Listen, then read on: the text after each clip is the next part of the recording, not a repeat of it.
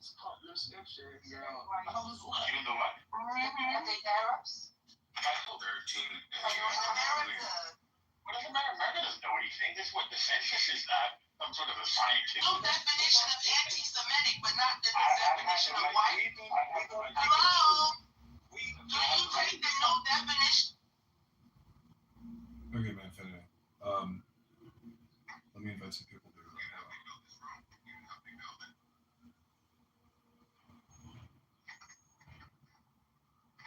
Right? Open up the dictionary. Let's read it together. White is anyone who has origins in Europe, the Middle East. I do. The Middle East. Our origins are not. My origins is not in the Middle East. Ashkenazi Jews' origins are in Europe. There are many different kinds. So, but you're mistaken. No, you're entitled to be wrong. You have a There right are Jews from Spain that have origins in Spain. They're talking about where you originate from, not your ancestors from 1,000 years ago. What the fuck are we talking about? You're right. So you know what? The whole race thing is wrong. Let's stop listening. Correct. You guys are not white, but you're not black. Alright? We're not black. We're Semites. Yeah, and Arabs are Semites too. That's true. Well, Semite is a Okay, language so group. what are we talking about? Semite, Exactly. So people who speak Arab is an ethnic group either. Arab isn't a race. that's correct. It's a language. Anyone that speaks Aramaic, Arabic, Amharic, Yeah. and Hebrew is a Semite. They're not a Semite. They speak a Oh my Semitic God. language. Bye guys. Have a good day. What's a Persian? Persian are different than Arab. Don't be gorilla. I am white, and we do not claim the Arab. Shut up, you weird crap. You shut up, motherfucker. She's Shut up, motherfucker. She's a pita. She's a pita. She's a beautiful white woman, okay? Yeah, I'm white, and I do not claim the Arab as white. Yeah, freak They out. are not white. Put your phone number in the chat if you're beautiful. 665. You got kids. Abby, we don't pick and choose. We pick and choose.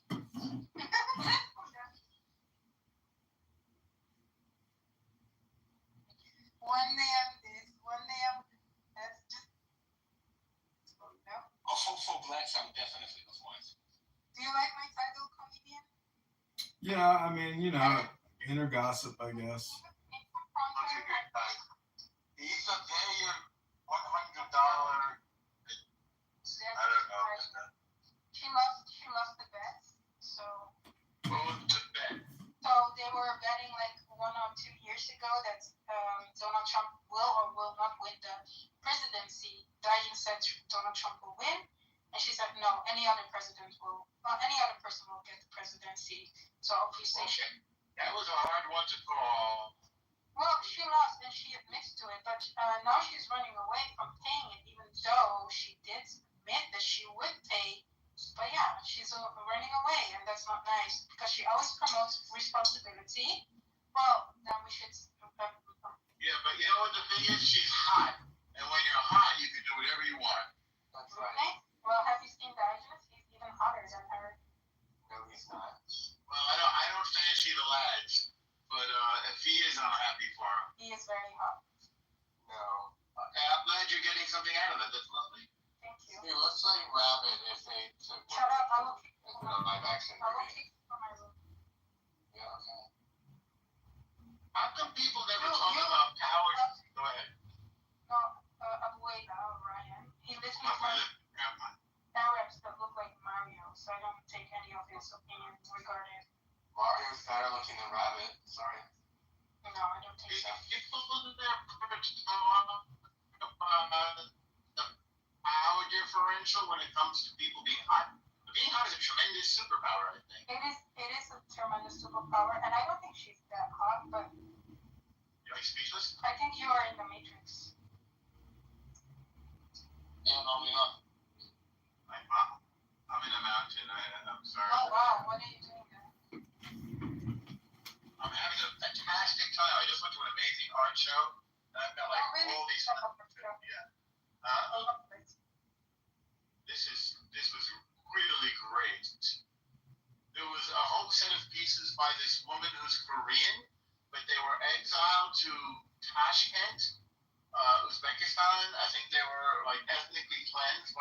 former Soviet Union, and she's telling her story, and she's got like graphic novels and big paintings and documentary film. It's just really talented. That's just one example. There's a lot of good stuff. What is her name? I will look it up. Okay, I gotta get it right. Hang on, I just took a picture. Yeah, hang on, I'll tell you if I get it right. Wait. Okay. Let's see here. Oh my God, the work is okay. No, I took a lot of pictures. Tuna. Thughugay. What? Yeah, you Really good. T-A-N. That spells tuna.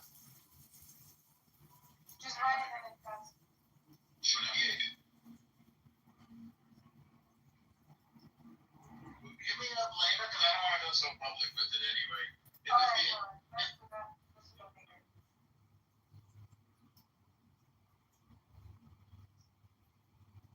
I kicked him. No, joking, I didn't. Anyway. That one literally, like, what? I'm not used to going from, like, very calm to very hot, pastel. Tell black people the Jews are white and like. Not white, you said. Yeah, don't ever call. What do you ever call? She was sticking on. See what I mean? No, you're being annoying. Don't disrespect Argents anymore. I will fucking kill you. Okay. I'm joking. Metaphorically, of course. I'll go Bellevue on your ass. What's the Bellevue? Bellevue is like a mental hospital every clubhouse person ends up in, apparently. Oh, it's Noodle and two? Yeah. Wait, who else? I'm sure there are some other people that ended up there. What's your favorite book? Okay, I'm not having this accent here. Bye. Yeah. Yeah, I'm not into movies. Whatever that was. I'm not like the Arab. Yeah, so you don't have Twitter, right? The what? You don't have a Twitter? I have, but like I don't like. I sometimes go into like see like some events that happening live or something like something breaking news or something. But it's quite unusable. I have to nuke it again to kind of filter because it's very fast and gets filled by the Pali propaganda, which is completely annoying and I used to have them, but like you mostly get it when you engage or click on it or stay like a little bit from the No, I can't help myself. I know that my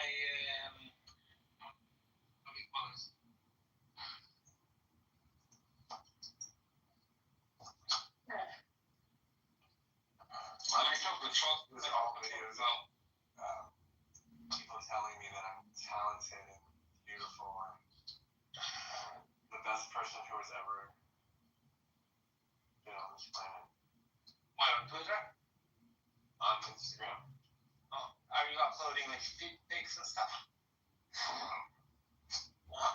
He's just lying. There's nothing like that happening out there. Yes, there is. I'll show you. Look at the videos that I like. Okay, well, for me, I had it in the beginning, especially after 7th of October. It was so much, and I literally muted or blocked anyone who did that. So the Jews and the Palestinians, and anything related. Any alliance. I tried to kind of block any mentions of Palestine and shit like that, but it doesn't even work. You cannot block? No, I can block. Listen, it's too fucking too much. Yeah, that's true. Like you block one and then like 10 other pops up and you start blocking them. Like it doesn't learn. Like it learns your preference, but in a very programming way. So, for example, if I start blocking like Palestinian accounts, it doesn't get the end of it. What the fucking Yeah, it is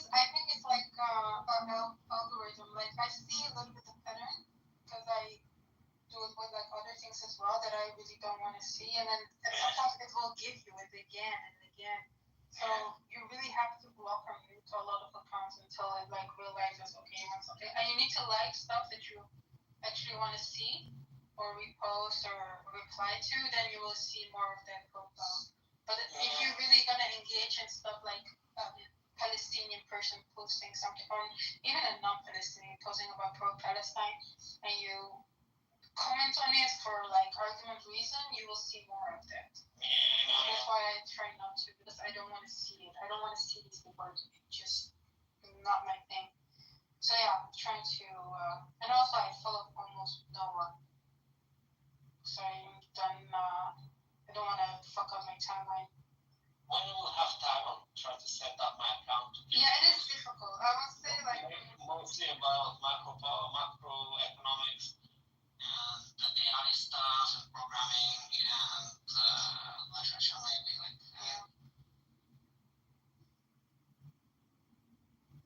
And I have to like be very strict, not to engage with politics.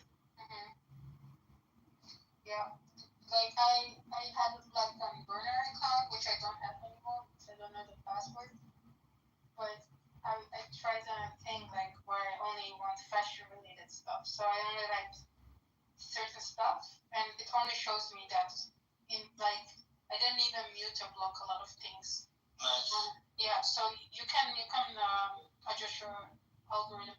Yes, sometimes you do see something political, but try to ignore it. And and another thing is maybe like it's regional related, so like in Israeli probably will, because it often suggests like Israeli politics to me. I don't know why. Like.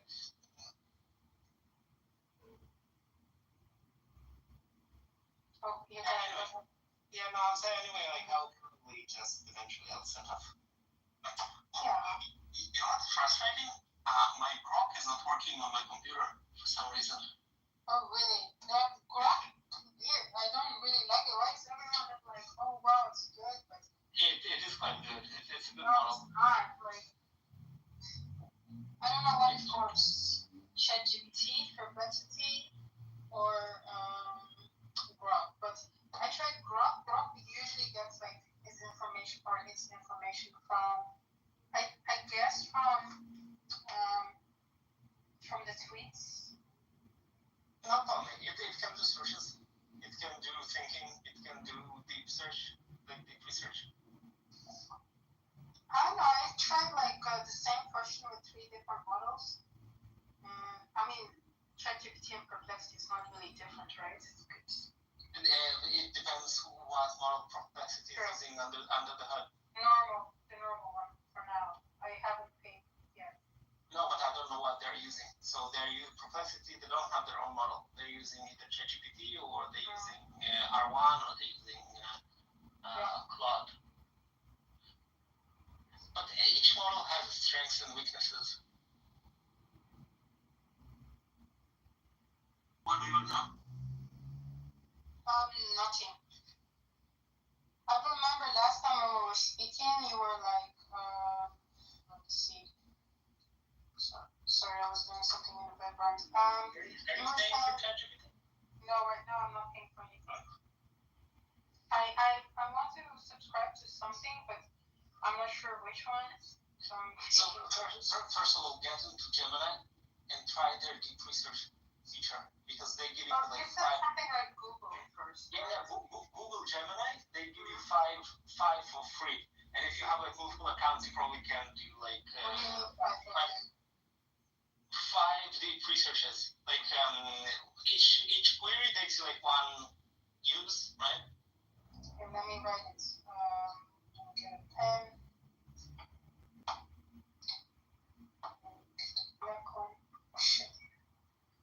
So you say Google Gemini. It's Google Gemini, but they have like a deep, I don't know what it's called, deep research or something.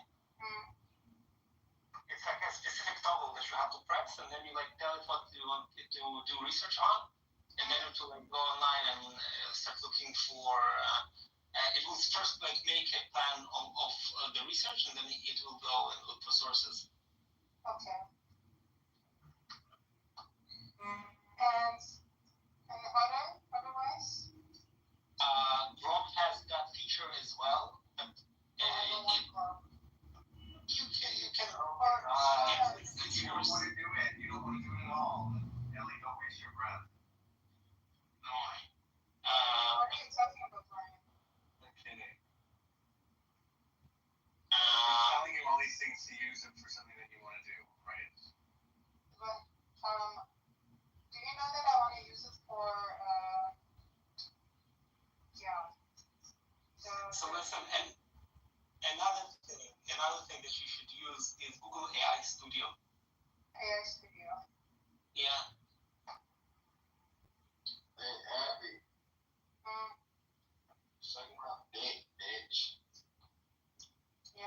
to Mississippi, bitch. I miss Bye.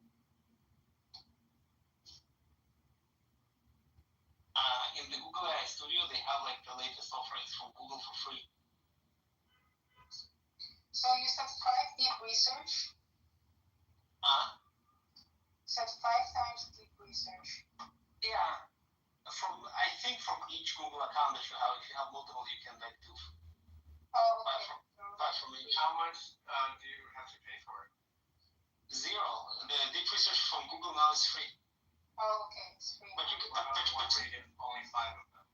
yeah, but you get only 5 of them from each account. And what do you get from it, from the deep research? So the good thing about deep research is it crawls the internet and looks for sources and then gives you like a long output. Like for a regular query, it gives you like usually like 1-2 pages, right? Mm-hmm. So the deep research, it can do like 30 of them. Yeah, but you're talking now about Gemini or about AI, OpenAI, ChatGPT? Yeah. So I'm talking now about ChatGPT, you have to pay for it. I saw that you can try it free. I think also up to. Let me see how. I think maybe in the free version they are giving now that feature, but it uses a worse model. So the one that you pay for, it does the deep research using the O3 model. Yeah. And the free one, I think they give you several queries, and you can use it as well, but it will use the O4 mini. Okay, I see. So ChatGPT pay for a better model. Yeah, in ChatGPT you get a worse model for free and a better model you have to pay. Free is the worst model. Yeah. Thanks. Okay, and then the deep research from Google is free. You can do it 5 times with each account. Yeah, but it in general it's worse quality. I think that the Google one right now is the best. Okay. Not the Google, the ChatGPT one is the best. Okay, the ChatGPT one is the best. The one that you pay. Yeah. Okay, paid. Best model. Okay. And then there is also one other thing that I really love is that they have the O3 model now in the paid tier of ChatGPT, and you can tell to go look something on the internet, like to find sources or to do like some some research or something. So it's not the deep research, but it's just like the underlying model. You can ask it to do things, and it's very agentic. So it can, for example, go online and look for many sources, come back, adjust its strategy, look for more things. It can do that for like 2-3 minutes. Oh, okay. And then the output is kind of, it combines everything that it looks at, and it gives you like a decent answer. It's very useful. I feel like the models have gone worse or something with the free ones at least. I'm not really happy with the AI stuff right now. I don't know if they do it on purpose, so you go and pay. There is like trade-offs that are happening, basically. Because the models, on one hand, becoming smaller, they know less intrinsic things. So, for example, if you think about it, let's say you ask a model, for example, something obscure, like you take some Napoleon battle on some date, and you ask it like, who was the general, for example, in that battle. So GPT-4 had over 1 trillion parameters. So somewhere in those trillion parameters, it was encoded. The knowledge about that obscure event. If you ask now a model a similar question, for example, chances are that it will just hallucinate. It will not know. Because the model is much smaller. On the other hand, ChatGPT-4 has not been agentic. It did not know how to execute actions. Yeah. So it has not been able to be used the way that models now can be used. Now you tell a model like, make a plan, then execute some functions on the internet. then analyze the data, then combine it to something, then edit a file and put it all into a file. It is very good at following directions and it's smart. So it can do that, and if it uses good sources, the outcome is much better. Okay. Also, it's much better at programming. The programming stuff getting much better. So basically, long story short, when you have to recommend me one thing, you say pay for ChatGPT and use that, right? I'm still, for now I'm Okay. Well, I will do that. maybe instead of, I never paid for Perplexity, so I don't know if Perplexity. Honestly, I wasn't really that dissatisfied with it, but at the same time, it's sometimes when it goes wrong for no reason, it just always gives me wrong answers, and I know it's wrong because I train it like don't give me these answers, and it still gives me those answers. So I'm not really happy with Perplexity that much when it makes a mistake and you have to make a whole new thread, and you already gave him quite a lot of input. So I'm not really happy with that. Also, you have to be very careful how you use the model. So if you give me a specific example of a task that you wanted to do, I'll tell you the best way to do it. Alright. Well, I will start soon with picking up on that stuff, but I need to read some stuff before I start with that. So soon I will just go focus only on that. Just reach out. We'll go on a call, and I'll just help you. Alright, that's nice. Thank you. Live. No problem. Yeah, we can talk about something else. Yeah, you can even give me a thing to run on the deep research of ChatGPT, so you can see what output it gives. That's cool. Thank you. But how many times can you run when you pay for it? So the normal, the cheap tier, the $20 tier gives you, I think, 16 or 20 queries a month. Wow, that's quite a lot. It's okay. And then it downgrades you to the cheaper model, the 04. And they slowly raise the quotas. So they started with 10, I think, then they they slowly roll it up. So they make it quote unquote cheaper. This time it's getting to yesterday. The DeepSeek group, they released R1.5.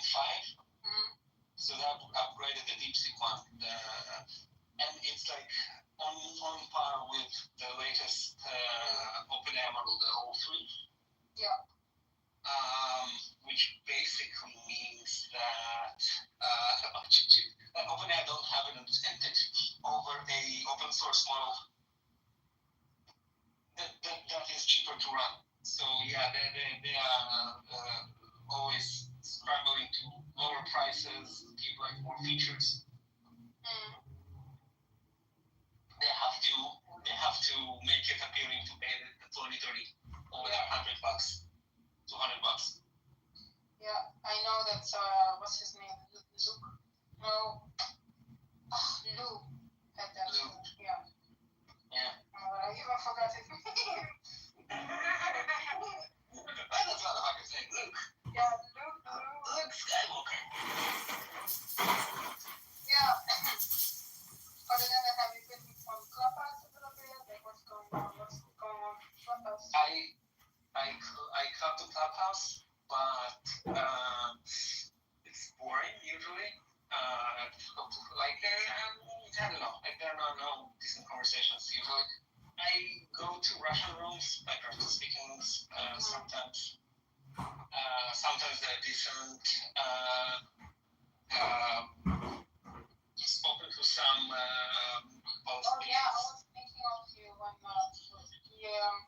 like a month ago, the Russia thing. What was the Russia thing? Oh no, I think I was still on purpose.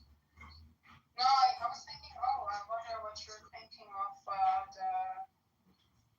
I don't think you changed your opinions on Russia. Oh,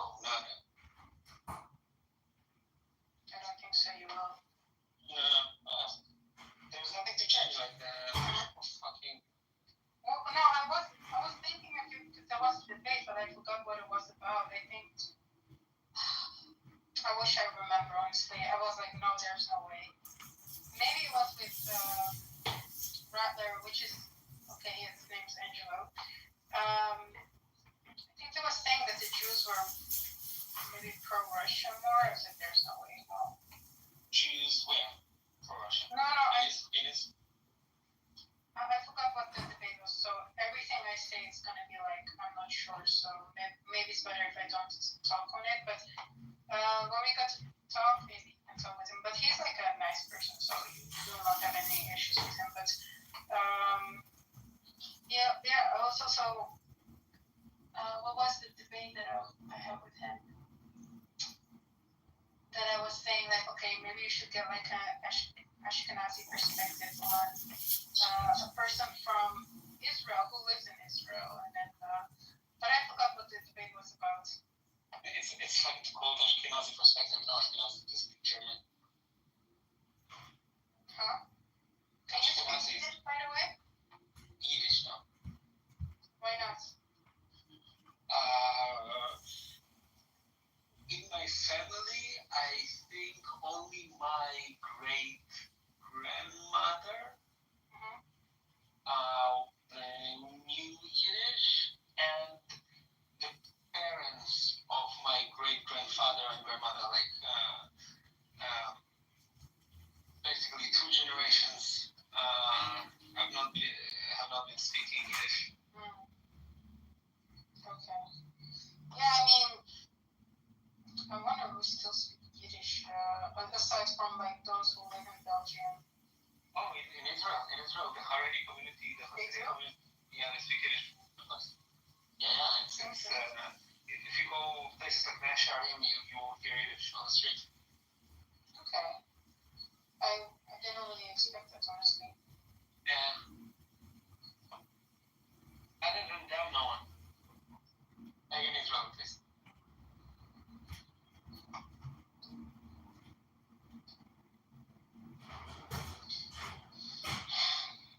I see Clubhouse is a little bit more dead now. Yeah, I don't know why. Because I left. Maybe else. And by the way, did you scroll down the hall? No. You know, you can now endlessly scroll and see like rooms. Oh yeah, that I knew before I left. Yeah. Yeah. A new thing, yeah. There is nothing interesting there. Yeah, it's mostly like foreign rooms, no? I'm seeing that from American speaking rooms, English speaking rooms. Yeah. I think it's also people are like not interested in meeting people. Like I went to Twitter space and like, fuck this shit. But then I was like, you know what, I should be more open-minded and try to maybe try it out. And then actually there was like some stuff going on, and then I started to make like new friends, and it's not that bad. Yes, but like I said, there are some anti-Semitic people in there, but yeah, I'm staying away from those. Usually don't talk in those spaces, but the ones that are like normal, I enjoy a lot. So you basically switched Clubhouse with Twitter. Yeah, but the good thing about Twitter is like it's way different because when you're a host, you cannot just leave the room. When you leave the room, you get the thing that immediately your room ends, and that's like annoying. Yeah, it can make you more addicted, or it can make the thing less lasting. Also, like, yeah, I don't know many people there, but like I'm getting to know people, which is nice. But at the same time, like these people are not as fun as you guys, I must say. What I wonder about Twitter is, do they have like, because here you have like an ecosystem of people that they know each other from like different rooms, like you can like I don't know, like normal comes to this room, you also comes like, well, for example, the Jewish rooms. In the Jewish rooms you have people, so like it's like a whole town, you know, and you have like it's actually like, I get why it's called the Clubhouse. So do you have the same vibe with Twitter, or it's like isolated? People know each other already from a few years, like because I'm new, like people are like, oh, who is she, blah blah blah, and then they give me a lot of hard time also.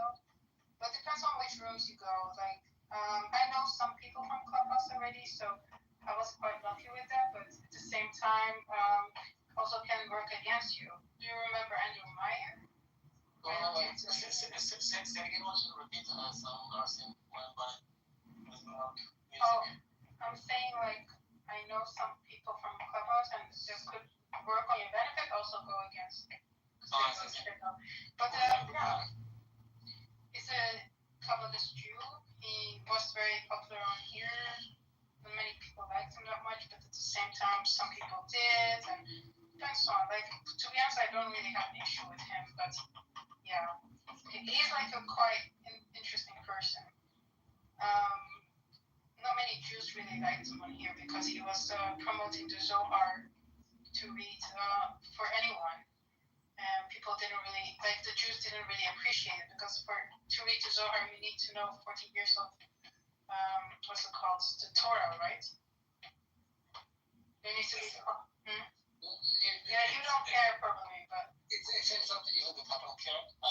The thing is, if you are Orthodox, you will not be reading, you will like probably not be reading the Zohar. It's like not very common. No, he's not Orthodox, but he's. No. I'll make my point. I think you get what I'm saying. If you are secular, like most people, like if you ask like the average Israeli, they fucking don't know what the Zohar even is. It's like they don't know the rules about it, like nothing. It's like not even interesting. The only people who kind of semi-obsessed with it is like American Jews, like people who are like they're like not Orthodox and they're not like Israeli, so they kind of know about it and they have like it's like superstition for them. I think it's dumb though. Like no, but back in the days, like I'm talking about 2020, like end 2021, 22, beginning of 2022. We had so many fights with Jews on Clubhouse versus Andrew Meyer, and Andrew Meyer was promoting the Zohar, and then the Jews were like, no, don't do it. And then he sent the Zohar to some people who brought his book, because he's a writer, about an incident he had in a university when he asked a politician a controversial question. So, Zohar, and you don't know anything about the Torah, you're gonna go insane. And then they gave me some, and I was like, but what is it? Superstition bullshit. I know, but what is it about the Zohar that will make you go insane? Nothing. Basically, from my understanding, the Zohar is like the Jewish, how do you call it? Like esoteric writings, basically. So you have like esoteric teachings in all religions. Like in Islam, even you have the I don't know if the Sikhs or the like some factions of Islam that are like they're not like Sharia and Jihad or whatever. They like spiritual and they have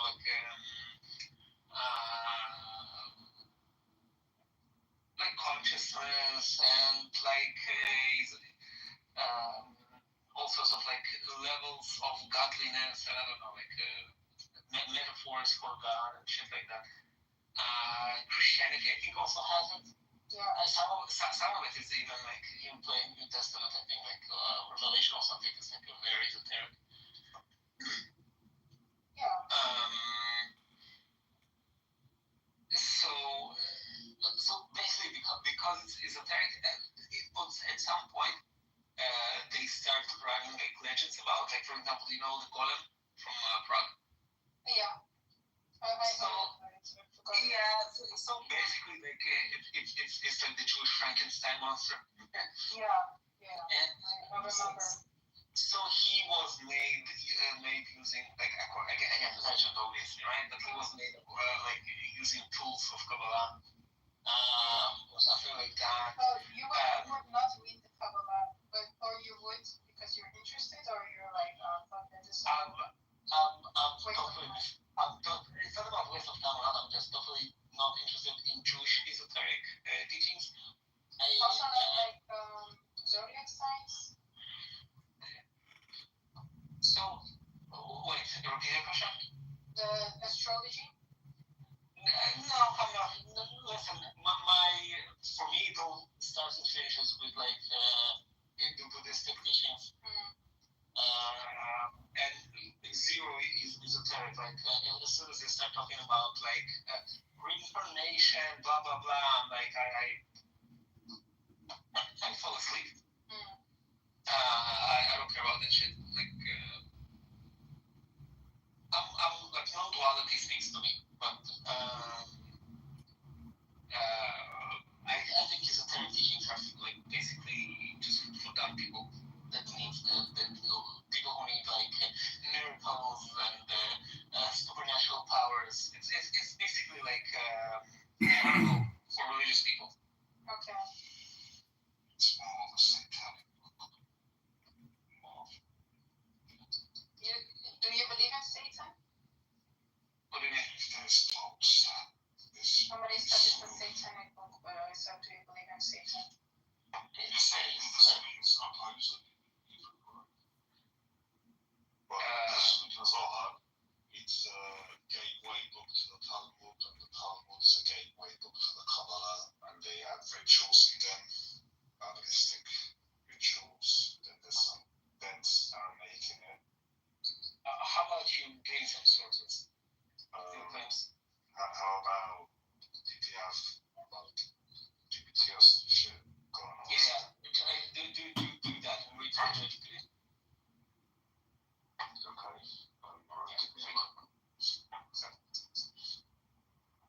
Yeah, Eli, I agree with you that I think it is like Marvel comic books for religious people, but I don't even think a lot of religious people like those types of Marvel comic books. Not a lot of them spend time reading it, but Zohar is a fun book. It should give you some like tingles in your tuchus. Hearing about the Zohar from Edmund, for example, is a good idea because the guy is fucking knowledgeable on the topic.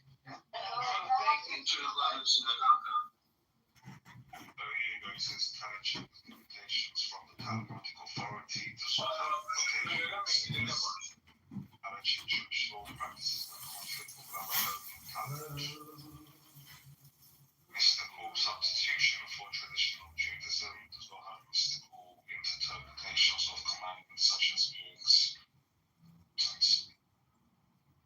Linguistic and historical make portion And I have to come up in a room. so here's your solution. Yeah, so this is nothing from what you say. That's exactly what I just said. You say one thing, then read something down from ChatGPT, and then not exactly what I said. What did I say? I said that it's the gateway to Talmud. That's what it says. Rabbis on by Yoshua, 2nd century, but most modern scholars include Gershom Shechalov, primary Rabbi Moshe Leon from 13th century Spain. I don't know what this reverse psychology. Wow. Damn. 1 second. And look, just to let you know, I'm not like anti-Semitic or some shit, but I just agree that we should discuss things for what they are, not just try to cover shit up. What? He's saying he's not anti-Semitic, but he wants to discuss things for what they are. To discuss things for what they are, you have to be knowledgeable about all those things. No, you don't make shit on the spot. You don't need to be knowledgeable of what they Oh, are. this is where we differ. Yeah, because you have to discuss things, you have to be knowledgeable. I don't have to be an expert, for example, in anything. I just need a small understanding of something, and then I can just ask AI, find the passage, any book, and it will bring it up, put it in rows, and tell me what it is. It'll tell you the page, you said it, when it's from the book. So your argument is not valid anymore. Okay, check. Bill asked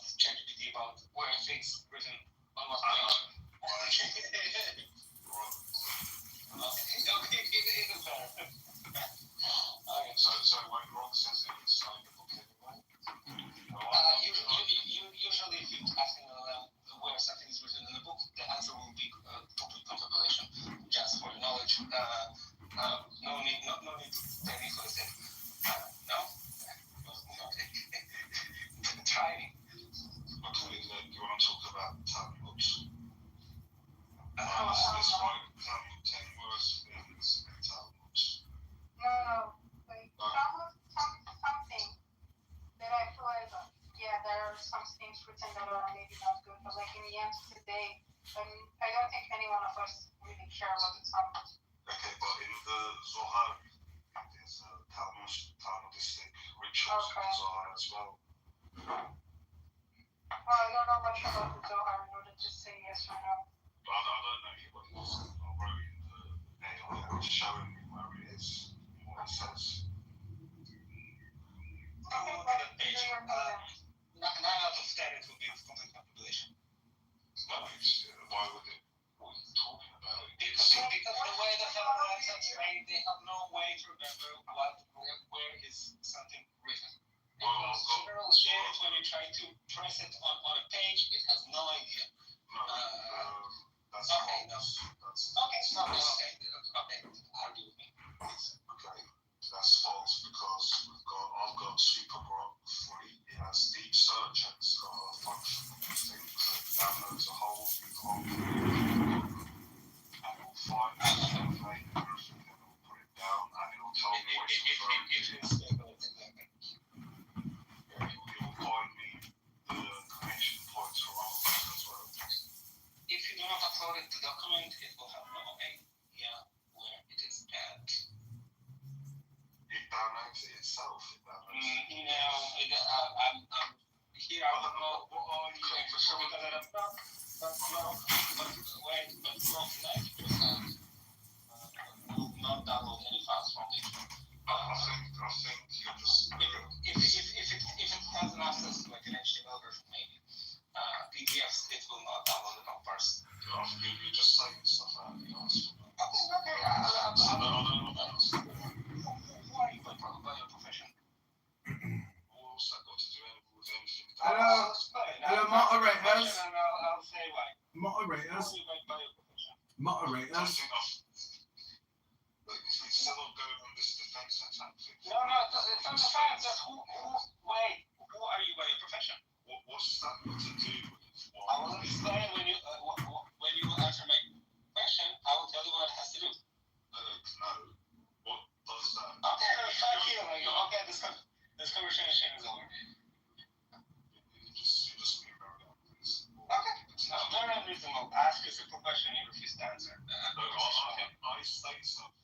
Zohar, you deny it, and then you ask what my occupation is. It makes no sense. No, when you're talking about Grok and how Grok is behaving and how it parses data, I ask you what's your occupation.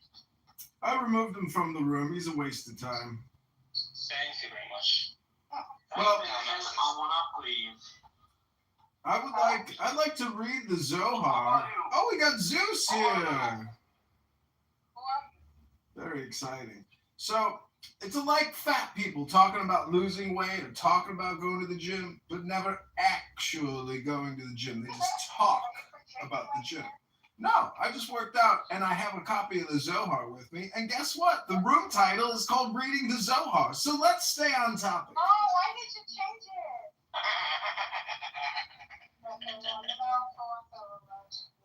I mean, what's the difference? We could talk to a piece of shit like that all day long, or we could listen to a beautiful man read a beautiful book. Okay, go ahead. Do you want to, who's a mod, do you want him to read the Zohar a little bit or not? Just 2 pages of Zohar. What do you have to lose? More of your time Do here? I not get the same? No, yeah, it's a book, and it's got like metaphors in it. What do you think? Books make you go crazy because it says a bunch That's of. what the Jews say on this app. That's what the Jews said on this app. Don't be Well, stupid, Abby, child. Edmund read the Zohar. Now, Yeah, how did you that's decide why to have come to your own conclusions?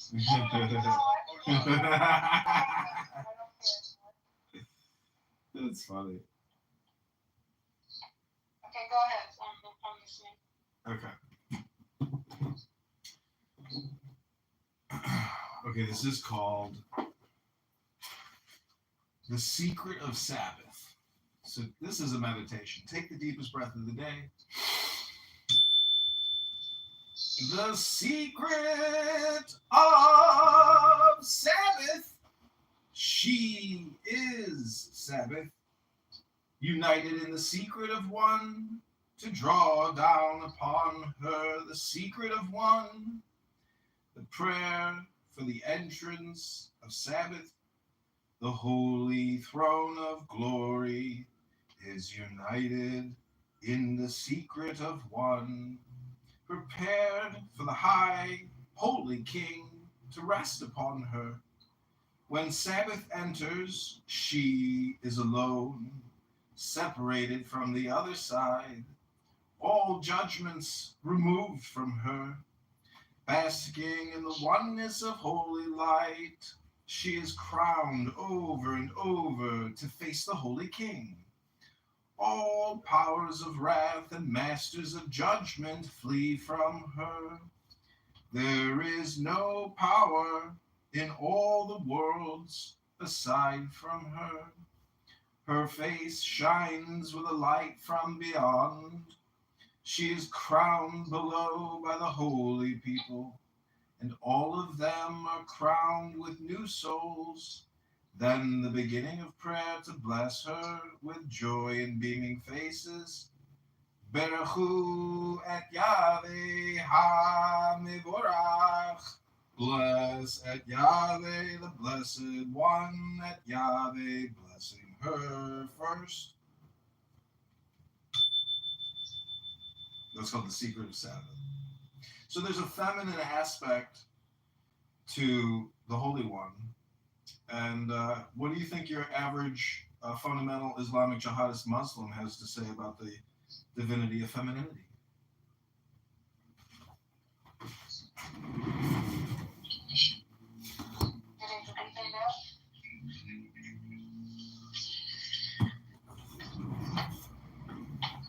Yeah, I believe in what I just read, meaning that when you unite, no, you don't understand. You're not listening. It's gender. I mean, when a man unites with a woman, that's the Sabbath.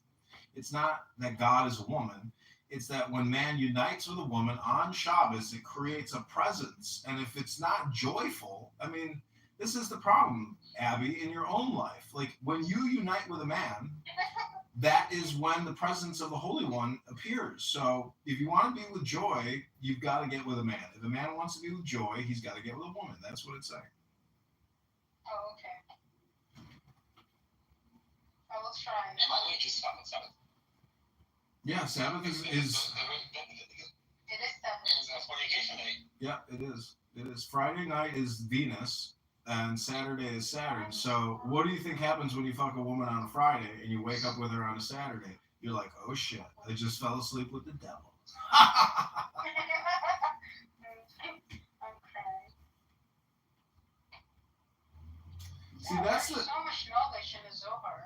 It is. There's a lot of psychology in there. It's about self. It's about God. It's about man. It's about woman. But that's why talking to losers like that other guy with that stupid English accent will waste your time for a long time. It's like, just give me the meat and potatoes and let me taste the brisket. And then you're like, it's kind of dry. Wait, was it an English accent? Yeah. Mm-hmm. I thought he was like some, okay. No, to be honest, like, I never heard him being anti-Semitic, but I think he's been hanging out with the wrong people here. No, I think, isn't that guy Jewish? Anything anti-Semitic, he's just a dumbass. Yep. What? Whatever he said, it was dumb. Yeah, I agree. How can I disagree with that? I don't have to be political to talk about shit. I can just things out of my ass and then ask ChatGPT about it. Oh gosh, it's gonna be the new generation. It's gonna be like that. Yeah. Okay, I made artwork. We'll talk to you. I will call it. There are 3 bunnies. I will call it 3 Ellies. Okay. 3 Ellies. Yeah. I mean, I didn't do my best, but it's like a concept. It is virtual. It's acrylic on oil pastels.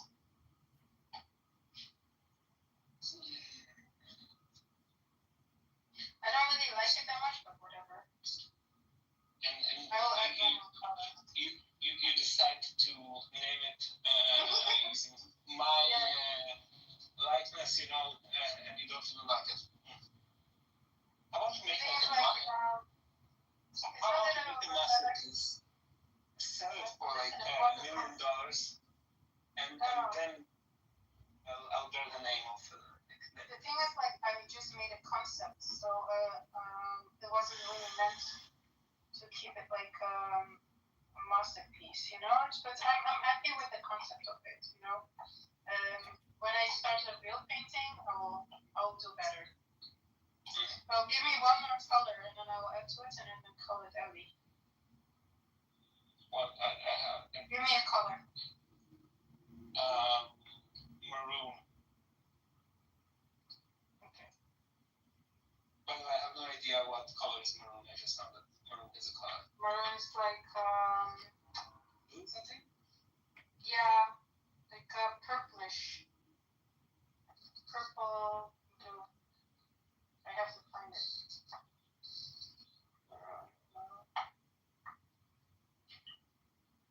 Purple blue. Paint without color paint. Number 5. Okay, I have found maroon. Yeah, that paint. It doesn't go well with the. It doesn't go well with the drawing, but whatever. Push it. Just make me figure. Draw number 5. Why? I'll tell you when. Can you undo it? Huh? Can you Yes, undo I it? can. Okay, so just draw the number 5. Okay, I'll do it on top of it. Did it? Hold on. Let me get rid of this because I don't like the reds. It's on the side of the fucking canvas. Hold on. Number 5. I can do it on top. It doesn't matter. Yeah, exactly. The virtual one. Okay, number 5 will be? Yeah. Okay, hold on. With the maroon. I'm doing it right now. Okay. Number 5 is round. It's maroon 5. Oh my gosh. Yeah, I know. And he's dumb. It is as funny as it is dumb. It is so bad. I was thinking there must be some Zohar thing that you're gonna teach me, but Yeah, it's a bad thing. I could have known that, but I'm tired, Yeah, I know. So. The unknown listener with a fuck you, I agree. Yes, What, sorry, fuck you. An unknown listener has a fuck you emoji. I agree with that. Okay, wait, what's that?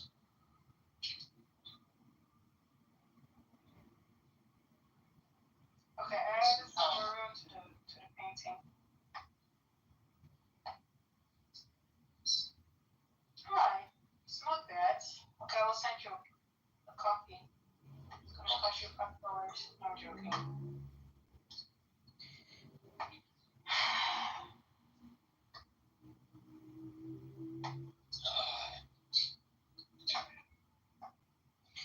Like I said, it's just a concept. It's not meant to be nice. It's just an idea, and I just really quickly decided to send. How much time are we spending here? JPEG. It's exporting. Let me send it to myself. Let me see if it's gonna work. Happy. There you go. Sent. If I get a message, it's working. Yes. Aww, not bad. Hold on, let me send it to you. Basically, the whole time we've been talking, I've been sleeping on me. Aww, that's cute. Yeah. And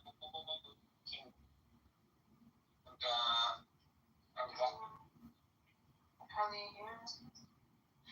My legs are fucking Okay, killing me. don't expect something crazy.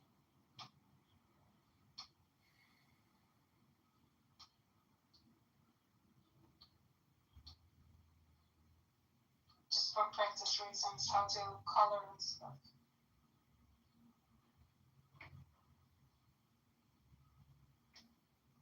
Oh, did I do something?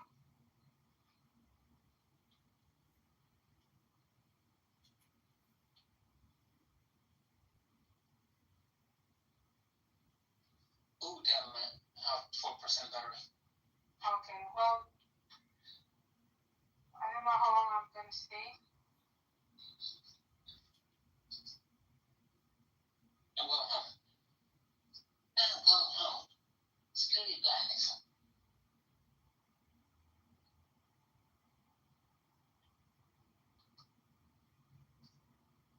Just record. Screw you guys.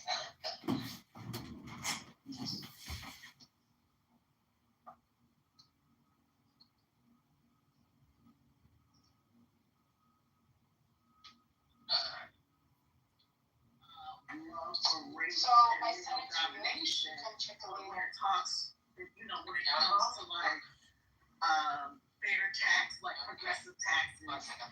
Let's or- see if my electrical connection can figure out. But you don't have to tell me that. I don't know why. Cow on the green background. Oh, Yeah. That's what it says. Yeah, I got the dog laying up once or twice. Third time or the fifth time? Either third or fifth time. So, you know this whole holy one thing, blah blah blah. It's funny how the stakes are sitting here talking about how dangerous the sunlight is. Like, when did it come from?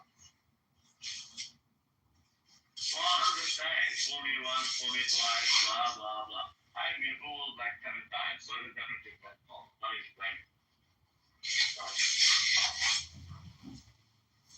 But for this guy coming here and act like he doesn't do anything wrong with that,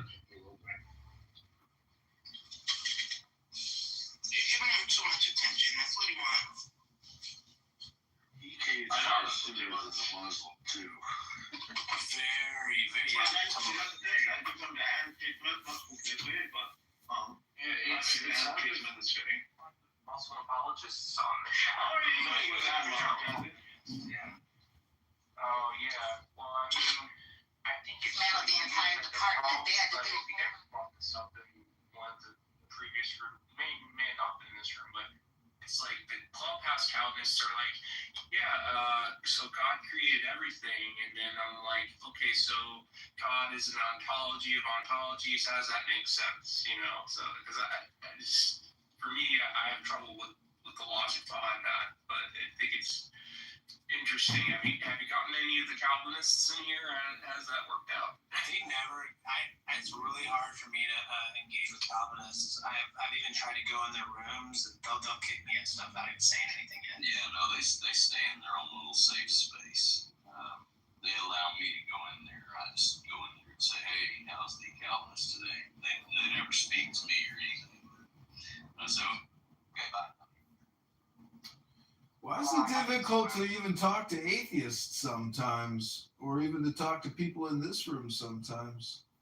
There's this guy Adrian Dittman though. He has these fascinating rooms. I don't know if you've heard of him. He has a YouTube channel. Are you familiar with him? He has a bunch of names. He does like this clown house stuff. He likes to roast people a lot. Sometimes. Oh, the comedy? Watts. Yeah, he'll play a bunch of Alan Watts. It's all his comedy. I read That's books. interesting. Alan Watts is pretty cool, though. Yeah, you gotta hand it to Adrian on that one. I mean, you could look at him as being a mess. All the AIs left with the recreation AI of Alan Watts and just went off to their own AI universe. It was brilliant. Well, I think there's a lot of vanity and pride in a lot of these people on this app. That, like you said, they want to be in their safe space and not be disturbed. But it's pathetic. And if you don't read books or listen to alternative materials to at least get an analog or the metaphor of what you're denying or what you're saying exists, or to me it's all just word communication, and everybody is essentially falling prey to spam, propaganda, politics most of the time. And you have to essentially diagnose and accurately describe the situation, which is it's pretty much spam and dopamine. Is all communication hypnosis? No, I'd say it's almost always political and generally projective.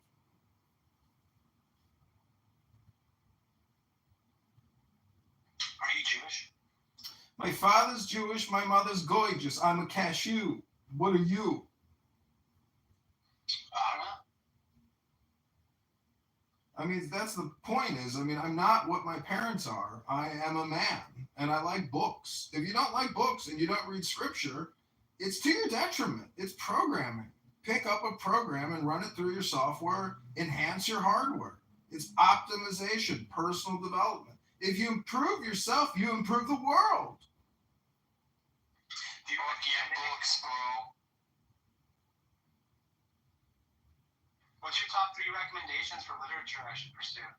I would read the Tanya by the Alter Rebbe. I would read Marcus Aurelius's Meditations or Epictetus's Enchiridion or Golden Sayings, and then I would read the Sayings of Confucius. Those would be 3 good basic philosophical books to pursue.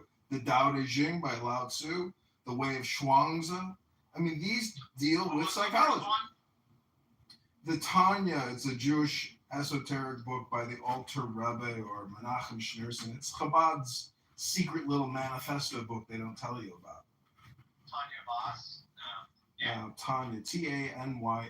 You could read the Bible. The Book of Psalms is essentially a very good program to run through your brain. If you've never read Psalms or Ecclesiastes, these are basic books you should read. And if you are in denial of God, you might like the programming because, to tell you the truth, everyone needs to enhance their software, upgrade their app. Well, I had some programming. Like, I did early stuff with Bible, westernized Bible stuff, and then I also did, like, Emmett Fox. I read some of his shit.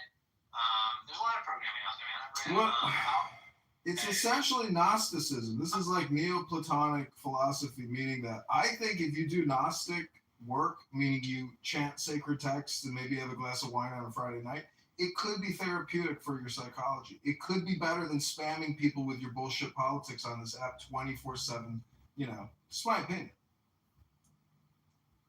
Yeah, probably. So, what do you think I should change the room title to? Please don't spam me with your spam. Thank you very little. Like, I don't want to hear your spam. The title should be The Word of the Lord Doesn't Return Void or something.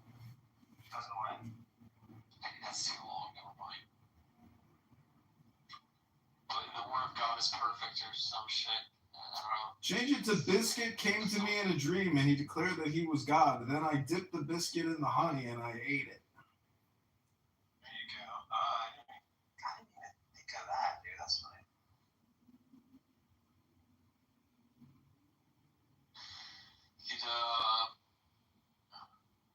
Jesus is not the Messiah is a good title. Caleb, the concept of Tikkun Olam, it's not necessarily cliche, but do you think improving yourself is the fastest way to improve the world? I don't know if it's the fastest, I think it's the best one. I think it's required. Right? Like, if you're doing stuff that's not for you and only for others, that's not gonna work out. I was just at the grocery store. I gave $1 to some woman, probably from Venezuela, with her baby sitting outside the grocery store. And I like the concept of just giving $1 to somebody, even though I can't even afford it. I still feel like I can't afford $1 to one poor woman sitting in the sun with a baby who doesn't speak English. Like, to me, that's when I look at Menachem Schneerson giving out dollars. I'm like, I understand that system. Like, I think that works.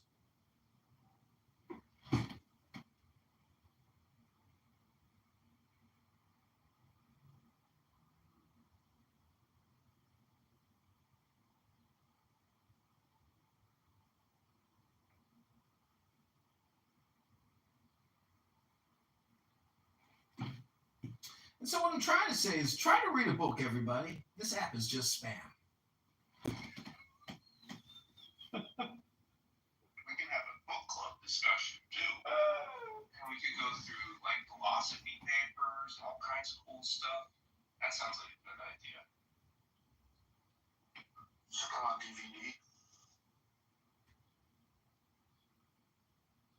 What was that? Does it come on DVD? Can I stream it?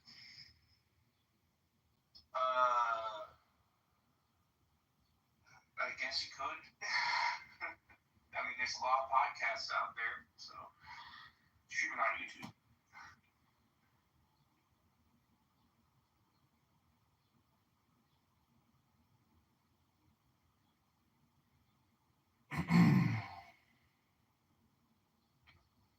I thought all the DVDs are like microplastics in the ocean. It's a little bit like your love life. It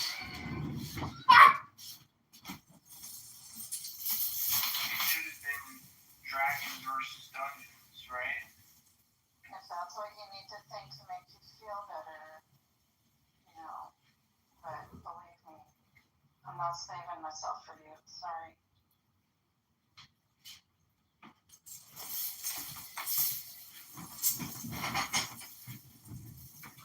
So I don't see any pluses in here. I have been having fun with the anonymous functionality, but I made the mistake yesterday of clicking on a jihadist terrorist's profile. Then he viewed my profile and rapidly shared my profile to the chat so everyone in the room could block me. So now I have to get a new burner and not add any friends or ever look at a profile, but now I can continue to stream the jihadist terrorist supporters on this app into YouTube. Wait, you went in as anonymous, and because you clicked on someone's profile, it shows who looked at them? There you go. I outed myself. Do they have to be paying to see that? Yes, he was a plus. I mean, you kind of out yourself with your voice, right? Like No, it's anonymous. You can't chat. You can't talk. You're in the audience. Listen. Oh, I see. Yeah, that would work really well for you. But see, it's only fun if you stick the stick in the beehive and grind it around and cause chaos and then withdraw and watch from a safe distance. It's funny how he's like gamed it out. He's like, okay, I need a new burner, but when the new burner's set up, I can't look at someone's profile because the fucking app like tells on me. You gotta fucking game it out. The real challenge is the process of becoming able to watch from silence.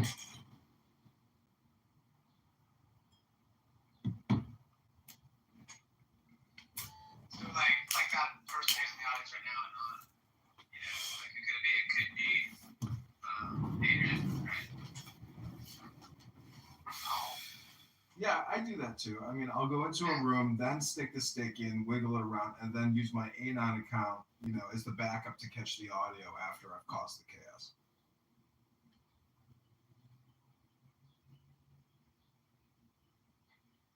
From multiple angles, being in more than one place at a time, yeah, it's a powerful strategy. And there was a town hall about the Anon, and they were saying that they believe that this is a philosophical approach to essentially resolving a lot of the conflict in this app.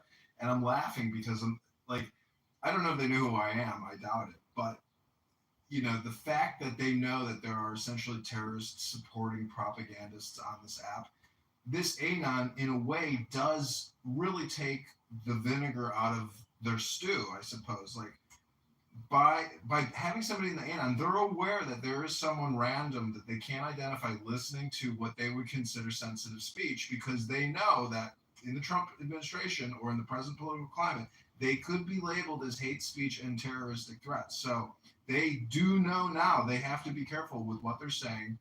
And, basically it's like shining light into darkness or a detergent into a pile of, dirty clothing. So I think it's an awesome way to essentially continue to perpetuate this app and really resolve a lot of the conflict here. I'm optimistic about the anonymous. I think it solves the communication spam equation in a way, because some people are so ashamed at their behavior and what they say here especially when there's an anonymous person putting them on YouTube.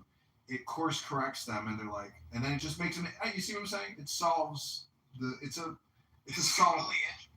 Yeah, it's fucking interesting. So are we just going back to the old days of the internet then? By having anonymous accounts, like that was literally the point back in the day.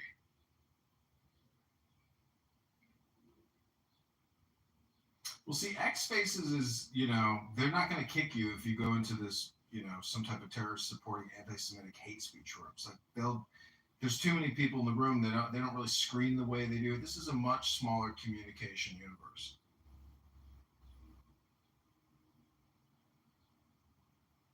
Also, X is not really interested in I mean, do they have the manpower to do that kind of administration work?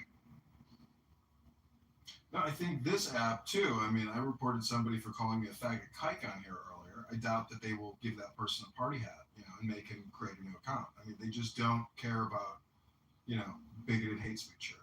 And X also doesn't care. You can report. Like that's the thing that a lot of these companies are learning, right? That like bigoted hate speech actually sells, right? Like Twitter/X is predominantly a hate speech platform now. Yeah, it's insane. Like big rooms with insane toxic hate speech, glorifying Adolf Hitler, translating his speeches into English, like real, actual, active LARPing Nazis.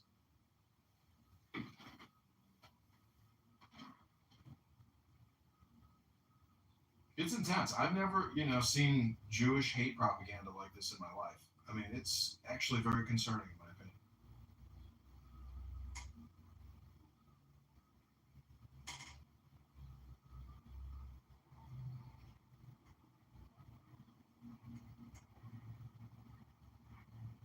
You mean anti-Semitism, right?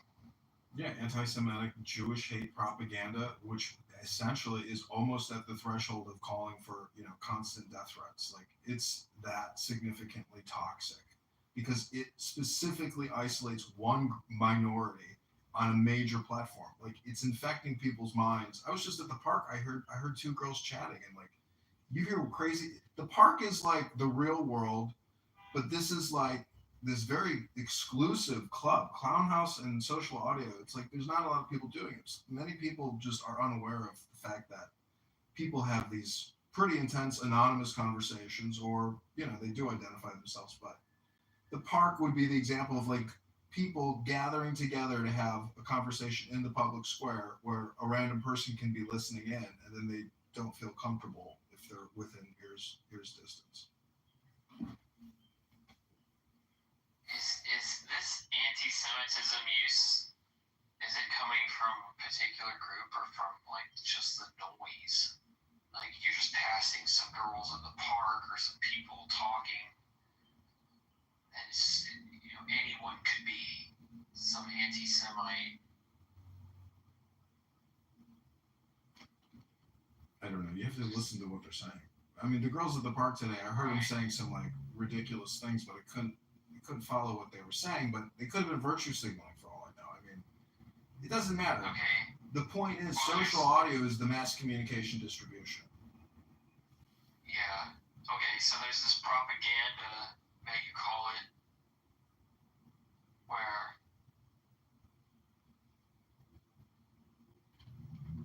the point is, Jews are the only group on the internet that get consistently destroyed and attacked. Like you don't hear people talking about Hindus all day long or Muslims all day long, but with Jews, you do hear it all day long. All the other ethno groups that receive bigoted hate speech, it's like a small minority. Muslims get talked about. No, I know they do, but what I'm saying compared to Jews, it's off the radar. It's like 80% no Jews, no news, and 20% a mix of all the other groups. What I'm confused about is the right wing in North America. Like, do they hate Jews or do they love them or what? Like, what? Do you know, Adrian? Like, how we're anti-Semitic? I don't know the demographic breakdown. Because it's so mixed. You might have some Hispanic guy whose lineage is from Spain, but he's from Mexico, and he's like a white Nazi supremacist, but he's not white. It's like you see hate speech crosses all borders now. Like it's like basically Proud Boys type, racism. But I mean, I don't even know if Proud Boys is a good example. I'm just saying it's like an internet. You're getting it from the left now too with the Palestine. Right. That's what I was trying to. That was the joke, but you more spoiled the joke. That's what I made, right? Like the anti-Semitism sort of is coming from any what's it? Like Adrian just said, you've got you can't look at someone by their flags or even things they say they believe and be like, oh, well, they definitely believe and do those things that they're saying. They probably She's got no spirit. Put their money where their mouths are. It's like a triple vax, It's a quadruple lot of dose. noise. It's a lot of propaganda. Sucked out soul.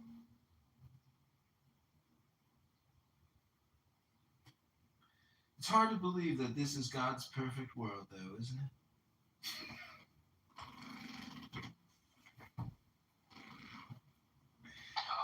Impossible, actually. I mean, that's why I go back to the belief that if you improve yourself, you improve the world. Caleb says that's not the fastest way to do it, but maybe the best way. Is that what you said, Caleb?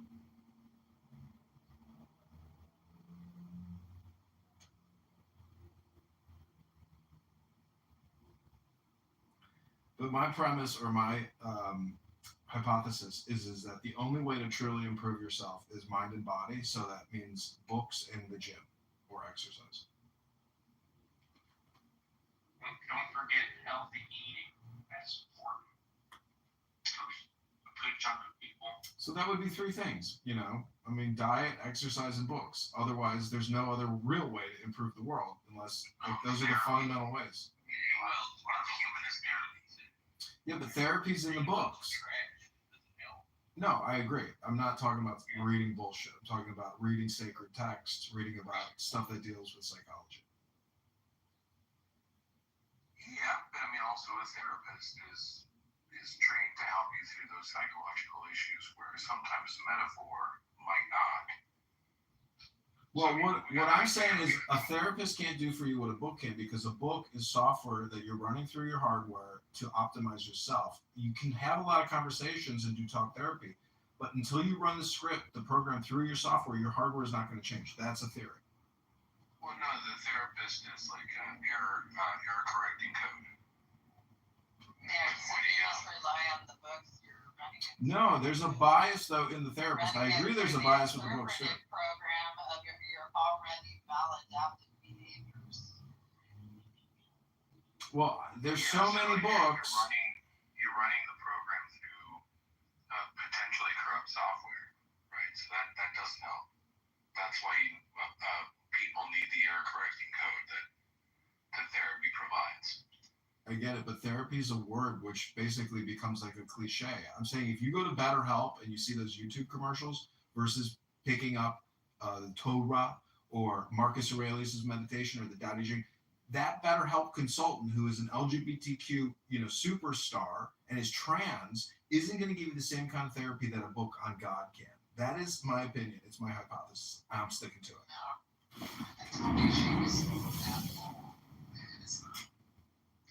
It's fun, it's nice, it's pleasant, but it's not. I don't know. This counts as a life experience that, read books, but also go do and make things and do things. Right, you need to be a creator. Right. If you translate what you know into animus, do be, actually be. That means leave your house and shit. I'm just saying, if there is God and God is creator, if you mirror the creator, you're an artist, and that is a therapeutic approach to dealing with the challenges of life.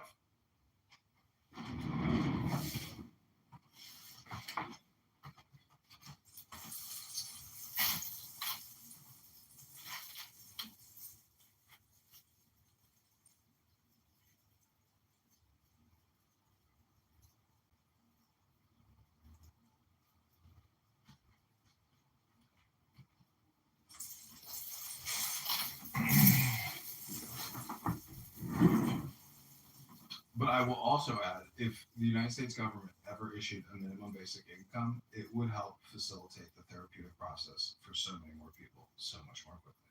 Now, that may be socialistic or communistic in essence, but I'm just saying that the Federal Reserve and Congress are essentially just communication organizations. So if you're going to work 50 years to pay for DEI climate change consulting in Kenya with some type of education corporation, you as an American have to stand up to Clown World and fight back with swords and books. That's my opinion.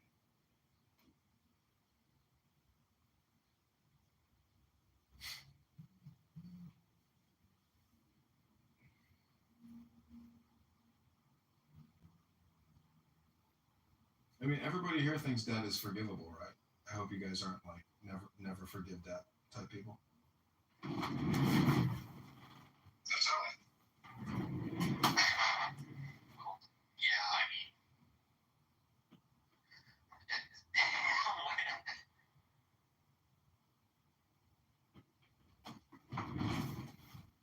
Yeah, I mean, basically, there's only two types of people: those who forgive that debt and those who never forgive debt. Yeah, they need to forgive student loan debt, at least some of it, because, like, proportionally, the amount people are spending, and then we've had, like, 4 decades now of it basically being as much of a requirement for being employed as going to high school was back in the 50s, 60s, and 70s. So it's just, yeah, it's crazy. But see, in God's perfect world, there is the Jubilee, which is a debt forgiveness, plan. It's not a repayment plan; it's debt forgiveness. Can I say Leprechaun's perfect world? That'd be okay.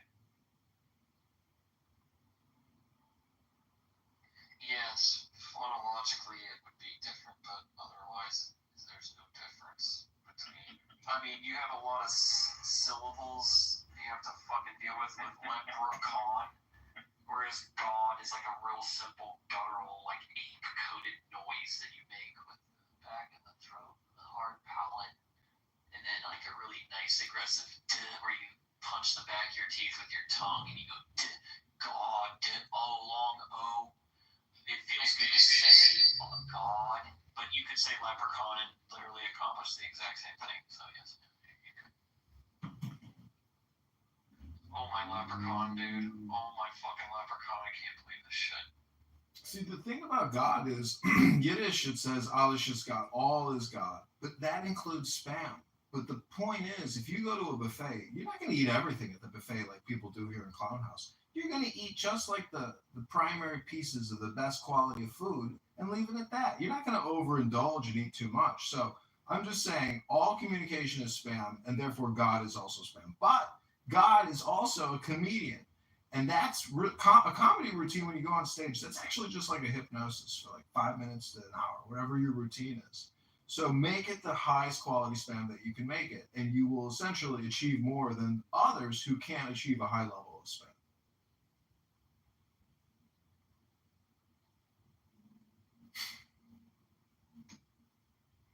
And music is proof in the pudding. The greater the music, the higher the quality of the hypnosis, the better the spam, the bigger the financial success if you monetize it, to your best of abilities.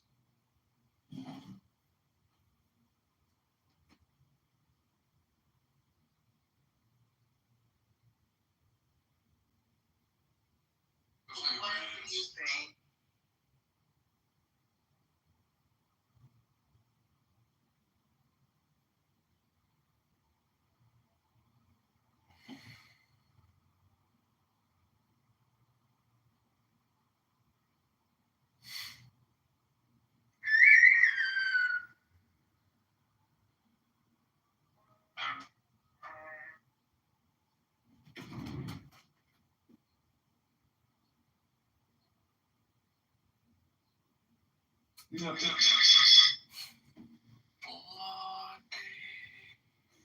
In God's perfect world, you have the ability to change your identity. And I don't just mean men dressing up as women on TikTok with beards and makeup. I mean real change of identity. Do you think there's anything in that, Corey? Sure, I'm not telling you to be You are. I just kind of envied that scene where Case went to meet like 3 Jane for the first time, and they were like kind of in this environment where people were like going into sort of like booths and changing their skin and hair color, just like from a menu. That's kind of cool.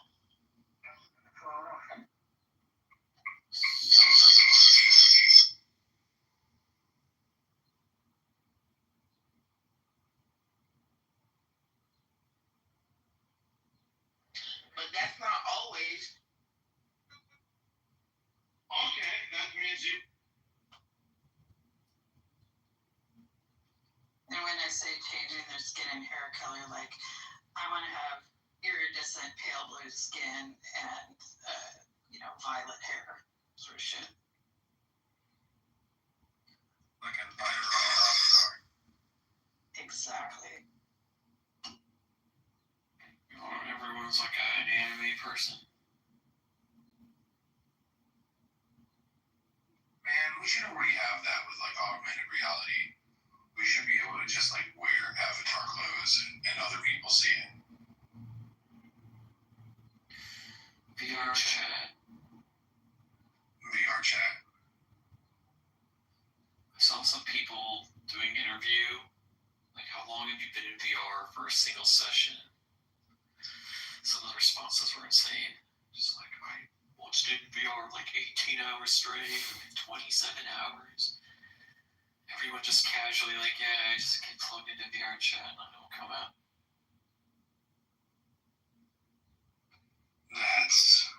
That's wild, but also not unexpected. Yeah, I was thinking the same thing. I was like, wait a minute. I mean, good job.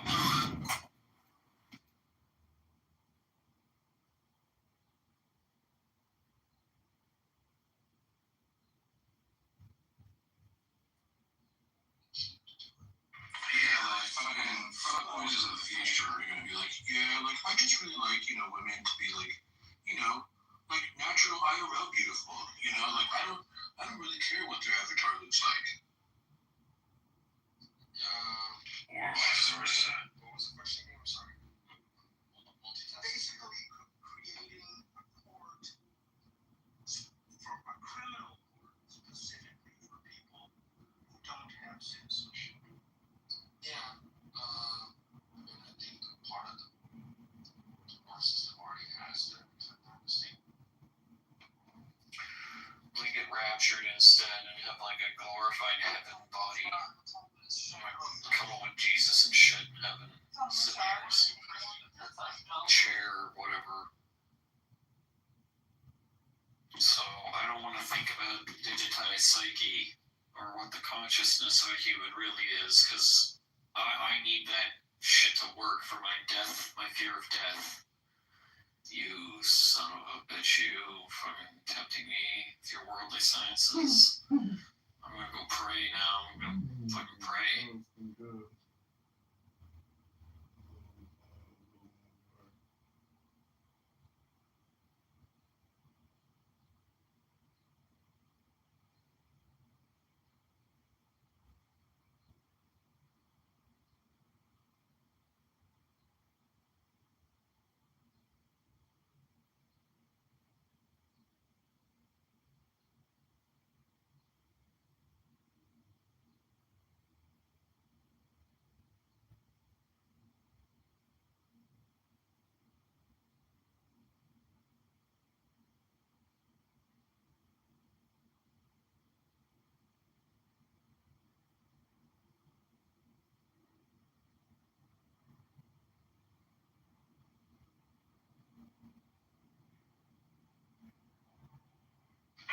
Do you guys know this person named Hannah?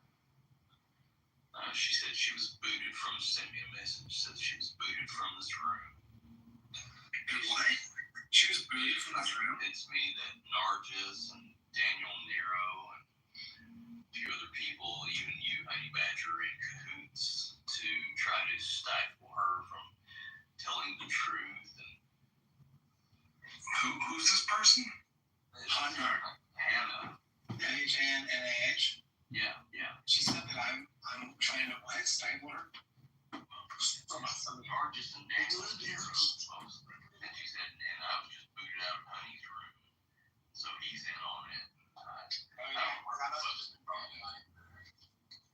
don't know what the fuck she's talking about. Yeah, I wouldn't bring her out of her room. I saw that all the time. I think there is a common denominator, so Daniel must have something with her. Yeah, she said she used to be really good friends with Nargis, and then she started seeing the true person. She was telling me all this personal shit that I had no idea what the fuck it's about. Yeah, I just let her know that I'm not kicking her out like her. I don't know. That's I mean, where would she come up with the shit? I don't get this. well, there is some truth to that. She probably thinks that, like, I don't know, there has to be someone who's kicking her because there is a common denominator, and that's why I'm acknowledging exactly what I am. I think Daniel's probably kicking her for some reason.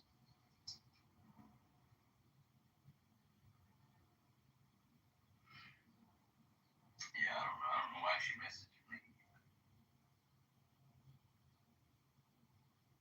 So did you give her like your best Tommy Lee Jones and the Fugitive? Like, I don't care.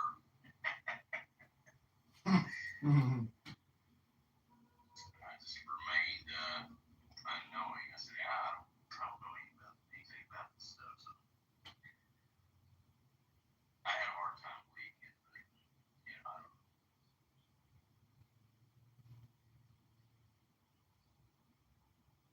This is like real life to so many fucking people, and it's like turning a television on for me. I mean, I don't know. I'm getting a lot of weird messages lately. Yeah, but that's the power of communication. Whether it's a simulated communication or the real world communication, the brain responds in the same way regardless. So I think that's a really interesting aspect about communication, where it could be all lies and total fake, and you're just completely deceived your whole life. I don't know, you see what I'm saying? Like the brain just absorbs and takes in whatever is thrown at it. Yeah, I do. I see what you're saying. And that's true to some extent. We have to be able to filter out. By the time we get a certain age, we should be a little more, know how to do that. Well, it becomes information overload and spam, but you can fight back by also doing spam and trying to stuff the system with communication. And look at AOC; she's the perfect example of somebody who, and a lot of these Congress people, senators, they're all just content creators now. That's all they really do. I mean, even all the bills and drafting all that stuff, it's fully automated, and all the lobbyists generate it all anyway. So we are living in like the age of information technology, but it really is just the information, like propaganda spam age. It's like there's no such thing as productivity anymore. There's just like communication, one-upping spam in this metaverse.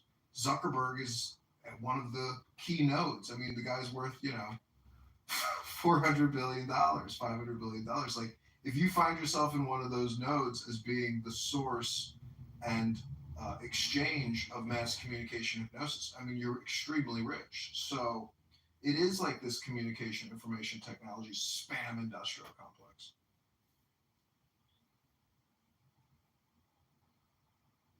I kind of consider it to be like what I would call a hypermarket. So there's like this over competing actors trying to exchange and bargain for services and overexploit resources.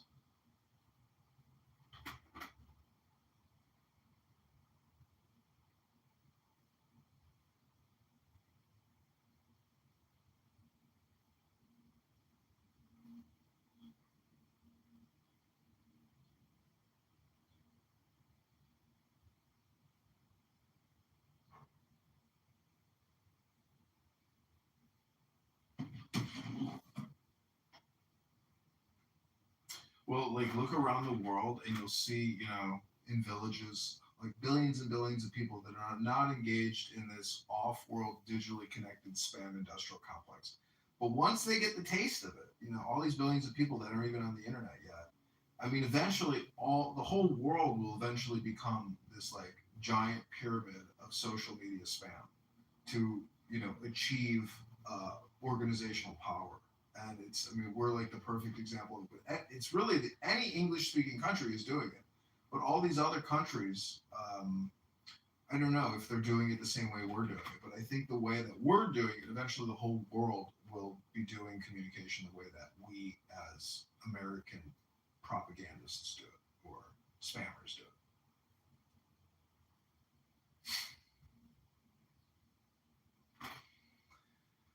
You think it's like some nihilist pinhole or something along those lines, would you say? No, I think that there's always, the needle in the haystack, and this app proves it. That you could be like one optimistic, positive person filled with a room of pessimists and atheists, and all it takes is one candle to, one light to start the fire, to, restore liberty in the womb of time.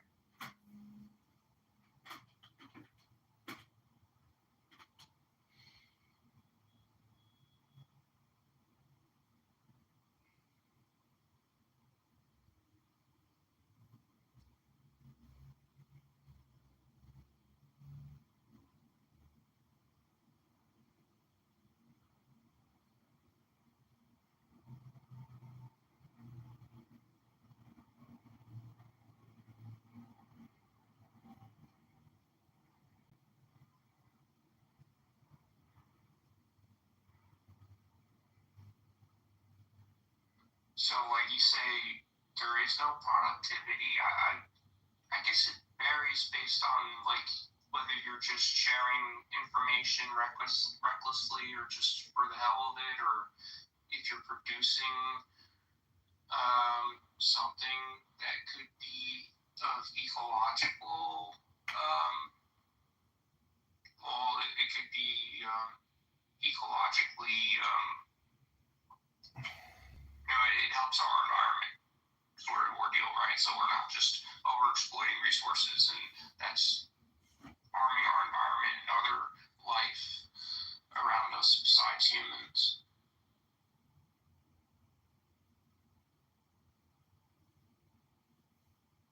I don't know. Like if we could figure out ways to use technology to better interact with other life around us and economize how we terraform our environment and a lot of other things.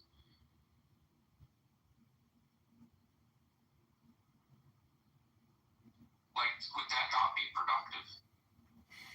I mean, the productivity of the information economy is completely different from the productivity of like the industrial age economy. So the problem is the information messaging itself is of so low quality that if all you did was listen to AOC, I mean, you're still stuck in the same place where you started. There's no personal improvement there. So the problem with improving the world is the communication quality isn't improving, and that whole TikTok, conspiracy about brain rotting the American population.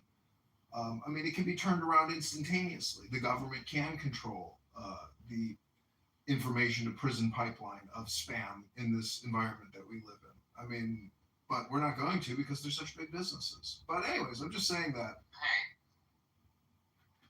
you ever heard of Business Insider, Kat? Or Adrian, for that matter? Yeah, I have. Okay. I think what you said kind of reminded me of Business Insider. They do talk about the economization of eco boosts, like cleanup efforts, things that make life wellness better. Right? More food, more fresh water, live longer, more sustainability. We still turning that into money. How can you economize that? Business Insider's pretty good at that. Yeah, another problem is that since we're alive, we have to consume other things that are alive, and that has different ethical spins to it, depending on whether like you're vegan or pescatarian, for instance. Like based on your mindset and what you think is ethical to consume. Like is it possible to make things we can consume that could be healthy that aren't necessarily alive? That's an interesting question that many scientists are not asking. Is that sustainable?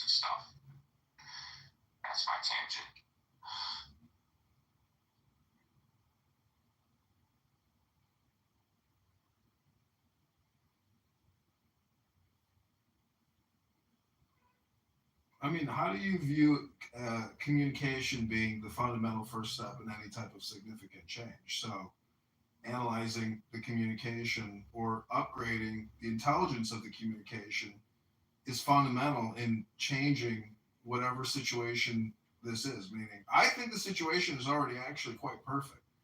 Now, a lot of people can't see that, but it is the equilibrium or the lattice of our simulation or situation or communication paradigm is so perfect.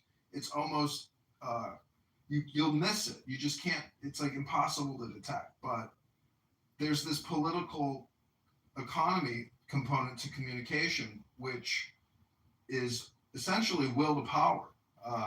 So it takes a tremendous amount of communication intelligence to create the courage in someone to actually try to achieve, political change by will to power or taking action. So I'm just saying, studying communication or reading books, not stupid books like, for children. I'm talking about a wide variety of authors. I mean, that's the best way to improve yourself. I mean, I'm not saying rocket science. Obviously, everybody knows going to a library is extremely beneficial.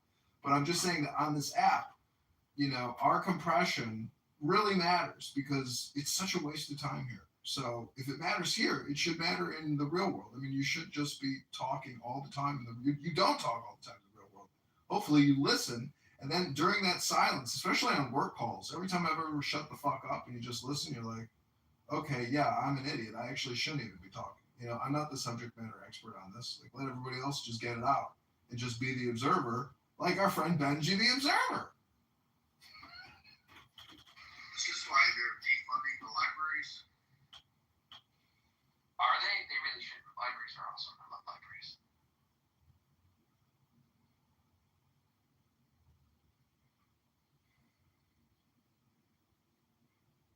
I thought they were pulling federal dollars from libraries. I mean, all the money they do on book acquisition, all these stupid new woke books they put out, it's such trash. It's such a waste of time for so many people. It's like watching e-entertainment or something or some type of junk TV in a book. If you don't consume it, it's wasted. I mean, that's not what people read. Like, the books that sell are young adult fiction because children are in school and they're bored and they cooperate and organize together and they can be easily swayed because they're children. So, like, it's always young adult. Hunger Games, Divergent, Harry Potter. Those are the people that still read. Everything else is just, like, supported by the children that are being given, like, dystopian fiction. Usually multi-part.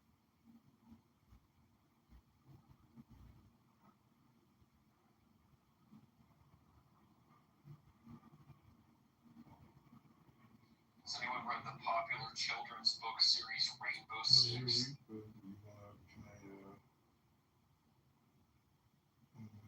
I gave them children's books about 6 decades ago.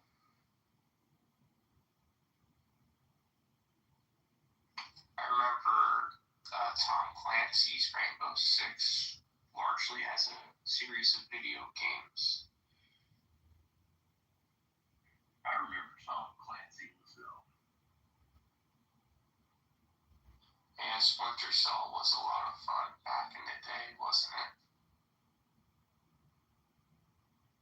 Oh yeah. I'm not sure why that hasn't been adapted to television yet.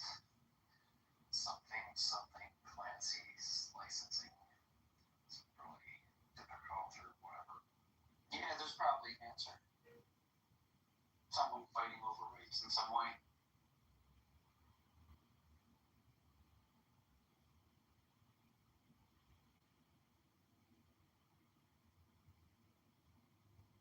So wait, is God's perfect world just silence? Silence now? Well, I mean, like, there seems to be some kind of but yeah, most of existence isn't very noisy, I think.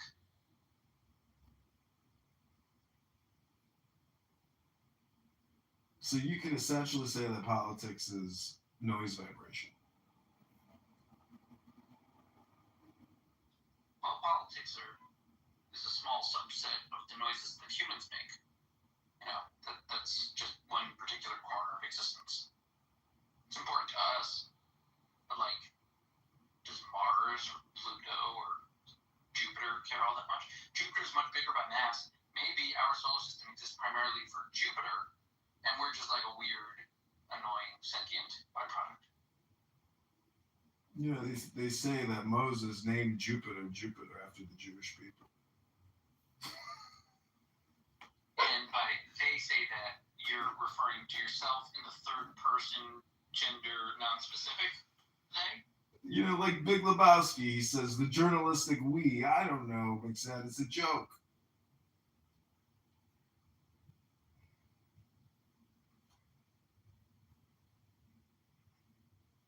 Right, before, back in the day when the ancients were just looking at lights in the sky, they could be like, okay, fine, there's lights up there. That's cool. Seems like a signal. Let's study the signal. Cool. But at this point, with our knowledge of physics, saying Jupiter is just X size, significantly larger than we are. And just in terms of the care put into all of the design of creation, quantity-wise, more care was put into Jupiter than all of humanity and all of Earth. Multiple Earths. Even more so by the sun.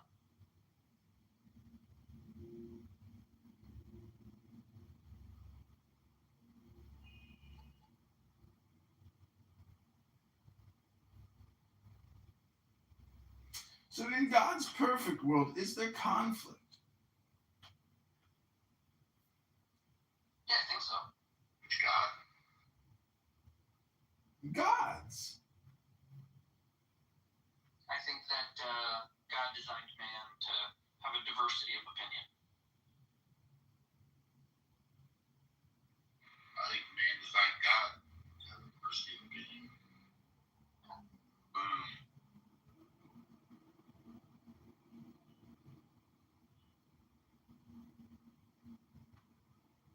But doesn't then it just become a game of, shutting up, because that would be the best way to one up the political spectrum in a way. I mean, or automating and scaling the power, to win power. I mean, this app is. What do you want power for? Survival, enhancement. I mean, it's a game. It's like refusing to play the video game. I mean, a slot machine is not a video game. You're literally just spending 20% on every bet. Now, if you play an interactive game, which is kind of what life is, just like this app, there's this linguistic one-upmanship that's taking place, and it's to your detriment if you don't study it or become aware of it. I mean, that's all I'm saying. I don't mean about why do I want power. Well, linguistic communication strategy requires you to shut the fuck up, to meditate, to be silent, to just listen, and to stop thinking, to stop speaking, or to stop participating. It takes willpower or knowledge of that awareness, I suppose. That's all I'm saying. Silence is boring. I know, but look at it from the perspective of somebody trying to monetize or capitalize recordings, the recording industry, for example, the music industry, the movie industry. It requires people to shut the fuck up and create content. So content and contentment, I'm just trying to communicate. I am complete.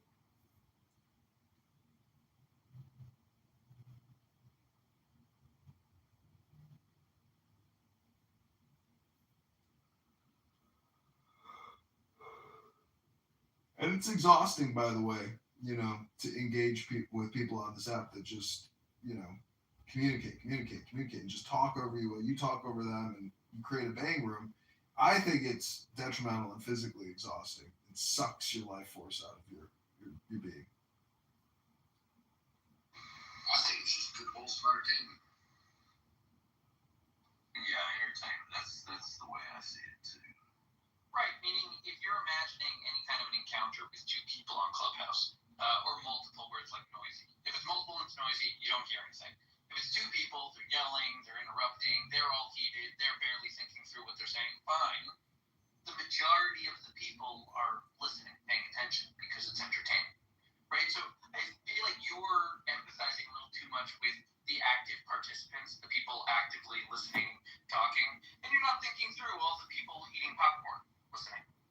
it's true. It's performance. It's performative theater. I'm just saying, being a performative theater artist and coming on here and engaging in, extreme communication, which is very loud and noisy, it's physically exhausting to do it, for many hours at a time. The opportunity cost is not being monetized on my behalf, but I still like doing it. But I do recognize that it's draining, but again, it's theatrical performance. Well, because I think that I'm not saying that you need to be silent per se, but you should downshift into being a bit passive. You can let Clubhouse happen around you.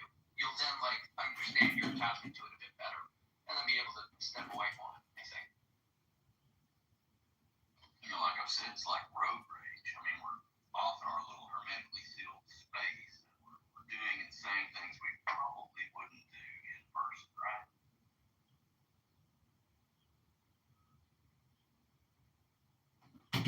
I feel like I'd say most of what I say on Clubhouse in person. Yeah, but I mean, a lot of people don't, No, I get it. Somebody There's definitely people that make use of that distinction in the act. They don't maintain the decorum they would. Right, exactly. The road rage. Driving by in your Volkswagen and flipping off the guy in the Cadillac, right? But it's a safe space for road rage. It's funny that you comment that way because there was one time that I remember, and I don't want to say names because I don't want to criticize someone too much, but someone was running a room, very soft, even keeled, friendly guy. I think he got into an accident, while he's running the room, and he loses it. He's sitting there, he's still talking in the room. I showed up after the accident or something. I didn't hear the accident or what he was like before thing.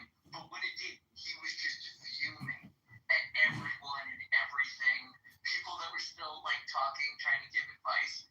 He had none of it. And it was just night and day because this is the nicest guy. Very holds decorum all the time. But he went through a traumatic incident. Give the guy some space, I get that, but no, you're right. There are people that abuse the delineation between Clubhouse and being in person to just be sometimes horrible wretches to say and illustrate disgusting terms, awful ideas. To some degree, it's a curse to the app. To some degree, it's the interest of the thing. Some ideas can be discussed because of this separation. But I still feel like decorum should be called for. Yeah, I do agree. Isn't the train wreck kind of entertaining though? It is, and that's the lure. But yet we still need to have some, a level of decency, I guess. I like watching the train wreck. We don't go, God, look at those guts.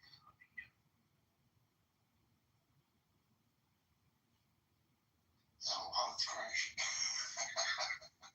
But it is what lures us. We all know that.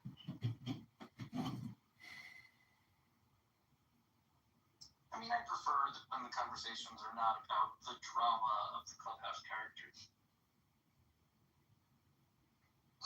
I prefer when these people don't drone on and on about these woo topics that just come on, man.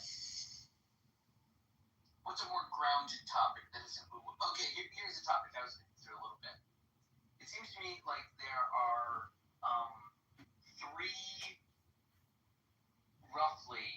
three black holes in human conception understanding.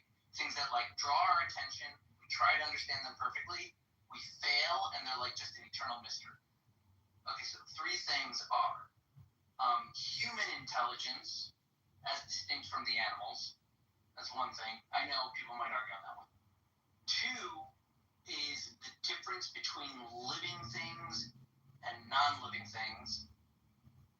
And then three is the difference between existing things and non-existing things. Those three are, because I was thinking through everyone talking about the psychophysical harmony as an argument for the existence of God. And one of the critiques was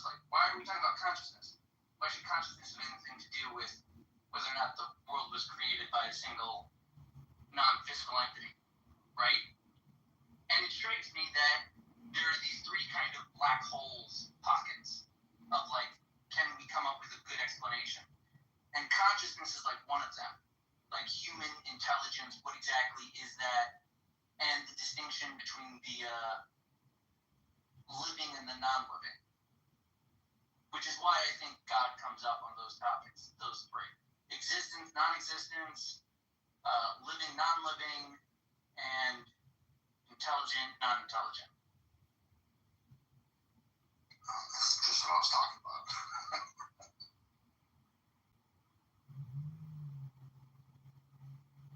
Hey guys, I'm pretty sad today. What you got, man? What's the problem?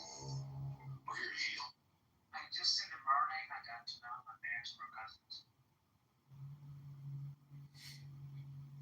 I didn't understand what you said. Said he's the product of incest. In the morning, I was just hearing a conversation. My parents were having coffee, and this slowly said, "You know, we were cousins." I'm like, "Oh my God, my parents were cousins." Oh God. Well, what are you worried about? Just like the lower IQ number, you know? Or are you just a comedy routine? Because I get the feeling you're just pulling our leg, Dr. Muslim. No, I'm not pulling your leg. Basically, I was born in a Muslim family. Seriously, I never thought my parents would be cousins. So How has your life changed since you found this out? basically, after learning that fact, for sure, I'm moving on soon.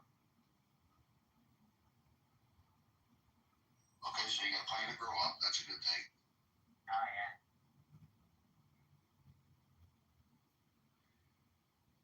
Johnny, do you have something to say? Well, Ash, I was going to say, we're all cousins. Maybe to the 1 billionth of the 7 billionth. Right? So I would worry about it.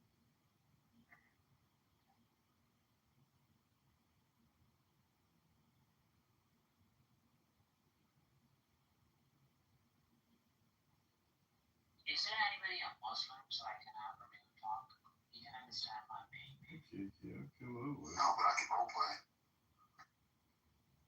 I'm kidding. You don't want any advice from me.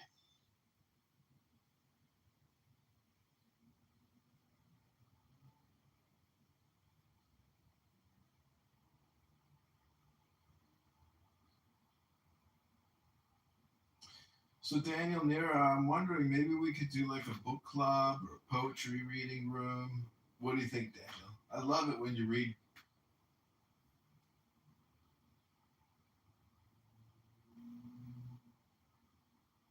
He might not be there. Yeah, he's been on break ever since I've been here. So Oh, he's sleeping. Is he talking to an Illuminati agent? Cora, what are you doing this Friday night? You going out with the girls? Staying home reading a book? What's on your schedule, Dr. Cora? I had some people in my other room telling me that they hate you, I can Cora. tell you my schedule, but I just What do you mean? Just started. basically I was at the Harvard branch, and in one hand I had beer, white top, 5% alcohol, and on the other hand I had Quran, and basically one of my friends just like the secret for me because my both hands were occupied. So basically, when I had this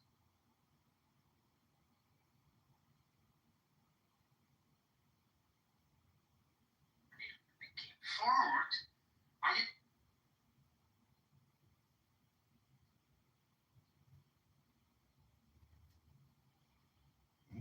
Fabulous.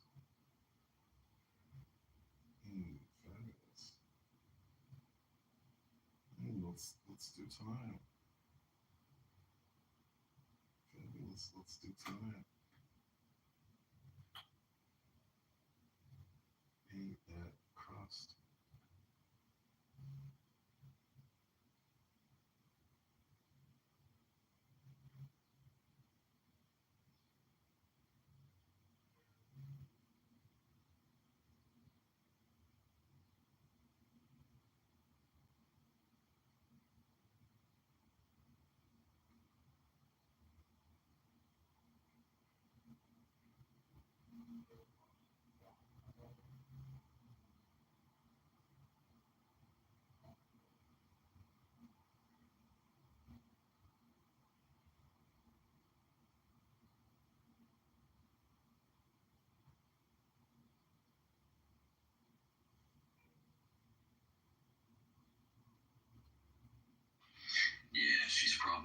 crazy too.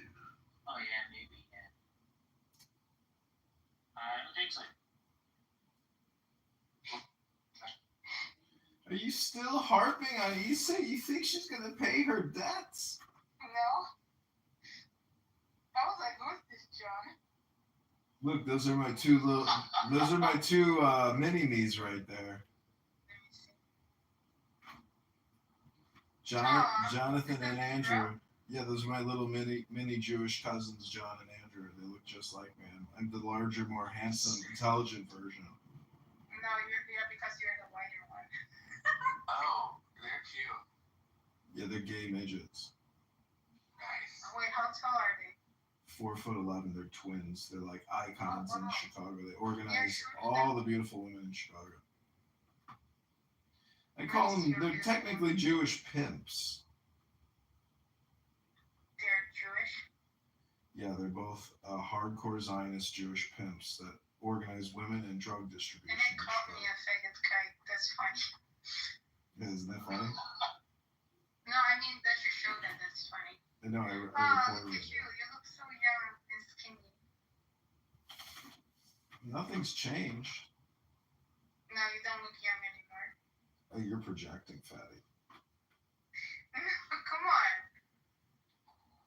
Hey, John, so, Ryan Boswell, the guy next to me, he currently is taking into psychedelics. So do you think that's changing, like, his neuronal patterns in his brain? No, if you don't mix it with books, I don't think it actually changes anything. I think you just, actually brain rotting yourself. The only way to create new patterns is by infusing new wiggles into your brain through these things called words. So if you want to do like a hypnosis session, I mean, I could record you reading a book, for 10 to 30 minutes, and I think that would be the best work you could do for yourself if you're going to use Before I that. forget you to ask after this. So I looked at your election thing that you put on your Twitter, Mm-hmm. and it says personal Instagram. Is that the Instagram you put all of us there, or is it another Instagram that's only you? No, I've mixed all my campaign stuff with all my Clown House stuff. Everything is rebranded. No, that won't help. Like, I want you to win. Like, don't do that. It's all spam, and if the voters don't recognize that it's all spam, well, then they're going to choose the loser who's going to further impoverish them. So. Like, the voters are gonna see you're on Clubhouse and you're talking to us about nothing, and they're not gonna vote for you. Yeah, I know it's a possibility, but Why are you doing that then? I think John is a wizard. Also, John, that's your new, transcendental sort of enlightenment, all communication is spam now. Instead of all communication is hypnosis, all communication is just Yeah, he's using the spam a lot now. I noticed. Mm-hmm. Yeah, see, that's the thing, Abby. See, Abby, I have, a dual purpose here. I'm not just running for office. I'm trying to enlighten people with the fact that, they're unenlightened and getting scammed. And so, even if I don't win, part of this is like perpetual regime change. I mean, getting other random people to run for Congress to unseat, unethical people is it's a big part of the communication strategy. I'm trying to do spam army. And so as like a spam general, I don't actually engage in the battles. I may not win the war, but, I'm sending out legions of spammers to essentially destroy and disrupt and regime change perpetually. Yeah. Total automation of spam, complete at scale.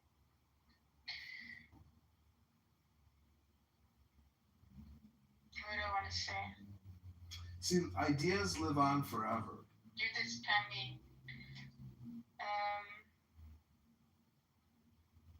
Damn it. When was the last time you broke a sweat, Abby? Last night. What were you doing? Biking. Oh, you were biking outside? You're one of those people who's got to work out outside.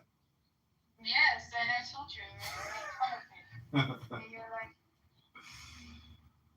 it's like not using that just technology. doesn't allow me to go to the gym. Oh my I'm joking. goodness. I'm joking. Yeah, it's been Or it gets like real. No, I have. to be a ringworm. Ryan, come on. You're not getting skin. You're not having dermatology problems because you're working outside. You're working some guy's fucking rod or something. Next to people that don't wipe off the machines and put their dirty ass on everything. Oh, that's true. That's true. I barely eat anything. So like, Oh, my friend is here. My friend is here. We're about to do the pre-Shabbos prayers. Really? Oh. Welcome, my friend. Did you enjoy our fucking roast of Cynic this morning, my friend? I thought it was rather funny. You were very funny, I thought. It was a big waste of time. Conclusion. In retrospect, in hindsight, I wish that I had not engaged at all.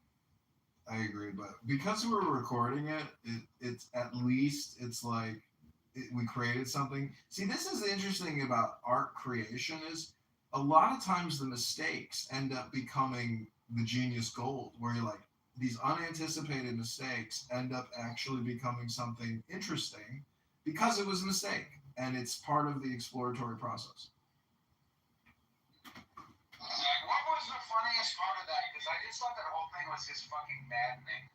For me, the funniest part when I was listening in is when Cynic was saying, "You're gonna commit suicide one day," and then everyone was like, "Is that projection?"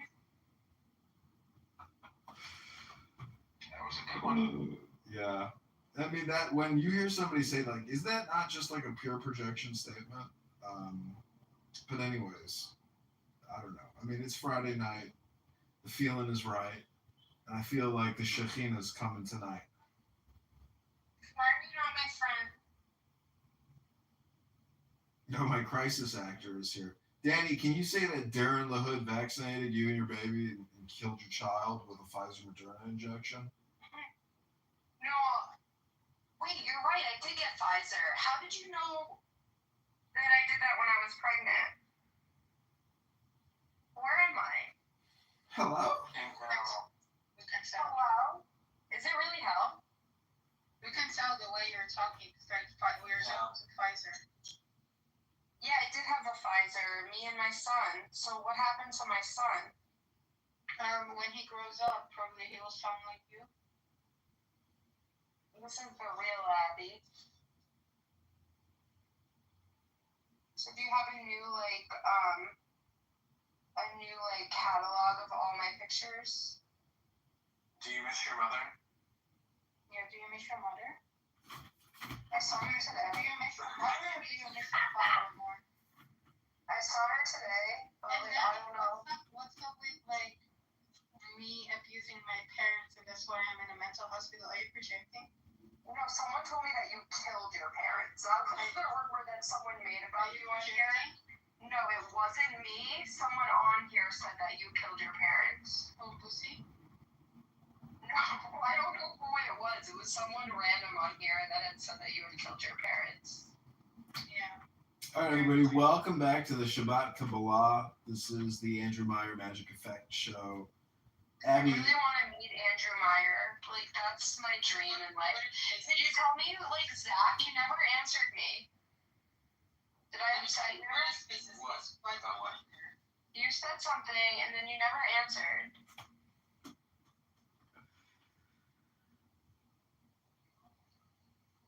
We need Lisa to see this, so. No, Issa's sleeping. Let her sleep. Oh, no. I'm gonna bully her until she. I know that Daniel came in. Oh, I got blocked by Kirby. Modded because they are blocking Diogenes, maybe. Oh, my So I'll gosh. bring you up. Diogenes is trying to come in the room right now? Maybe not. Maybe he will. Oh, you hate Danny. You wanted to Brush kick you up. Here you go. I know that my friend has him blocked, so. God, what a waste of time. Christian or whether he's just a I think he's a trial, maybe. yeah, maybe. Man should be arrested, thrown in prison. Not according to their constitution. Oh Lord, you got more excuses than a nigga going to jail. Because because you get a lot of credit, and your judges, the judges appointed by your Democratic presidents, get a lot of credit for screwing things up for Donald Trump. So I just thought I would go back and refresh my memory. The Congressional Budget Office, I'm reading, was created by the Congressional Budget and Impoundment Control Act of 1974. The law was passed by a Democratic-controlled Congress. Both the House and the Senate were under Democratic control. But then it was signed into law. And I'm old enough to remember who the president was in 74. A lot of you may not even have been born in 74. The president at that time was Richard Nixon, who signed that bill, who I believe, if memory continues to serve me correctly, was a Republican.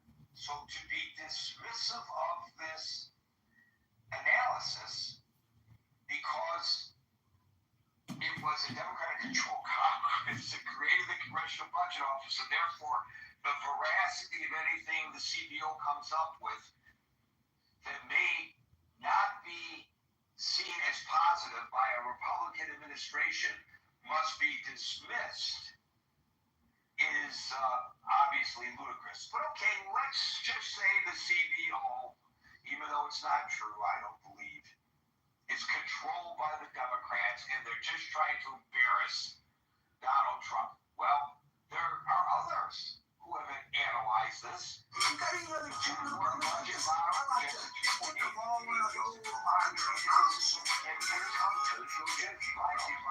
Being fully serious. Tax law changes. But first you're going to tell me about this over here, why everybody cares so damn much about it. And then you're going to tell me more out there that's not for the politics.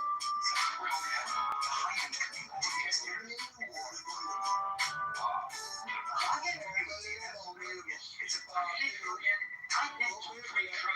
Community is any I cannot possibly betray the confidentiality of my life. I want your body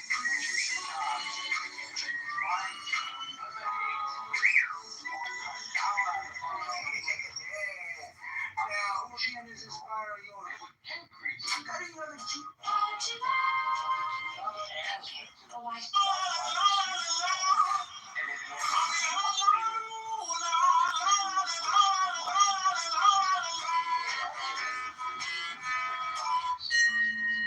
Can y'all please pretend It's overwhelming.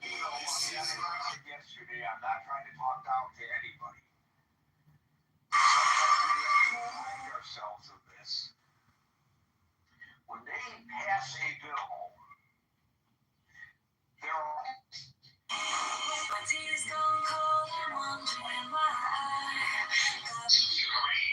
someplace.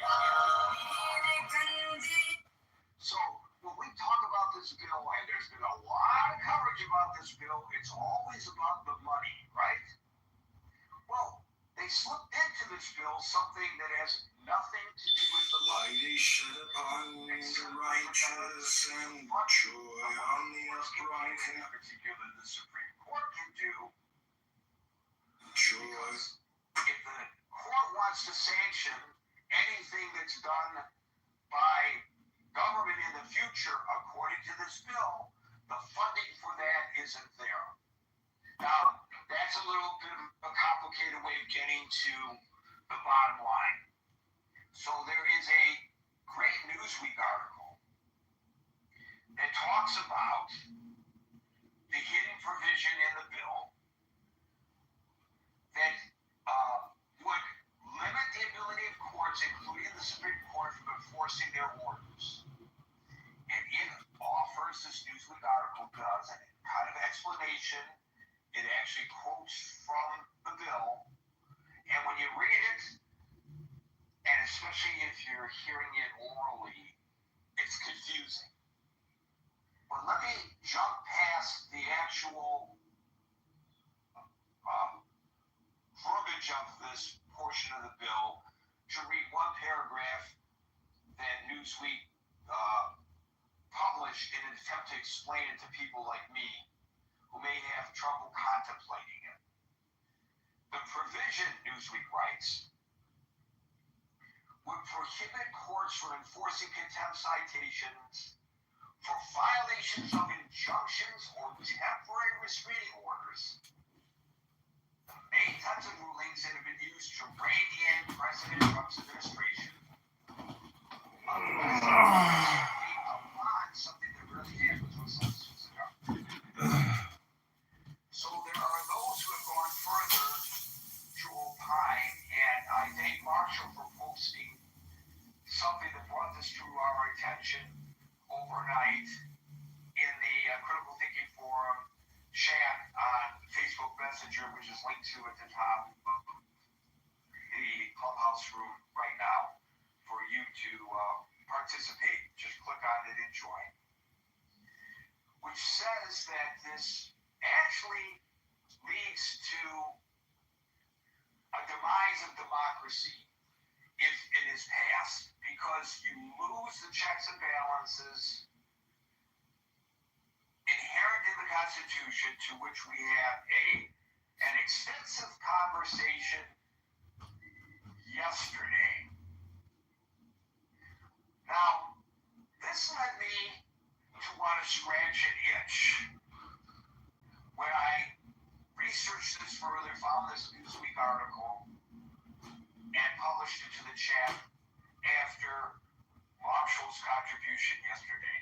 And this is not really to the topic at hand, but it's an itch that I just have to publicly scratch here as I did in the chat. And it has to do with criticism of the news media for not doing its job as well as the news media ought to.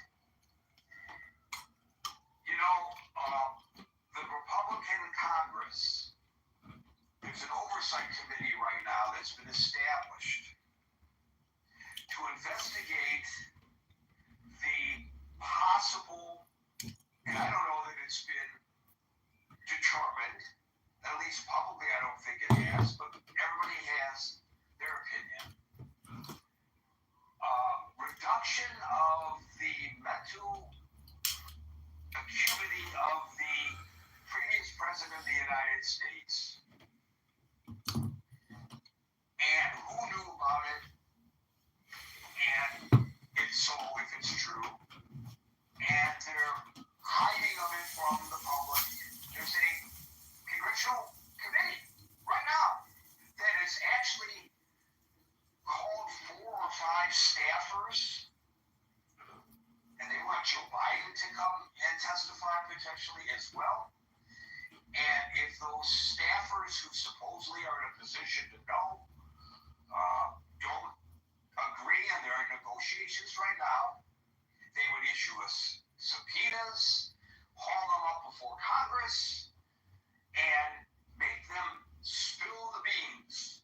What did they know about Mr. Biden's potential mental decline? But in the context of this, and I don't know how far this committee is going to go, and if it goes this far, to me it stinks of McCarthyism.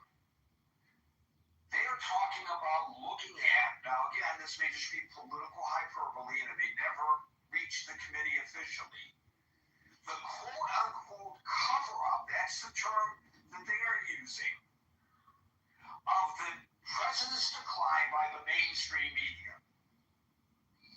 Well, folks, the reason I bring this up is because while I just cited a Newsweek article about this little hidden provision in the big, beautiful bill,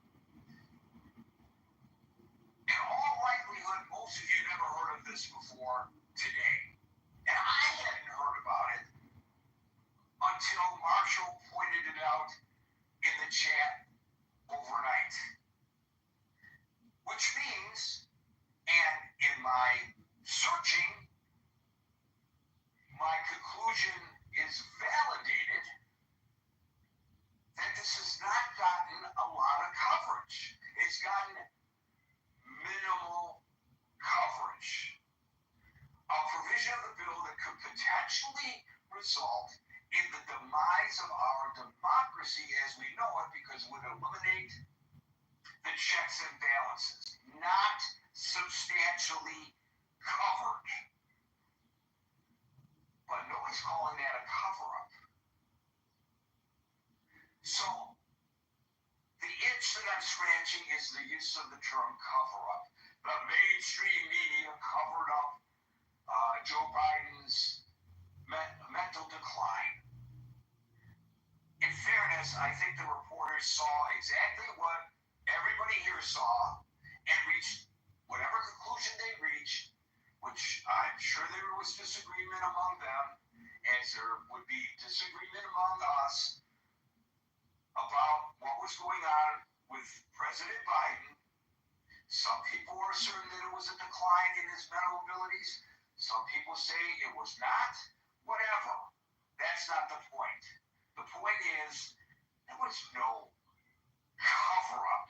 There was no monolithic decision by the news agencies to cover this up. There were editorial decisions made. And you got to be careful, by the way, about what you report if you don't really know it, especially when it comes to a person's health issues. So I'm sure that played into all of this. So I think we have to be very careful about calling it a cover-up. But if you want to call that a cover-up, we'll call this a cover-up too. The mainstream media is covering up this provision of the big, beautiful bill that nobody is talking about. But what people are talking about in the bill is the first part of my recitation today, that it goes absolutely against the grain of what they are allegedly doing when Elon Musk is walking across the stage with a chainsaw literally in his hands, holding it over his head. Now, if you want to take it a step further and try to analyze this dichotomy, feel free. That's too much for my little brain to figure out. Why would they do this? Why are they so duplicit? Why are they causing 30,000 people to lose their jobs, programs to be cut, and which may or may not be to the benefit of society? That's arguable on a case-by-case basis, with the express purpose of reducing the deficit while introducing a bill that increases it. I don't get it. All right, glad to see that my little dissertation brought a lot of people onto the stage, maybe some of you to figuratively bitch slap me. And if so, I'm welcome to a re-education from you collectively. I'll start calling people in the order in which I see them. And today that order begins with Scott. It's a big, beautiful bill, and we love it, Gary. We love the bill. We love Baumgarten. Baumgarten loves the bill. Yeah, I mean, I have a couple thoughts in no particular order. First off, I think this sort of alleged hypocrisy between the quote-unquote fiscal responsibility and this deficit, the massive deficit increase that will happen is sort of some of the big and beautiful bill. It's not only hypocrisy, I think. It's what it is you can be anti-government and have no commitment to fiscal responsibility, right? I mean, well, maybe it's just disingenuous or something. Just being disingenuous, perhaps. But I mean, you can hate, which I think a lot of the people in the Republican Party just hate these programs, right? Just hate the government money is going to certain things like food programs and like subsidized medical treat care for poor people. And I'm not trying to demonize them. I'm just saying they think that's what government should not be doing.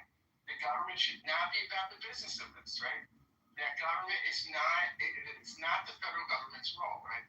So you can celebrate all of this cutting just in the name of we don't think government should do it, right? And so I think, I think that maybe where the disingenuousness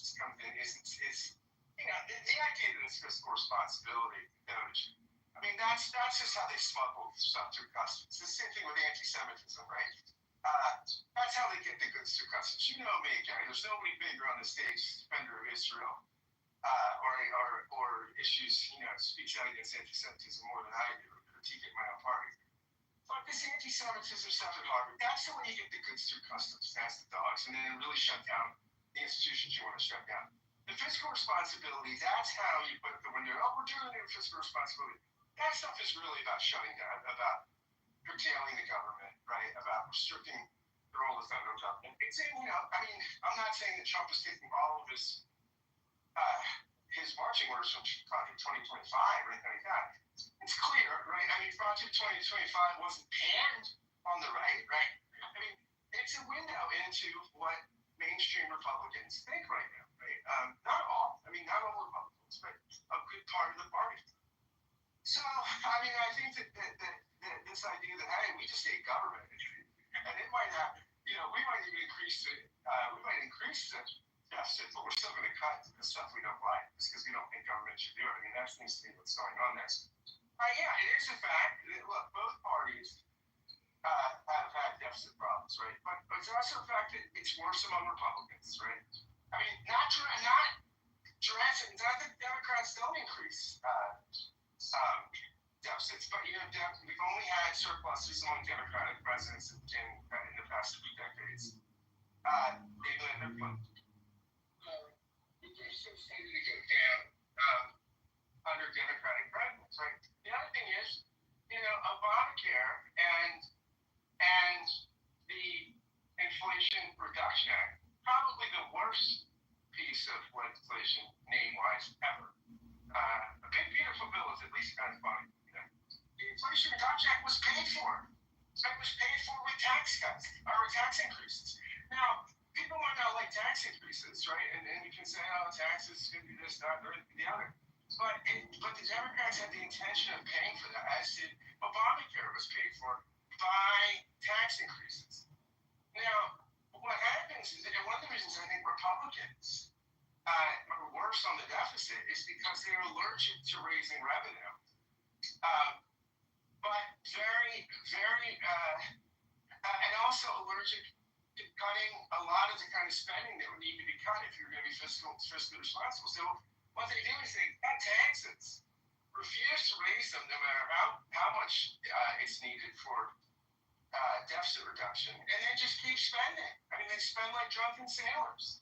So, I mean, it's really interesting that there's this kind of narrative of the tax and spend liberal, right? The Republicans are the party of fiscal responsibility. That's just not true. I mean, it's just not true, right? I mean, let me just say it one more time. It's just not true. The Republicans don't have that record, and we have this narrative as though Democrats are really bad on this stuff. It's not the case. It's not the case. It's just simply not the case. Now, again, we can come up with all different reasons for that, and some of them might be legitimate, some not legitimate, but the fact is the Republicans have a worse record on deficits in recent memory since Reagan, and Democrats do. Now, my Republican friends will come back and say this, and this will be one of the arguments, that really the deficit is not going to be as bad as projected because these tax cuts will generate revenue. And the conservative kind of economists, they'll make the case that in the Reagan era, the tax cuts doubled the revenue coming into the federal government from like $500 billion to $1 trillion or something, 30%. Sure, but the deficit's still went up because the spending didn't stop, right? So whether or not that's true in all cases, that these tax cuts will be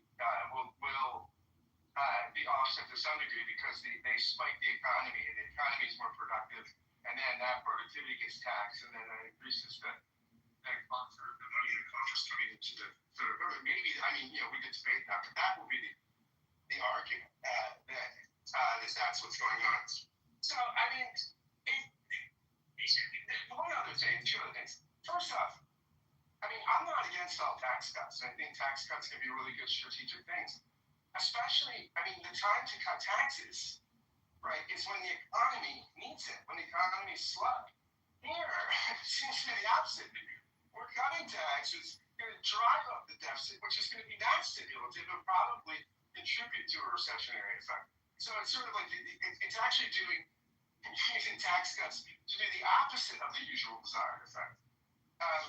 Lastly, I just think this is stupid politics. I think Trump should listen to the Steve Bannon types, the populists that got him there.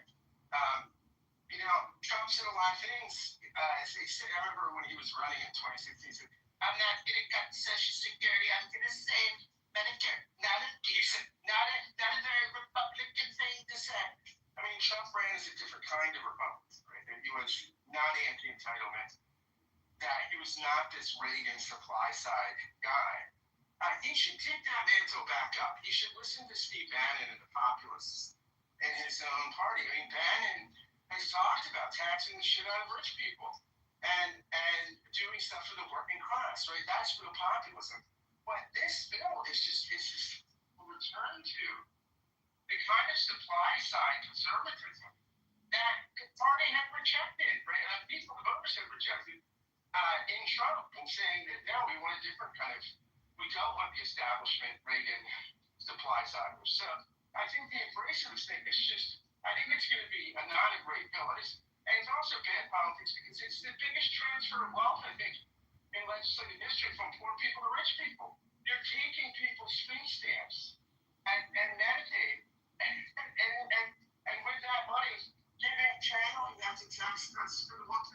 This is just, it's bad, I think, morally, but it's also just stupid politics. Trump won people under $50,000 for the first time. Republicans generally don't win that group, right?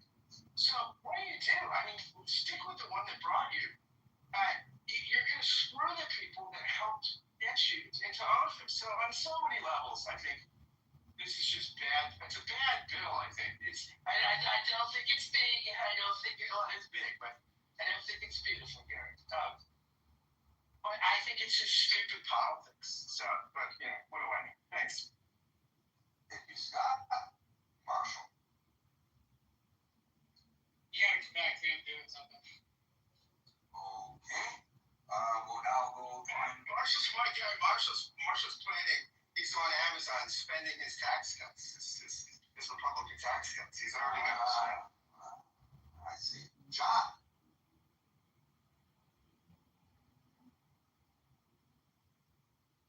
John, my man. Wow, Dominic. Yeah, I'm here. Sorry. Okay, I can wait. There you go. Yeah, I'm not happy. This is just like another omnibus bill. All these bills are multi-trillion-dollar bills, and they should do it line item by line item so the president can void it out. And we have to start being practical, pragmatic, fiscally conservative people in this country. If we don't, we're all immoral, and I accept personal responsibility for it. So that's the way I view it. Thank you, Gary. John, you don't have to accept personal responsibility. I don't think that it's within your control or mine or anybody's what they do in Washington, really. We can influence it, but we can't control it. But I appreciate your frustration, which probably led you to that pronouncement. Dominic. Hey, Gary. Shabbat shalom. I don't know what to say. I hate to follow Scott because he was so eloquent and theatrical. Podcast Pro. Flattery will get you everywhere, Dominic. I just, it's so weird that the politics is so tight. We're looking at majorities of 1 vote, 2 votes, 3 votes. If we were to flip this over and give the Democrats a 3-vote majority in the Congress, I wonder what the politics would be like. Would we have another impeachment? Would there be, entirely different type of dynamic. Well, certainly there would not be an investigation into the alleged cover-up of the alleged mental decline of the previous president of the United States. Yeah, that's true. Yes, absolutely not. So I don't know, Gary. I'm confused about the whole omnibus thing. I just wish we were going back to when Reagan was president. Who was Speaker of the House then? Yeah, it was a little bit. Let's go have a beer, do a budget, and people were actually. There was a sense that we were together as a nation, and that we weren't literally trying to kill each other. Very difficult for me. I don't know what to do about it. Maybe I'm just depressed because it's Friday. I don't know what to think. I'm humbled today. I'm gonna leave it at that, Gary. Thanks. Thank you, Dominic Marshall. Are you back? No, I'm still trying to figure this out. Sorry. Okay, we want to hear from you, so please come back when you can. Steve? Yeah, the stuff, the left-wing media covering up stuff, or whatever source of media you got. The fact is that we've become stratified in media, just like the country's become stratified. If you look at how MSNBC is going to present the story versus how Fox News is going to present it, they're all going to have their little angle in it, and they're going to have their agendas. To pretend otherwise is just asinine to the core. These are not people with clean hands. They're not people that don't have motives, that don't have political implications left and right. I do believe that most of these people had a pretty good idea. I mean, an average person could look and see what was going down here. And if you really wanted to know and you had any inclination to find out, and you was in a news division with access to resources that most of these media outlets had, they could have looked at it, they could have found out, they could have reported on it. The fact is that after he bombed on that debate, I was watching a panel for CNN, and they just went back crazy. The knots were out, the jig was up, they knew it, and they was ready to cut their guy's throat to the bill. Like Dominic was saying, that there's small majorities there. There's trade-offs that's going on. Anytime you don't have a majority where it's like herding cats trying to get through what you want. Scott's right though. Under Reagan, they cut taxes, revenues went up. The problem wasn't revenue. The concept that lower taxes won't generate better revenue. The concept was that politicians had access to more money and they spent it. So if you got something and it works, that doesn't mean the concept is wrong. That means the people that got a hold of the money have done something nefarious with it. But of course, Trump's Satan. Everything he does is nefarious. He's gonna get you. So, these conversations become very, very difficult. It's like you shot a horse and you took your club out and you're beating the horse to death. Well, the horse is dead, we know it. So, grab your club, beat on, congratulations. Okay, thank you, Steve, and we'll now go to Marilyn. I've got a couple thoughts regarding what Steve just said and what you've talked about. Steve just said that if the press really had dug deep, they had found out. I assume he means they would have found out that there was a secret and that Joe Biden was mentally deficient. That's what I'm understanding him to say. With regard to Joe Biden, and I'm not cutting him any slack. I've been on the show and said I didn't want him to run. I said it right in the very beginning. I love him, but I didn't want him to run. Joe Biden's problems that we saw that were very evident was the physical weakness. We saw how he had trouble walking. That's a man who really needed to be using a walker or a wheelchair. We didn't know anything beyond the debate. You can't talk about beyond the debate because most of the people here never listened to any other speech he gave. Never. They didn't watch him in France. They didn't pay attention, and they've admitted that sometimes. Yeah, he had to be minded back in France by two staffers at two separate times. I understand what you're saying, Marshall, but let's go into this, Marshall. You know the Goldwater rule, right? Yes, I know there's the Goldwater rule. Okay, and what is the Goldwater rule? You always challenge. We should not assign actual diagnoses to the president. I'm not sure how that's relevant because the giant group of psychologists decided to break the Goldwater rule and say that Trump was like narcissistic or crazy or some psychological disorder. Correct. But to go to what Gary was talking about, that's where the media has a problem. They don't know how far they can write about things because they don't have the actual diagnoses. They don't have anything other than that he has the prostate cancer. And I'm not going to say that there isn't something wrong. We watched it, but not to the effect. We don't talk about Trump. He's not in the headlines. He's not. His deficiency with his person.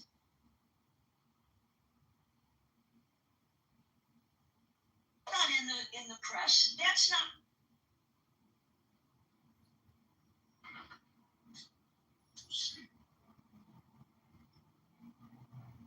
So if you understand the situation, that there's nothing to hide, that everything is open. So okay, big things I know about. But I know that he is a model, that's all. These people who can contact with people who die and like this. Otherwise he couldn't get all this information. He knows about. So you are entertaining that he's a sorcerer.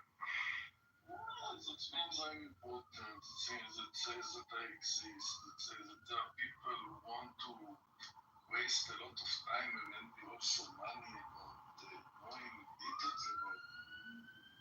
For what? What is Hey, you have this in Israel? Do you have sorcerers?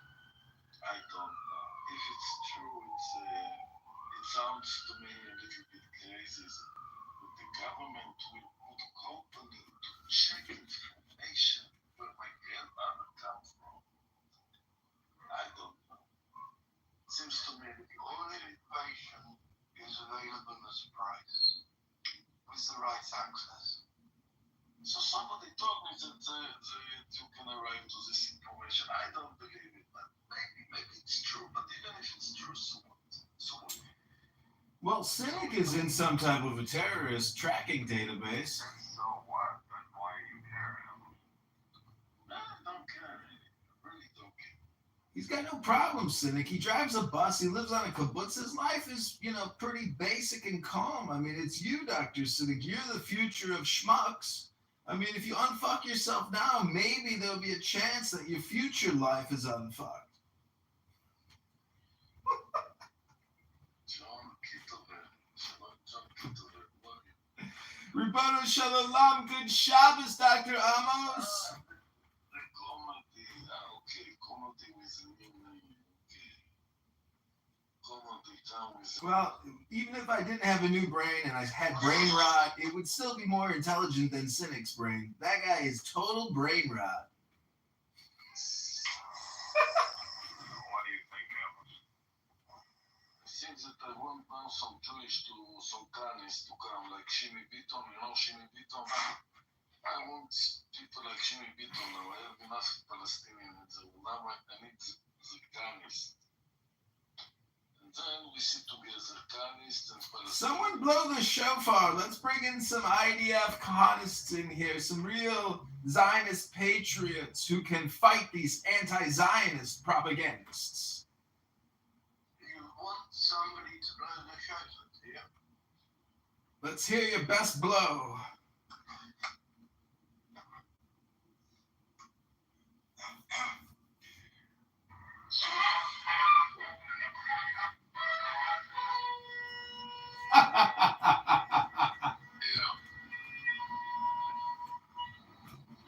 You hear that, Cynic? Call your uncles, call your cousins, tell them to pack their bags. They're going to Libya. So why do you come into a coexistence room, John? What's your goal? Well, I'm a little bored, got a little downtime before my next project, and, I just find these rooms to be fun, but I think until you define coexistence, you'll never have coexistence, and I never hear anybody here actually defining the term with existence. Get with existence. Is that what it's saying? Yeah. Why don't you define it?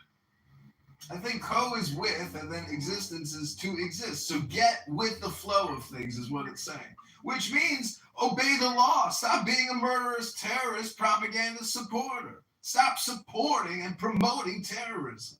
That's what Cynic does. That's what a lot of these pro-free Palestine people do here on this app. They just propagandize. What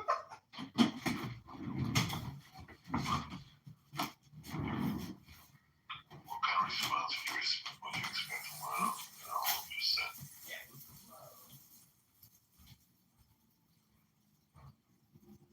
Come on, John, you're an intelligent guy. What kind of response, what kind of coexistence response would you expect?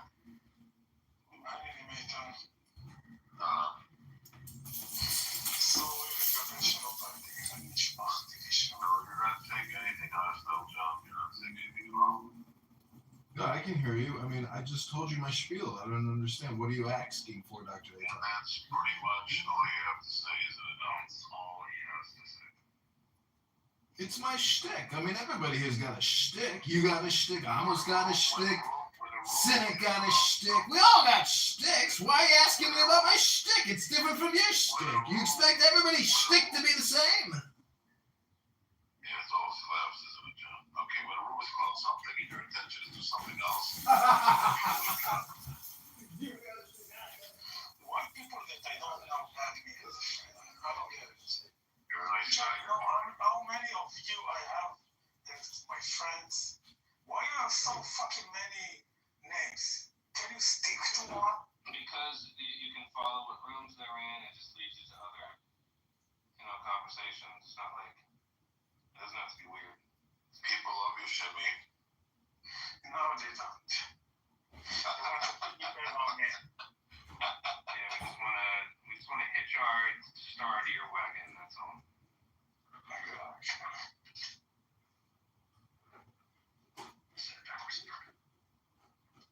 Amos, what are you doing for the holiday? Well, I will really big support of the day. About 5 minutes. I really have no idea what my family thinks when I go. I'm close to those people who don't work.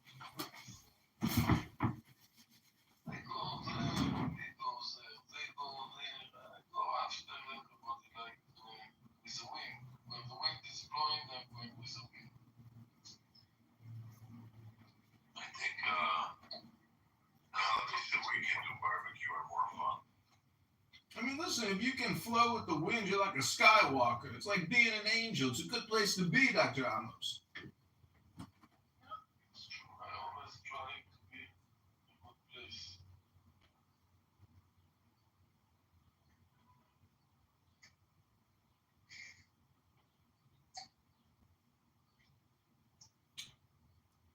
So last year in Tel Aviv on Shavuot, there was like these carriages with like young girls wearing wreaths, and somebody played the flute.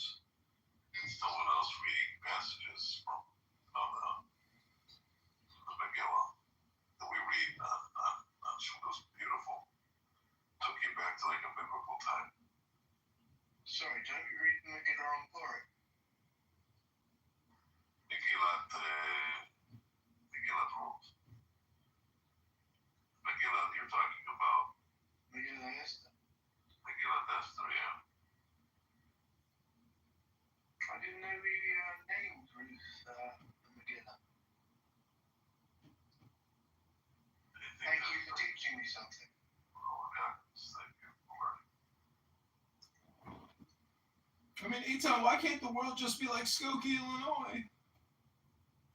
You know, I miss Skokie. And I miss my youth there. And I even miss, like, when the Nazis wanted to march, and everybody turned the whole community upside down. I don't know if you remember that. You're too young for that, right? You know, everybody knows that story, and everybody's seen the movie with the guy who played Meyer Lansky.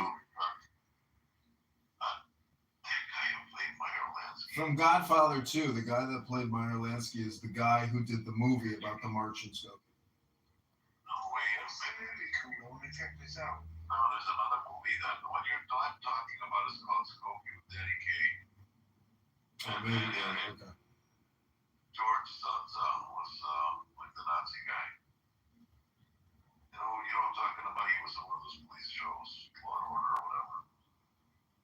You know what I'm talking about? But is there like another version of this movie? I don't know. I've never actually seen it, but I thought I saw a Dust Jacket with that actor playing, like, I guess whoever the, you know. Andy knows all about this movie, but I remember when I was like 12 years old, they even interviewed me on television, and it was like the big thing on the dating scene.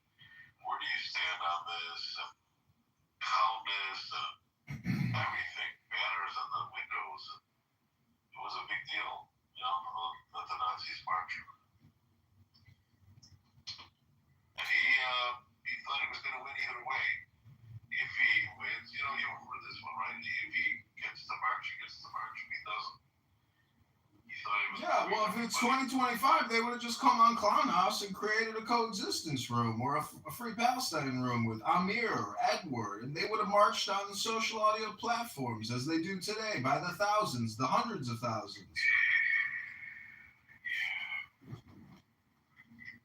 Skokie, man. I don't think Skokie was more than half Jewish ever, though, but there was a lot of Jewish people there. I think it's technically the second largest Jewish population outside of Israel. I mean, isn't it even bigger than Brooklyn? No, you're thinking of, I don't know, Brooklyn or New York or whatever. Yeah, Brooklyn's got to be the second biggest. Man, but you know what the most famous restaurant there is? All these Israelis go to Pita Inn, owned by Falach. I mean, yeah, it's good, but it's not like that amazing. I mean, there are some other, I don't know, you know, it's good. It's good. Well, I haven't been to Chicago like in 25 years, but there was like a few restaurants. I don't know if you were like frequenting these places, maybe you were eating other stuff, but Moroccan restaurant, Shalom, you know that one. No. Anyway, this is getting too specifically Chicago. Let's go back to something more country. Now for something. It's a multi-ethnic city-state, and the only problem here is crime, and crime is agnostic. It just right, it happens. But the problem is you can't have coexistence if people won't obey the law. They still have the Maxwell Street Polish. Yeah. Oh, miss that. Yeah, some guy just got robbed and murdered the other day outside of that place. Oh yeah. It's not funny, but it's just I'm just laughing because it's so ironic. It's not funny really. It's the way you put it was kind of funny. I mean, is it still the same place or they moved it? No, it's still the same place. It's pretty rough neighborhood. They used to be called Jewtown. They still call it Jewtown? No.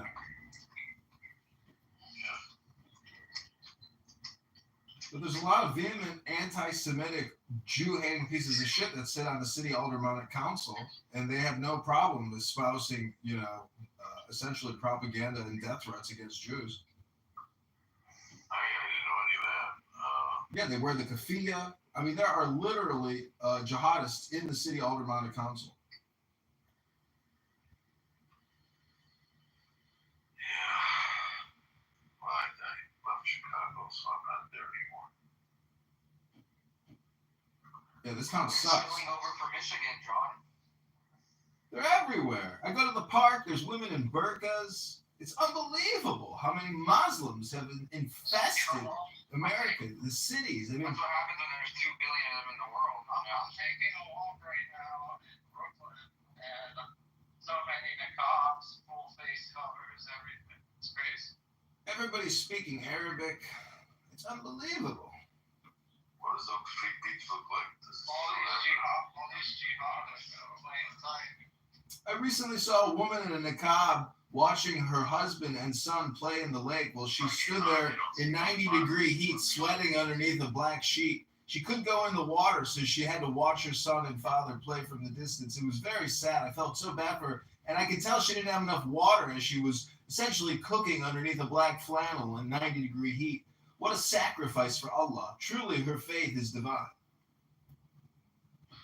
I mean, if that's what you consider a sacrifice, what's more of a sacrifice? A woman shaving her head and wearing a wig at 90 degrees? No, why can't a woman get into the lake with her husband and son in a bathing suit and enjoy the sun? I mean, why does she have to be so modest? We have that in Judaism too, John. I'm just saying, if you're sweating underneath a wig and you're an Orthodox woman, I mean, you know, it's a cultural thing. You know, I reported you, Cynic. They're not wearing fucking niqabs in Judaism. I don't know what Judaism you're talking about. Look at my profile, Cynic. I reported you. You called me a faggot kike about 30 minutes ago. I've reported you. I expect your account to be terminated shortly. You'll get a party hat soon, I'm sure. You'll be back. Why does Amos always leave the room? I don't understand this guy. Why does he make a room and then leave it? He's tired. He's ready to go to sleep. Exactly, his room sucks. His room sucks. You know what makes a room suck? It's the people, really, that make it suck. Because after all, the app is basically nothing. It's the people who suck. One person at a time here. Okay, let's hear Cynic. I'm just saying, if he had a higher pitch voice, he would make glass break. If you had more of a nasal voice, you know, you'd technically be like a leather skin drum or something. I don't know. Whatever, man. I'm just glad I don't sound like you. Yes, you do. You sound just like me all the time.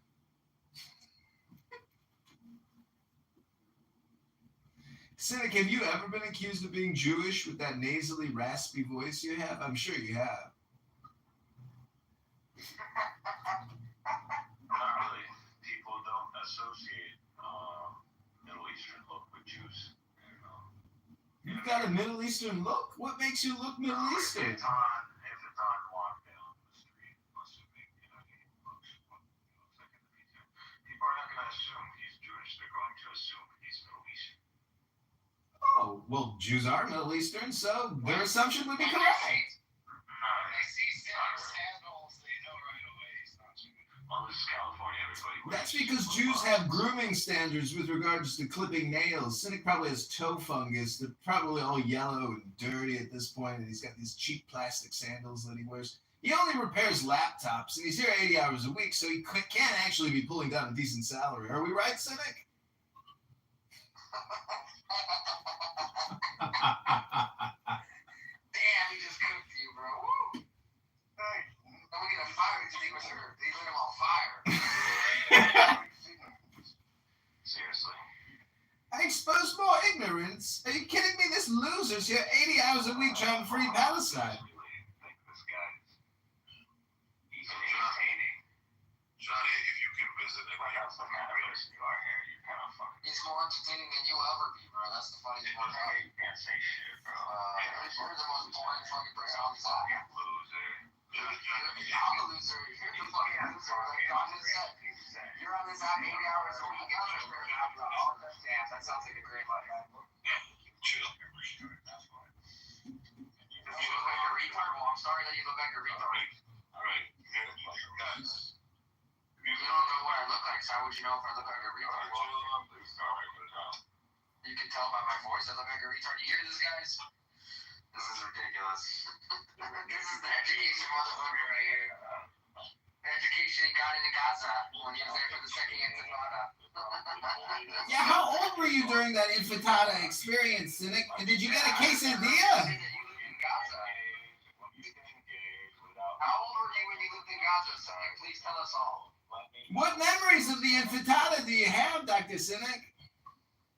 I don't care about this clown. Yeah, what memories do you have? Everybody knows the fucking comedy guy's a clown, so I don't need to go. Nah. Everyone knows that you're the clown. Everybody, I just want to let you know. Also, everybody thinks you're a clown too. Do you think I give a shit what people on Clubhouse think about me? People know For you to even make this comment shows that you really care what people think about you on a fucking app. That's fucking hilarious. Comedy must have some sort of. Oh my god, man. That's just so funny, bro. It's experiential comedy, Cynic. Crazy, dude. You're the material. Don't you get it? I think I give a shit what people on an app think about me. That's funny, bro. That's the funniest thing I might have heard all week, actually. Listen, Harry, they're not judging you personally. They don't know you. I don't care if they're judging me or thinking about me. I don't care. All I know is that I live in you guys' head rent free. I live in all y'all's head rent free all the time. That's why you guys know me. And that's why you know John, because that's what we do. We live in your heads rent free. No. You hop into stages where we are present, and then you guys disrupt because you are trying to cover up for your. Disrupt what? There was nothing going on. No one was talking in here. What are we disrupting? Well, you guys are not letting. Is there an intellectual conversation going on? I don't think so. Intimidated. You can't exist. That's the point. You're incapable of intellectual discussion. Cynic, they cooked you earlier today for like 3 hours in that room. What are you talking about? Daniel cooked you in that room. You had a Game Boy cook you all day long, bro. That was funny, bro. That was actually hilarious. All right, make a point right now. What did he cook me? Well, what do I need? I don't need to make any points. I'm sitting here playing video games, listening to you, bro. It's fucking hilarious. Point proven. Well, I guess you just made a point then, right? Do you feel better about yourself now? That's all. Do you feel better about yourself now? Are you gonna fall asleep tonight, knowing that you proved the point? I'm all about honesty. Oh yeah. You're all about honesty. You don't even know history. How are you gonna be honest if you don't know history? I'm gonna cover it up, man. You're an idiot. Cover what up? That's not my job to cover anything up. Yeah, you're covering up your idiot. You called me a kike faggot today, and you said I should go kill myself and commit suicide. What kind of advice is that, Dr. Cynic? You are. I just told you. You hear that, gentlemen? I give you your coexistence. This is Cynic's coexistence. He called me a kike faggot and told me to kill myself. Is that coexistence to you? It doesn't sound like it. What about you, Almost? Do you think that's coexistence? No answer. And he calls me the clown. It takes a clown to know a clown. It's all projection all the time with this piece of shit. He's on this phone. His mommy's calling him. This is coexistence, yes, of course. Oh, yeah? Do you know what the definition of coexistence is, Almost? Well, I'm asking you. what's the definition? I mean, you're the one that made your room name coexistence every day, so I want to know if you know what it actually means. Oh, it can be in a lot of perspective. How to look about coexistence. Oh, no. That's okay. No. The rest of the people, we don't want them to be with me and Lee and Harry and Chucky and Cookie and Kaka and Coco. Stay alone. Who's Coco? Only Jewish people, because we don't want any Palestinian to interrupt us. That's actually not true at all. We have more than just only Jewish people in our rooms all the time, actually. So it's not true. I don't know who told you that. All supporting Israel. What's wrong with supporting Israel? So you shouldn't. You be supporting Israel. You live there. You don't support your own country. I think that in Clubhouse, we should try to make coexistence between everyone. Why would you support Israel? 2025. Why would I not support Israel? Why would you? Because I'm from Israel. That's why I would support Israel. You're not from the West? I'm from both countries. I could be from both places. It's called You dual went taught in citizenship. school. You went taught in school that what they're doing is wrong. Who's doing is wrong? Hamas? Israel doing is wrong. What is Israel doing that's wrong? were never taught in school that if you What say are things you like doing that's wrong? Can you, I'm asking, what is you doing? Huh? asking you, Breaking every who never taught you that the actions of Israel is wrong? What are the actions of Israel that are wrong? breaking every commandment. I'm not talking to you, Cynic. I'm talking to Auntie.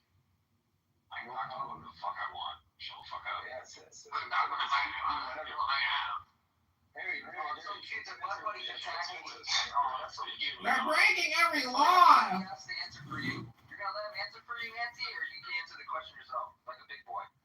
bro, he just bitched me, bro. Like, I don't know. Bitch me what? No, Cynic just loves to cast dispersions, but he hates to deny it. He denies October 7th every chance he gets, never discusses it. Harry, I'll ask you a I'm gonna break his ass in half. You break his ass in half? That sounds gay! So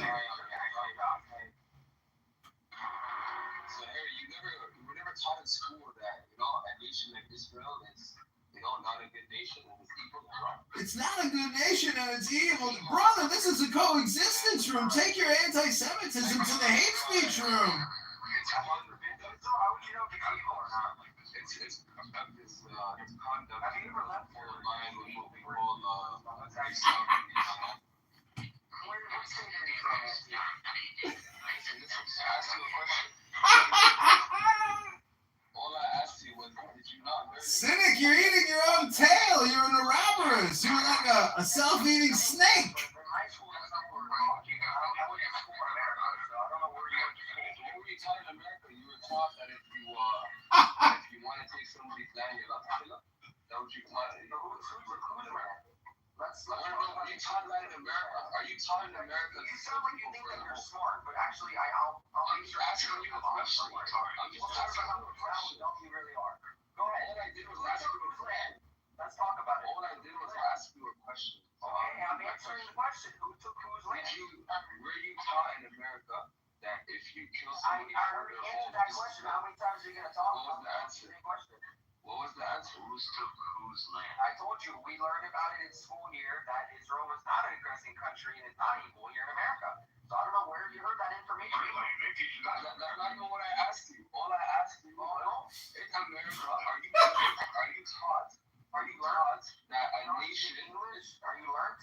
Yes. Are you I'm not going to talk to somebody. Did you learn in school in America? Did you learn in school in America that you are allowed to just go around and kill people for their home and land? Oh, so now that's a different question. That was not what It's you the said. same question, but you No, told me it's not to the same question. listen. Every time you change You the want to question, try to attack are me? you going to keep up with the same question, or are you going to change the question every time? Are you gonna answer the same question I asked, or is it problematic? Oh my God, this guy's literally a retard on Clubhouse. Another retard Clubhouse dumbass.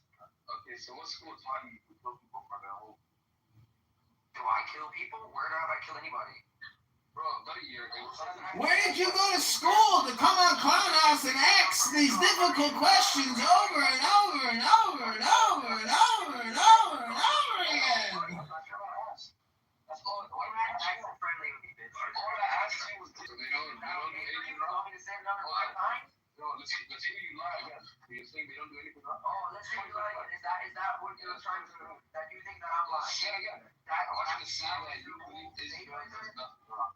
I want you to say that you believe. Actual information and all that you presented the whole time, right? Oh, now you don't know how to speak? I'm asking you one thing. Say that Israel does nothing wrong. Okay, you're a retard. I'm not going to talk to you. Are you talking to me? No. What you're trying to prove? What do you want me to say? Something that I'm not going to say? What are you going to prove? Yeah, I'm actually talking to 2 retards. My God, this is fucking hilarious. That's you, bro. You just said you support Israel. The guy that's never seen what I look like knows what my color my skin is by my voice. That's funny. Another guy will try to say something that I don't agree with. That's the funny part. We have no point at all. Welcome back to another episode of Super Stupid Hypnosis. I thought of you in the conference, Kitover. Oh my God. Okay, yo, so I want to ask you here, why are you just taking a knee for Amos, begging for a recognition? Can you tell us that? You can't even, Amos, does Israel do anything wrong? Did Israel what? Does Israel do anything wrong? If Israel do anything wrong, Israel do a lot of This things. guy's a retard. Not gonna. Look, it's called a conflict, so everyone is gonna do something wrong. I mean, this guy's questions are so open-ended. It's like you're talking to. You can talk to that man without me. wrong? Did Israel do anything wrong? Little 5-year-olds ask this question, bro. Ask them more. Didn't you just say that? Fucking Didn't you just say you just went to school in Bible? First of all, learn is not a word. Are you even old enough to be in this app? Holy shit, dude, learn how to speak English. Show us your ID. Look. Got 18-year-olds think they're sick. Has Hamas done anything wrong? Can you answer that question? What are they Oh, doing? no, they haven't done anything wrong. I'm not like you. I stabbed them. So what are they Again, Harry, this is a total waste of time. You'd be much better off preparing for Shabbos. This guy thinks the terrorist organization doesn't do anything wrong. It's fine. Okay, so what is a terrorist Do you organization? live in America? First of all, do you live in America or not? What is a terrorist organization? Do you live in America or not? That's not a question. Do you live in America or not? This guy's fucking retard. Was Israel established by terrorist organizations? Self-declared. A country where there's like brutality and like. All right, now you're making mess over here. We are not making a mess over here. So mind your business. No, we're not making a mess over here. It's none of your business, bro. It is our business. American culture is my So you adopt other people's problems. That's what you do. No, American. Tyrese all over the place. These Republicans are they're out in left field. They don't realize how many Americans aren't going to be able to recover from this.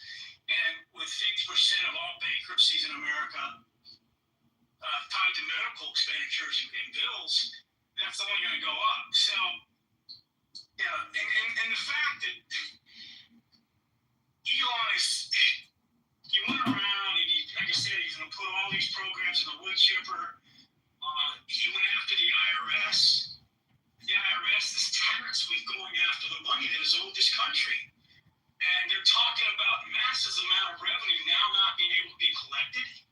Sophisticated brain power, subject matter experts being let go to go to war with these corporations and these tax dodgers and these overseas account holders. I mean, there's billions and billions of dollars that these Republicans are protecting at the expense of the little guy. So, we need to wake up. The 2026 midterms cannot come soon enough. And Trump doesn't have to be reelected. He can slash, double speak, do what he wants, and he can go grandstand with the steel companies and we gotta ask ourselves, why does a Japanese company have to own us? Why are we owning the Japanese company? So what's going on there? How do we fix that? So, people don't understand how the sausage gets made in Washington, and most Americans don't have their representatives here. The wealthy do, the lobbyists, they're all over the place. Don't get me started with the court, with the judge, with the evisceration of judgments by our court systems not having to be followed. Trump has taken us back to the original divine right of kings. This is what our founding fathers, as imperfect as that was, they still had the judiciary there to check the oversight and the laws coming down the pipe and the minorities that are going to be impacted and whatnot. Otherwise, Washington, we should just say, get rid of them. Let's not have courts. We'll just have Washington will set the stage as the new king in chief. We'll just have courts to settle, whatever, small town matters and whatnot. And so that, to me, is obviously who was sitting around at the table while that was getting added into the bill, and why did that not obviously jump off the page or get sniffed out? And what are the watchdog groups that are protecting our democracy that should be like buzzards over the White House now watching this guy? So I hope the Senate wakes up to a lot of these things. I don't know if they will. The filibuster, I heard,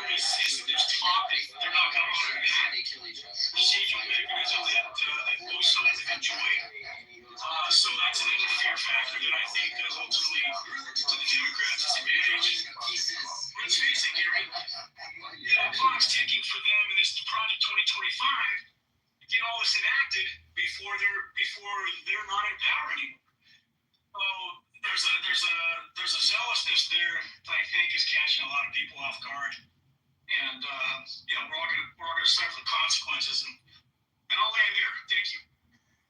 Here's the problem with governing in the manner in which we are,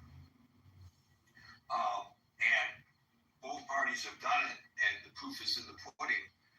There were decrees that were issued by Joe Biden. For example, protecting certain waterways that were considered national monuments against commercial fishery. Not arguing whether it was a good decree or a bad decree. I'm using it as an example. And then by decree, you get the next president who says, well, we're opening it up to commercial fishing. We're hampering the ability of that enterprise in our country to flourish. The previous president was anti-business, pro-business, so we're opening it up. Conservationists are right. But people who voted for Donald Trump and who believe that the Democrats are anti-business love it. And we love our president until we don't, whoever that president may be. Then we tire of our president, and then we often vote for someone from the other party. Eventually, maybe not in the next 4 years, maybe not in the next 8 years, but eventually there will be a Democrat in the White House, and then that Democrat, by that president by decree, will then likely say, we're going to save those fish. Those commercial fishermen have to leave. We have no concrete policy. The same goes for, of course, our foreign policy. What is our foreign policy right now? It's not the foreign policy of the previous administrations. It's a marked change to that foreign policy. You can agree, theoretically, with every decision that this president has made and still be concerned about the precedent that is being set by him and his predecessors. Because, as Marshall pointed out earlier this week, Congress has abrogated its responsibilities. And, by the way, in some cases, Congress has not abrogated its responsibilities. They just disagree collectively with the policies of this president, but it matters not. Tariffs are a prime example. That's the purview of the Congress, but perhaps heretofore not. Anson, Howard, and Ben, although we will give Marshall one last opportunity, and then we'll wrap it up for the weekend. While the room was going on, I went back to Treasury data on deficits, and I noted that over Bush's 4 years, he accumulated about a $2.3 trillion overall deficit. Remember, he started off with a surplus of $200 billion.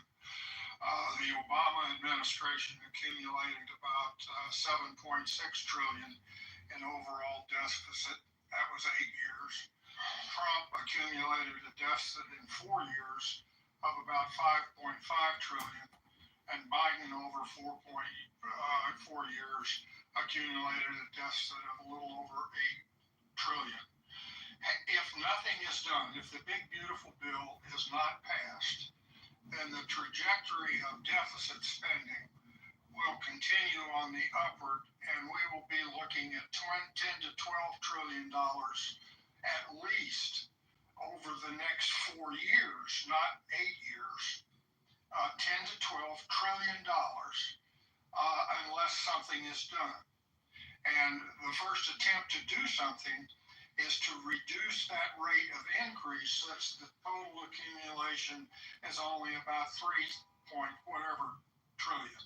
So 3 from 12, we are, with using this bill, you can be argued that we are reducing the growth in the deficit by some $9 trillion if this bill is passed.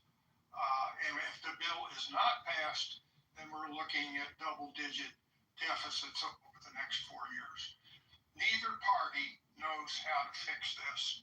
The country does not know how to fix this. And the country will go down just like the Roman Empire, just like the British Empire, just like the Dutch Empire, and just like several dynasties in China went down, because it is human nature to spend more than you make until you run out of money to spend, including in wheelbarrow sizes for a loaf of bread. We've seen other nations going through this. We're going through it now, and we do not have the political will or the political understanding of how to get our economic house in order. In order to do that, we'd have to do things like increase the retirement age to 85 instead of currently at 65. Increase the Medicare eligibility age to somewhere 70, 75.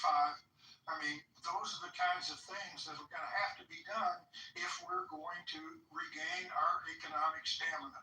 And if we don't regain our economic stamina, then we become much less than we've ever been in the lifetimes of any of us. Thank you. Anson, I'm trying to understand, because you threw some numbers at us. So at the beginning, I read the synopses of three estimates of the Big Beautiful Bill, right, which basically say that they would, if you take the three together, and it comes to an estimated $3 trillion increase over 10 years, right, to the federal deficit. Right. You're suggesting that if they just continue with continuing resolutions, change nothing, maintain the status quo, the increase will be greater than that? Is that true? Oh, absolutely. The increase, if you just look at the Treasury data, it shows take out the COVID hikes for those 2 years, 20 and 21. There is a steady and an inexorable increase in deficits that were bottomed out around 2015, where the deficit for that year was like 0.9 trillion. And it's gone up at a significant rate ever since then, including the Trump tax cuts and all that. And I'm saying that if this bill does not pass, if we just stay with the status quo, the current laws, the current taxes, and everything else, we would be looking at $10 to $12 trillion a year deficits per year if we're not careful. So a $3 trillion over a 10-year period versus doing nothing, which could be double-digit trillions over those 10 years, makes at least it's a step forward in reducing the deficit spending as a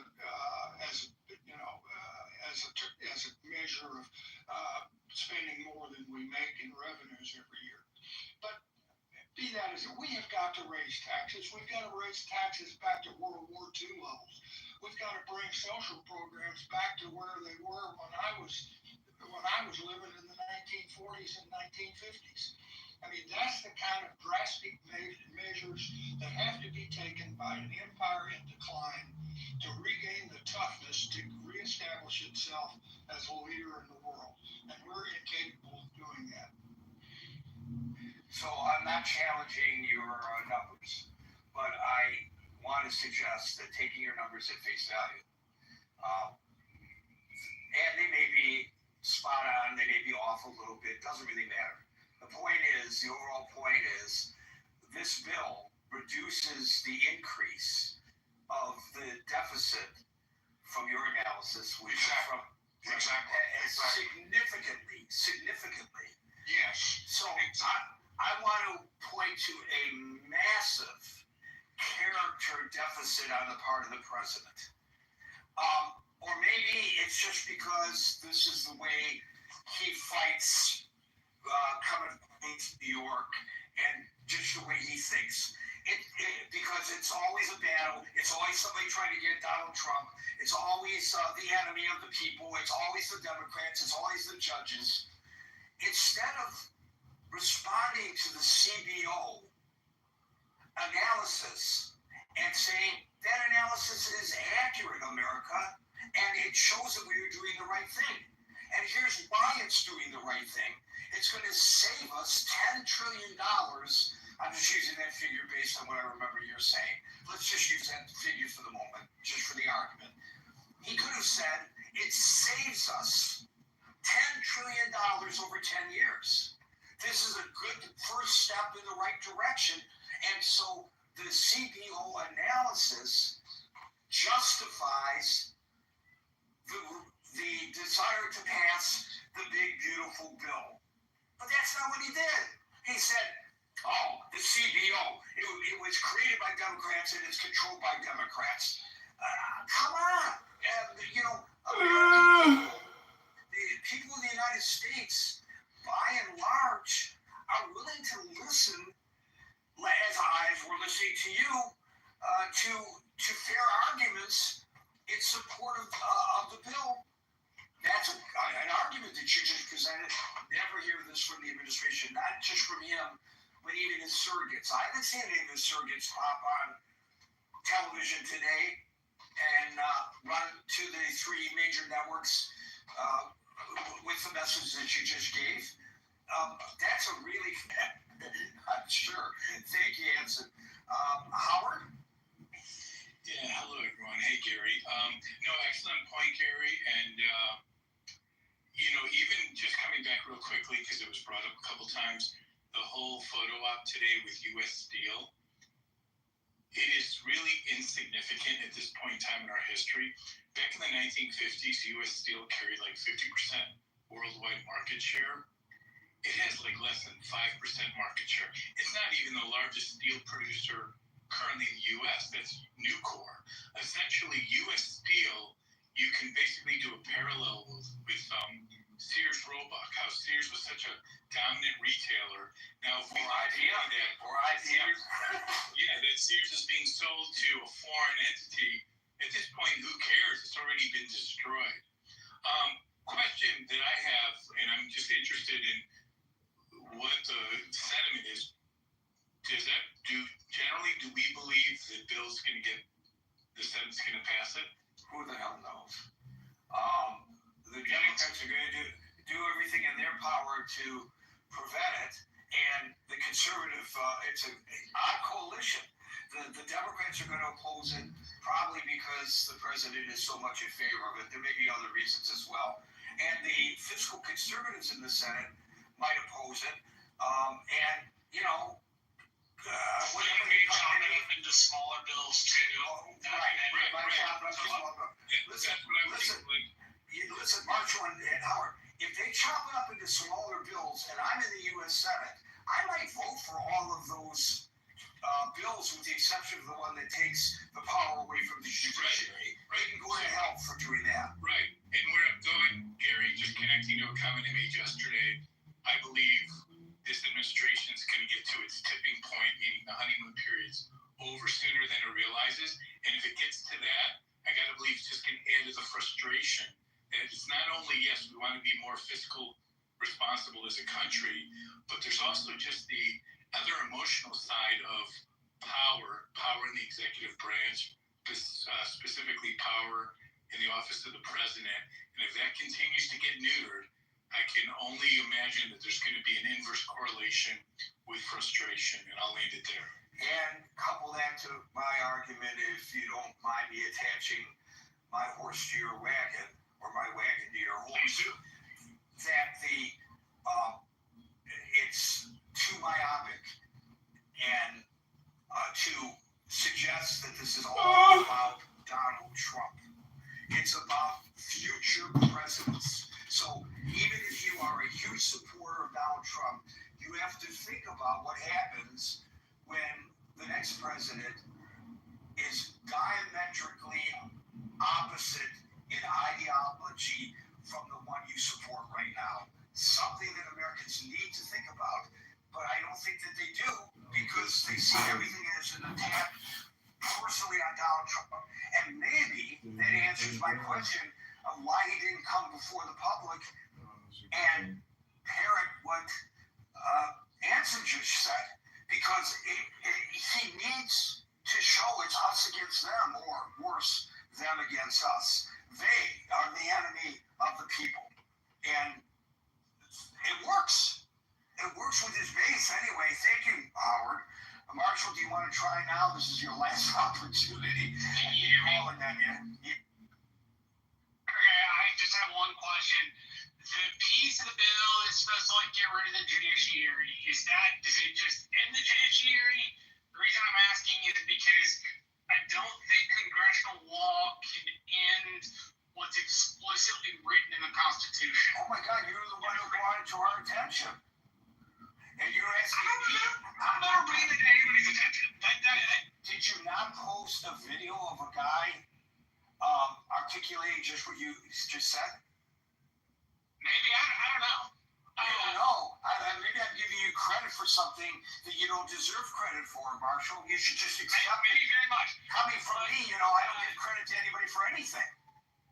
Well, the provision. Let's go back to this. Okay, look, let me read this. So I think the omnibus. Okay, no. I want to read you what it says verbatim. This provision in the bill, and you decide for yourself. Thank you. No court of the United States may use appropriated funds to enforce a contempt citation for failure to comply with an injunction or temporary restraining order if no security was given when the injunction or order was issued. So according to the Dean of the University of California, Berkeley School of Law, the provision would, quote, make most existing injunctions in antitrust cases, police reform cases, school desegregation cases, and others unenforceable.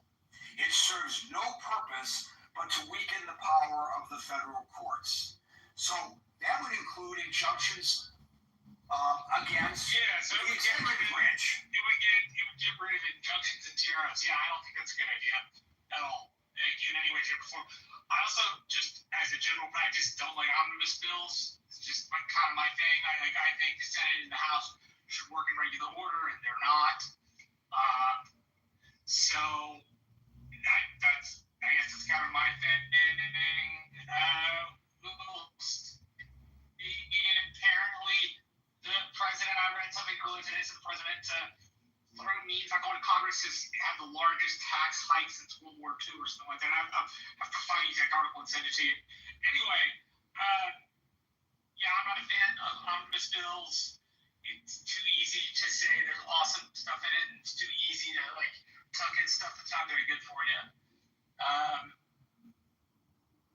don't know. I will say in response to Scott, it is on the national level Republicans not caring about programs in that way, or food programs in that way. But I will tell you, in Texas, and I can only speak for my state, but school lunches are supported by the state party, and they're supported by just about every Republican I know. Head Start included. I don't know. It's going to be interesting. We got 3.5 more years of this, so we'll make it to the other. Don't agree to release. It means that not so under pressure as we think that the Hamas and they still keep 58 hostages after 1718, 1 year and 7-8 months. So we are not so strong as we think. It's not so clever to keep on giving Palestinian, and of course, the biggest fun. That we keep our soldiers. It's not that if someone knows we have really friends, it's become more and more. The Tzota says, enough. We can't do it. We see enough death. We see enough water. We don't want to go anymore to Gaza. We owe to the military.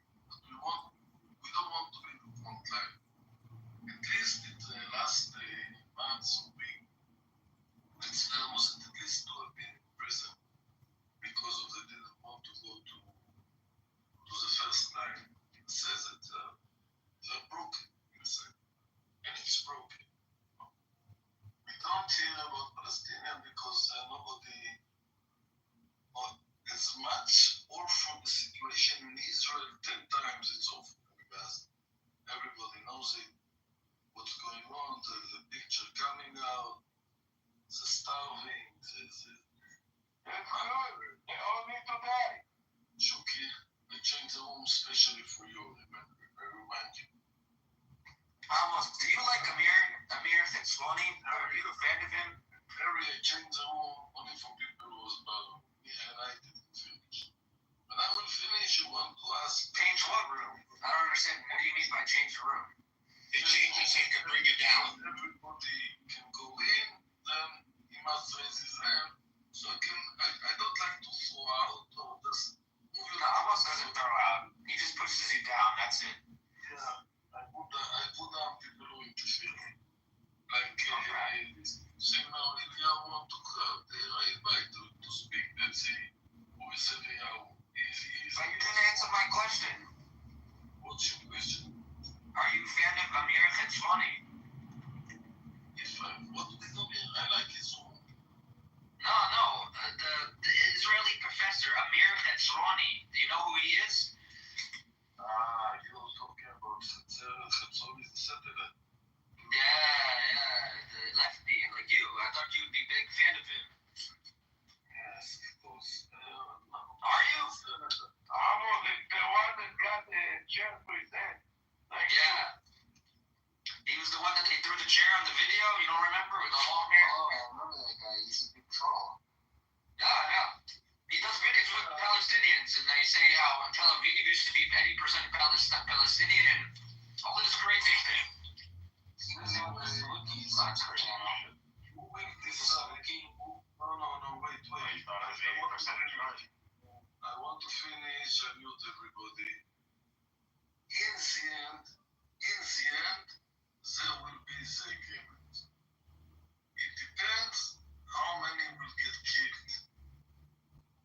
And in the end, why I call this coexistence? Because in the end, we'll sit together and we will talk and we will have to live together. Palestinians will come. Whatever going to happen, they're all going to be stopped to death. Shuki, I want to finish. We'll see about that. They're all going to be stopped to death. Shuki, enough. All stop. You're the one that's done your computer's still working. Donald Trump decided to put inside for one soldier. They get everything, and they promised that we didn't bring anything, but on the humanitarian go inside for one American soldier. And this is Donald Trump decide. If Donald Trump decide we will not attack Iran, we don't attack Iran. If Donald Trump decide to make agreement behind Israel back with the Houthis, he do agreement with the Houthis behind the He do the agreement and Israel wants to get out of that. Shuki didn't finish. He do the agreement and Israel wants to get out of that. Shuki, wait, don't give me my choices. Bye-bye. So what I start... No, bring him back up, Alma. What are you doing? Come on. Bring him back up when I finish talking. Gary, if you want to join him, you can do it by yourself. I don't need... Yeah, I mean, it looks pretty comfortable down there. What do you think? I think that I want to speak and nobody interfere me. I mean, you've been speaking for a long time already. I want to finish my words and Bring him up. not you, not Simon, cannot joke. Okay, alright. We'll let you in the kindest room, you don't let me speak, but here I am speaking. This is my room, that's why I open this room. And nobody will tell Amos when to speak, how to speak to Shoki, to Shlomi, to Harry, to... You don't have to refer to yourself as Amos every time. You can just say, you know that, right? I become so celeb that there is a... Yeah, you have like this aura above you, like you're the higher power. This Kaka, I don't know how much money and how much time he knows, he make it work on my family, everything. So he's just psychic. He's a medium. He told me everything about my family. Harry, please.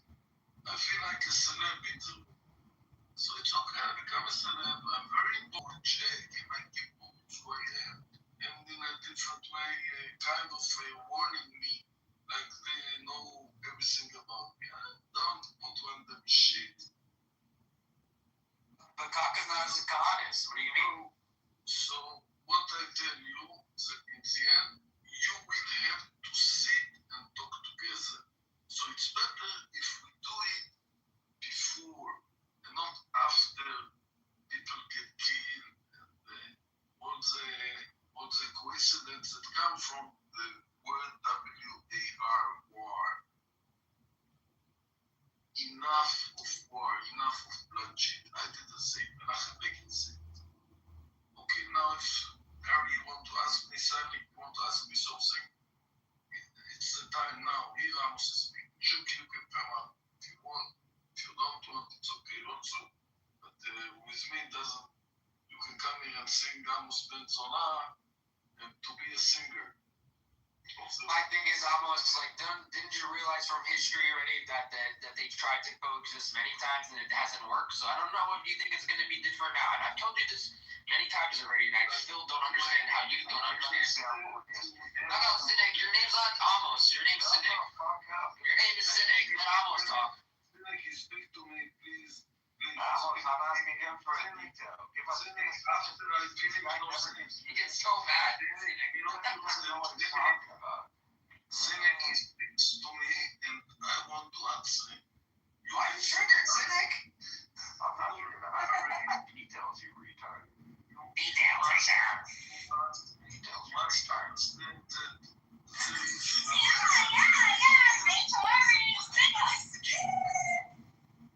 Put yourself down or I will put you down.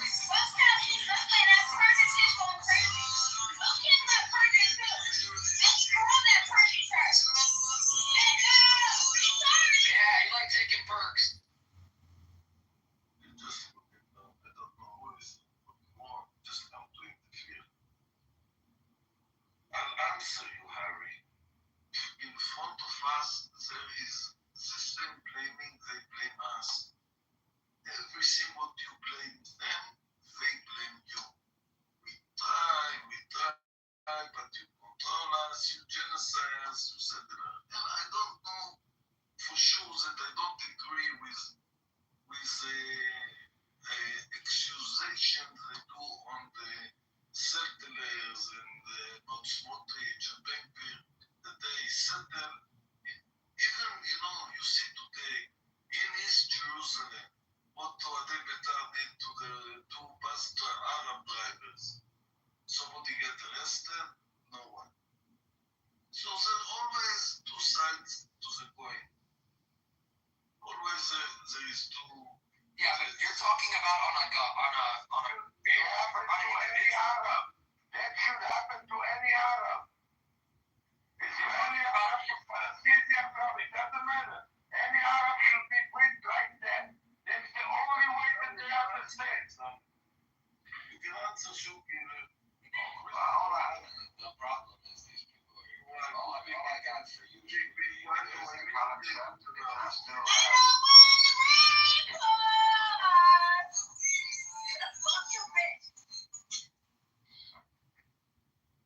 don't put attention sometimes. Everybody is there. I let everybody. All I got for you, Shuki, is simple concepts. Look up what Galut Ishmael. That's all I got to look up. Every Arab book has the same treatment like these bus drivers. They need to beat the shit out of you. That's the only way that you guys know how to behave. It's in the Zohar. It's in the fucking Talmud. It is in your books. Galut Ishmael is coming, and when it comes, all the exiles. The Talmud is not one of our books, by the way. They're gonna look like child's play. The Galut Ishmael is the worst one you will ever suffer. You will see what is going to happen to you. You will see. I can't wait. But in your books, while I'm waiting, I still gonna kill you. While I'm waiting, I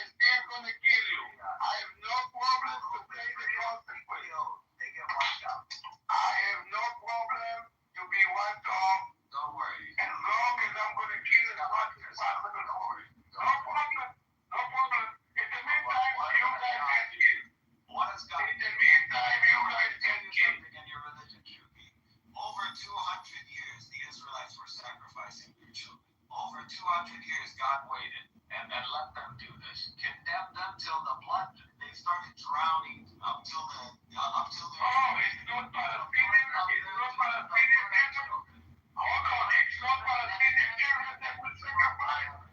It's not Palestinian children that were sacrificed. Then you got what you did. Then you got what they did. Hold on, shut the fuck up and listen. It's not Palestinian children that were sacrificed. Oh, it's the same thing? Don't worry, it's coming. We don't have children of brothers and sisters like you are. We don't have sex with our sisters like you. This is the last time. There is no more. There's no more. Okay. This one. I cannot wait. But in the meantime, I'm gonna kill as much as possible for you. You can do whatever you want. Israelites when they sacrifice their children. It's okay. You can do whatever you want. Don't worry. No problem. It's coming. It's coming. Don't worry. No problem. As long as we're killing from you, Jews. He's straight to the point. Don't worry. The Israelites weren't Jews. You know that, right? No, you retard. They're not Jews. So why are you talking? You bring them up like it's like a disgrace to us or something. I don't know. I don't understand. You claim to be a tribe from the Israelites. Yeah, but that doesn't mean that they're all Which Israelites. you're not, motherfucker. You're fucking black. What the fuck? Oh yeah, I'm black. Yeah, even some black stuff. You think you're a fucking descendant? My wife is even laughing about that shit. Do you know what the chance is, even in Israel? The chance of someone being a descendant of the tribe of Abraham is less than 20%. Even my dog is laughing. Literally less than 20%. Out of all these motherfuckers in Israel, the males, less than 20%, you have the chance of being an actual descendant of Abraham. Well, like most of you are not even fucking Semites. What the fuck? Go look up the haplogroup. J1. Less than 20% J1. What the fuck? You can't make this shit up. We cannot, but you can. Well, like over 30% of you are. Well, I could say, shut the fuck up. You're almost 30% are Hamites. Well, like you're practically a Jew. Shut the fuck up. Go on. You comparing yourself to us? Well, like, no, we're over 40% J1. Oh, yeah. And whatever is left of the Israelites, they have their descendants. It's not even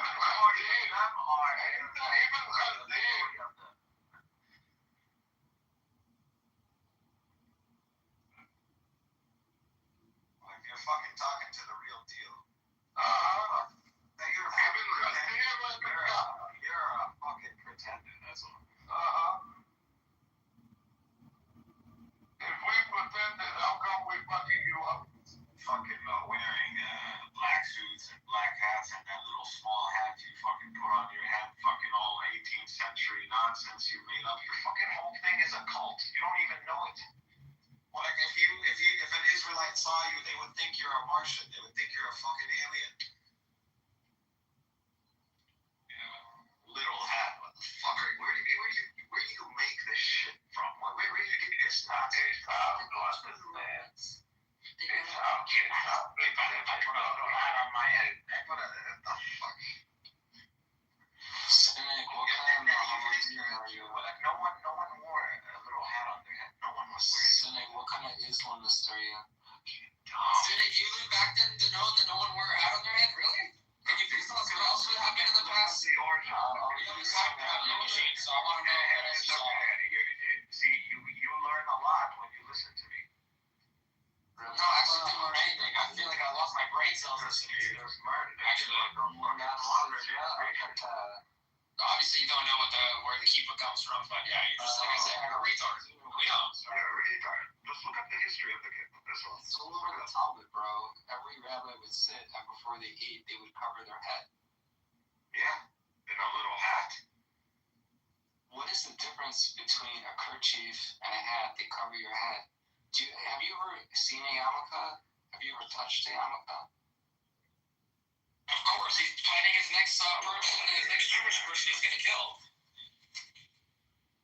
You notice that yarmulkes have two layers? The ones do, at least. Who cares? Do you know why that is? But look at the origin of this shit. And somehow you say that you didn't forge your, like, weird book from our holy book. There you go with the nonsense. And first of all, who told you Explain to me how it's nonsense. Who told you it's your book?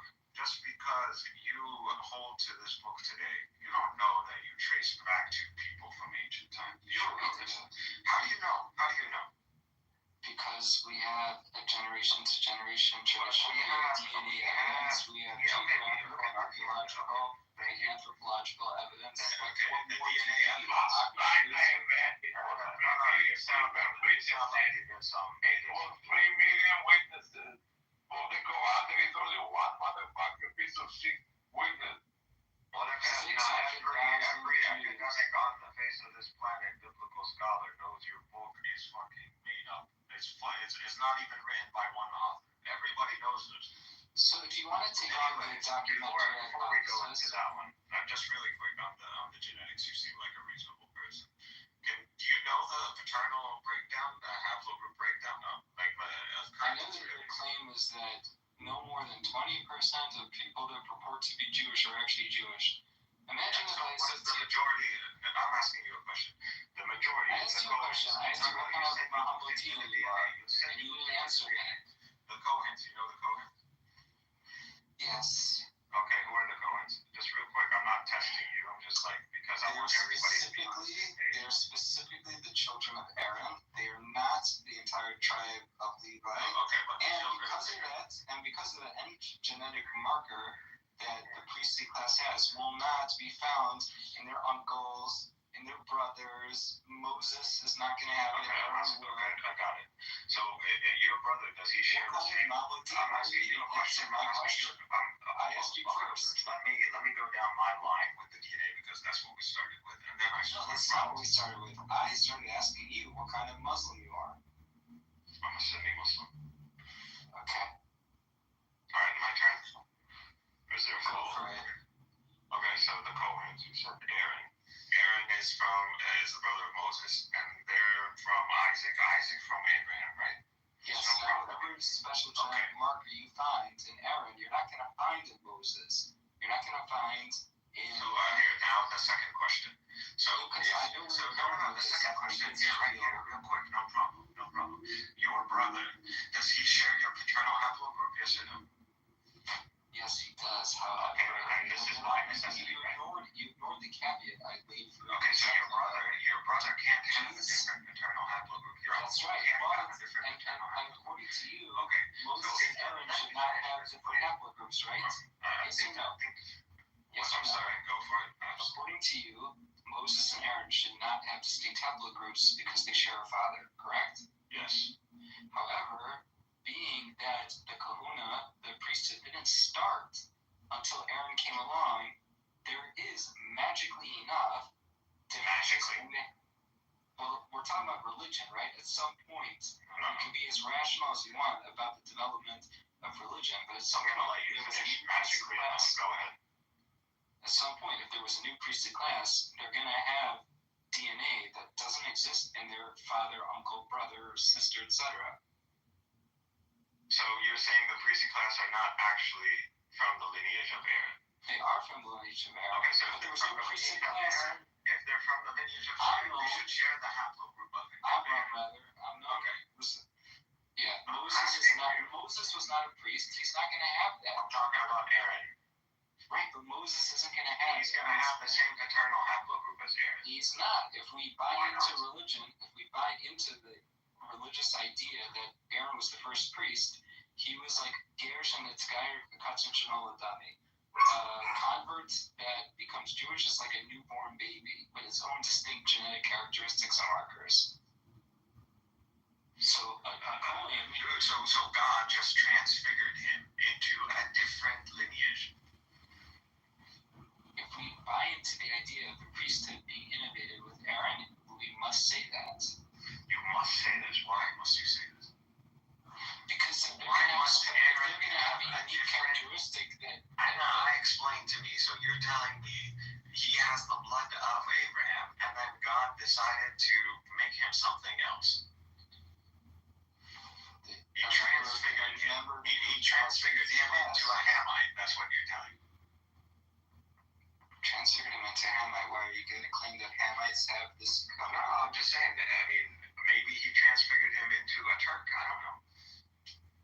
Well, what you're talking about is fucking transfigured him into a what Kohen. you're talking about is fucking ridiculous. And magically, God, for some reason, decided to change the lineage of Aaron arbitrarily for no fucking reason.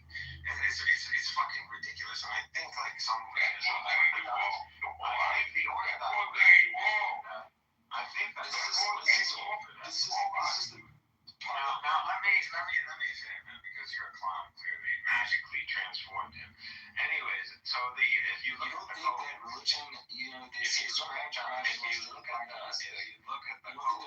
mystical about if you look at the percentages about paternal haplogroup, if you right now Google like the paternal haplogroup breakdown of the Kohens among the three main populations, Mizrahi and Ashkenazi and Sephardi, what you are going to see is that among the Ashkenazi, over 40%, around 40% of the Kohens, the majority paternal haplogroup is J1. And you're going to see among the Sephardic, and you're going to see among the Mizrahi, 50%. That is what you're going to find. So clearly, yeah, there's a lot of Kohens that are fake. But the majority of them no, you can't be a brother-in-law, or you can't have a different house. You don't know what I was saying. That's not how DNA works. My own brother-in-law's last name is Cohen, and he does not take the position of a Cohen. He has a tradition that he's actually not a Cohen. We understand this. So the DNA poll is on a sample size that includes everybody in the last name Cohen. So that's what it is. And I'm telling you that not all people with that last name identify as Kohanim.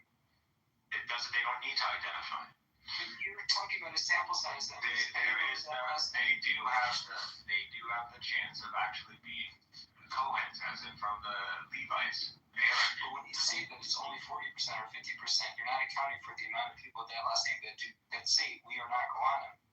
No, they are taking that into account. So everybody it doesn't matter. You're taking a whole sample size. So this is going to reflect the whole population of those who actually have COVID. All of them. So, I mean, this is statistics. I don't know. A bell curve, I don't know if you know about it. Yes, normal distributions, central tendency rules. All right, perfect. So you understand. So we're looking at all this evidence. Mizrahi, so, of course he's going to bounce. So you find the correlation. There's a paternal haplogroup, a predominant paternal haplogroup among the Kohens, which is going to be J1. It's J1. So if Abraham had a paternal haplogroup, it's J1 and J2. It's J1 and J1. Yes. But you can't. It doesn't work. Go look it up. When you look it up, it says J1 and J2. Yes, the J2s can't be the haplogroup of Abraham. It falls within a broader haplogroup, most commonly J1 or J2, both heavily found in the Middle East. Yes. But Abraham can only have one paternal haplogroup.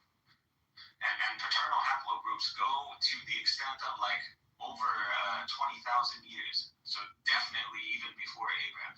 So whatever Abraham is, it is going to be a specific paternal haplogroup. And this has to be J1. It's going to be J1. The Kohens, the majority of them are J1.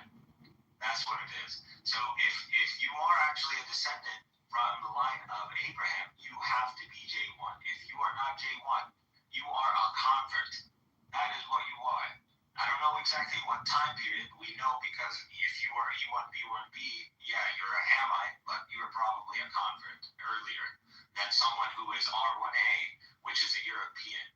So that one probably converted in the medieval times or in even maybe modern times. So that's how we know.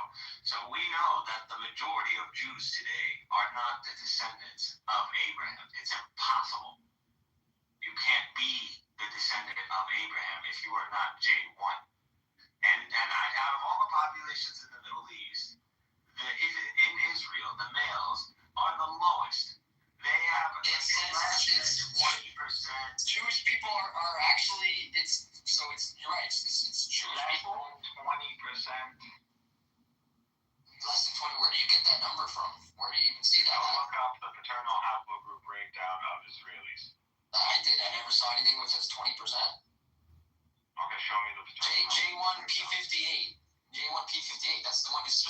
talking about, correct? Yeah. Okay. So it's a strong genetic candidate for paternal lineage of Abraham based on tradition, religion, DNA patterns. No one can say with 100% certainty, but if you carry J1, especially J1P58, you can share ancestry within the broader group traditionally descended from Abraham. Yes. Okay. And it says common in Jewish Kohanim, Arabs, Middle Easterns. Okay. That's what I was saying. Alright. Well, you said Jewish people can't have that, so I don't. No, I said they can't have that. I said only a minority, a small minority of Jews actually have it. In Israel, less than 20%.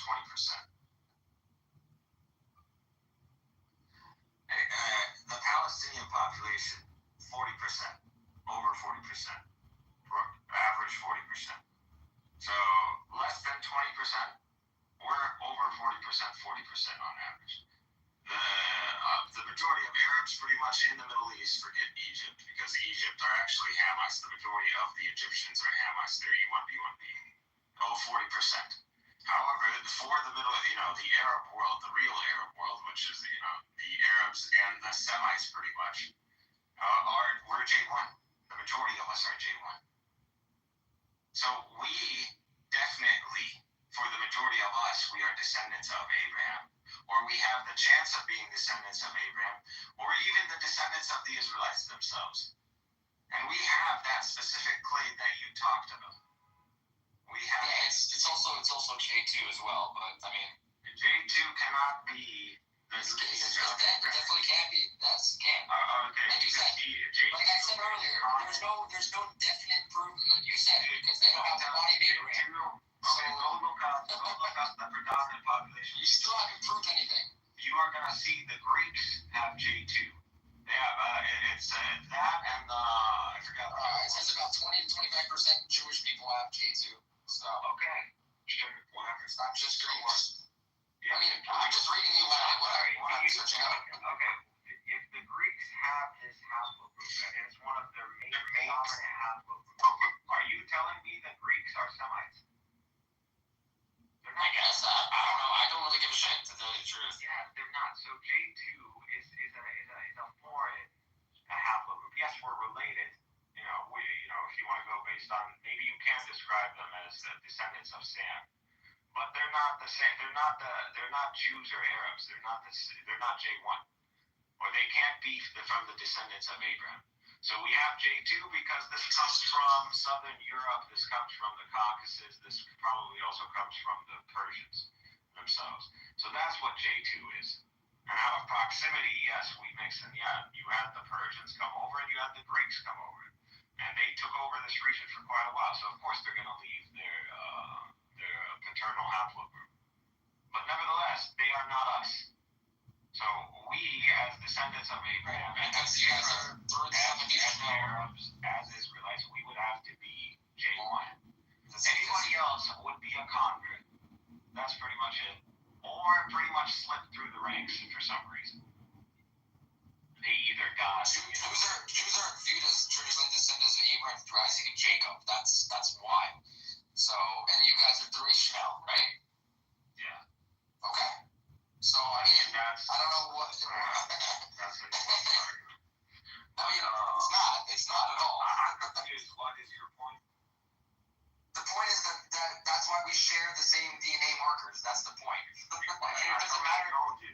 Just because the majority of Jews are not from J1 doesn't mean they're not descendants of Abraham. Absolutely, it means they're not descendants of Abraham. Absolutely. No. Yes, it is. Absolutely. There's no denying this. Abraham, whatever it is, Hold on a minute. So you want to tell me that you are the real Jew? Existed.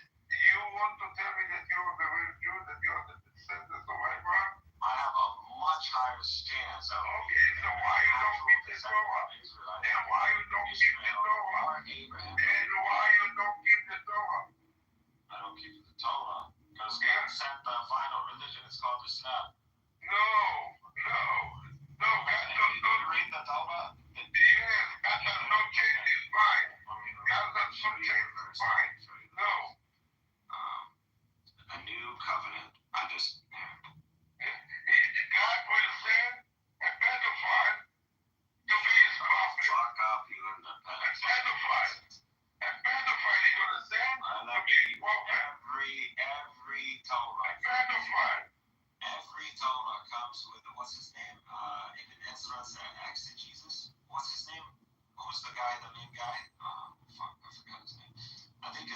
it's not evidence, it's the other one. Anyways, every Torah that you have in your hands comes with a specific exegesis. A specific exegete. I forgot. I don't know what I'll just find his name right now. The craziest story is that Muhammad went on a flying donkey, and when he flew from Mecca to Jerusalem overnight, and that's their connection that they have actually to the only connection that they have to Jerusalem. That's the funniest part about that whole thing is I don't know that flying donkeys existed.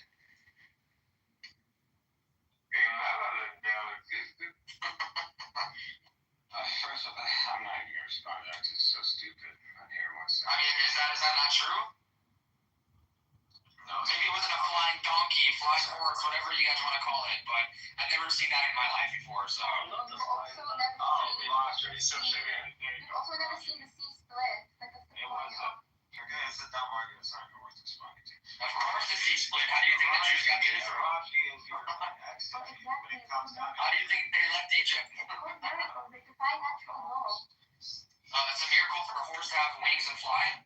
I didn't know that. Actually, he's just trying to change the point because they're getting. No, it's not trying to change the point. I'm just wondering if you really believe this story. Every Torah, if you read the Torah, do you know the exegesis in the Torah? Do you the Tanakh?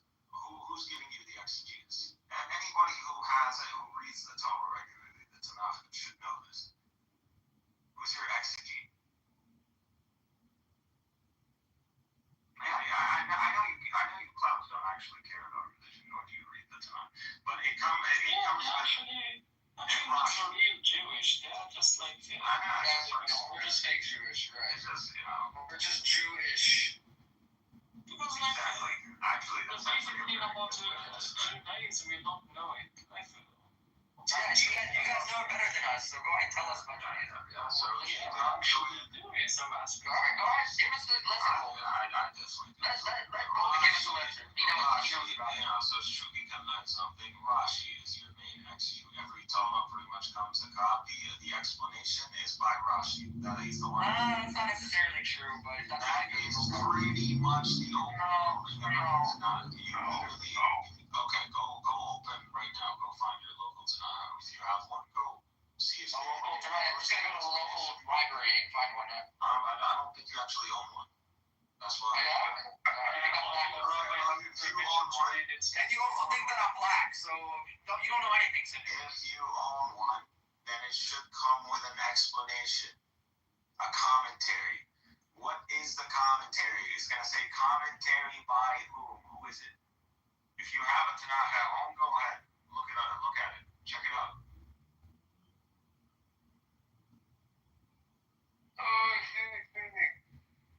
The overwhelming amount of Tanakhs are gonna have this.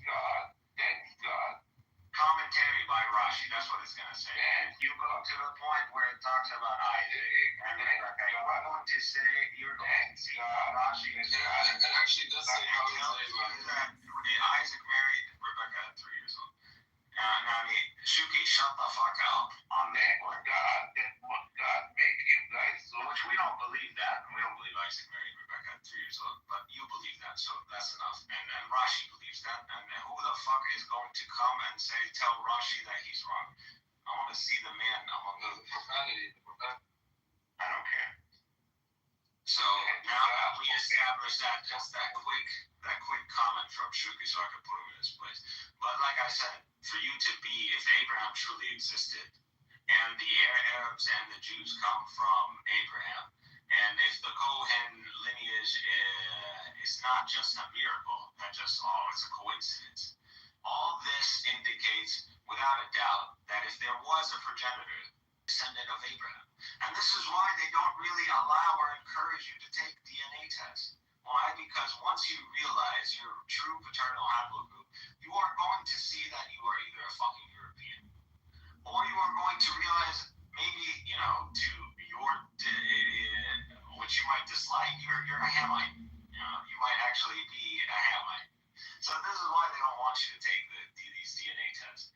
You're going to realize that there's a very low chance of you being a descendant of Abraham. And then your whole narrative falls apart. You're just a fucking convert. The overwhelming majority of you are just converts. We're still killing you, right? Okay.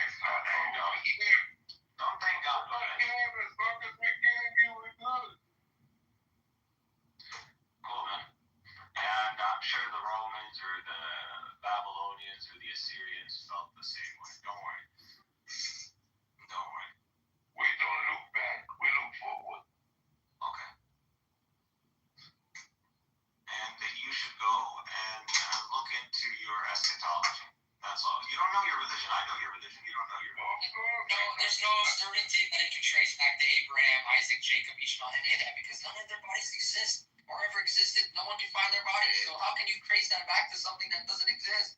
Do you not know It's a bunch of fucking baloney bullshit. It's you not know bullshit. how abduction works? It's bullshit, isn't it? Okay, let me get this straight. You're saying right now your Tomo's bullshit. That's what you're saying. No, I'm saying that your DNA bullshit, all that bullshit that I can trace back is bullshit. So let me get this straight. The majority of Arabs are J1. And so if you were going to claim yes, your Tomo... do you understand what that means, though? It doesn't mean a straight lineage back to Abraham. It does not mean that. Okay, so specifically saying, okay, at that point, you are saying that the majority of Arabs are not the descendants of Abraham. But then when you look at the other demographics, the other paternal haplogroups, you're going to see the Hamite paternal haplogroup, which is the E1B1B. Are you saying Abraham was a Hamite? They have traces to that E1B1. Yes, they do. It's E1B1B1. E1B1B. Yes, correct. So it's common in Y DNA paternal line like J1, J2, and E1B1B. Okay, that E1B1B is associated with the Hamites, the Egyptians, the North Africans.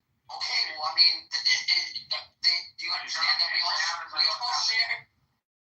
We're all from the same area, so of course we share the same DNA. You're telling me Abraham is a North African? No, I'm not telling you that. Okay. I'm not saying that. So Abraham was originally from Mesopotamia area. By the way, again, this is not even me telling you this. If you go on the Orthodox, the ones who claim to have the Davidic line, you are going to see that they are J1. Look at anyone who's claiming the Davidic line. There's a family that someone mentioned to me. You can look this up, find like certain families that claim the Davidic line. They're all J1, by the way. That's cool. I mean, they can claim that, and if that's what it traces back to, that's fine. But I mean, it doesn't mean that you're not. It doesn't matter. It's an overwhelming amount of evidence. The majority of Arabs, the Kohens, those who claim to be of the Davidic line, this is all. And we know the concentration of DNA as well. We know that E1B1B is North Africa, I think, like certain Sub-Saharan Africa or East Africa. I'm just saying, genetically, we can speak religiously, yeah, okay, that's fine. But genetically, we don't have Abraham DNA, so we can't prove any haplogroup is definitely his. You understand? Okay. For you to be a Semite, you need to have either J1 or J2. Listen, there's no denying that. So, that's fine. That's fine. That can't be denied. No problem. Now, Abraham is either J1 or J2, just based on that simple fact. Now, we can look at J2. We can look at the populations that have J2. You are going to start seeing the Caucasus. You're going to start seeing Greece. You telling me Abraham is a Greek? Or he's a Persian? No, he's not. And the narrative goes that he is associated. I understand what you're saying. Okay. But the thing is, there's still. Do you understand genetically? There's no definite. I understand that. That gets really. That goes into religion. I know. I understand that. If you want to talk genetics, then that's what we're talking. Genetics. There's no plausibility to this. It's just not plausible. For what? Because we are associated. I'm not denying it, bro. But that's what I'm trying to make you understand. However, the Jews being in this specific region and closely associated with the Arabs, they would have to be J1 as well. And that's what we see. It is not a coincidence that you see these Kohens, which is the main line that maintains the paternal lineage. Everybody else is it doesn't prove anything, honestly. It really doesn't. Prove it. No, it's honestly it's a bunch of bullshit. You're going to explain how is there a coincidence among these three separate groups, Ashkenazi and Kohen? Because they all come from the same fucking area on the planet. That's why. No, but you see, look at Asian people's DNA. They all have similar DNA too. It doesn't prove they come from the same part of the world. No problem. You just said it. They come from the same place in the world. So yes, but the same place isn't just a one little defined area. It's a broad area. You are freaking out. No one's freaking out. You just keep ranting on about the same shit for the last hour, bro. Because it destroys you guys. That's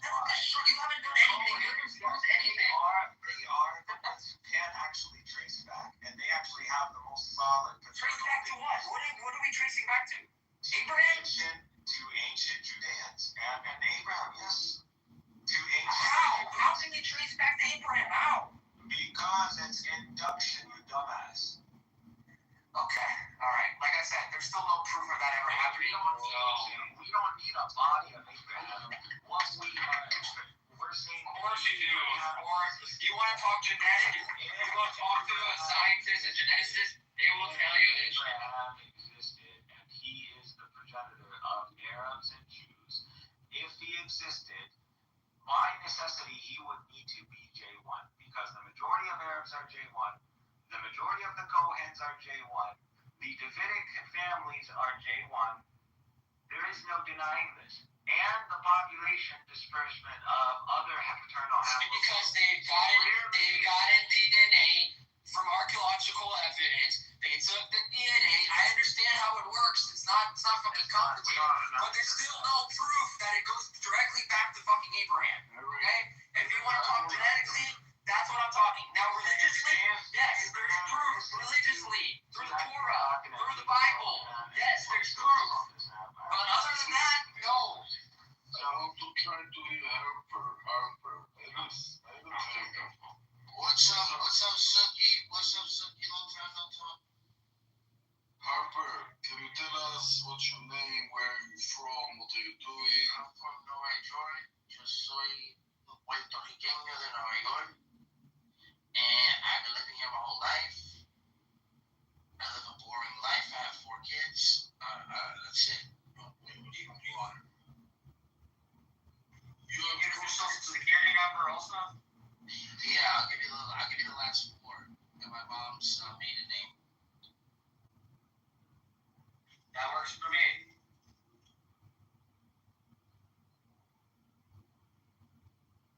Suki, you ready? Got a pen and pad?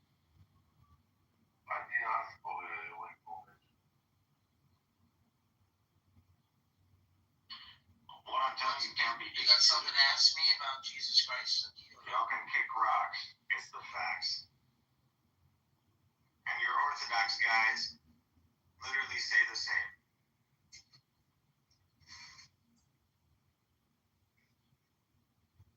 Y'all don't like the truth. Y'all don't like it. Where you gonna come and pick up some rocks from the bed? Y'all don't like the truth. What truth in it? What's the truth that you try to prove? I still don't The truth understand. here is that Mary had a virgin birth, and she gave birth to a son, who is the Messiah, the Son of the living God, the Son of Man coming. I don't know if that's a more ridiculous story or the flying donkey. I'm not sure. Well, when I talks about a talking donkey, you dumbass. Like, what the fuck is wrong with you, man? I said flying donkey, not a talking donkey. A flying donkey. I could keep fucking making that shit up. So Muhammad never made his night journey to Jerusalem then? Oh, that's chapter 53. Yeah, there you go. See, he knows the story. No, he doesn't actually. He doesn't want the fucking stuff. We can read it.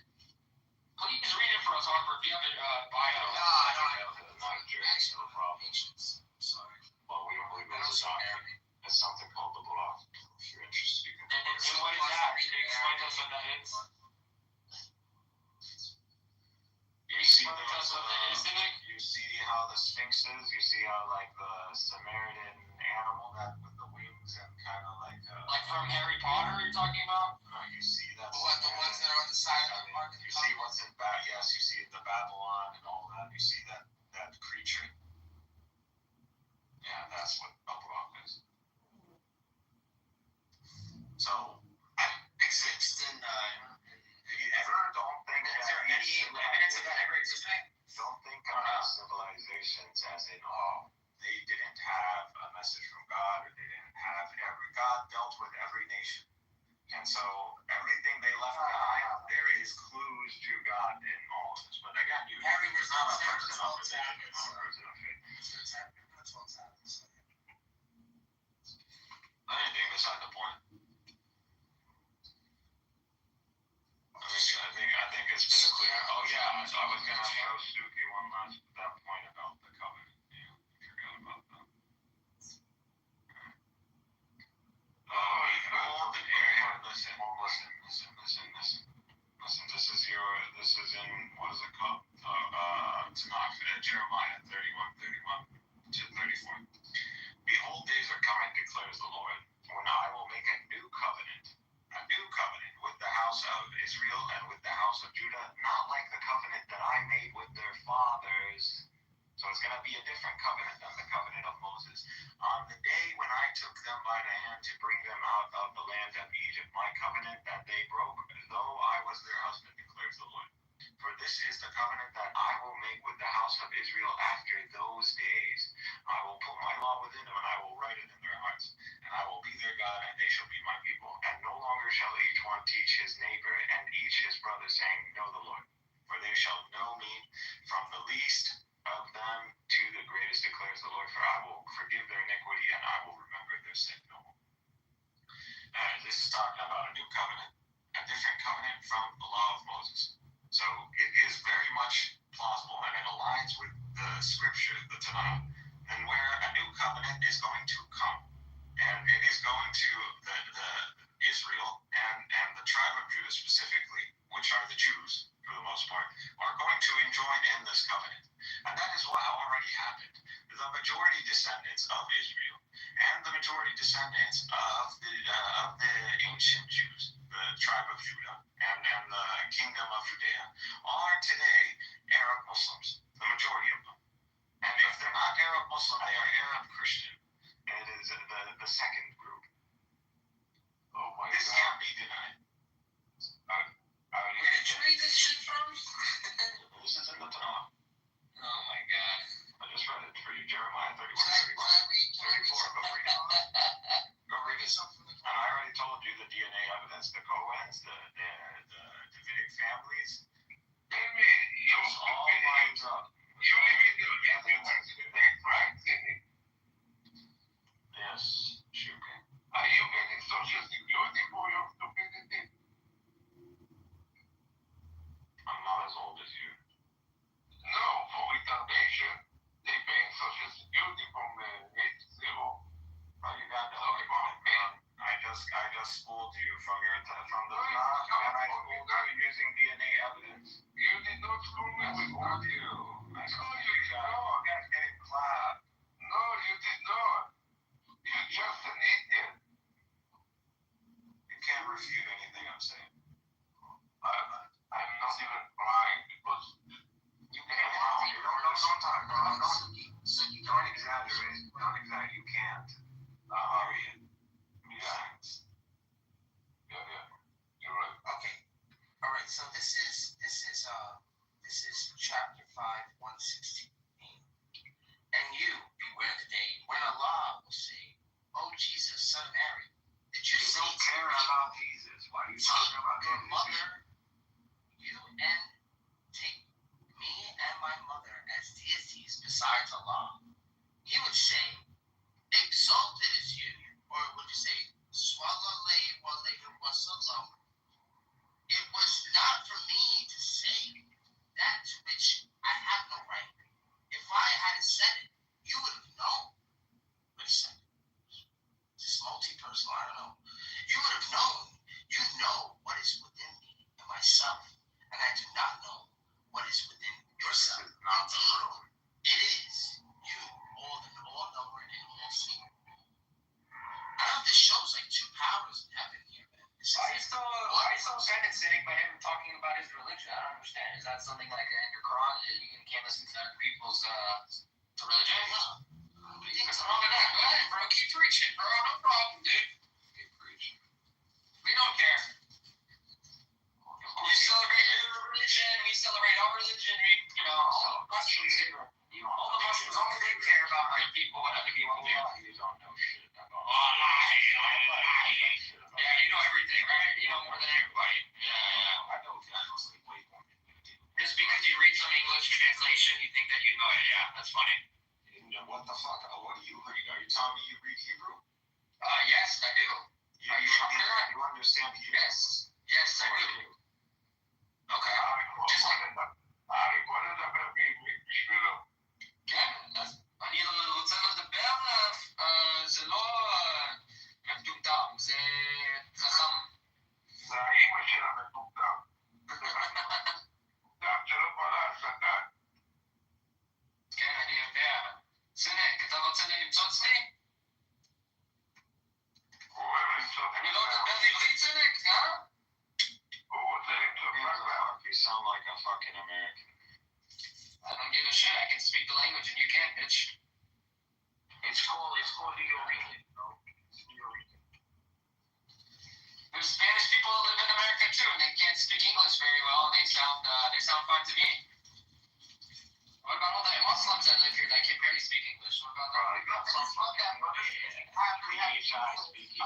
speaking to Allah. Exactly, doesn't know how to speak Hebrew at all, actually. And Muhammad never really spoke to Allah directly. So I just like the fact religion than you do. Yeah, sure. I know more about the history. I've given you all the evidence. You can speak Hebrew. Learn all you want. The chances of you being a descendant of Abraham are dismal, bro. And you know what? You can cry all you want, but nothing's gonna change what you're doing, like what you're saying. It's not gonna change anything. Is only all you have to do is look at the eschatology. You don't know the eschatology. We're still killing you. Buddy, the Assyrians, the Babylonians, the Greeks, the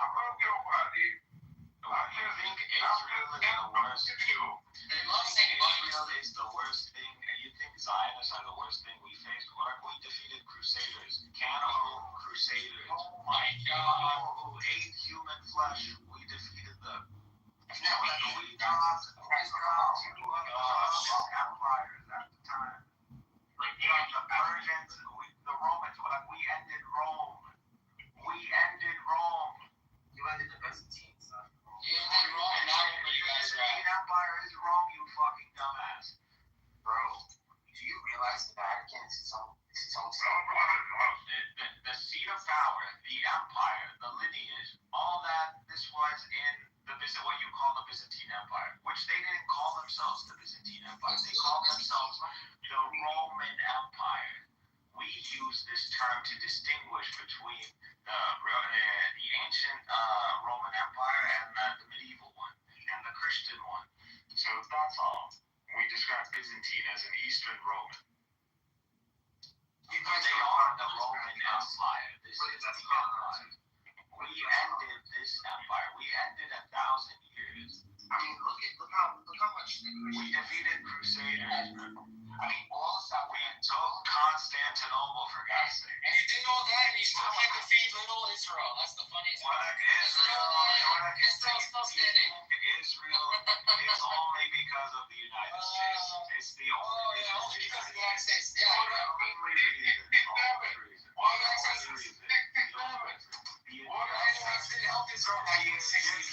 And the Syrians were about to clean clocks. The Americans didn't help Israel in 1948. Go look it up, bro. It's all there. It's public information. Yes, they did. America didn't help Israel until after the 1960s. Weapons and funds. Yeah, go look it up, bro. It's all there. It's all there. You don't know shit. Yeah? I guess all the history books in America are wrong then, right? You don't know. Cynic is right, all the history books are wrong, right? What you can't even give me, you can't even be specific. Specific with what? I told you before 1960s, America didn't help Israel with shit. They did. Go look it up, bro. I mean, I don't know what to tell you. You keep saying they did. Do you want me to look it up for you and read it to you? Because I guess you don't believe me. Yes. Okay. All right. Give me 1 second. Yeah, exactly. If we're gonna take your brain and we're gonna put it in that barrel, she's gonna fly backwards on the cat's mouth. That's not Dr. Out. No, you're dude. That's not Dr. Out. You can't even make an argument. All you keep talking is about pedophile this, pedophile that. You haven't even read your own Tanakh, or you would know Isaac married Rebecca at 3 years old, you dumbass. Well, I know that You don't even read that. I know that Mishnah. If you would have read some Mishnah Kutubat right in the beginning, Mishnah Kutubat, you would see the age. You would see the ages. You don't know shit. Yeah, I'm coming to study, but you're an idiot. Let's prove this idiot wrong right here. So, the U.S. did not provide direct military aid to Israel during the 1948 war. In fact, the U.S. had an arms embargo on the entire Middle East during the conflict. This was meant to prevent escalation, but in practice hurt Israel more because Arab countries were receiving weapons from Britain and other sources. Where did Israel get weapons in 1948? Czechoslovakia, Soviet-backed. Rifles, machine guns, ammunition, Messerschmitt fighter planes rebuilt from German World War II designs. This was Israel's lifeline and ironically became through Soviet bloc support. But no, this guy 2 seconds ago was saying America. You were adamant on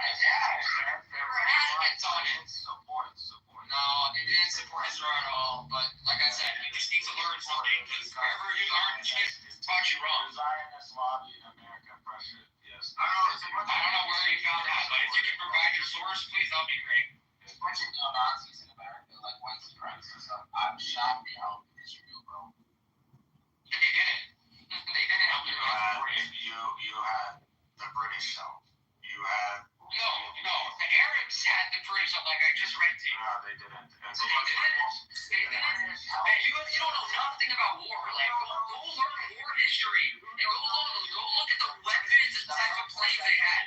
The Balfour Declaration, that's one.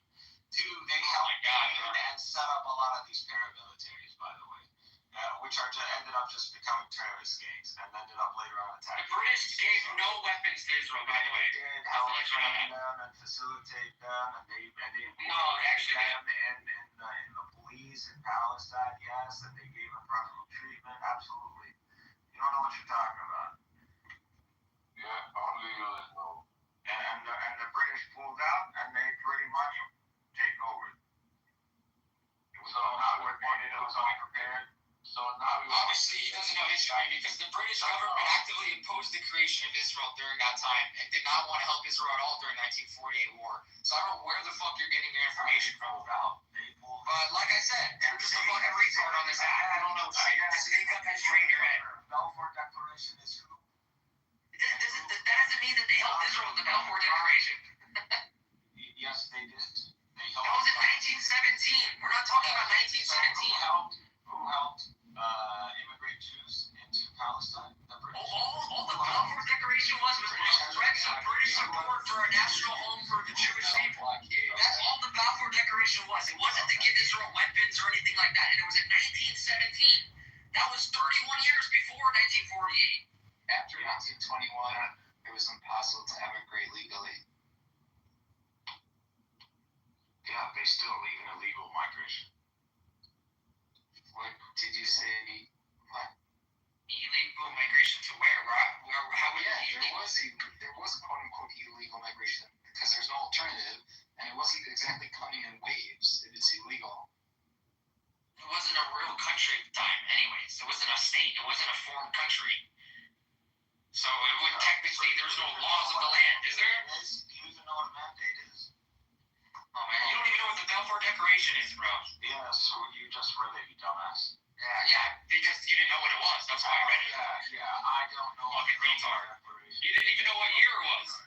You think the British helped Israel in 1948, bro? You're fucking retarded. You're so desperate. Desperate for what? I read you information online. I can provide you the sources. You haven't provided any sources. You haven't provided shit. British supporting Zionism and helping establish Zionism in Palestine. And you're like all the I want to go back to the documentary. the British support. You're a dumbass. Okay. Like I said, the Balfour Declaration didn't give any type of physical support to the people. You know that, right? Yes, it did. Literally. Okay, what did they give? How the fuck did you get to Palestine? Not by the British. So if the British didn't agree, how the fuck are you gonna go? First of all, there's Jews there before other Jews started to arrive from parts of Europe. You know that, right? Yeah, we know that. Okay. So, I mean, I still don't understand the point that we're trying to make.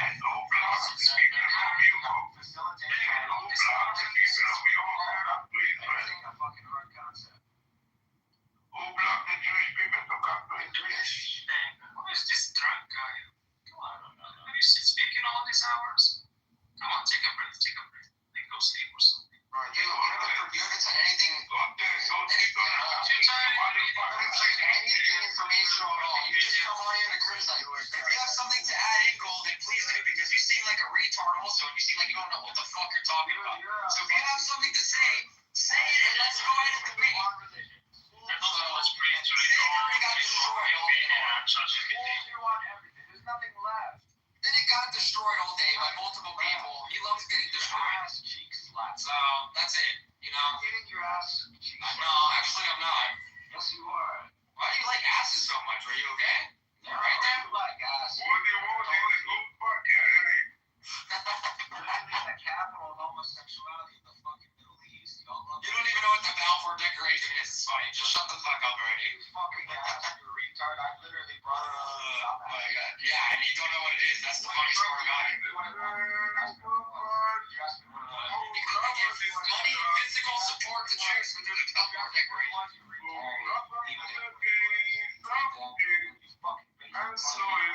He was a Jew. Everybody knows it.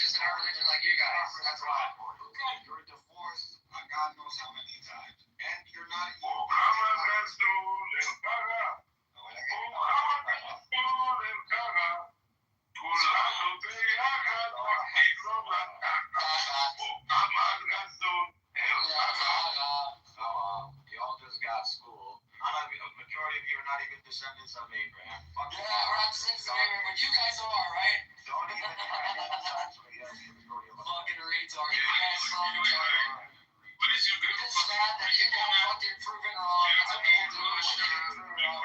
They don't shut the fuck up and they go on rants like you. What is your dogma from? When people get proven wrong, they go on rants like this guy. He won't shut up. Take a breath. Take a deep breath. Take a breath. Relax. Musa. Musa. Come on, rub the earlobes. Relax. Relax. Relax. It's okay. You can be proven wrong. It's okay, Sydney. It's alright. It's alright. It's okay. You didn't prove me wrong. Our origin is wrong. It's alright. It's okay. It's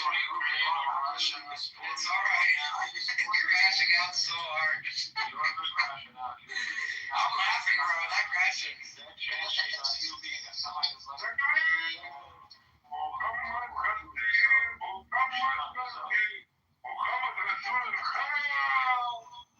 And then this clown is like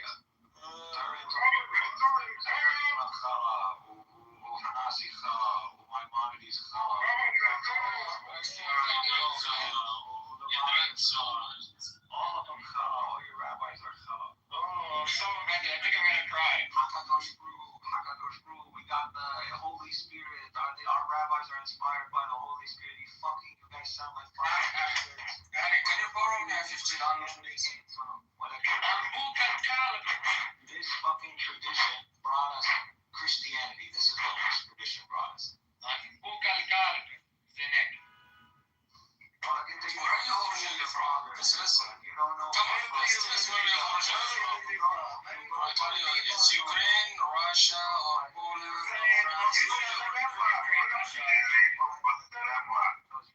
Golden, are you from Russia? You sound like you're from Russia. You don't know who Yeah, maybe. Yeah, you sound like a lot of maternal line because you don't know. Yeah, a lot of them. They actually left shit Russia. You don't know why you go by maternal line because you don't know who your fathers are.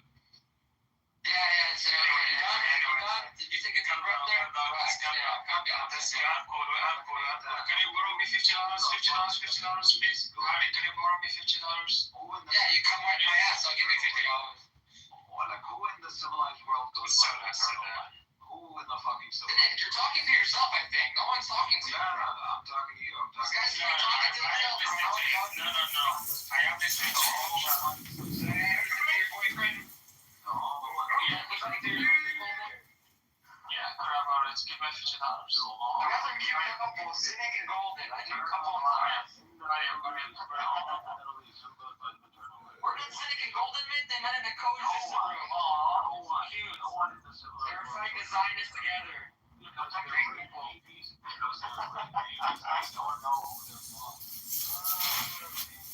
I know who my father is, actually. Maybe you don't.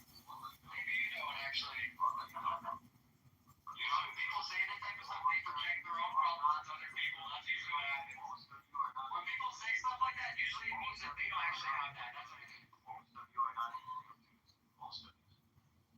Yeah, okay. And we're going to listen to a weird guy named Cynic. Cynic knows. I think he knows.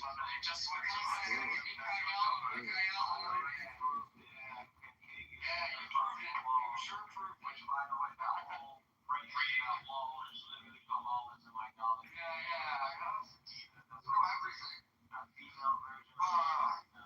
This is you get it from Kabbalistic tradition, mysticism. That's why you knock your head across that wall. And then some that's a fucking Ethiopian guy like yourself goes and starts fucking thinking about all the big. I'm Ethiopian.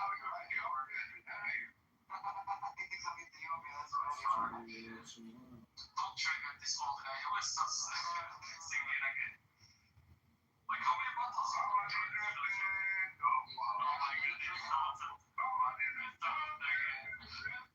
You told him to do it.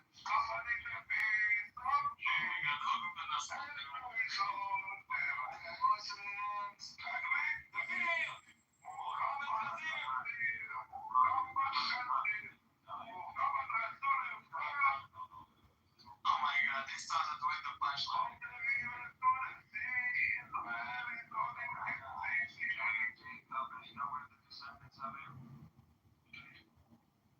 That's a good point, man. Yeah.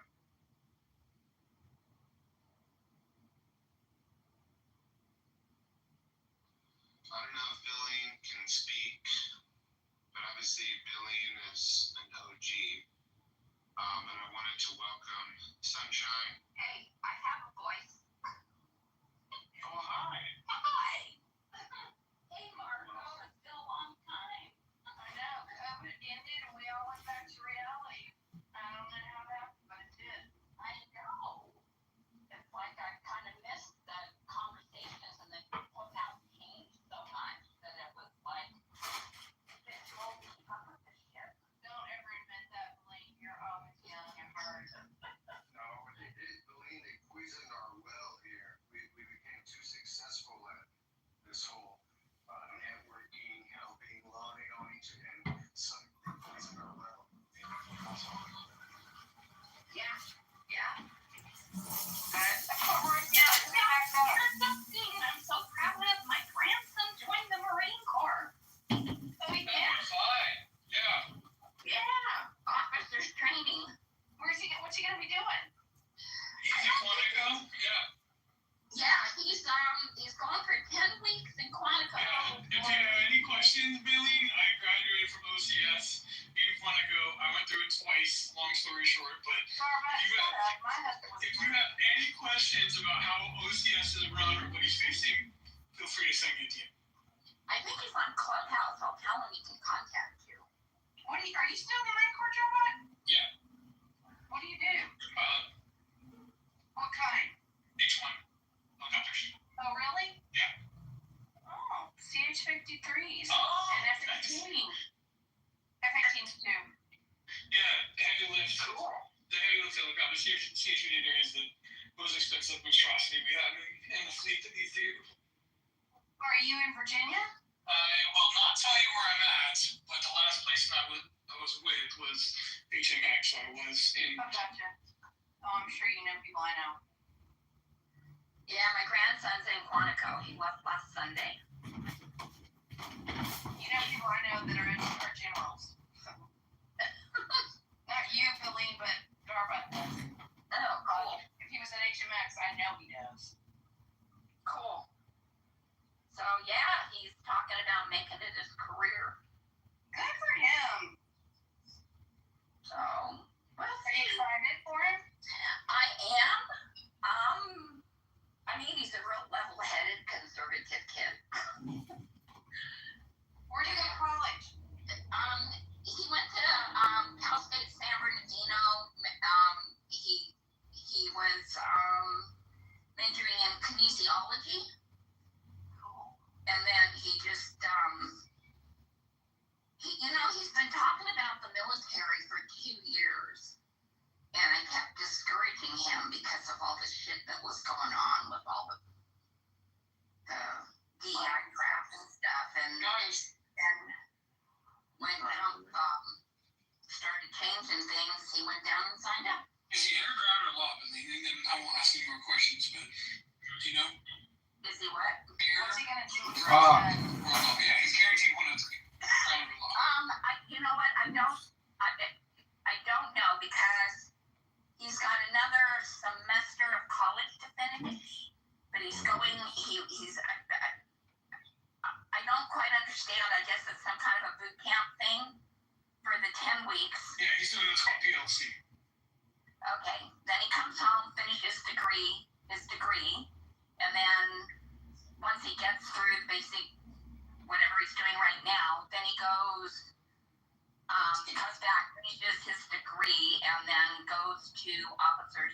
The basic school for 6 months, yeah. Yeah.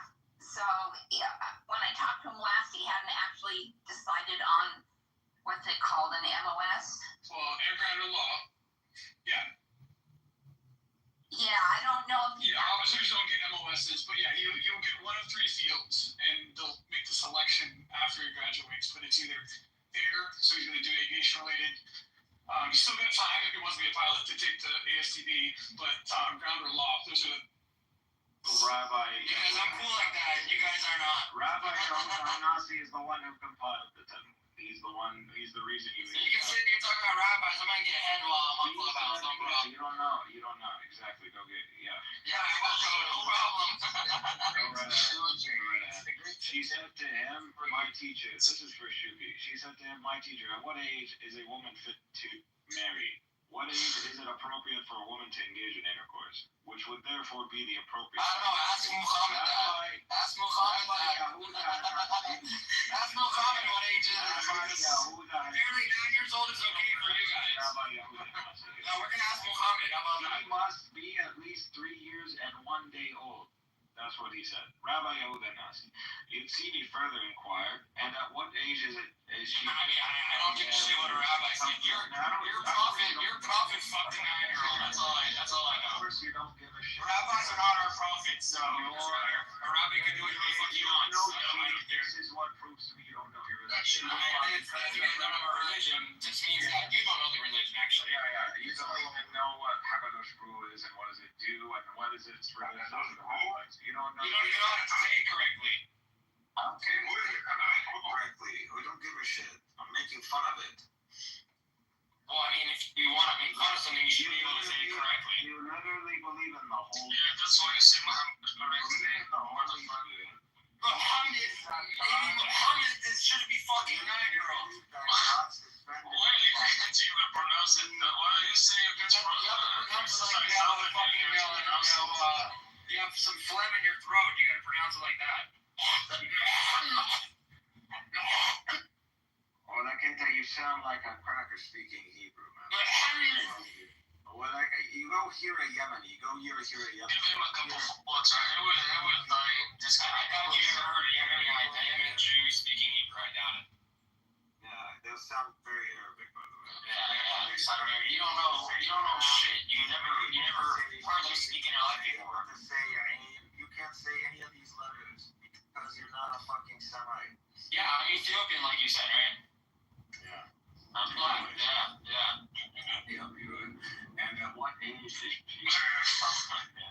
He said 12 years and 1 day old. She said to him, I was married when I was 6 and gave birth. And Muhammad said, I'm going to marry a 6-year-old, and then when she's 3 more years older, 9 years old, I'm going to fuck the shit out of her. For those 3 years between the age I'm going to fuck a 9-year-old because I'm Muhammad. I can do whatever I want. At the age of 6. I'm Muhammad. I'm the Prophet Muhammad.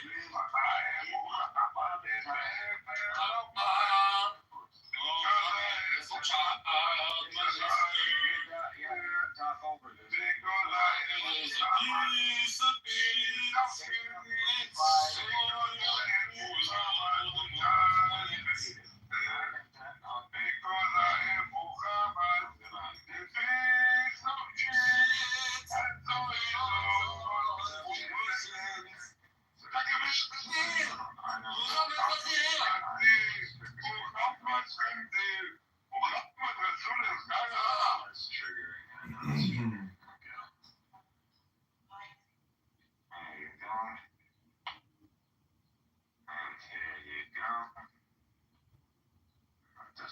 In the chat.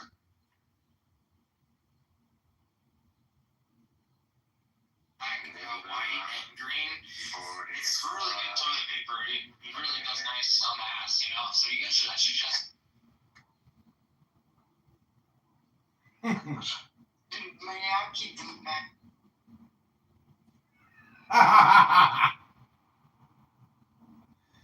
Yeah, to get a new fucking burner. Yes.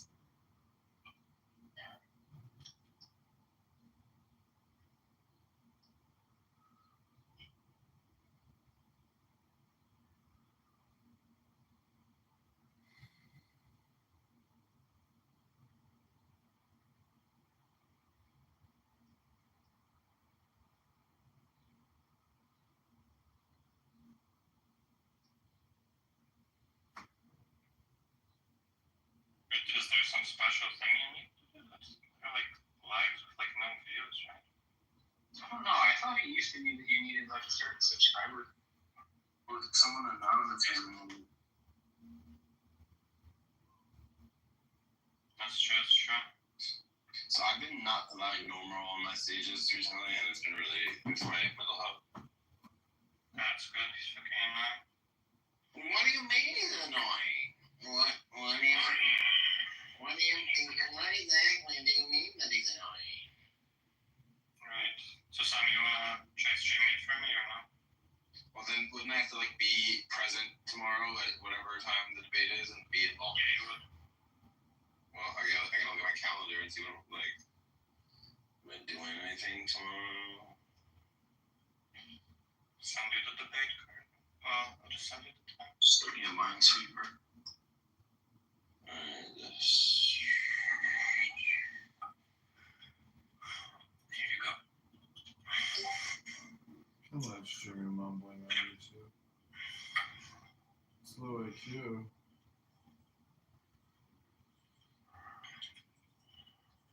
So this is May 31st, 7 p.m. Is that like Eastern Standard Time? Is that what time it is? It's relative to your time zone. Wait a minute, did it change? It moved up by half an hour. Okay. It's not changing. It's in the same time zone. Yeah. So what does it say for you?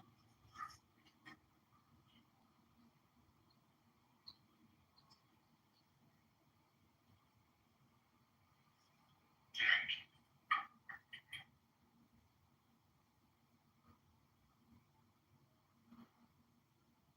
Jared was a race car driver. Any other volunteers to try to stream this? Sully, can you do it, my man?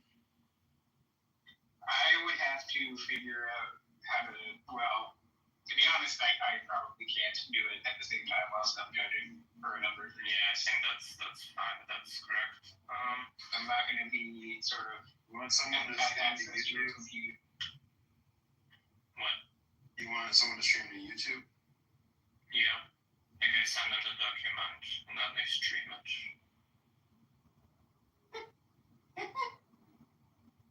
Trying to see. Or I mean, it's. But like I would have to like go over it with that person, so like they roughly get like my tempo, like when to like go through things. Yeah, you have to tell them to click. Well, not that there's too much clicking for me to tell them every time. I might, like, it's just the slides, they contain animations, right? So it's like, very cool animations.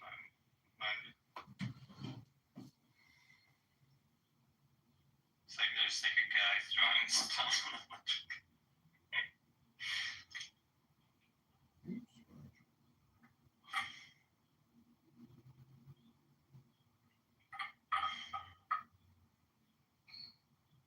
Alright, I can do it. I'll hit you up. I'll look over other stuff. But yeah, if it's needed, then yeah, I'll hit you up tomorrow before it, and we can do like a few test runs or something. Okay. Thank you. How reliable is the philosophy stack that's changed? What do you mean? Not very, I don't think.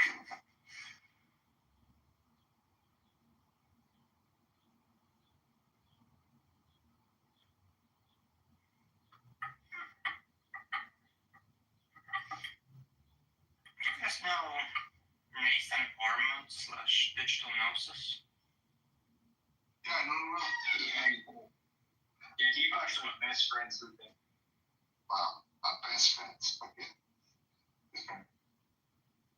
That's good. Seems kind of annoying.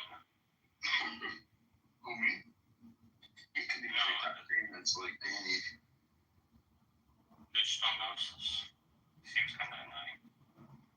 He's like just the video with Lance Bush, like a live stream he did with Lance Bush where he's reviewing Annika Harris. I'm guessing that's Harris's wife. Some like video, like interview she did on consciousness. And it's like such a ridiculous video where like the video, like it's just like her like saying, oh hello, like oh hi Annika, blah blah blah, how are you? This is her, and she's like, yes, consciousness. I thought it was interesting. I did this, but then I thought, oh yeah, it'd be interesting to look into it more, and like this idea that consciousness is fundamental, I thought it was interesting. And I paused the video, like after like she speaks for like a minute. After the video goes for like a minute. They pause it like, yeah, what does she even mean? Consciousness is fundamental. I feel like it's really unclear. You know, is she gonna clarify it? And they go like 20 minutes. I don't know. So the fucking live stream goes for 20 minutes. Well, the one thing, a lot of this, like, yeah, different kinds of videos, Nathan, and like, that is one kind. And yes, I agree. Like, I don't really like those videos exactly for that reason. But you know, the best thing you can do with an annoying video is to like not watch it. You become best friends with them. I don't know what you're saying, like, I'm just saying I find him annoying. I like wanted to check out the video and, you know, giving my thoughts. Yeah, you become best friends with Lance.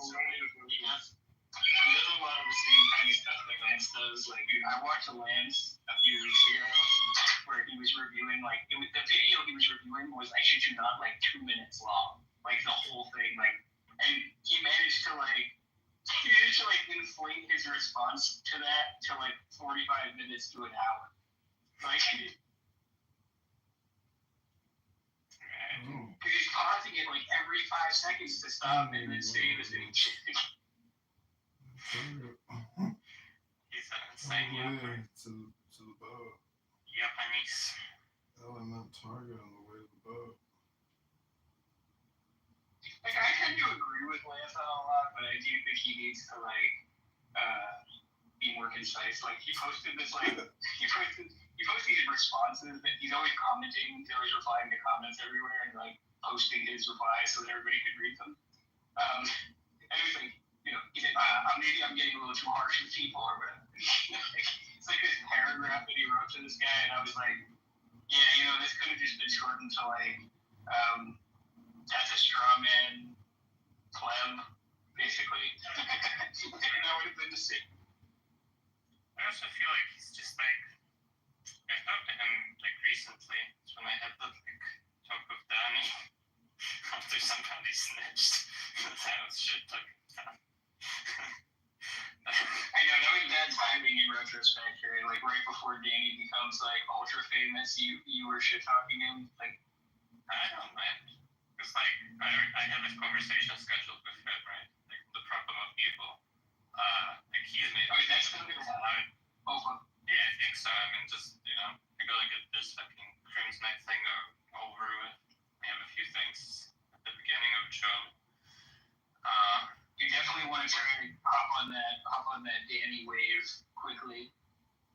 Yeah, I mean, maybe, yeah. I mean, maybe I'll do it like, well, I don't know. I guess he's gonna probably be busy.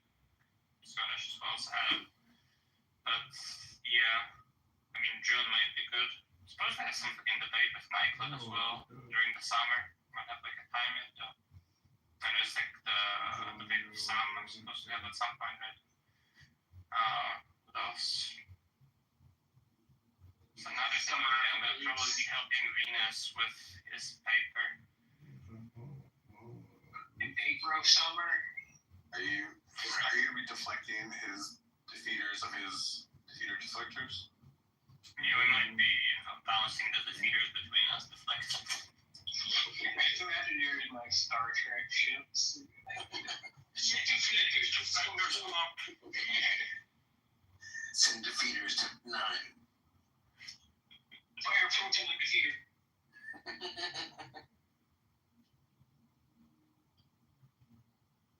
This fully operational defeater cannon.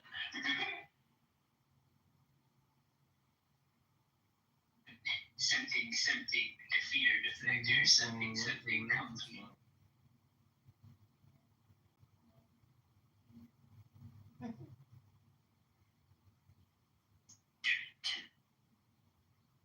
Deflected mannequin. Actually, I'm a pretty good top. No, I am the defeater. You say I have a good Palpatine. Yeah. Thank you. I think like I naturally embody the character. He's a very campy character, like intentional. What does campy mean? Campy is like over the top, the like performative kind of like act. Defeater. That's Chewbacca. I That's right. Mr. Solo, Mr. Vita no Solo.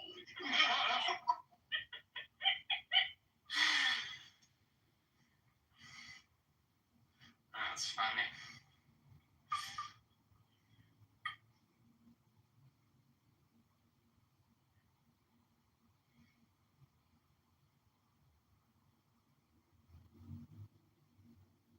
And Hiwa has a pretty good Jawa impression. Hey, what does the Jawa sound like again? I mean, I can. Hiwa did.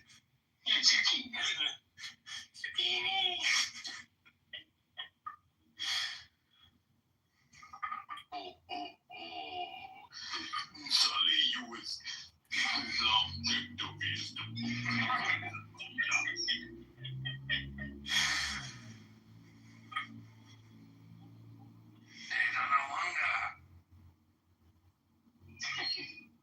I wish I could do like anything from Star Wars well. Like, I could spin a lightsaber kind of. I can do the Obi instant. There's this one move that Hayden Christensen did like over and over again in those movies. So like if you saw it, you'd be like, oh yeah, it's that move that they keep it. Dude, those lightsaber duels are fucking fantastic in the prequels. Like, I don't know. Yeah. It was actually the only good thing about the Acolyte show. Like, it was a fucking horrible story, but the lightsaber fight scenes were actually good. You could just watch like a compilation.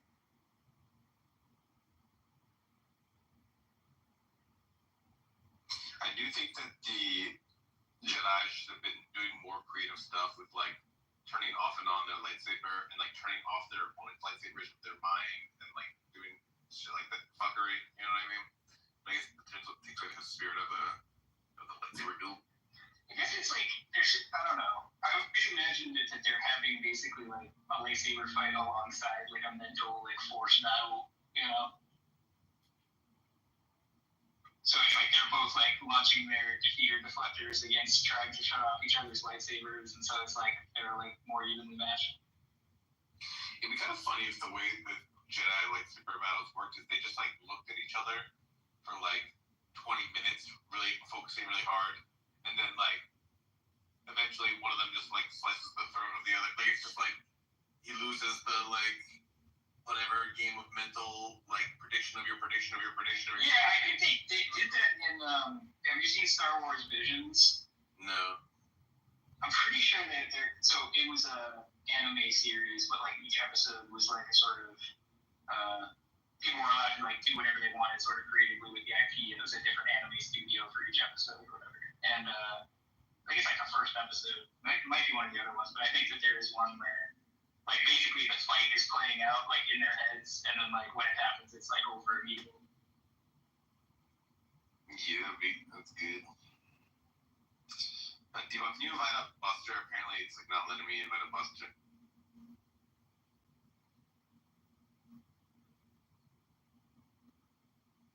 You ever seen that movie Hero?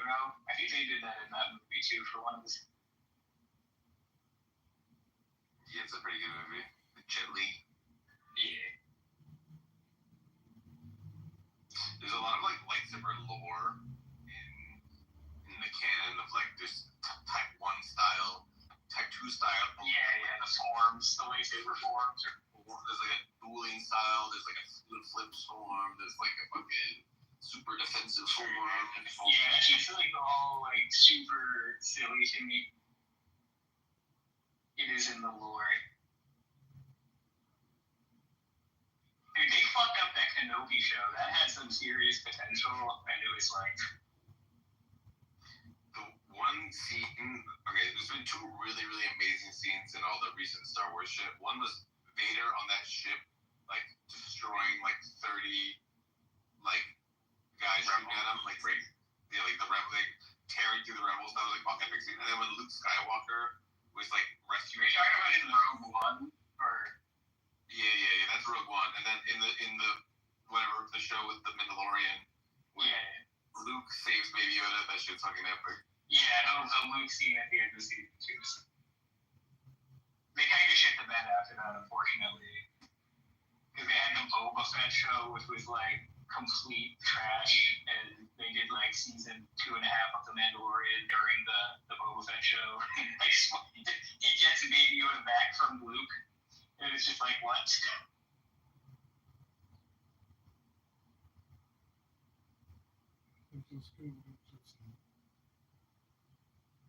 Deflector, you see.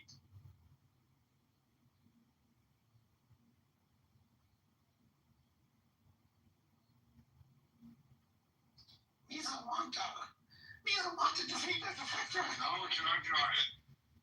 America is just full of prostitution anyway, so. I'm just saying, he's the biggest pimp. So, I mean, him killing... I don't care. Prostitution is not the same as sex trafficking. Yeah, it doesn't happen at all in the Muslim world, right? I just posted 2 articles about it. One about it. You posted So, that's... No. Oh, shalom, everybody. Good Shabbos. Is Cynic still here on the app talking? He's been here all day long. It's unbelievable how much energy this guy has and how long he can defend nothing. He's such a waste of time and a waste of space. I hate to be so personal, but wow, Cynic, at least I got a workout in today. You haven't done shit all day long, just running your mouth like a spam machine. Spam, spam, spam, spam, spam, spam, spam.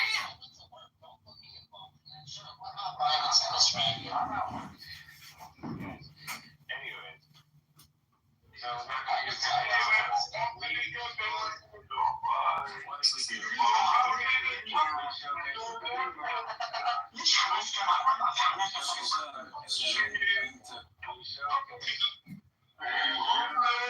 We showed how all these Jews, the overwhelming majority of them, we proved we talked about Israel harboring hundreds of pedophiles. You're a bad dog. We talked about that. Nobody else talked about that. Nobody talked about that. Everybody. There's only 5 people on the stage tonight, 6 including Alpha. Who's everybody? Yeah, everybody.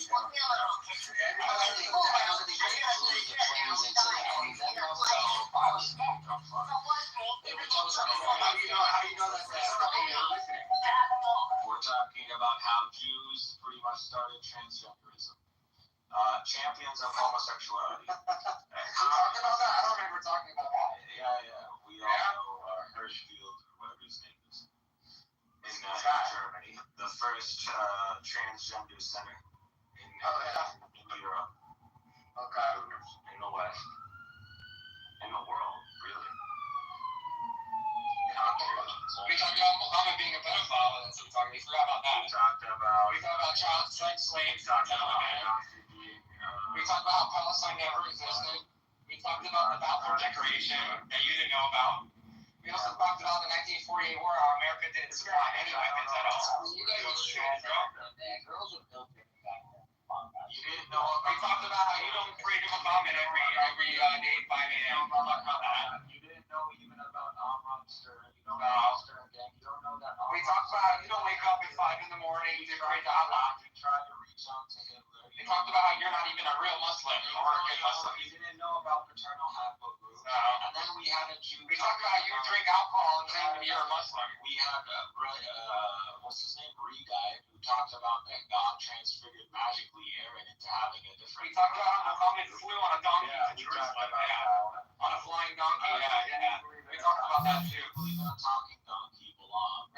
You believe in Muhammad talking to a donkey. That's actually what you got. We don't believe in a talking donkey. No, you believe in talking donkeys. But, not that we're like a stupid. But clearly, as you're not someone who's religious to begin with, or you're going to be making these arguments. But you're so religious yourself, right? You're a godless motherfucker who worships the new... Yeah, do you wake up at 5 a.m. and pray to Allah every day? Do you pray 5 times a day? You don't pray. Do you pray 3 times a day? No, I don't. I'm not religious. I'll tell you you right now, I'm not religious. I know you're. So what does that mean? Does that mean I'm not Jewish? No, I'm still Jewish. What makes you Jewish? That's the difference between What makes you Jewish? My mom, my culture, my lineage, my blood. Your whore mother. Oh, I'm so offended. Ooh. Your whore mother makes you Jewish. Right. Yeah, my whore mother. Yeah. Your mother.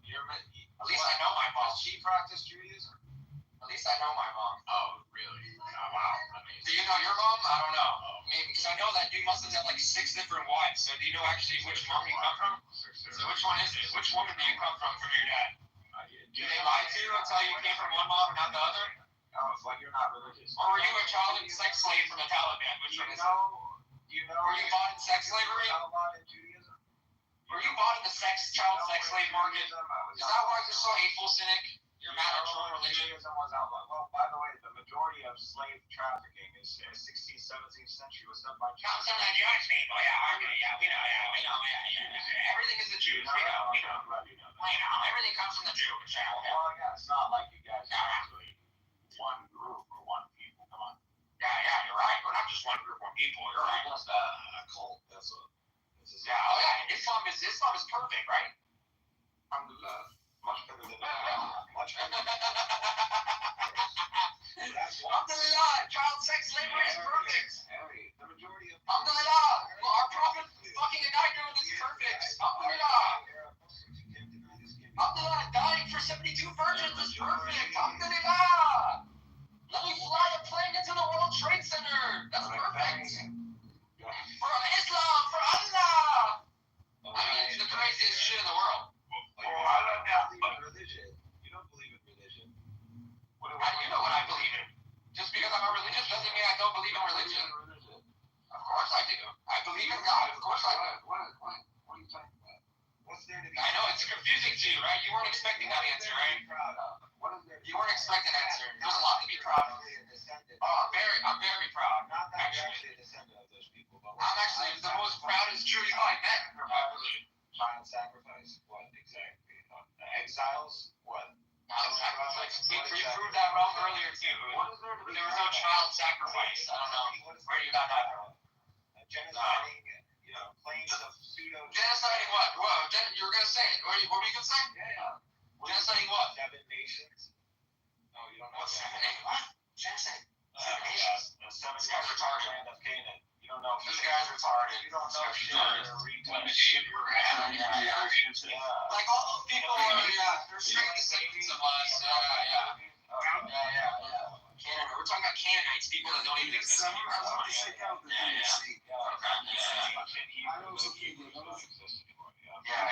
They don't. You're right. I know. Is that supposed to be an insult or something? Of course it's gonna fly over your head. Of course. Just like the Balfour Declaration. You're right.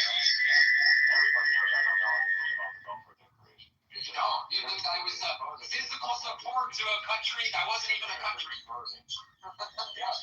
There is no British support for Zionism. That did never happen. Yeah, it was like an emotional support. It wasn't like a physical. It wasn't guns. It wasn't money. It wasn't anything like that. It was a declaration. That's what a declaration is. If you know what a declaration is. Yeah, and what comes attached to this declaration?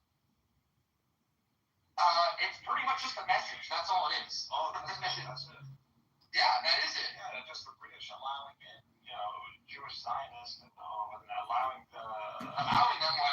Why would they not allow them? What a waste of time this fucking conversation is. How many times do you think Cynic has had this conversation? 1,000 times here, 2,000 times. It's the same shit in, same shit out. Nothing new here. Dime a dozen. It's the same shit every single day with this laptop repair guy. Don't quit your day job, Cynic. Under the disguise of police. I think he's already doing his day job. That's why he's on here all day long. Either he got fired. Or laid off. No, I'm in a dispute right now. I just submitted an EEO complaint against my manager today for calling me a whore at lunch a year ago. I've been suffering emotional distress ever since she called me a whore. Killing it at the gym and reading Kabbalah every day, apparently. you, Cynic. Oh, I'm so happy you're watching my YouTube and paying attention to all my videos and books that I'm reading. Oh, wow. I never knew you were such a fan. We have a millionaire. We have a black millionaire Jew.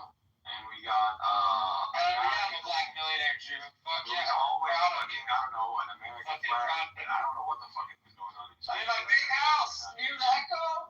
Echo! Wondering which account is he gonna have on the stage with? My millionaire house. You never know when comedy is in the room. He's got like 20 fucking accounts. Posting on YouTube to get like 10 views. I don't know what the fuck he's doing. Hey, at least he's doing something like that. And should be, I don't know.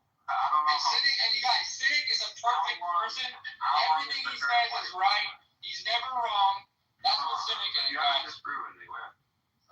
I mean, all day long. Not only that, I disagree with you, but in the room that they were cooking you in the other room earlier. All day long. Cooking you. Daniel, all those guys in there cooked you. Mayor, all those guys cooked you. Just collapsed. Just with some Comedian cooked you earlier. Comedian cooks you every time he comes off the mic, actually. It's fucking hilarious. Cynic is so deep fried right now. He's so cooked medium well that he's barely even alive right now. Cynic, what are you going to do tonight? You're just going to go sleep at like 8 o'clock? I mean, you must be exhausted from the roast this morning. We cooked you so good. Oh, my goodness. Wow, you're like charred remains. There's nothing left of the filet mignon. What happened to you? You've been here all day long cooking. There's no meat left on the bone.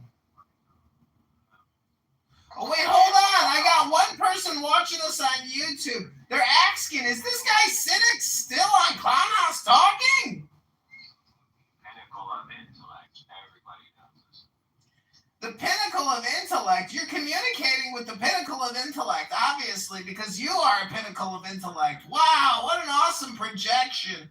Dr. Cynic, how many laptops did you repair today while you were addressing the world on Clownhouse on how to free Palestine? You fucking are useless. Every time you talk about reading the book, I'm reading the book. When was the last time you took a girl out on a date? When was the last time you went to the gym? When was the last time you read a book? When was the last time you took a shower and flossed your teeth? I bet you don't even floss. I bet you don't even use baby wipes after you take a shit. I bet you smell like shit right now.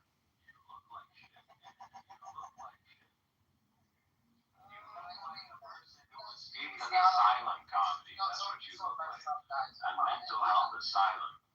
Be easy on him. He doesn't. Be easy on him. He called me a faggot kike today and told me to kill myself. Well, go easy on this piece of shit. The guy literally spreads shit nuggets all around Clownhouse all day long. He's a pig. He's got shit all over his shoes. He's got shit on his hands. He got shit on his face. The guy smells like shit. He's a shit slinger. He's a professional shit distributor. That's what he does for a living. Part-time, he repairs laptops. 80 hours a week, he's here freeing Palestine by passing out turd nuggets. Psych medication. If not, you're almost straight up centric. You probably get checked on every 72 hours, comedy. You're projecting. You sound like it. Why do you have a snake as your PTR eating itself? Oh, did you get sick of the dead Palestinian babies that were probably photographed by some guy named Mohammed who creates Instagram videos, dusted them all up? Come on, Cynic. Stop eating yourself. You're eating yourself. And the 6 million that we can't find the bodies of. We found the bodies. All that, you eat that up, no problem. You eat all that shit up. Where's the 6 million? Now he's a Holocaust denier, this guy. They all burned them. Yeah, my battery. 6 million people died. Gas chambers that don't have locks on them, wooden doors, all that, You eat that shit up. Because they have something to be a gas chamber. Are you a descendant? Well, Barthology, I'm sorry that my voice is eating up your battery. I know you have a family, so obviously you have responsibilities. I don't know why listening to Cynic is a very responsible thing to do, personally. He wastes your time talking about nothing.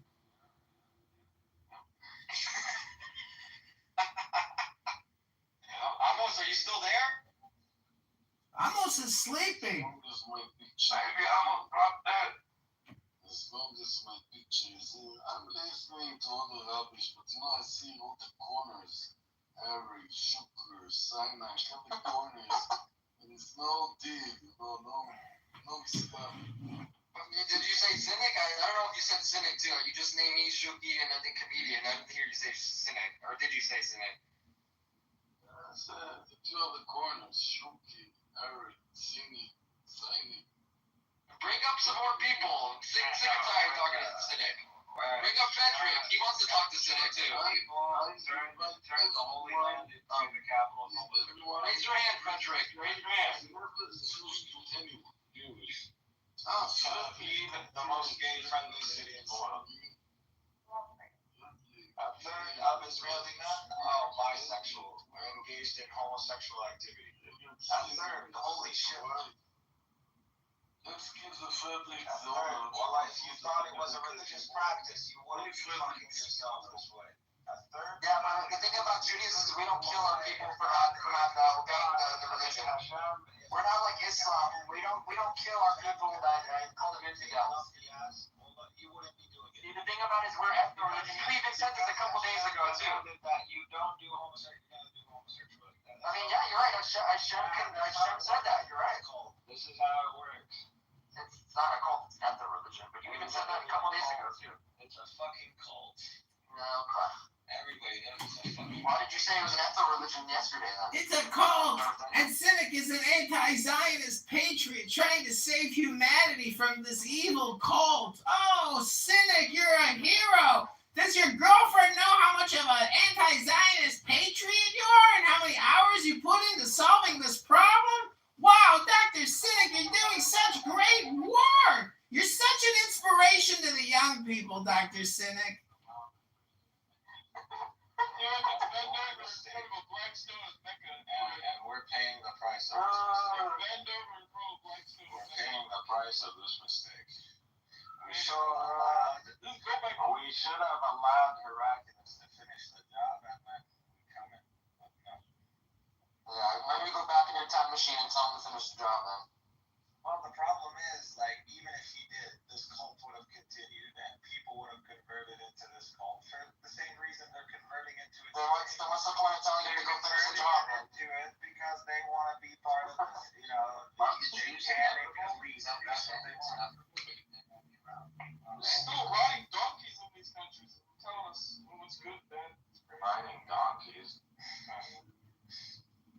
Cynic, how many laptops did you get repaired today? Because you're not from that region. That's why. We haven't listened. What's wrong with riding on two donkeys? There's nothing wrong with that.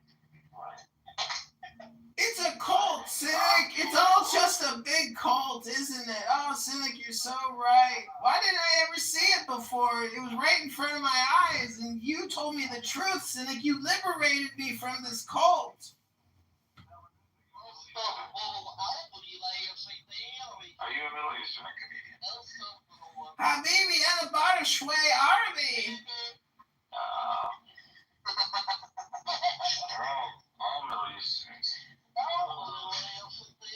What did you learn in the Psalms today? I learned that you waste your fucking time and you should try to read a book sometime.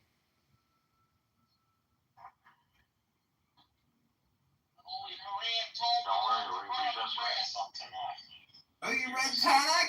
Maybe I'm going to pour myself a cocktail full of tonic. Yeah, you can go if you want to catch up. Jeremiah 31, go for it. Jeremiah 31. One day, an incredible schmuck will arise on a social audio chat app named Dr. Cynic, who will waste 80 hours a week talking about as a cult. And as an anti-Zionist patriot who is solving the world's problems and freeing humanity from all the evil on the planet, we should all worship Cynic as the bringer of truth, the Lord of wisdom, and the teacher of absolute purity. Thank you, Dr. Cynic, for purifying us and cleansing us from this filthy cult which is spread out across the world. Thank you, Dr. Cynic. Oh, yeah.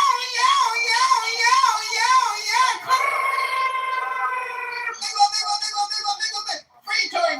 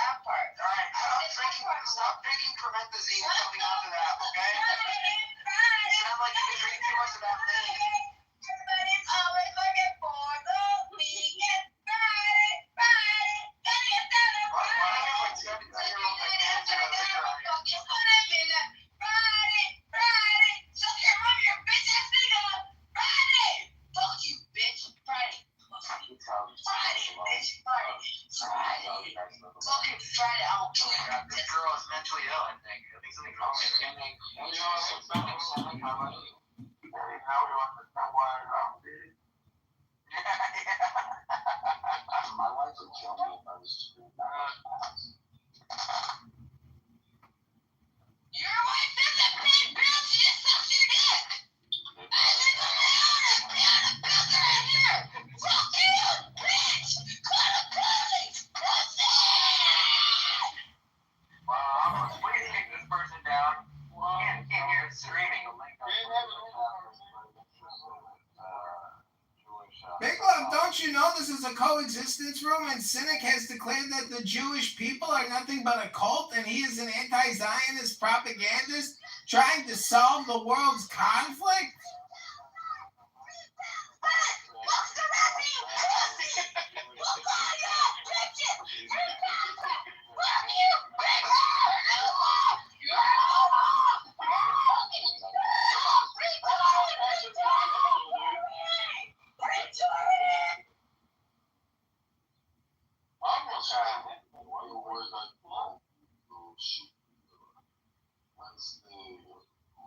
Shouting so much.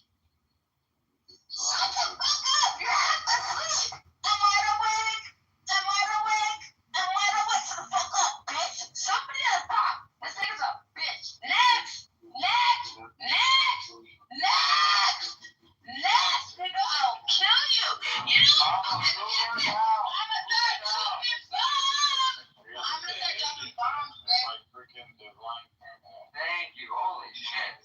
It's like she didn't give me a heart attack. Yeah, this isn't fair. Some people are here for intellectual conversation, man. Come on, guys. Let's be a little serious here.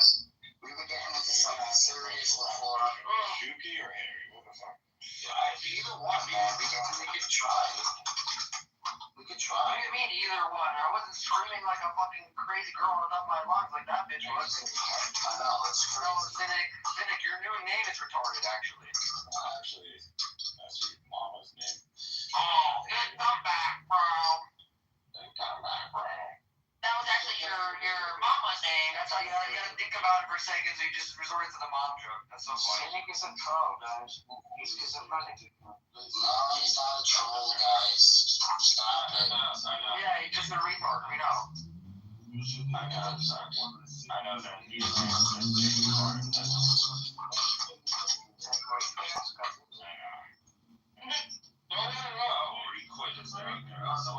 Magically,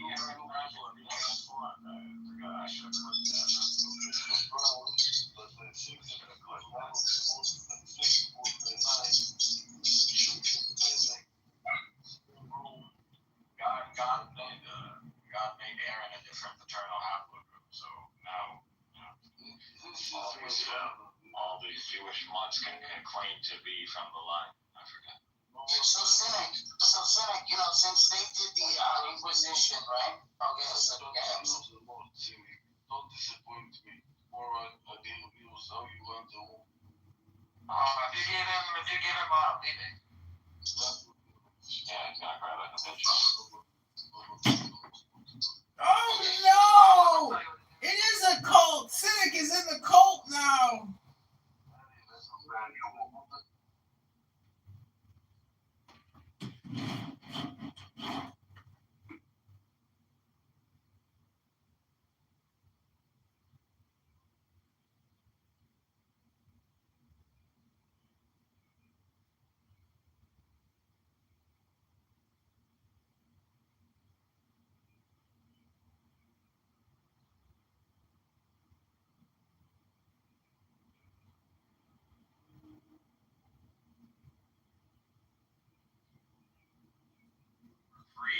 God gave them out for free. It was like, fuck, take these shits.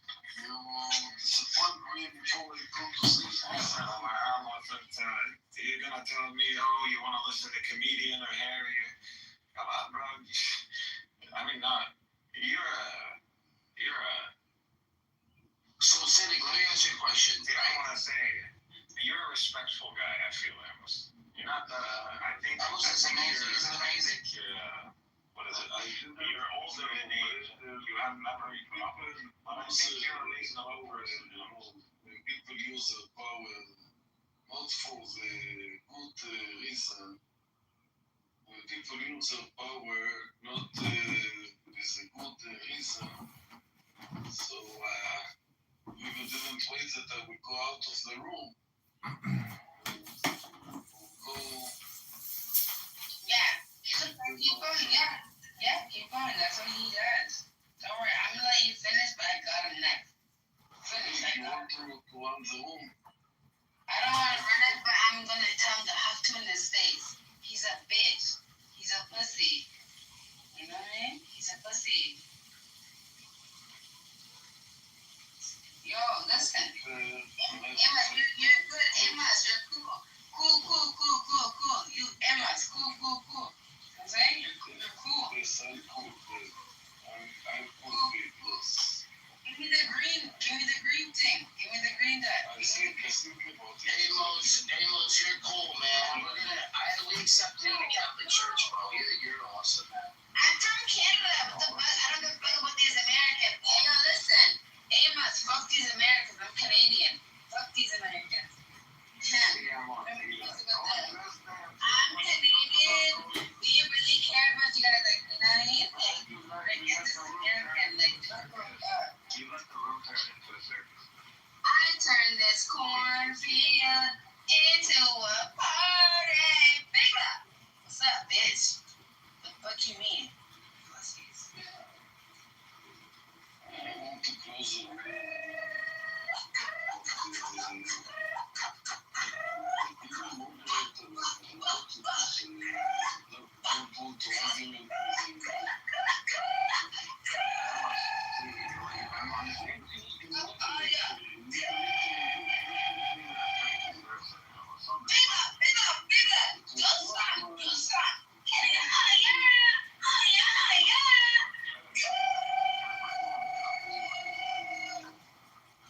Okay, so like now it's only me and you before I go to sleep.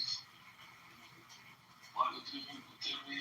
Oh, what I want to tell you. Before I go to sleep, because you anyway. I'm gonna tell you, and we're gonna help you out. And Netanyahu is done. There is no winning this war. You guys lost.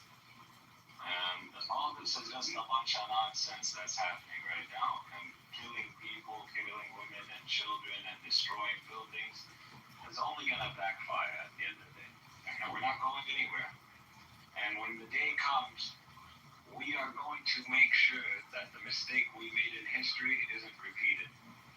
None of you guys are going to survive, and that's it. When Gelut Ishmael comes, in your religion, Gelut Ishmael is coming, and when it comes, it is going to be the last Gelut. This is in your eschatology. Now, if you don't know it, go learn it. And this is going to be divine judgment, because all you are idolaters. All you guys are worshiping the golden calf, Zionism, and you're sacrificing your children. You're sacrificing your children on the altar of Zionism, and that is what's happening. You are sacrificing them to kill Arabs and Muslims. That is what you're doing. Just looking one side. You don't see the other side. No, I see the other side. I see the other side. Tell us about Amos, I told you I see the other side. You want a Jewish state. You want a Jewish majority state, and you want it at the cost of the people who are indigenous to this land, or who are the actual descendants of Abraham. This is who you want to steal this land from. And you don't want to live in peace. You don't want coexistence. You want to be the majority. You want to be a majority in the Arab world. In an Arab world, you want to be the majority. The enemy isn't just the Palestinians. The enemy is the whole Arab world, and then the Muslim world. That is who your enemy is. And Israel will not tire. Israel will always continue to find reasons for war, because they can't live in an Arab world. Because the Arab world is an era, and it is not going to change. And killing people isn't going to change that. How many Arabs are you going to kill till you figure out that you will never have this Jewish majority that you dream of.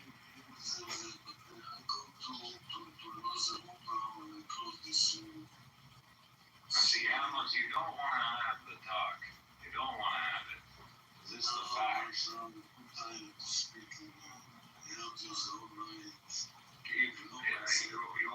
want to flood the room with circus clowns because you want to avoid talking about the truth. And you know the truth because we've talked before and you know the truth. You know the truth. And I'm in the audience looking for you. That's okay. I know you don't really believe in religion and all that, but this idolatry and this sacrificing of children, you're sacrificing your children.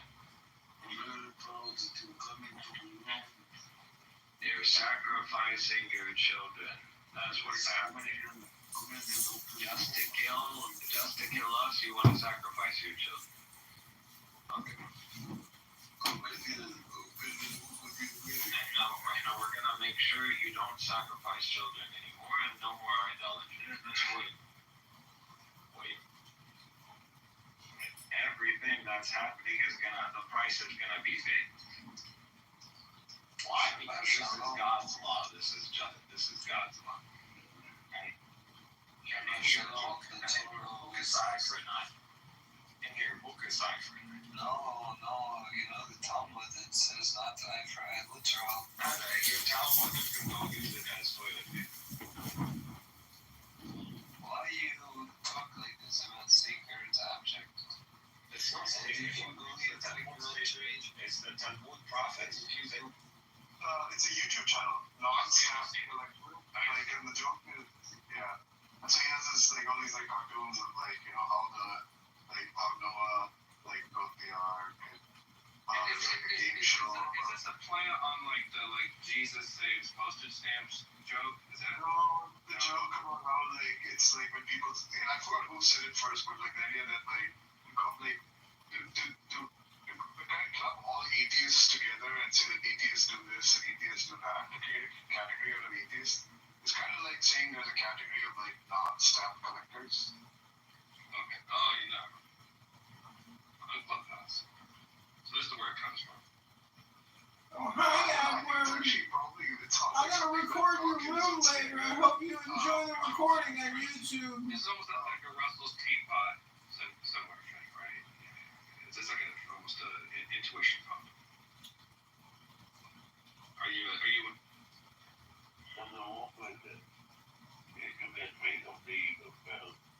Yeah, but there's no consensus on that either. They're not kidding. There is those who really put in, and those who say, my head is under 50%, so I don't see it. We're not that. Yeah. Well, my great grandfather on my mother's father's side, they're Polish and Russian, and then my grandma's side, my mom's mom, she's 100% Greek, and then on my dad's side. That's that, which, by the way, you can't say he's an unlearned man. It literally is titled Metaphysics of Science. And by the way, again, hold on. Let me just get this out, right? That's that is a learned man who went to university, he has a degree in philosophy. Literally, look at your response. He's agree with me, right? He's saying, right? They've done experiments in the empirical sense. That's the point. It's metaphysics, Abe. It's not physics. Again, you're already starting by not knowing the very principles of my science. You don't know. Hold on, right. First of all, what you just posted isn't proof that metaphysics is a science. If you read it, Yeah, sure. I mean, and you brought me down an article that says metaphysics of science. Those are people who they like to do philosophy on scientific data. That is separate from the question of metaphysics on its own. What's me and a fellow right now talking about whether metaphysics stands in the way. well, if you keep reading the second paragraph, says metaphysics of science is a subfield of both metaphysics and the philosophy. This YouTube channel's killing it. Is and can be allocated together We're gonna restart the live, everybody. Hit that like button and come back to the channel now. That's what I said. If you read the next sentence, it says the laws. Right. Look at this, right? That's a good point, right? Mathematics is a science despite not arriving at its consensus empirically means the conclusions, right? Okay, but here's the thing, right? It's still science, right? Mathematics is a tool that we've developed. It's a tool of understanding the world through like symbols, but they're extremely accurate. So the reason that in math we use math and we use it for science is because it maps onto physical reality extremely accurately. Now, if you're claiming that metaphysics is a system like math, then we have a lot to discuss because they are not alike in any way, shape, or form. Mathematics is a tool we use. This is simply retarded because you don't even. Yeah, but you don't even understand how much physics it is dealing with.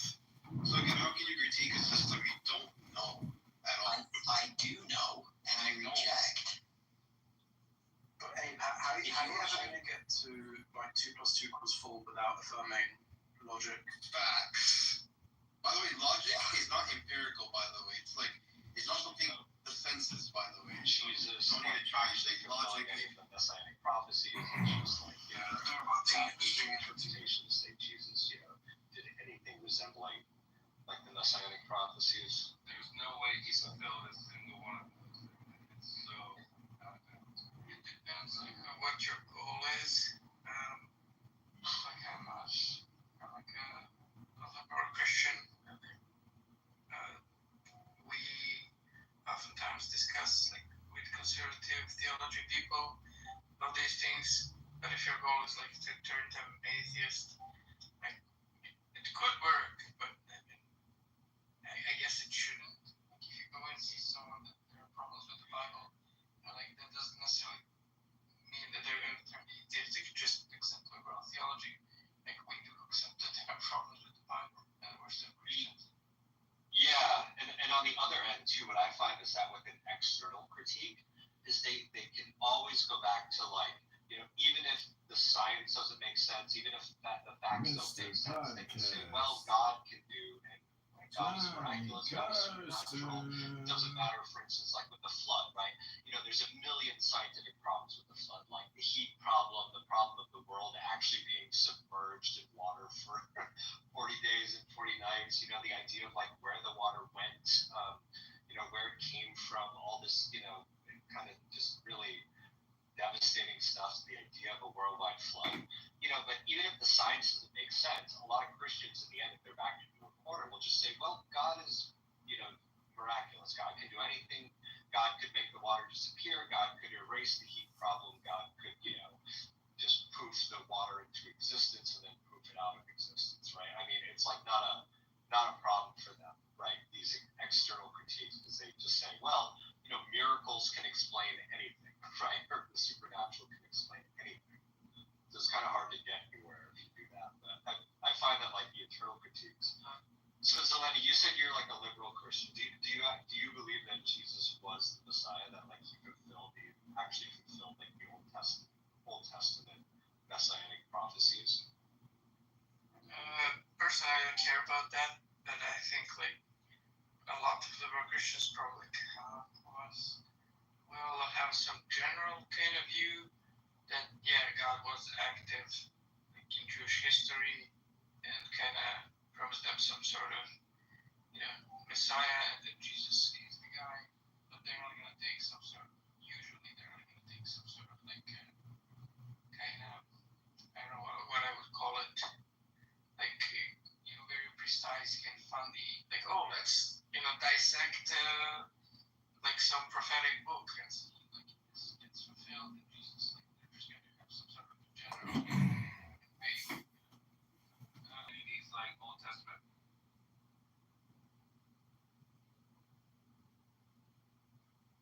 My forces here have to narrate some type of deception and say, well, he's saying this, well, he's saying that, to cloud what you just heard, and then make your mind be like, oh, well, Okay, this is Shabbos Goys Only. Looking for a shot.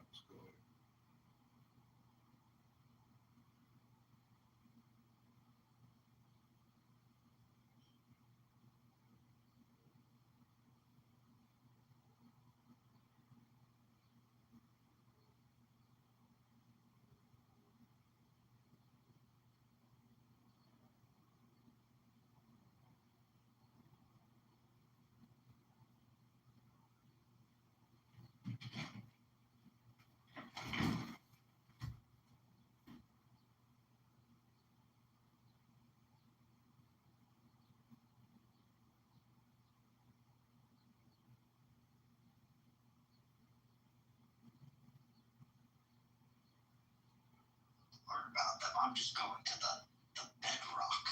But all that's stupid because, like I said, metaphysics at best. I'm not going to say you can't be a metaphysician and like have fun. What is metaphysics? Is it a word or is it energy? Hold on, Kimmy. This guy, you can. Excuse me, it's a legitimate question. Okay, go.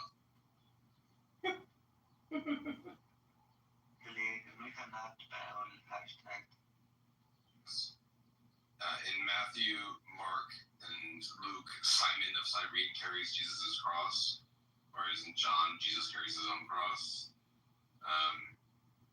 And then in Mark 1:11 it says, "You are my beloved son," whereas Matthew 3:17 it says, "This is my beloved son." So these are pretty good petty ones.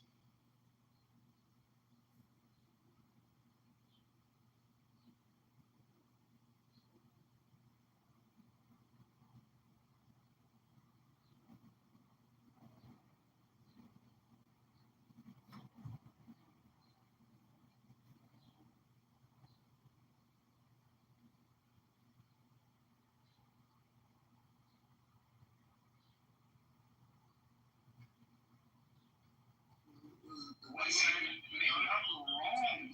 Like, maybe I'm sorry, in terms of the characterization of Liger, the head is all wrong. Post, there's a difference between getting published and posting it, just posting some shit, some document on the internet, where It's like spam, CM. It's all spam. Graphs of like what I remember from like my life since 1983 or whatever, and I'm just kind of like trying to piece it together as much as I can from what I can. Right now, here on Clown House. Oh, hey, kick him out. He liked to. Kick him!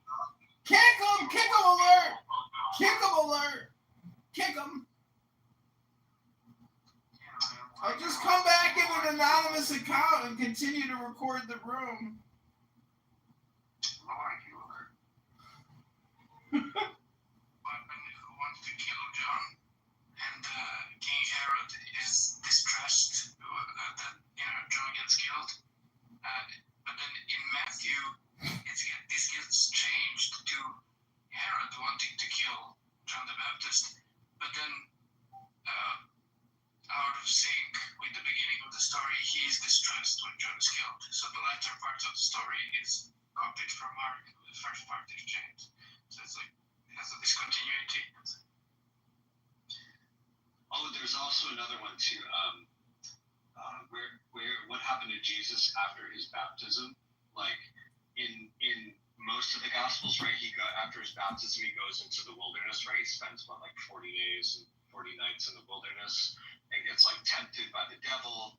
But then in another one, none of that happens. I think it's John. Maybe it's John's like the weird one out, where he just kind of like goes and like hangs out with his disciples and like the apostles. After that, like there's none of that whole like weird temptation in the wilderness stuff.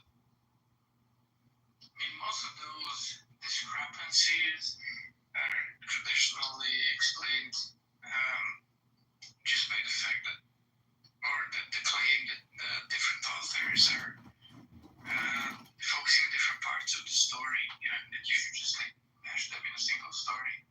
Someone says a story, the 10 things that happened, they mention 5, but then another guy recounts the story and mentions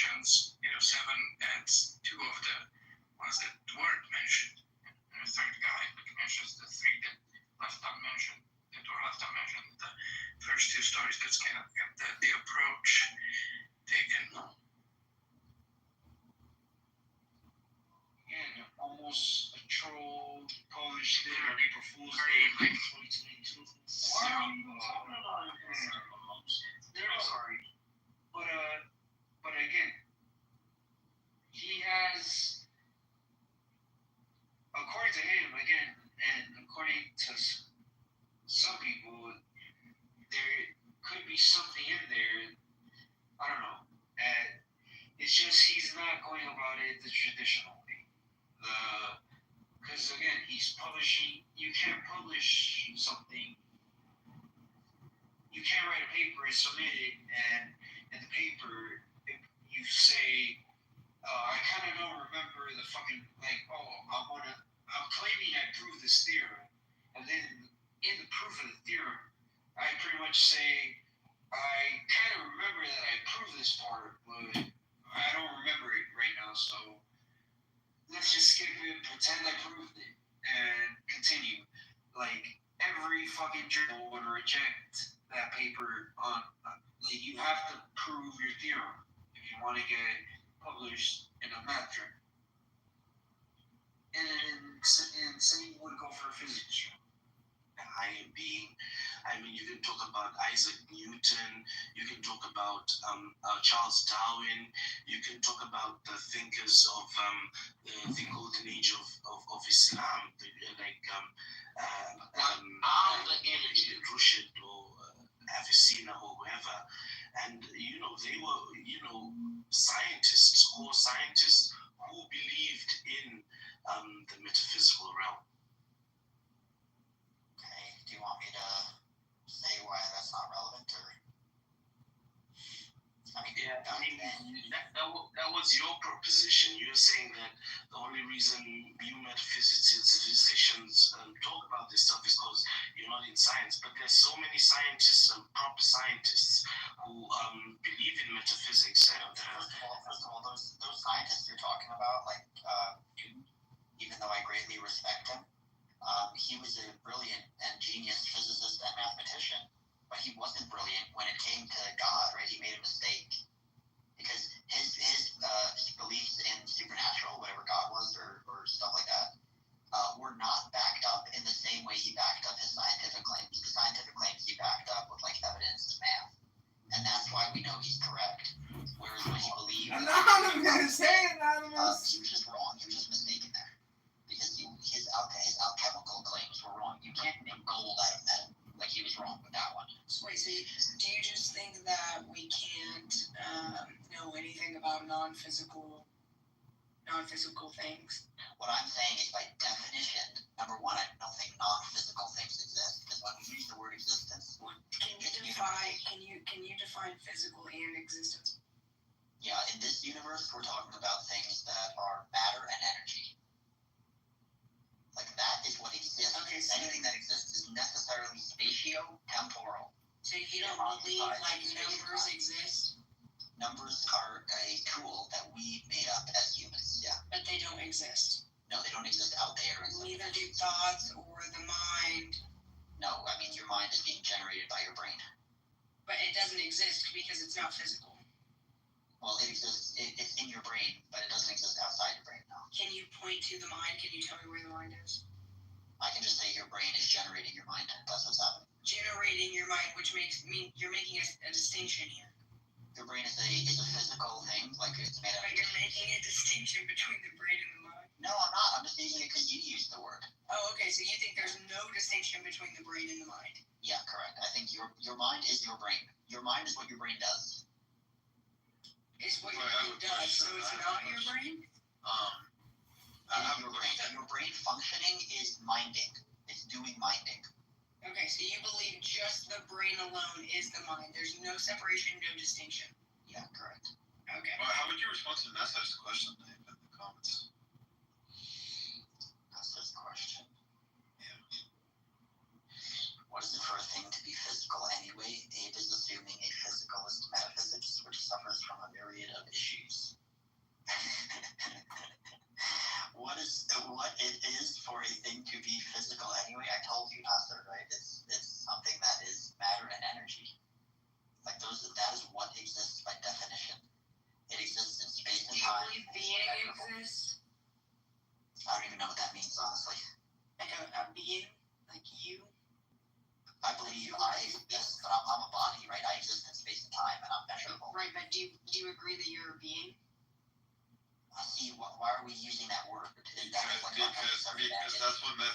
we study reality. Like, Yeah, right. I'm a human body, right? I'm made out of tissues. Okay, right. But if you believe that you are a human being, right, and that you obtain being, then you are agreeing. And if you believe that being exists, that you exist, then you are agreeing that metaphysics can make claims about things that exist. Yeah, but I don't word it like that. You're like wording it in unnecessarily like difficult ways. If you just don't understand, if you just don't understand what the metaphysical definition of being is, it's okay to ask for it. Yeah, I think I do. I think what's being? Material are the same thing. Do I think being and material mean the same thing? No, physical. No, look, that's his question. He's basically saying for me to ask you, does physical and material mean the same to you? So he wants to ask you. I don't use the word material because that's philosophical jargon. Oh my goodness, bro. Yeah, I mean, if when you say material, if you mean physical, then yeah, it's the same thing. I don't know how people are using the word material. So what do you think we mean by matter in Aristotelian terms? What do you think Aristotle meant by matter? I don't know what Aristotle meant. I'm talking about science. I'm talking about how we define physics right now. Yeah. Aristotle's a scientist. No, he was a scientist from 2,000 years ago, bro. Oh my gosh. We made a lot of progress since then. Yeah. Okay, so do you think anybody like that studied science that's not modern is like not reasonable or didn't know what they were talking about? No, but they're just usually mistaken after 2,000 years goes by. So do you think our scientists will be mistaken in 2,000 years? In some senses, yes. In some senses, yes. So what makes your scientists now more valuable than the ones then? If you think that they're just going to eventually be disproved. Because, first of all, I never said they'll be thoroughly disproved. I just said they will obviously be improved. But what I said is they're right now. And no, you're saying they'll be. That was exactly what I asked you to say. Scientists, their collection of the data and their explanation of the data is more accurate than like Socrates or Aristotle's understanding of the data. What's inaccurate of Aristotle's data? I'm sure we could go through and we could make a laundry list. The point is, he didn't know about Newtonian mechanics. He didn't know about like Einsteinian relativity. What's the relevance to that here at all? It has relevance to his understanding the way. Wait, just not having like a couple like modern day understandings doesn't negate what he said was right. Like you would have to disprove what he said. It doesn't negate, but it also doesn't prove. He's not demonstrating that what he said is. That's just an argument from silence. No, this is proof. He has the burden of proof. What burden of proof? What are you asking Aristotle to prove? Look, I'm not talking about Aristotle now. I'm just saying when people make metaphysical claims, they have a burden of proof to demonstrate it. Okay, if they can't demonstrate it, then it's just them talking. What are you saying isn't demonstrating? What are you? Let's start with the reason God. That's how we're talking about. That is not. We can start from God. We can demonstrate reality. I can demonstrate physics. Get the jump to the turn. I know that. We're about to do 700. Do you agree that it has existence?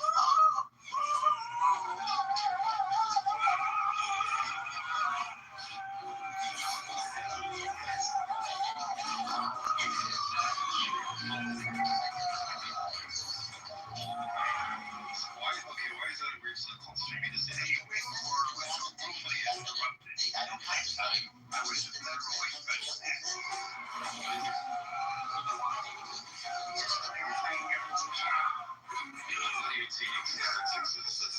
I'm saying everything that is physical can exist.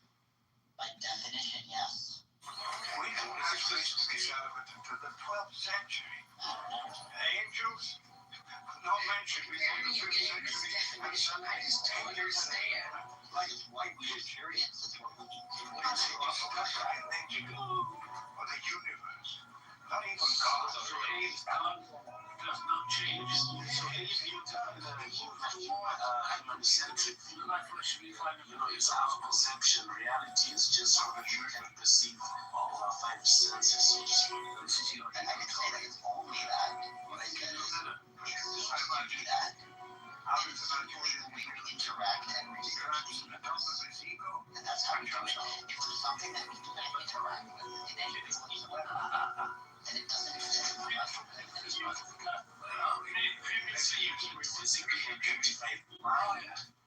You know, you're talking about the brain, the mind, you can identify the mind. So, yes, you know, so where's the mind? Where can you see the mind? As we have mood indication, right? The fact is, this is what people also try to do. They try to like hide behind the heart problem, saying like, "Oh, you're a qualia."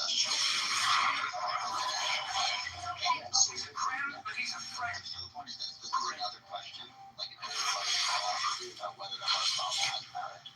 Some people think there's something inherent to it. Other people think there's not. About what you do. I don't have the heart because I don't have the heart problem. I think We're not here to arrest you because you confirm you did it. Why? Because the orderly she tackles you as well to go to prison. the heart problem. I don't have Yes. the heart problem. Like, Unfortunately, I believe that's just the operation of regret what happened. But my responsibility is to protect the population and community. And my responsibility is to protect something comes right? Like, how can we explain show you lightning. I can't show you lightning because lightning is not a physical thing. There's process of energy. I do it You have a light radiation in the That's my life over and over.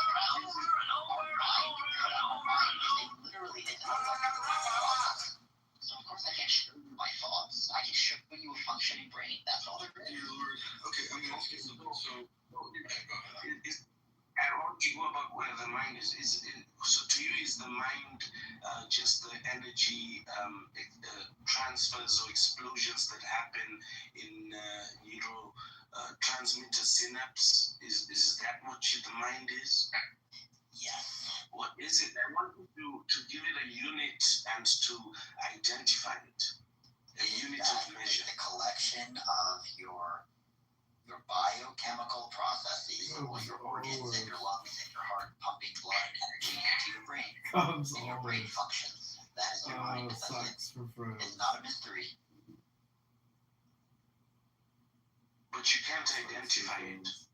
You can't physically put an integer on it or give it a value or measure it, yeah? Well, you can certainly measure your brain. And we do research all the time on brains. I'm talking about the mind, all that collection of biochemical. Yeah.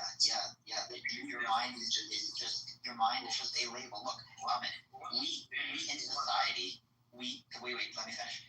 In society, we've developed words. You have to understand the words we're using were invented by people who were extremely ignorant. They didn't know about science. They invented words like mind because they were trying to understand the reality.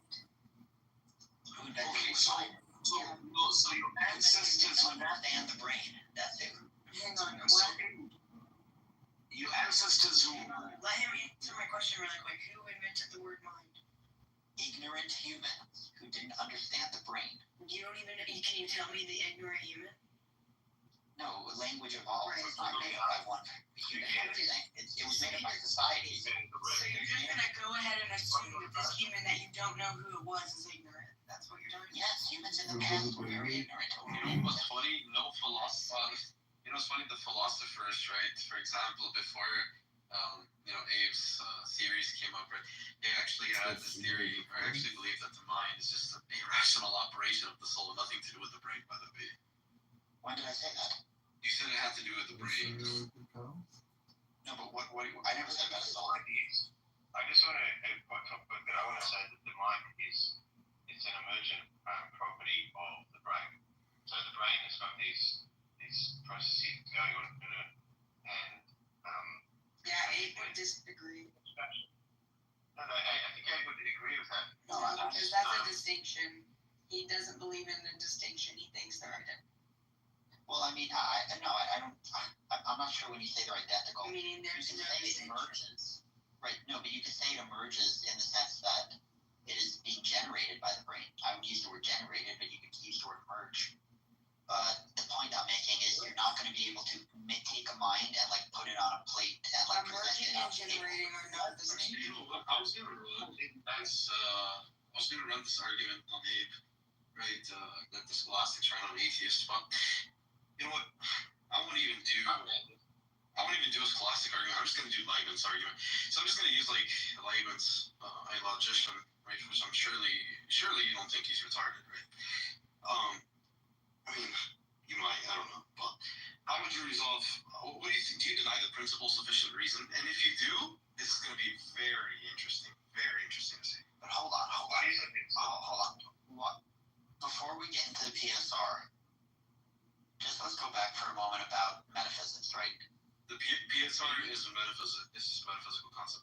I know. But before we get into that, we're trying to figure out whether we should do metaphysics at all. Do you agree that if we want to resolve this question... Okay, here's the thing. The reason why we have to accept this metaphysical principle that Leibniz, introduced, is because in math, in biology, in chemistry, in physics, in metaphysics, we all accept the PSR. If you reject the PSR, what's PSR stand? PSR stands for Principle of Sufficient Reason. Yes. So if you deny this, then fucking science is useless in general now, bro. Okay, so hold on. I'll get to that in a moment. But look, if let's say we have a question about reality, let's say the question is, does God exist? Right? Do you agree that the way to resolve the answer to that question, if we want to know if it's actually true, is the way we go about it metaphysical or scientific? Which one is it? God's existence is both metaphysically present and physically present. Okay. So you believe if it's physically present, then it can be demonstrated using science? Yes. Okay, do that for me. Don't give me the metaphysical argument. Let's draw that for now. Let's go to the scientific one. Right, let's do the scientific, which they're both scientific again, by the way. But anyways, again, do you deny the PSR? I just said I want to talk about science and evidence. Every science uses the PSR, so I think it's really quick for me to ask you if you deny. You believe God exists. Give me physical evidence for God. Forget God right now. Do you deny the PSR or not? We'll get to God. I want to talk about physical evidence of God. Yeah, I'll get it to you. But first, do you deny the PSR? Yes, PSR. Michael, please. Hold on. Give it to me first, and then we'll talk about the PSR. Give me the physical evidence of God existing. How can you reason without a first principle of reasoning? Oh my God, bro, you're like a little Darth Dawkins. Do you know him? Yes, Are you gonna do this presuppositional bullshit on me? Do you deny the PSR or not, dude? Are you gonna do this presuppositional bullshit, or are you gonna answer the question? Oh my goodness. Just answer the question. You yourself admitted you think God is physical and he can be demonstrated. I did not say he was physical. Whether I accept the PSR or not. I did not say he was physical. You didn't say he's physical. You said he's both metaphysical and physical. So, no, I didn't. I said I can demonstrate his existence both metaphysically and physically. Okay, you said you could demonstrate it physically. So whether I accept the PSR or not is irrelevant. Just demonstrate that God exists physically. I deny the PSR because the universe itself, if you apply the PSR to the entire universe, then it means you have to God. Michael, one second. I just don't want to go off topic. It's not about the PSR. It is about the PSR. No argument for God's existence is going to be about the PSR, matter of fact. No, that's not physical then. That's not listening to my expression. The PSR is physical? I just said to you, you said you can prove God physically. You don't need to know anything about the PSR to give you physical evidence that God exists. There you go. What's the principle of sufficient reason of our existence, of human existence? Look, if you're gonna swarm around like a wriggling eel, then you just don't want to have a conversation. Okay. You said you can prove God exists physically. Yeah, when I said give me the evidence for it, you said what about the PSR? Right. So do you deny the PSR? I will answer that question after you provide the evidence. I need to know this main principle in order to prove it's irrelevant if you have physical evidence. It's irrelevant if physical evidence of God exists. Streaming more morons 24 hours a day, 7 days a week, capturing the dumbest people that the world has to create for social media audio. This is anonymous kick, anonymous only. Sorry, Harry, you don't have an anonymous account, so I'm gonna have to kick you. Maybe I'm retarded. Maybe I'm retarded. Yo, Matthew, no. Maybe you've just been surrounded by Christians. One second. Matthew, nothing. Oh, you're a class. I see. I have a question. Am I retarded for asking him if he denies the PSR in order to demonstrate my God's existence? through the physical realm, or no? Some good shit. You hear this shit, Harry? It's fucking really cringe. I think the miscommunication here may be like Abe thinks that, like, I think what you're saying, FL, is that through the PS, you can make a metaphysical argument, right, that establishes God's existence and like some sort of causal power in the physical domain, right? But that's the argument is for metaphysical, and that's why you want to invoke the PSR. But even thinks the argument itself. Look out! He's invoking the PSR. He's invoking the PSR. Yeah, but that's the point, right? Every single science cannot deny the PSR. If you deny the Can't deny the PSR, PSR. then you deny reason itself. What's the point of even doing science at this point? And anything. Now, and here's the thing, right? Let's be honest. Exactly. Throw up on the stage. Okay. No, I mean they're honestly they kicked me just a little while ago. For example, if the PSR doesn't hold, the scientist presupposes the rational structure of the world and believes that there are reasons to answer such. Exactly. So again, if you want me to prove God's if you want me to prove God's existence metaphysically, yes, I agree that the PSR is a metaphysical concept. But again, it applies to even physical things. Why do you not understand that? I'm asking you, do you deny the PSR or not? If you deny the PSR, if you deny the PSR, then leave your stupid physics, because physics doesn't deny it. For one. For two, if you don't deny the PSR, if you don't deny the PSR, I can demonstrate my God's existence necessarily. Okay, so I'm just going to steal your argument. Let me just steal his argument because he has a script, right? So he just gets terrified. No, I'm not. I have a script. This is out of my I mean, this is what I'm going to do. I'll accept that the PSR is real, okay? Okay, so you accept the PSR? Sure. Okay, what's this argument? Okay, great. What's the principle? No, for the sake of the argument, do you believe in it or not? I can't go into it because I'm only interested in going into whether God exists or not. That's the point. I'm going to lead up to there. Okay, so give me your little script about why you think you can prove God exists physically. Go. I don't think he exists physically. I already said that. You said you can prove he exists physically. No, I didn't. No, he's saying he has like physical, like sort of, he has causal powers in the physical domain. That doesn't mean that God himself is correct. But his physical powers in the physical domain are like measurable and like he interacts with the physical world. That's what you're saying. Yes, I'm saying we can see God's existence through our five senses. Is what I'm saying. Okay, demonstrate that. Okay, so what's the principle of sufficient reason for our existence? I don't know. Oh wait, but I thought physics explains everything, right? So this is where metaphysics comes in, don't you think? No, this is a fundamental misunderstanding of you. Where when I say I don't know, this is retarded, dude. You think that's like a problem? It is a problem. Perfectly fine. No, because we do know. That's the point. So, are you uncomfortable with uncertainty? Because that's the vibe I'm getting. No, I'm okay with mystery, for one, as long as there's no rational explanation for it. However, we do have one. So, yes, I am uncomfortable when you say it's a mystery when it's really not. Yeah.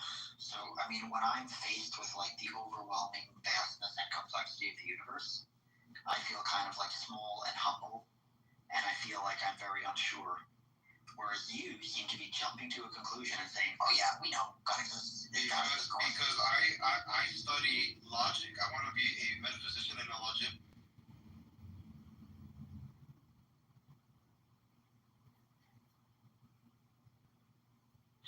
Oh my gosh, so this, he present? Yeah.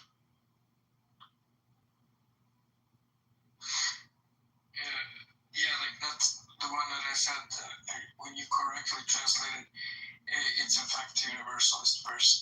So what it says in Greek, it uses like a weird construct. Pizza with banana. Oh, Pizza with banana. It's not pizza Hawaii, it's pizza Somalia. Pizza with banana?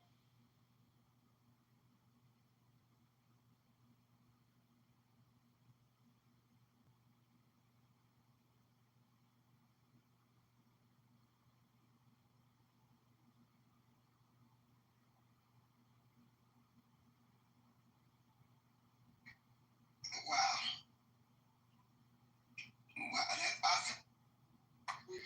you, man? I want to go 2 kids.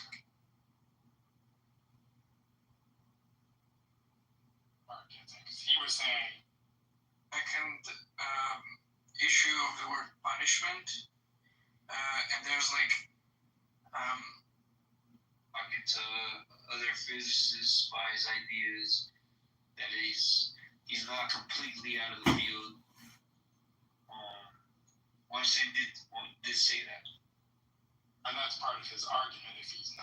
If that's true and he's not conspiratorial, then that would be in favor of him saying that there's sort of this community that's acting like police.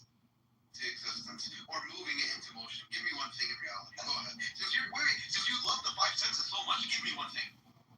Again, these are open questions in physics. The reason they're open questions is because the universe itself, when it gets to like extremely like unusual arrangements of matter and energy, like the start of our universe or quantum fields or quantum sizes, it might behave in ways that are completely different from our known laws of physics.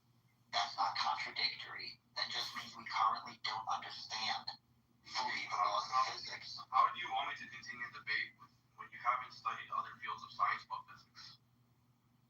I have studied other fields of science but physics. Hi, moderators. This is a one-on-one debate. Abe seems to know everything. This is a one-on-one debate, yes. What about me? Well, a 1.5 debate. Abe, what's it like having the burden of having so much knowledge? You seem to have such a high IQ. What a genius, Abe. Bravo, sir. Bravo, young man. Let's get back on topic. So,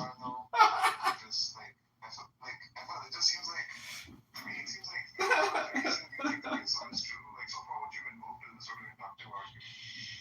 Right?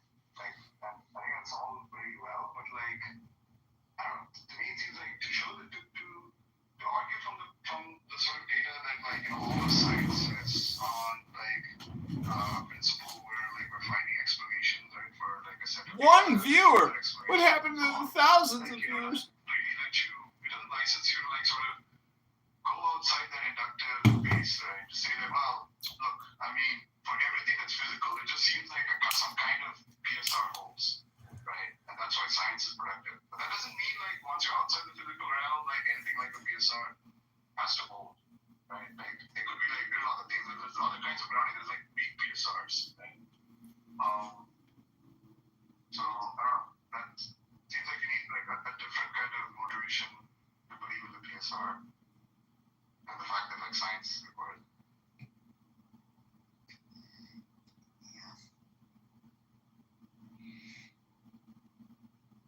and not only that, FL, how the hell do you even get to like, even if the PSR is real, how do you get to like the God exists from there? And not only that, how do you get from like that is not just like a deistic God that like started the universe and abandoned it versus a theistic God? And then even furthermore, how do you get that the theistic God is not just Allah, but it's actually like the Christian God and it's the Trinity and then it's Jesus? Like you're jumping to so many conclusions. We just gotta hit the brakes, bro, and like take it one at a time. But yeah, you're done talking. Okay. Yeah, I want to talk about Aristotle, because that was raised previously by Ryan. What would Aristotle's opinion be on the PSR? I'm not sure, but the thing about Aristotle, like, he thought that the Earth was at the center of the universe. He thought that heavy objects were faster than light objects. Did he pronounce it Earth or Earth? And did you know the truth of the math of the Earth? Wait, I hear Michael. I never said that Aristotle like knew everything. I actually said he did. Because I said that him not knowing everything doesn't negate that he still made a claim about the principle. I think Aristotle, it was one of the Greek philosophers, they literally made a claim that like women have less teeth than men. And like that was a pretty fucking easy one to figure out because you could just count the teeth and he didn't even do that. He just like philosophizing, oh, women have less teeth. Yeah, I don't know anything. I don't know anything about I know anything.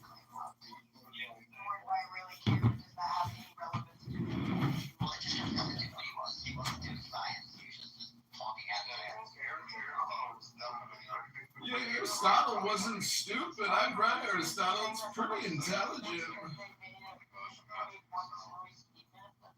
I'm not saying he was stupid just based on one statement. I'm The saying man who's never read Aristotle was calling Aristotle stupid.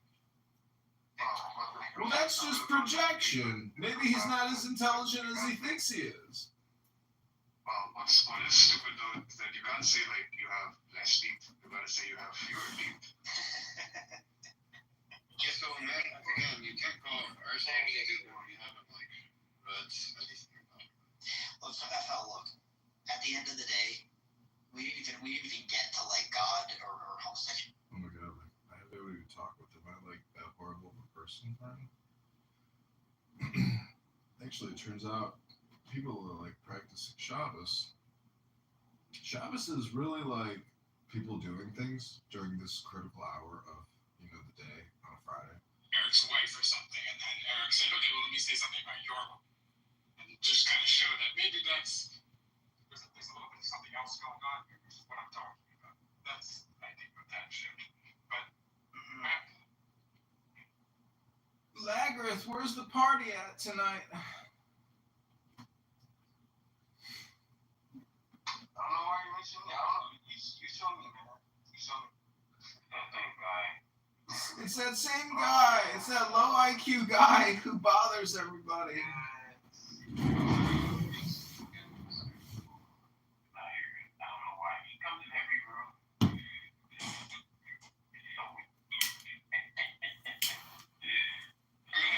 big picture, there's a lot of other people who I Weinstein who are making this critique and have been for quite some time. And that perhaps what Weinstein is just doing is because he's got this position, right or wrong, crank or crackpot, he's using it and clubbing back with it. So he's being a voice for perhaps those people who.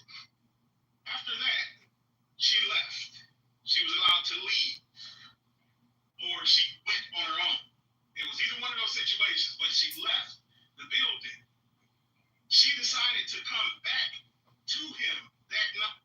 Pause. It has to be God, yes. Okay, hold on. Pause. Just don't jump like that, okay? What we said was there has to be a cause that wasn't caused by anything else, okay? Yes. Why are we calling that God, right? You're just like literally shoehorning your God in at the first point you can. Not our God. You can just give, it's just the name we give this uncaused cause. You can Exactly. Well, don't do that. Exactly. But that's confusing, right? Okay, just take it away. Walking very scientific, right? But ultimately, we have evidence for using the PSR.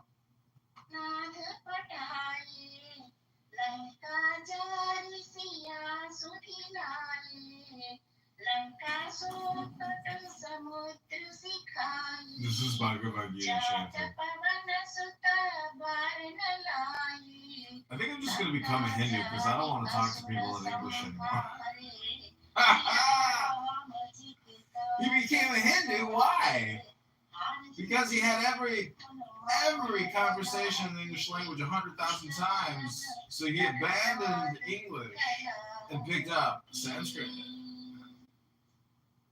Lakshmana Morchita Pade Sakare Ani Sanjeevana Uja Mukhare Hai Puja Asuradana Mahare Dahini Puja Sant Janatare Harati Ki Jai Hanu Manalana Ki Dushta Dalana Rakhnad Kala Ki Suranara Muni Harati Mutare Jai Jai Jai Hanuman Uchare Kanchana Dhara Kapura Tudachai Harati Karata Anjana Mai Jo Hanuman Ji ki Harati Gavai Basi Vaikuntha Parama Pada Pavai Harati ki jai Hanuman lala ki Dushta dalana Rakhnad kala ki Harati ki jai Hanuman lala ki Ram Siya Ram Jai Jai Ram Ram Siya Ram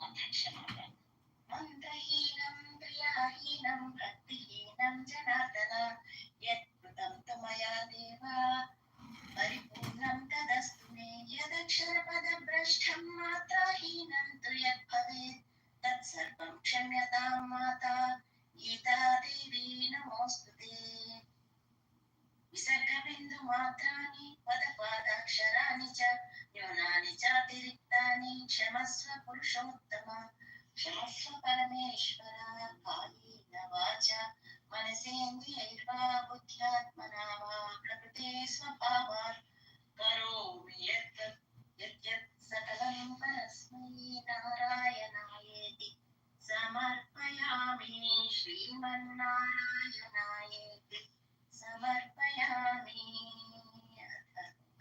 प्रार्थना सर्वे भवन्तु सुखिनः सर्वे सन्तु निरामयाः सर्वे भद्राणि पश्यन्तु मा कश्चित् दुःखभाग् भवेत् ॐ अच्युताय नमः ॐ अनन्ताय नमः ॐ गोविन्दाय नमः ॐ अच्युताय नमः ॐ अनन्ताय नमः ॐ गोविन्दाय नमः ॐ अच्युतानन्त गोविन्दाय नमो नारायणाय नमः ॐ पूर्णमदः पूर्णमिदं पूर्णात् पूर्णमुदच्यते पूर्णस्य पूर्णमादाय पूर्णमेवावशिष्यते ॐ शान्ति शान्ति शान्तिः सर्वं श्रीकृष्णार्पणमस्तु कृष्णं वन्दे जगद्गुरुं जय Shrikrishna thank you Shraddhaji thank you Shraddhaji thank you everyone just conclude the room join me jai goshti count of 3 2 1 नमस्ते वासुदेवाय प्रेयसां मे प्रियोत्तमा समस्त गुण संपूर्ण निर्दोषानन्ददायिने मुकोऽपि यत्प्रसादेन Mukund शयनायते राजराजायते रिक्तो राघवेन्द्रं तमाश्रये Have a beautiful day everyone. Thank you Setaji for the opportunity. Jai Shri Krishna. Jai Shri Krishna. Jai Shri Krishna. Vande Mataram. Jai Shri Krishna. Jai Shri Ram. Har Har Mahadev. Vande Mataram. Jai Shri Krishna.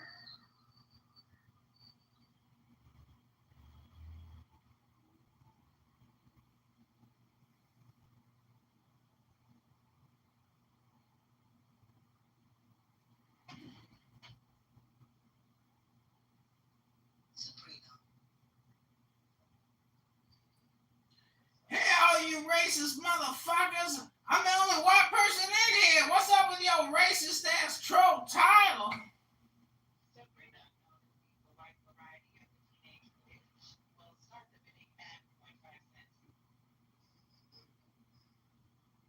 Bitch, you ain't gonna raise enough to get a Snicker bar.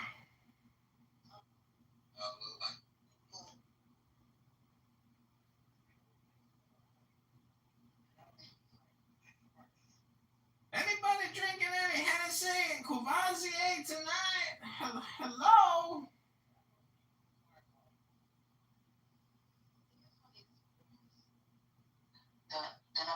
Donovan, yeah, Bryce Donovan.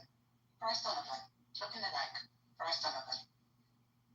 Okay, I can use Bryce as like security. He looks like he has a mean face. This is some racist ass shit. You auctioning off white people? You racist motherfuckers. I'm reporting you to the NAACP. Southern Poverty Law Crime Center. Y'all fucked. And when you report us, submit the database to Palantir. I'm gonna have y'all audited. Hey, shout out to Rachel Dolezal, okay? When you go up there, tell her we said what's up.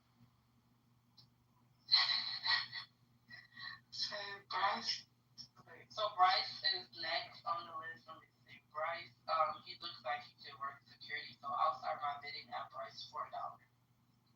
$1.01. I'll do 2. Bryce, $2 go once, twice. $2.01. $2 $2 1 penny go once, twice. $3.26. Let's bid on his ass. Okay, he can get them for $3.20. Sold to the highest winner.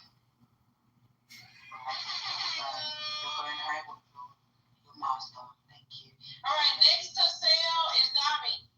No, next to sell is the person that's on stage. Dami is like, you have to say comedy is next to sell. Welcome back to another episode of Low IQ Spam. People talking about nothing on a Friday night, auctioning off white people in a clown house. Pure racism and bigotry at its finest. Sick, deranged.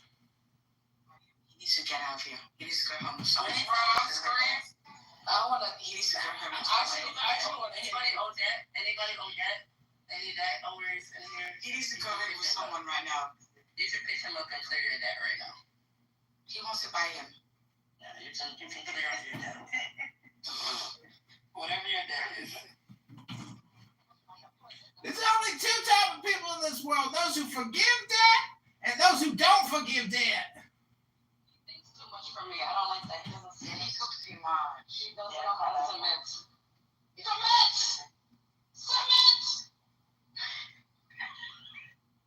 He doesn't know. He doesn't know how to submit. This is giving me PTSD from a slave auction building. You guys are crazy. Sabella was never a part of that. But regardless of the fact, that's fine. Anyways, I'm gonna put a bid out for Richard. He looks like he's gonna make me a lot of money when it comes to his model career. So I'm saying $100. He's gonna buy that. Oh, so he's giving you bitches $100.01. I'll free this motherfucker from you, you slave master bitch. They kicked me.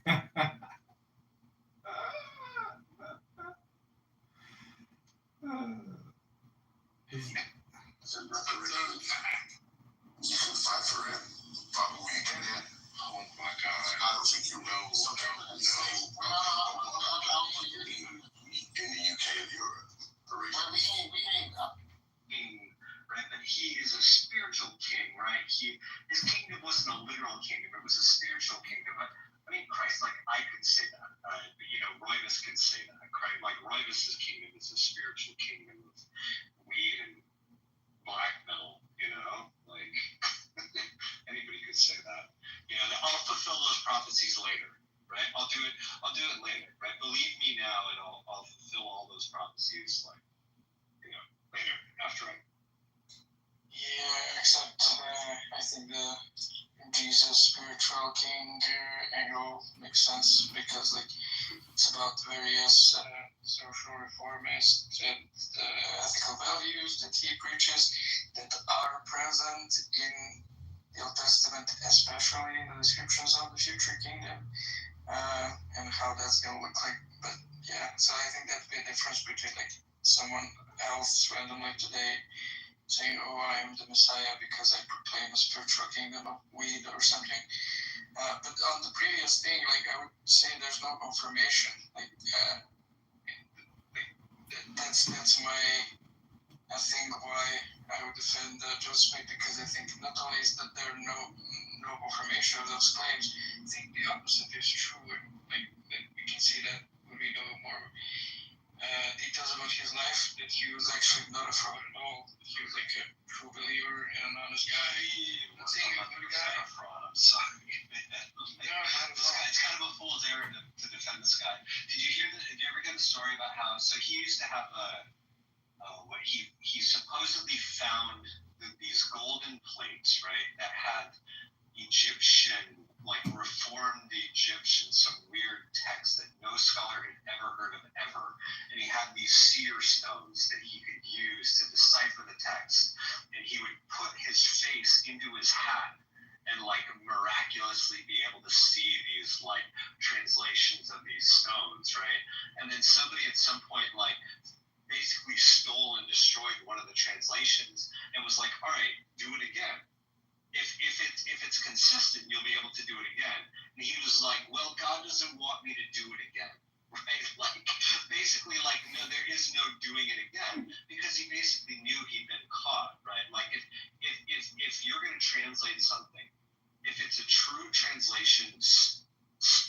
magic stone that lets you translate something, the translation should be the same every time.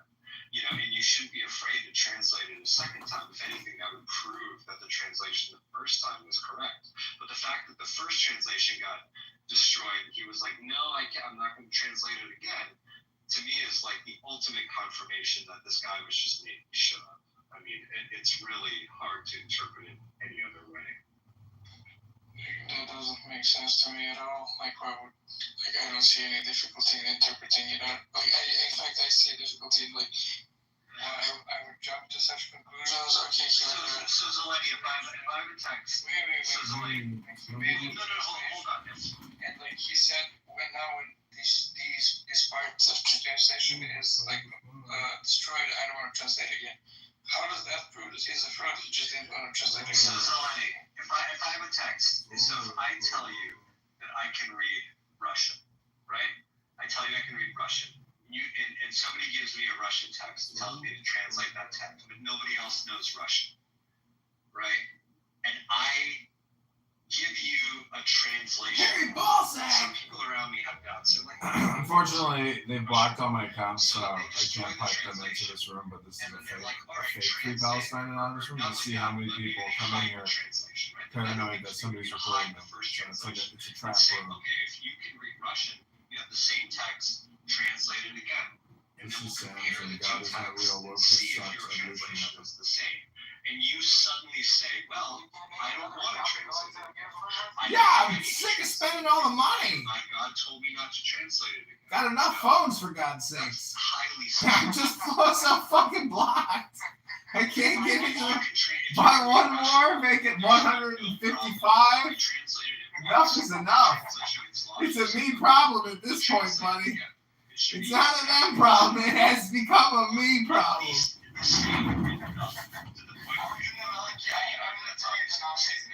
Some slight differences, but that's the same translation. There's no reason you shouldn't be able to translate it. Why don't you create a burner account? I've been with everybody in the room. Why don't you create I need another phone for that. Just get the Motorola. The first. Maybe I should. I think I have an extra phone somewhere. See if I can get it. See if I can.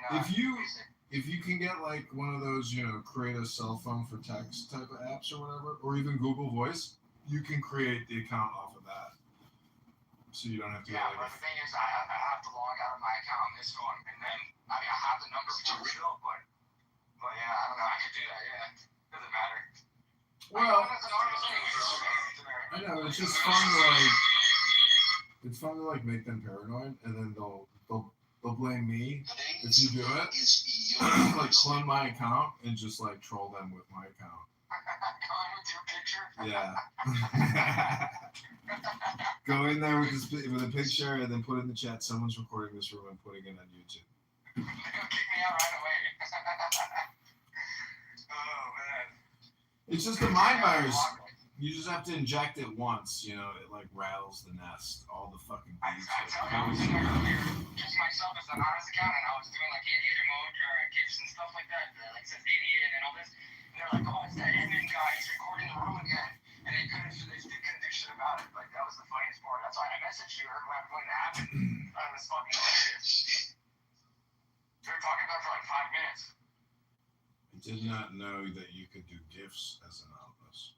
Oh yeah, that's what I do the most. I just troll with the whole time, the GIFs and the emojis, and I'm telling you, I've already had multiple rooms where they were so triggered by it. It's fucking sometimes I'll go into Shuki's room and I just start doing it like Palestine edits to piss them off on purpose, just to get a laugh out of it.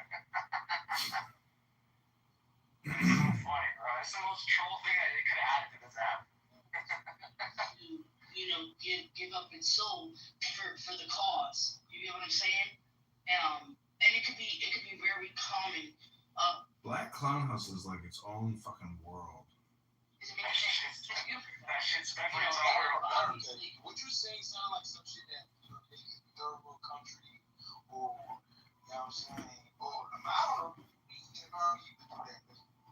Niggas listen, all them Asians did magic on them white folks. We call it voodoo, whatever the fuck do, but This room is called "Are People That Practice Witchcraft / Magic Detriment to Society?" in the non-believer's house. Absolutely, if we actually look up the origin of what magic is, and having an authoritative power to alter things. And it's great that Where did this incredible knowledge come from? What books do you people read? I gotta find out quickly. Hold on, comedian. So things sort of alchemy in the stages of alchemy, and if you understand energy, because when I break it turning down, poop into gold. When I break it down to layman's terms, hold on. She moved. What's going on is it's just energy working. You know, if we put it in layman's terms. But alchemy does go through different stages. You have distillation and all this other shit that goes into it. This is a karaoke room. Hey Jacob, I'm in Lakeview, man. Let's do some karaoke and get a beer. Hey Jacob. Thank you. Let's make some noise for Jacob. Hey Jacob, up in Lakeview, man. Let's get a beer and do some karaoke.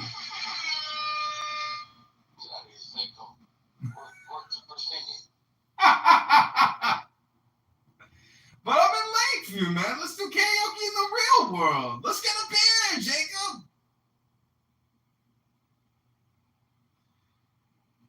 I'd like to sing the 1939 Frank Sinatra remastered Chicago. A one, a two, three, four. Bet your bottom dollar you lose the blues in Chicago, Chicago, the town that Billy Sunday could not shut down. On State Street, that great street. I just want to say they do things that they never do on Broadway. Say they have the time of their life. I saw a man and he danced with his wife in Chicago, Chicago, my hometown. You earned your spot up there. All right. How you doing, my friend? I'm great. I'm in Lakeview. Let's get a beer. Today, tomorrow, or when? Because, come on. You're breaking my balls, huh? Like, you name a place that I talk, you know me. You know how to get in touch with me. You're one of my rooms. You're a good guy.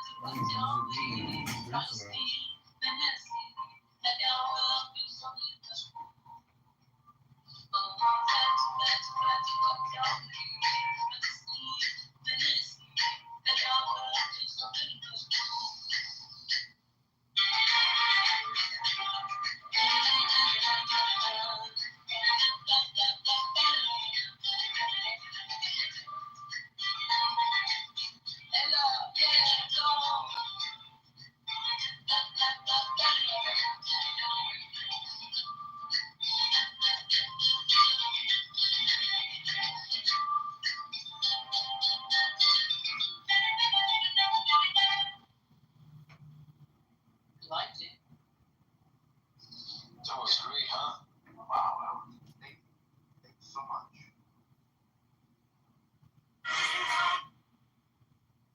Whose turn is now? Internet? Alea? Yes, my turn. Thank you.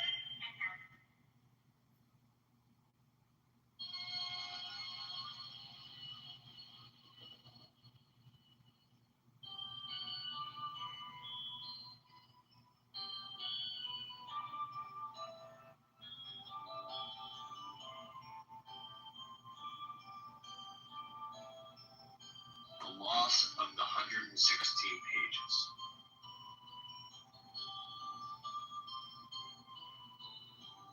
I don't know what that says.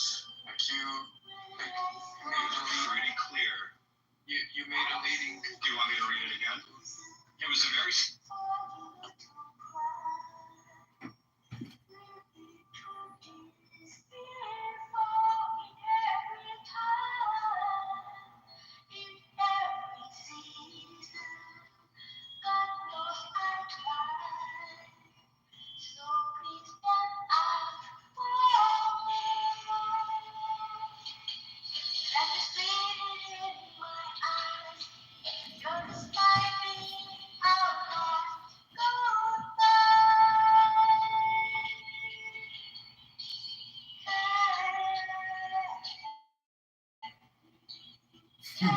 She's singing to you, Harry. The name of this song is called Harry. I'm serious. Yeah. Harry. You hear this shit? This is a Harry song. Like Conchana. There's a Chinaman like this at my park every day. He sits there and blasts his fucking song. He sings it like on his speaker karaoke.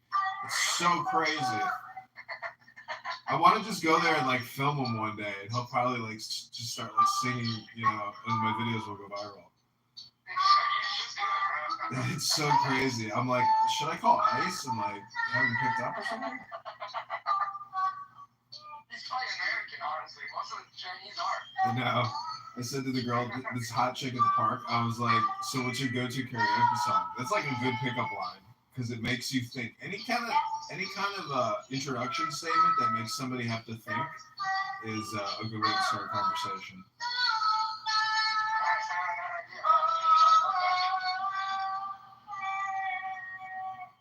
And the person before was singing that song about Palestine. Were they? Yeah, they said Palestine or something, Palestine or something they said in the lyrics. I heard it. Alright, this is the mathematics. Oh man, I'm about to like hop in a hot bath. I'm trying to find like the perfect room to like set it and forget it. Yeah, there's nothing. Shabbos really kicks in hard. Wow. Yeah, it does. Man. Game night. This room is called Game Night, featuring the Snakes with Blow Money. Can black people detect where they left their phone or keys when the smoke detector beat them? Hello? It's like black sonar detector radiation systems that you can detect where something went missing with the smoke detector. All you gotta do is take that 9-volt battery or 2 AA's and replace them dead batteries with new batteries. Then, but I'm just wondering, like, is there something secret about the beeping? Is it like echolocation radar technology for finding shit you misplaced? Hello? Hello?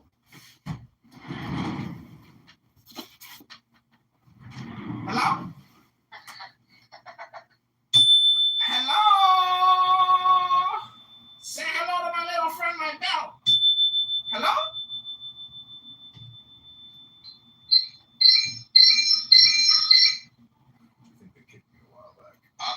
I'm not limited to any identity or whatever you're talking This is the infinite one. Who is the beginning and whose ending is endless? I'm not in no systems at all. Hello? Who is the beginning and whose ending is endless? Hello? Hello, how you doing, comedian? Let me get you on up out of here, So that answers Dave's question. This room is called Is Drake a Culture Vulture? Tori? What are we doing? That shit's so funny. I just called back and came back in. You answer my question? What else do they use it for? It must be like black technology, right? Black audio technology.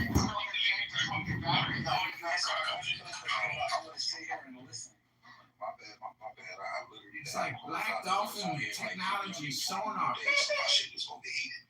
So I just had to close out. And that ain't proven, talking about it, proven it is all they say gets overheated. Get the fuck out of here. Hello? Hello? I basically have to restart the fucking app all the time. Fun begins once you get past and you feel secure that no one's going anywhere, then you finally get to be in truth in a relationship. Hello? And that's when it's fun.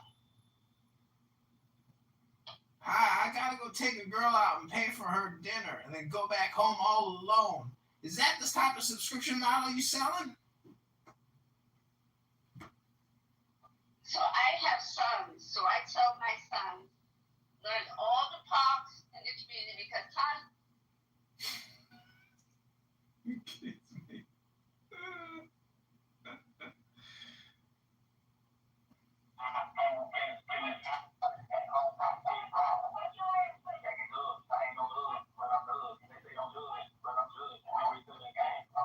Hello? Is brain rot has set in here? Hello? Sorry, before that, this is the part that's absurd, right? He did not retranslate the material that Harris had lost because he said that if he did, evil men would alter the manuscript in an effort to. Well, again, there's 14 minutes left of this Sean Carroll with. Hey, man. Hello? Harriet had a shotgun. Magnum out of mouth. Who would they aim at? Hello? You got to stop that. You gotta go. Hello? Has brain rot set in here? Hello? Anyone home? Hello? What do you want from me? Hello? We hear you, Mitch. I'm just asking a question. If Harriet had a shotgun and Malcolm had a mic, who would they aim at? Harriet would definitely shoot you in the chest. With a shotgun? Yeah, because you need to change your fire alarm. God damn, man. All that fucking beeping. That's my smoke detector system. It detects bullshit now. I upgraded the audio technology. Wasting time is when it goes off most. Hello? Hello?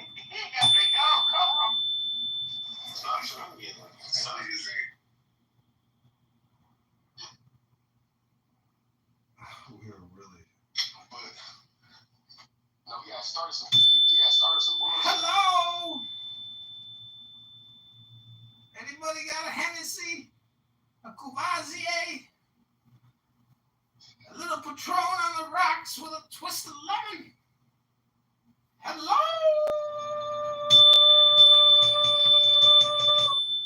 Anybody home?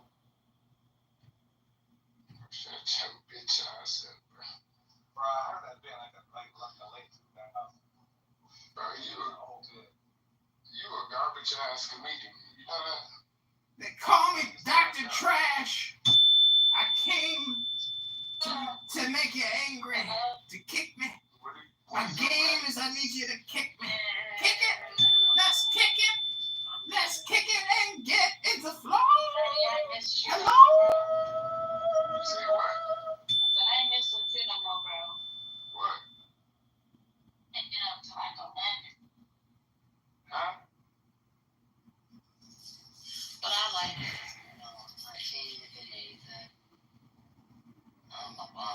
she's really good and stuff. So, you know, but it's not too bad.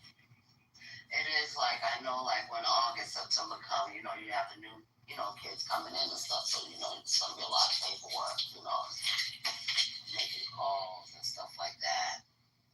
But Okay, am I allowed in the room now, or Lisa? What the fuck happened last time I was here? excuse me, Hello, A or I. it's Auntie. Hi, my little pumpkin. Are you causing problems everywhere you go, my little pumpkin? No, I'm being good today. Hello? Oh, that's my smoke detector. It detects bullshit. Time wasters. Hello? Spam detected. Spam detection system. Get you some batteries. The spam detector is going off. It's like sonar. Where my keys at? Where's my phone at? Where's my shoes at? Hello? Hello? Can you hear me? I'm gonna put you in the go next. Where's my car at? I had too much Hennessy. Too much Cavassier. I forgot where I parked at. Hello? That noise is getting on my nerves. I'm just asking a question. Anybody seen my phone?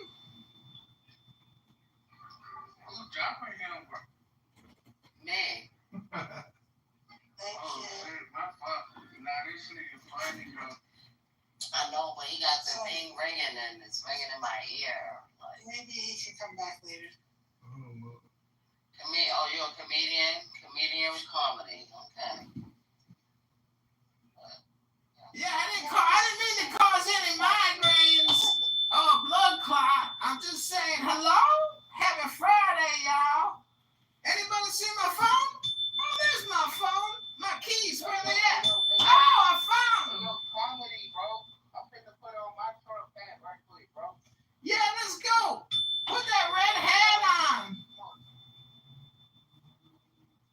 Oh, this must be your friend, MPK. Let's take Canada, Nicaragua. Look. Nah, I just know him off the app. She get removed out of every room. That's right, I'm the most kicked person, over 65,000 kicks and growing. But now Anonymous allows me to go in any room I want and record whatever moron terrorists I can. They're everywhere. Wasting time, spamming you, hypnotizing you, sucking your very life essence out of your body, wasting your life. Hello? Taking medication today? Does it sound like you? Yeah, Hennessy, Courvoisier, and a little indica in a bowl with some strawberries and some cheddar cheese on it with American cheese now. I don't want to wait in line for the cheddar. Cheddar's better, but American cheese is American. Something else? Yeah, take the deepest breath of the day and I'll teach you the truth of the earth and the math you need to succeed. Hello? Where is your staff? Because I know you live in What is my status? your staff. My staff? It's in between my legs. It's always No, a I ray. say your staff. It's a I phallus. say your staff. Pure energy. At your Ultimate metaphysic. You live in Where my phone go? Where's your staff at? Where my phone? Oh, let me find out where my staff at. Yeah. Ah, there it What is. time is it? You had your med jet? Your 8 Oh, o'clock yeah. night med? Time for a hot bath and some medication. On the med call. Come and get your Prozac, your Adderall. Time to eat your medication. Time to have Pfizer for dessert. Moderna appetizers. J&J entrees. Triple vaccinated, quadruple boosted, and my heart only popped twice. It's called the clot shot. It's called the clot shot. MBK, where's your Trump hat at? We need to start this party. It sounds as shit. Are you projecting? Did you have too much to eat for dinner tonight? No, I'm telling you, that's what you sound like. Are you a regular 8 a.m. shitter? Do you take the Cosmic kids to the beach every day at 8 a.m.? Fuck them kids. You're projecting. Fuck them kids and fuck you too. How about that? Now write a book about it. Fucker. You forgot mother. No, I call 2 kids in a bucket, motherfuckers. Yeah. This is Friendly Fridays, everybody. We're here to spam you with comedy to make you feel good in your tuchus, to tickle a feather on your I anus. need to laugh though. You make me laugh. I laugh. Why is sex like a box of Kentucky Fried Chicken? Because after you're done with that breast and the thigh, the only thing left to do is stick your bone back in that greasy box. Hello? Juicing. I'm juicing. We just started to get cooking. We're cooking and we just started cooking. Nita knows how to juice. She like black man. Nita's a juicer. Nita, are you in love with a Nita? Come in. Yo. Who's the anonymous? Who is the anon? Clubhouse Anonymous. That's you. I'm addicted to Clubhouse, so they created an anonymous version for me. Now I just troll under a fake name. Anonymous. That's you recording. That's not me. That's somebody else. You can suck my dick. You got a dick? You sure it's not an enlarged clitoris? Or is he so fat? Is it a roll on your food? That's fat. You can get that fat removed with a plastic You surgery. can suck my dick with your daddy lips. Oh, you a dirty ratchet ass ghetto hoe. The fuck kind of shit is that? You dirty ass bitch. That's some tricky shit. How long you been out on the block in them high heels? Shut your bitch ass up. Look at Nita. Nita knows. Yeah. Nita been working them fucking tarot card streets hard in cocktail dressing. Drinking a Hennessy and a Courvoisier. Hello?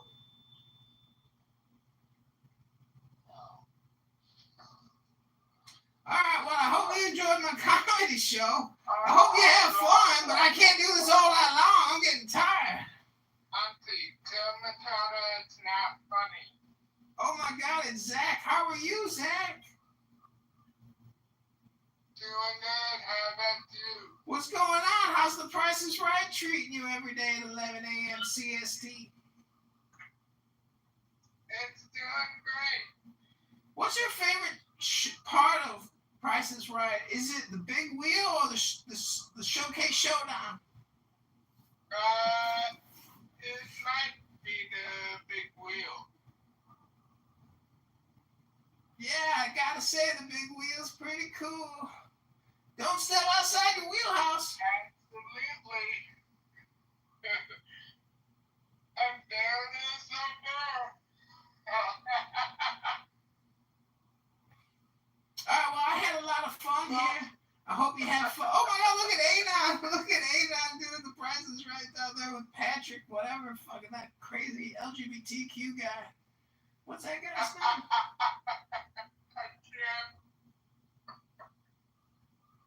I can't. Dr. Doogie Howser. Fucking that fucking guy. Damn, Doogie Howser tricked everybody. That's how you know the medical industrial complex is gay. God. They tricked us with Doogie Howser. They raised some fucking young. They raised him. Oh God, I don't even want to think about it. But you know what I'm talking about. Doogie Howser. He pulled a fast one on everybody. Fuck it, Doogie Howser. That was the end of America. All right, everybody, my show is over.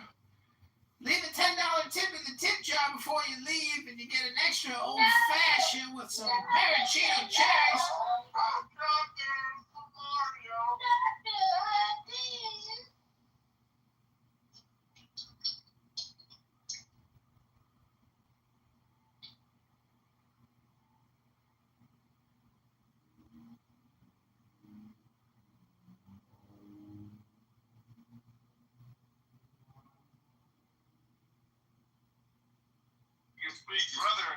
finish. Let me just finish.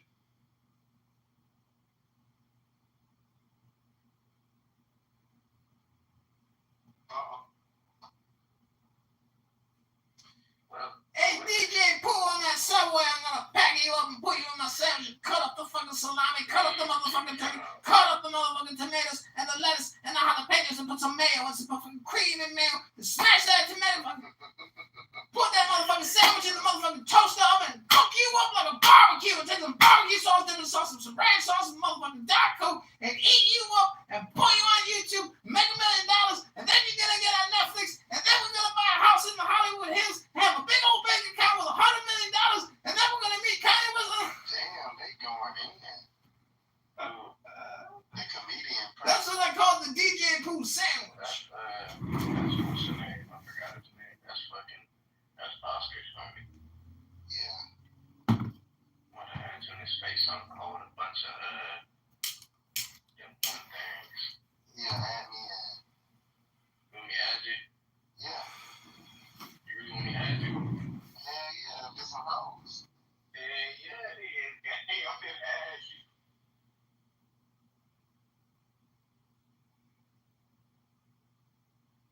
All right, well, I hope you enjoyed my comedy show. Have a great Friday night, everybody. You can go to Give, Send, Go or cash at me $100,000 right now. Thank you very little. We'll call you. Don't call us. Hello? They're on a motherfucking conference call. These motherfuckers. Motherfuckers, the fucking on a motherfucking conference call. Fuck. This is some fucking repugnant shit. I'm all alone. They on a conference call. Barbiana, what is this bullshit they pulling? I ain't mad. I'm just asking a question. Why the fuck is they on a conference call while we in the room giving them the content? Hello?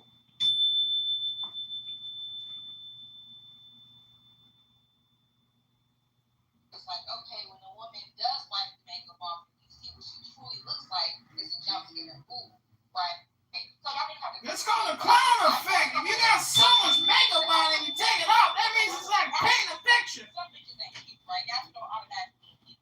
So I think y'all pick and choose. A pretty woman is pretty regardless whether she wears makeup or when she doesn't wear makeup. As soon as you wipe that makeup off, your man think you're ugly. I mean, you're just ugly. Like, what's going on? That's what I'm supposed to take her to the swimming pool. First date is the swimming pool. You know what I'm saying? We need to get in a relationship with somebody and you don't know somebody else. These dudes, man. Don't like all flags. Yeah, thank you.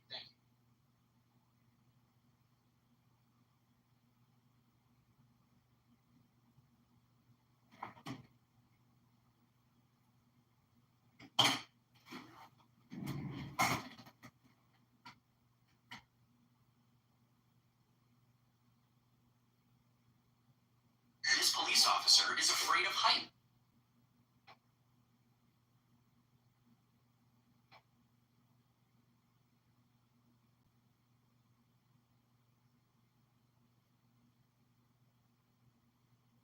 Hollering out in the Caribbean.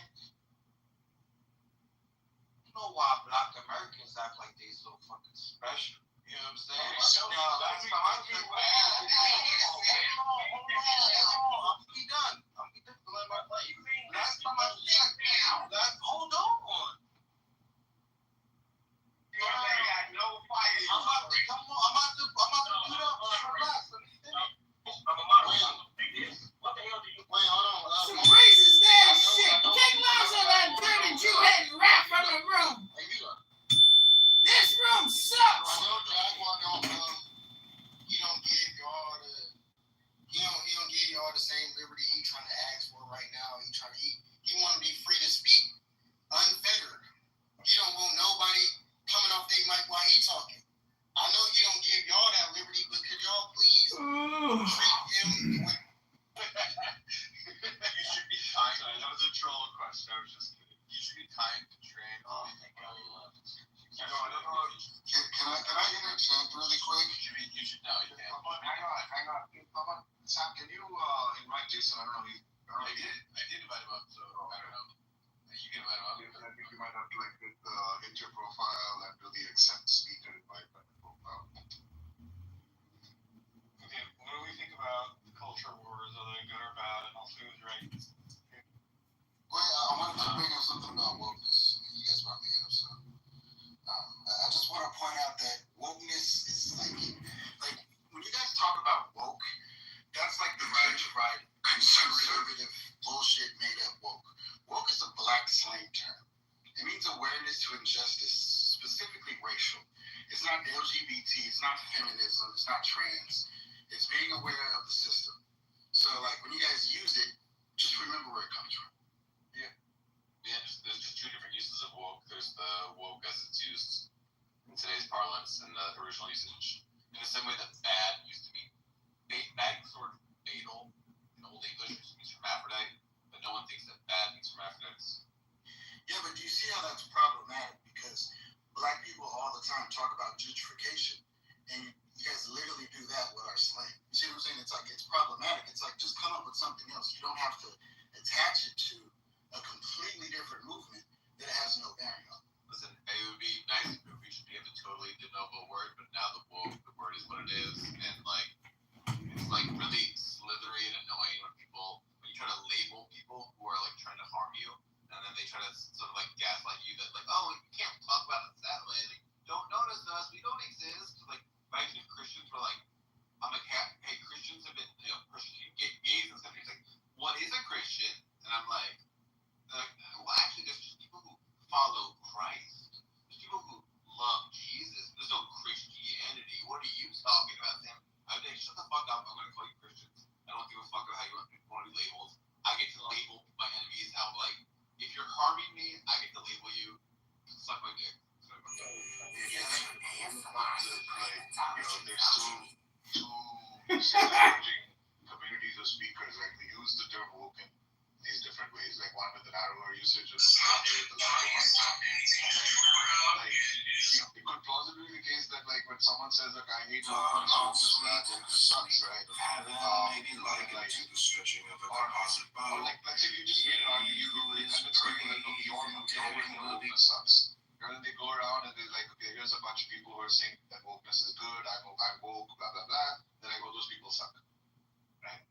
So, that, I mean, I don't know. So, I don't know what the solution to that is. Like, obviously words are going to like evolve in the meaning, but that's the whole point I'm trying to say is woke has to do with injustice in the system.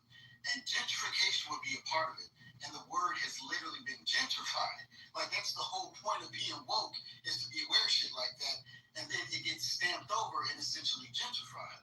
So it's like, I get that people can, like, steal words and kind of bullshit them, kind of like house music and a whole bunch of shit that has been stolen from black people. But you gotta just go, okay, you know what, you're right. This is the truth. It has been bastardized. And this is the version we refer to. But again, it has nothing to do, true wokeness has nothing to do with that. It has nothing to do with LGBT. Honestly, if you're woke, ironically, if you're a woke black person, you're actually more anti-LGBT and more right-leaning as far as values is concerned. Ironically. That's a bizarre statement to me.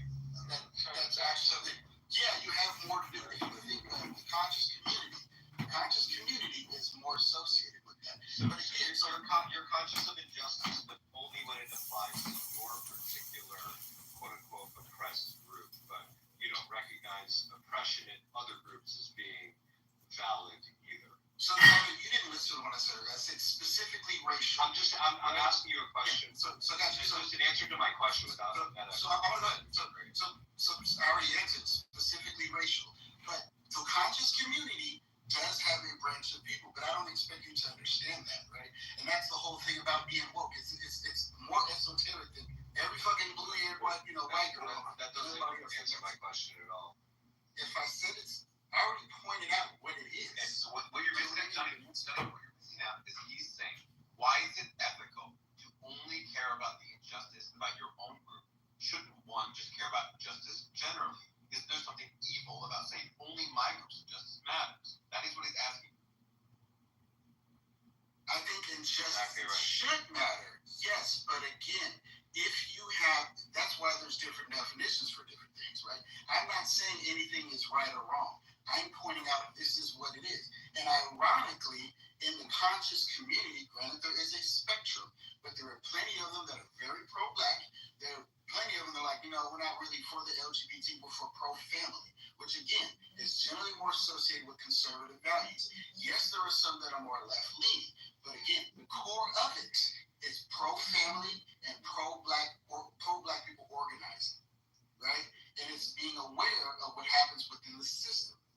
I don't know what else to say beyond that, right? Like, you can have different words for it. You see what I'm saying? So someone asked me whether or not wokeness, like, what's good about wokeness. And listen, gay marriage, that's arguably woke. Being kind to trans people, it's arguably woke. Caring more about not raping of the margin, that's like woke. Those are all good things. But here's what's not good. Extreme sanctimony, tabooing empirical claims, giving like white people original sin that they like need to be humiliated about. Not enjoying debate, having dogma, those things are terrible, and I hate that. And it is characteristic of wokeness. Wait, hold on, Stan. You don't think I just find this strange coming from Jews. You don't think there needs to be a full mea culpa, like what the Germans did to you guys, and there was a full mea culpa? You don't think white people need to do that to black people? Are you insane? No, Jesus Christ. To me, this I think that white people do need to acknowledge what was slavery is horrible. And when I think about owning another human being, it's like it's almost hard for me to imagine me just bossing someone around as if assuming that I can just do that to another person feels alien to me, and it is deeply evil. But there is some things that are different about the Nazi situation from the slavery one, which is one that don't do that weird thing. So one is that there's a fucking huge amount of white people who died in America to free the slaves. That's one asymmetry. The second asymmetry is the fact that slavery was normal historically, throughout all of history. And people try to downplay Roman slavery and other kinds of slavery and try to say that the antebellum South was uniquely evil compared to Roman slavery, but I just don't think that being a slave in the salt mines of Carthage was much better than being someone taking cotton in the South. Yo, Tim, this is insane, dude. This is literally minimizing. Basically what you're doing right now is this is like Holocaust analysis. Basically you're trying to minimize what happened in American slavery, the responsibility of American whites. Can I do the same thing with Nazis did? Can I just minimize what Nazis did, Jews did? You're going to do that. What happened to blacks? Let me do the same thing. Can I do that? Wait, do you think? Are you disagreeing that? I disagree with everything. Are you saying that being a slave in the South is better than enslavement is, or that being a slave in the South is worse than enslavement? Which way are you disagreeing with it? In every single concept. So first of all, let me say something. Are you aware of breeding farms? You know what a breeding farm is?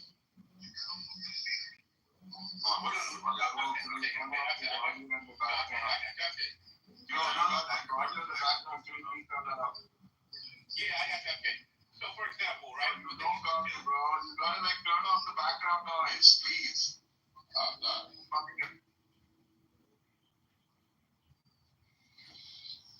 Chris was joking about discussing wokeness. I don't actually want to. Okay. Well, now you got it. Mark, be careful what you wish for when you're in a room called wokeness sucks and you ask about it. I do want to make a logical point though. What they're implementing is kind of narrowly right. The term wokeness has its roots far earlier than people got way aware. Wikipedia actually goes back to the 30s. It comes from the black community. Yeah, that's right. It came from the black community and only meant awareness of specifically racial discrimination, not with the not with the connotation that no other discrimination matters, but the term only covered that particular kind of discrimination. In the early 2010s and late 2000s, I think wokeness meant awareness of social injustice and discrimination in general. And now it has this loosey-goosey, everything that's bad about the left, DEI sucks, It's silly. It's how do you just can use it, and it's bastardizing and it's gentrifying the word, and that's the whole point about being woke. Like I said earlier, be aware of bullshit. Yeah, hold on. This is just really quick. I asked that marking Carthage. And it says, you are likely to strip your identity, tortured daily by your environment, destined for a slow agonizing death. Few would escape, fewer still live long. It was the most dehumanizing, painful fates imaginable in ancient worlds.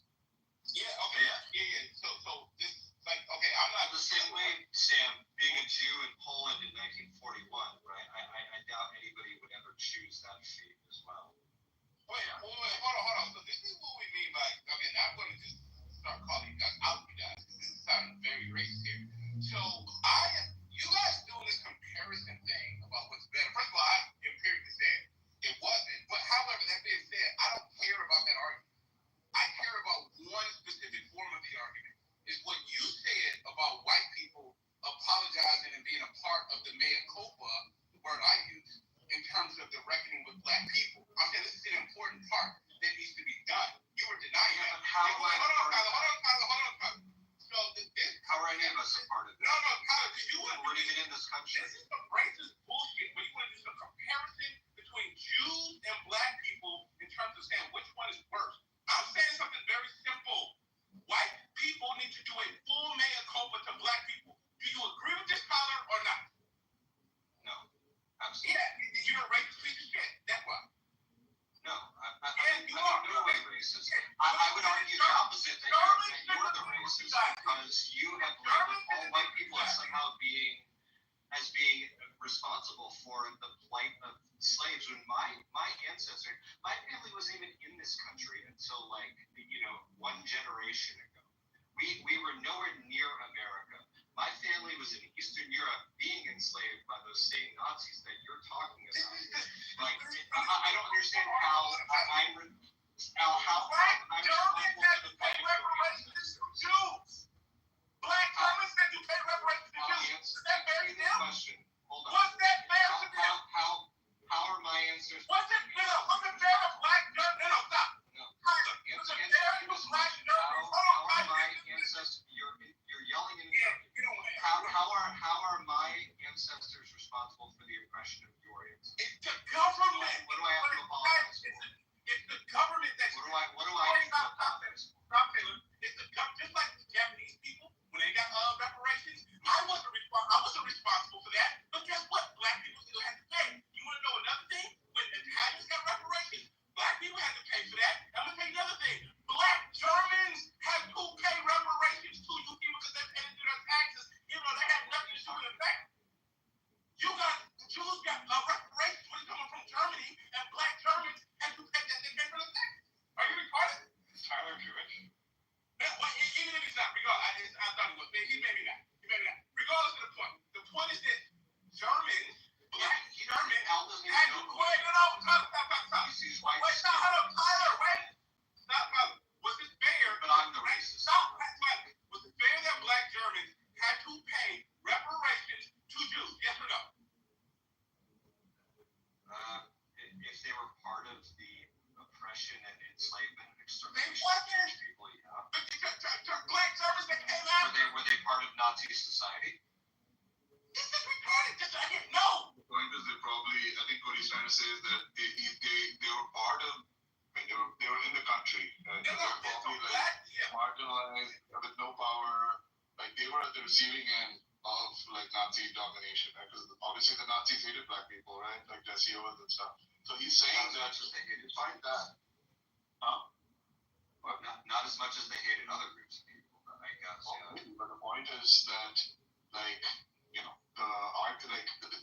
presumably, the amount of reparations, the cost of reparations paid by black Germans was equivalent to the ones paid by white Germans, right? We didn't reduce it in any way. I guess I just don't understand how this relates back to me having to apologize for all of white people for the fact that black people were. No, actually, we'll talk about the government. Who has to make an argument? We're talking about the government, Tyler. So here's the problem here. And this is the thing. So we obviously understand what happened in America, right? We understand the racism that happened, right? But what happens the entire time was constant gaslighting of the white populace in general. Oh, it's not that big. Oh, it's not really that big. Oh, what's this? And then the attacks that happen within the black communities. And then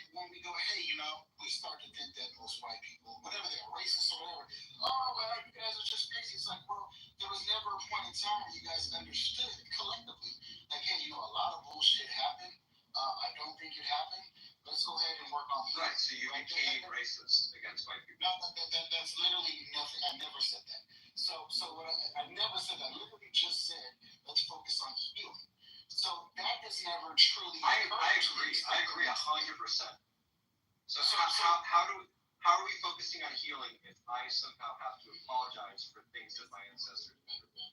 But we actually we didn't state you had to apologize. Just acknowledge what happened, and I don't think I'll say. I acknowledge that black people were enslaved. It was horrible. It was racist. It was fucking awful.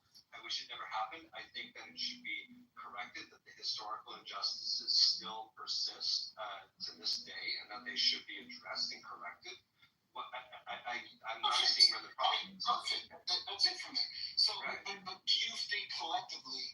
Do you think the white populace collectively has the same sentiment as you, or they go, well, whatever it happened, go? Which one do you think is more constant? Wait, I think it's kind of a mixed bag, though. Yeah, I agree with you there. I think it's kind of a mixed bag, right? That like some white people certainly are still very racist and believe in sort of a racial hierarchy, all the way down to like there are white people who are very sort of progressive about it and think that like there should be I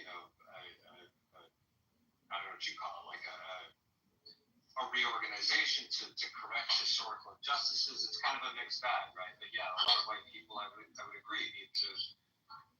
They don't care, right? And I understand why they don't care, because they don't have to live in that space, right? They don't have to relate to what happened in that time frame, because they're in their own bubble, right? So I understand that. But once you go, you know what, I can't relate to this, so again, when you talk about the healing process, it's pretty much what black people as a whole just want from that, instead of, well, I mean, why does it have to do with me? Why? Oh, that's not racist. Yeah, the cop called this black guy the N-word, but he wasn't racist. I hear things like that, right? And I'm just like, wait, what? That was a racist remark. What do you mean? Oh, well, what was he doing? Yeah, his hands were up, but he kicked him in the back because he said something. Those things happen, and it's like, when this gaslighting continues, what do you want the opposing group that's saying, hey, this is about, what do you want them to say? When you have, and just one more thing, when we have people wearing the Confederate flag saying it's heritage, forgetting that the Confederate wanted to expand slavery and continue it in Brazil and Mexico and South America and Europe. You completely. I have no disagreement. Yeah, go ahead. Yeah, that's all I want. I don't want an individual German teenager to be like, I'm sorry for the Holocaust, Sam, because he didn't do the Holocaust. Well, they pay reparations. I don't want to acknowledge the ways in which this country caused the Holocaust and to take steps to avoid that sort of thing happening in Germany. But I don't think he should personally feel guilty for what happened. I think personal individual sort of how you should feel about these things is, did I do it? Am I morally responsible? And that's what you should feel guilty about, not about sort of abstract collectives that you can left a part of. Hey, you guys are all humans. So you guys did the Holocaust, so apologize for it.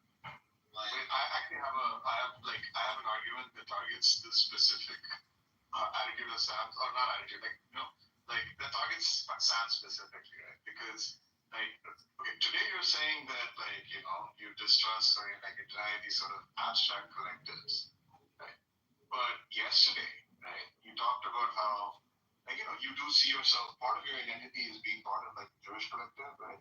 And not only that, you were talking about a situation where we had what's his name, El Normo or something, acting all stereotypically horribly right wing Israeli whatever Zionist, right? And you're like, oh, this is the kind of guy that I hate. This kind of guy, he makes us look bad, blah blah blah, right? So there, it seems like you're kind of sort of acknowledging some level of collective responsibility almost, right, between people of your collective.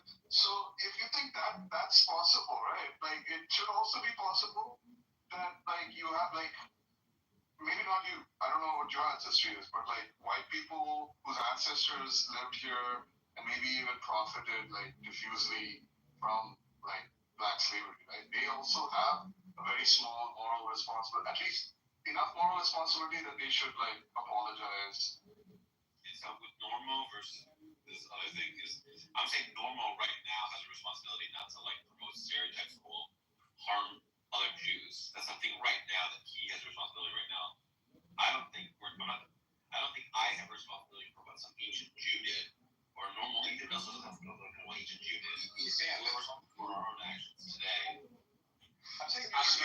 put you guys into the Amalekites, man. So that's right. Yeah, I'm just saying, like, you see yourself as part of an abstract collective, right? At least to some extent, right? And to that extent, like, it feels like natural that you should also have some moral participation, right? I will say this. Here's my thing. I don't think we should be taking credit and blame for our ancestors' actions. I think we shouldn't be doing that. Okay? In general. However, if we're gonna do that, if we're gonna be playing that game, then we can't only look at the demerits, we also have to look at the credits. So if you're gonna look at Germany, you didn't say, oh, Germany, yeah, they did the Holocaust, but they also had Goethe, they also had like fucking Mozart, they also had like 100% fucking thousands of years of like amazing culture, they also had like amazing, like incredible mythology. You have to have sort of like an actual fair squaring of the bounds of German people, and you don't only focus on everything bad they did. Like, if I was looking over your life epoch and only focus on the worst thing you did, and not you as a totality, that would be unfair to you. Now, I don't think we should be looking at, you shouldn't be doing this whole thing about judging people as a whole. I don't think we should be doing it. But if you're going to do it, be fair about it. Look at the pluses and minuses.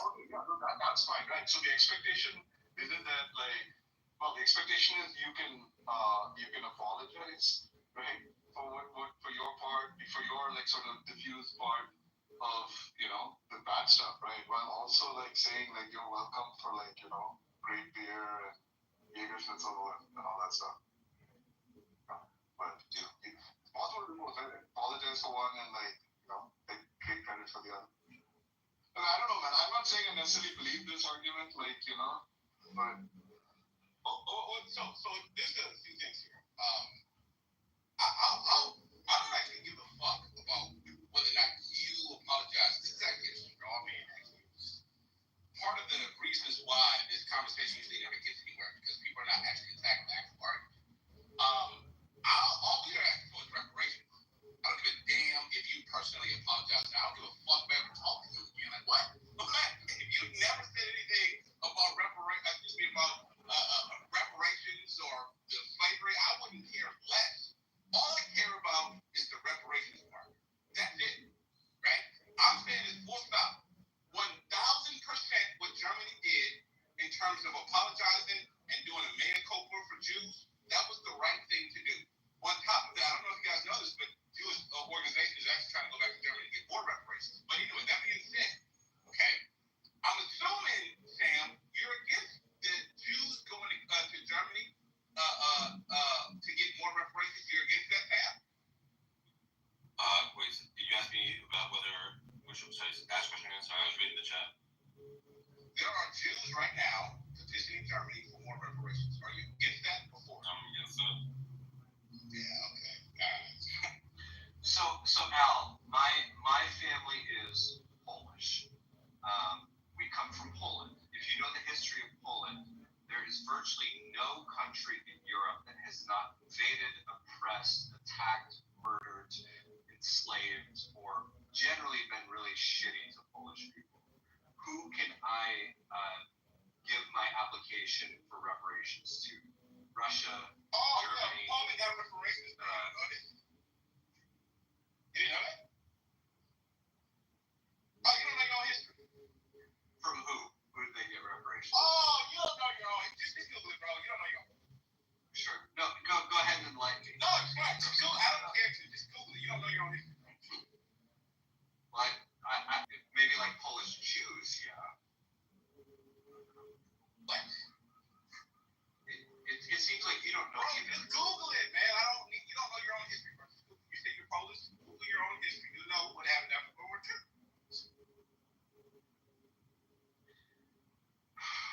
All right, I'll Google it, but it's probably going to be some bullshit.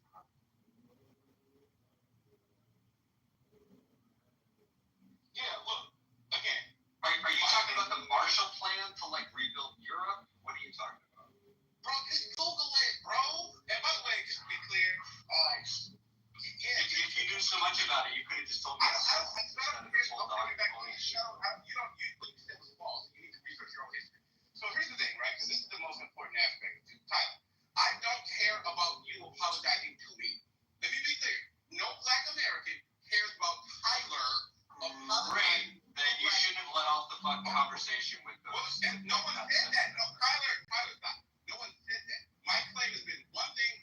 alone. It's been about reparations. That's it. You guys interjected this apology shit. I don't give a fuck about an apology.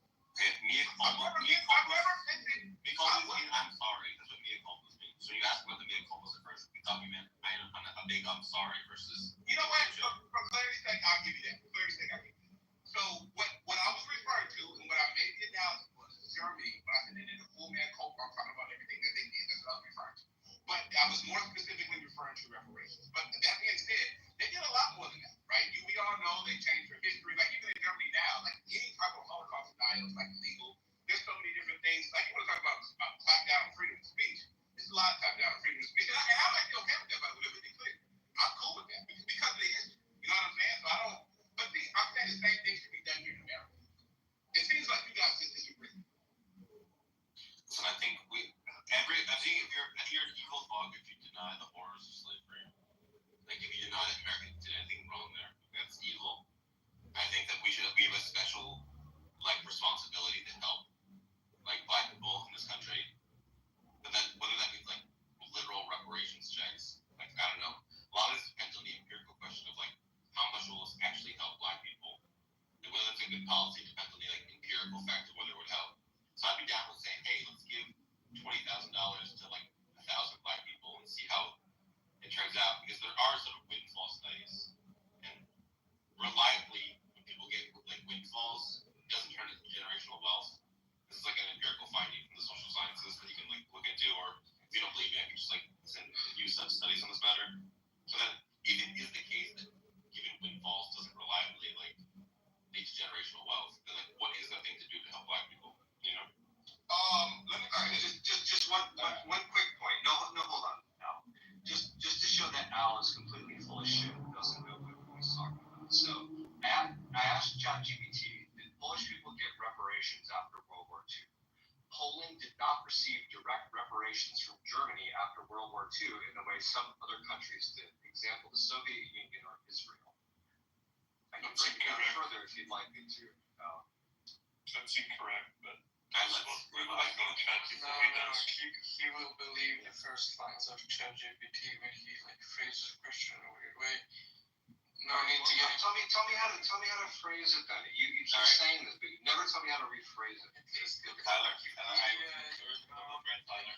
Tyler, we're in the middle of a thread, and then sorry. So, Al, what do you have to say about the thing I just said? Windfall studies and stuff. I'm sorry. I want to make sure I get clarity. You're talking about in terms of how Black people should receive reparations. Is that what you're referring to? Okay. Part of the question of should we give Black people reparations is would it actually help them build generational wealth? Would this actually be empirically a thing that leads to generational wealth? Okay. Do you think that this is okay? I pointed to windfall studies as evidence against giving people large sums of money being the sort of thing that reliably leads to generational wealth. Lotto winners don't tend to keep their money, get generational wealth from that. When you give a random sample of people a bunch of stuff, oftentimes they get generation or two, they tend to even out outcomes. I know exactly what you're talking about. Generational wealth usually dissipates by the third generation. It's almost gone by the second as well. I think the impoverished Black communities or the lower incomes should be, we'll say, compensated in the sense of restructuring or, just redeveloping their infrastructure in regards to where they live and schooling as well. So I think that would be the first line, them free with college or cheap.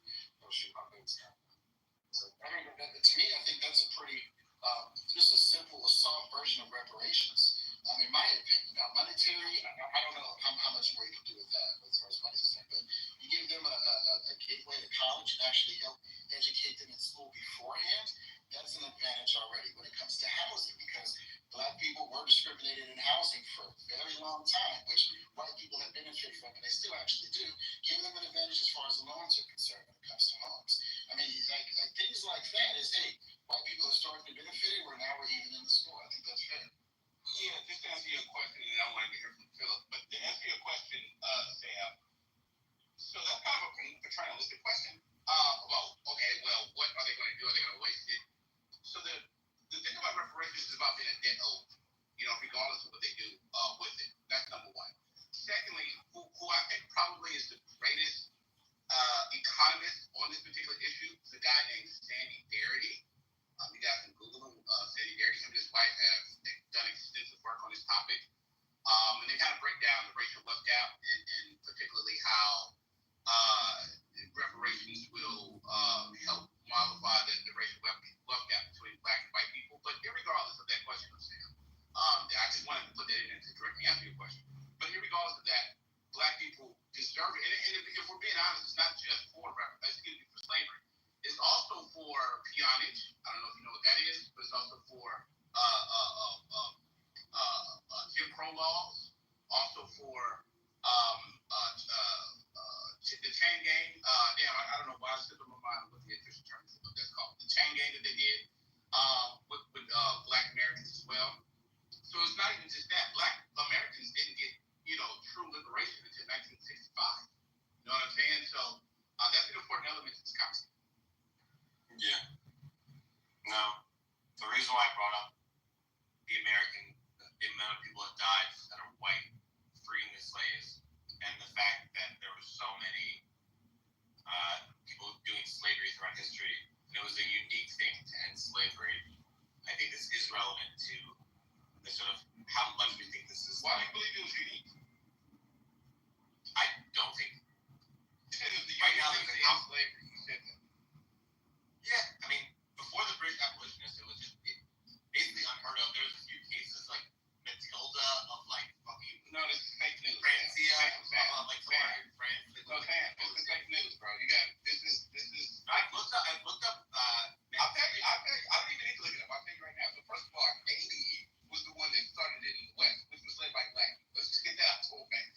Secondly, what a lot of people don't know is like there's like the Mandan Charter. You can do this to the Mandan Charter, the Mali Kingdom. They banned slavery. I'll give you another one. What's the name? The Persian Empire under Cyrus the Great. They banned slavery. Japan. They banned slavery in the 1500s. Russia banned slavery in the 1700s. Also, on the continent of Africa, there was not remotely true. You can put it in your ChatGPT, bro. So here's the other thing. Not close. Put it in your ChatGPT, dude. Hold on. Yo, hold on. I'll tell you. What they're going to tell you is, so they banned it. Hold on. I'll tell you. Hold on. Stop. I'll tell you what happened. So they banned slavery, but they continue to allow serfdom. Now, here's the thing. If you consider serfdom still slavery, I'm okay with that. But then you also got to consider sharecropping, which happened in the United States until 1960. You got to consider that slavery too. So if you want to say serfdom is slavery, I'm okay with that. But then you also have to say sharecropping is slavery, and then America essentially didn't ban slavery since 1965. You got to say that too. Taking somebody against their will for forced labor in a location, like would that be considered slavery? Bro, I'm just telling you, man. At the end of the day, that was the law. That's all it was. Are you talking about Russia? Yeah. Always correct. I mean, they might have said the words, "We ban slavery," but if you continue to have slaves, you have to ban slavery. So slavery is not a single concept, right? Like if it is part of a comparative discussions, and we're comparing slavery in the United States and slavery in Russia, right? Like chattel slavery, like even after a ban, like most studies, you can find like maybe 100 people that after a ban still were in conditions that are similar to chattel slavery in the United States, right? But that was basically not the practice, right? Generally, you would still have what I would agree with you is called slaves, but if we're doing a comparative conversation, that would be correct, right? So again, slavery is a big chunk of all type of practices that includes domestic servants, right? And domestic servants would still remain that are slaves, right? That are still remain in Russia. But domestic slaves have nowhere near the experience of slavery in the United States. So again, if we're using comparative in the context of comparative conversations, the term has to be a little bit more is fine. And for the purposes of the conversation Mom is having, right? Slavery in Russia, the one that was going on in the United States, was banned, is correct.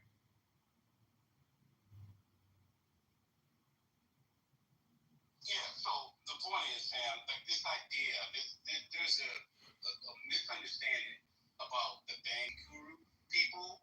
They never practiced slavery. Where my people come from, the Neri Kingdom, that was kind of like the seat of the Igbo Empire. They didn't practice slavery. The Kru Marines in Senegal, they didn't practice slavery. There's a lot of different places that never practiced slavery, didn't engage in slavery, or they banned slavery outright. That was not a novel or a unique thing. That's a very ahistorical approach that somehow British was the first ones that like banned slavery. Here's what I will say. I'll give the British credit for this. What the British did do that is probably different from everybody else, and Phil can probably correct me on this, is when they banned slavery, they kind of like started going around enforcing everybody else to ban slavery. Like that probably was kind of like a novelty. So, something that a little bit confuses me is why people focus so much more on American slavery than, like, for example, Brazilian slavery, which I just looked at the numbers on this. We're Americans, bro. That's why.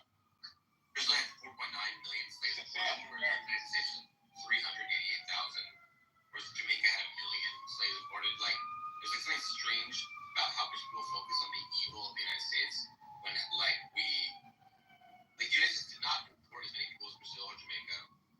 We fought a literal war, killing a huge number of our population to free them. And then, like, I don't know, this is like, I feel like this is something that's ignored when we're saying how Should Jewish people comparatively not focus on Holocaust and focus on Somali genocide? What do you mean? Well, that's what you're asking. I guess if you're asking, should American blacks focus on Americans? Yeah. Yes, they should. But I've heard people in other countries, like when I go to Europe, they talk about the brutality of American slavery. But then Brazil, how does that relate to the conversation you were having previously? Oh, I mean, this is a larger, broader conversation about like how evil the United States is in the in the grand scheme of things. So how much should they apologize? Well, it's basically like the oppression Olympics conversation. It's like corporations, right? And I would say that if we're to take the overall history of human beings, there are no more oppressed and classically discriminated against people than Jewish people. I mean, it's not even close, right? Even if you want to say that they're not discriminated against now, which I think you have a very hard case of making that. Like, historically, the Jewish people have been the most oppressed, discriminated, tormented group of people throughout history. Can somebody give me the full argument, because this is a bit vague. Al demands reparations. Al wants reparations. He's saying that people who are other groups got reparations. He feels that it's unfair that they didn't get reparations. And I'm saying that if we're talking about the level of oppression among groups of people and we're dispensing reparations, according to them, like a lot of people should be getting reparations, including my ancestry, the Polish people. They have not gotten reparations. They have not. That is not true. That is not true. They have, because part of war authorities in the 50s, they have received reparations in terms of money and in terms of various No, the Soviet Union took some reparations and they mostly used it for industrialization. No, there were direct compensation for labor and slavery and imprisonment. You guys are full of shit. This is like basis. And also, I wanted to ask a question. Call me as many times as you want to, but it doesn't. Stop interrupting me, you infant. It's not going to make me stop interrupting. Stop interrupting me. Until you say something intelligent. Stop interrupting me. Back on stage. Stop interrupting me. Stop interrupting me. Got rid of them and now he's back. Stop interrupting. Stop interrupting. Stop interrupting. Stop. Yeah, I want to ask Sam a question. Do you think that Brazilian people talk about American slavery more than they talk about Brazilian slavery? I don't know how Brazilians talk about race issues and reparations and slavery. I don't know. I haven't been to Brazil. I don't have any Brazilian. I mean, it could be that like Americans and Europeans who know English talk about American slavery more because of that, and that like Brazilian people talk more about Brazilian slavery than American slavery, and that explains it. Yeah, could explain it. There's something like there's enough people Chinese can ask for the Mongolians for reparations for the millions of them that were slaughtered by Genghis Khan. You know what? Like there is a certain point where people say, you know what, it was evil, but we can't like. And I don't think we have like a good principle on what the statute of limitations says for historical crimes. And I think American slavery is like in this awkward gray area where it's close to the limit of the statute of limitations. Like if it happened in the 1500s, I don't think anyone would accept that you get reparations. But because it happened up until the 1800s, it's like, you know what I mean? It's close. It's people can like know directly the names of their ancestors that were enslaved. You know, it's not like a thing that's like just a historical object. Yeah, but America was supposed to do it, right? Give reparations to slave owners. Ulysses Grant was like, yeah, let's go ahead and do it. And then they took back the land they were supposed to give to some of the freedmen. So it's like, it was supposed to happen. You know what I mean? It was a deal that didn't. What does the statute of limitations have to do with anything? You think it's a necessary component when you're evaluating justice or injustice? The statute of limitations? Well, when it comes to reparations, that's when it's relevant. You think it's a necessary component when you're evaluating injustice? Well, no one thinks that the Chinese are old, owed to reparations for Genghis Khan. You just answer the question. The only reason that people wouldn't seek reparations in those type of instances is that it would just be impossible to figure out, right? And if it could be figured out, it would be impossible to collect. So, whatever the issues are with any other reparations issue is like irrelevant to this particular case. So you've appealed to a very weak argument against it. Do you have anything else? I think we all have the general idea that Islam is remote enough in history that seeking reparations for it is a little bit silly. And it's not just a matter of it's hard to figure out what the whole thing is just insanely complicated because not only is it like, you know, it's just so hard to do the counterfactual of like how would life have been different if that hadn't happened. What? You don't think you can do financial models from that point now, assuming like a typical growth rate or a comparative growth rate, and see what would have happened had these like people been allowed to flourish economically? You think that's not like? Of course you can. Well, you're wrong. I just sorry. No, we're talking about slavery. I don't know what you're talking. Concrete. I totally agree with you. Reparations ought to be due, but what happens in reality is that, so in the case of Germany, paid reparations to everyone that Jews and the Sinti and Roma, etc. The problem is that the compensation that is paid, or to the Herero people in Namibia, as well, another example, the compensation that is paid is such an insult to the victims. That, you know, no matter how you go about this, it's always going to end up pissing people off even more. So what? That's not an argument. What else you got? What do you got, Concrete? Did you just come to spam like you always do? Think of one word, then the next word a second later, and then string together a sentence? He's obsessed too. It's crazy. I think your room's open to anybody who wants to. How the fuck did that happen? Wait, it's one of those kinds of rooms right now? Did you let me up? Yeah, I think so. Oh, okay. Yeah, so I guess I think America should do things specifically to help black people in this country. would be made because of the crimes done.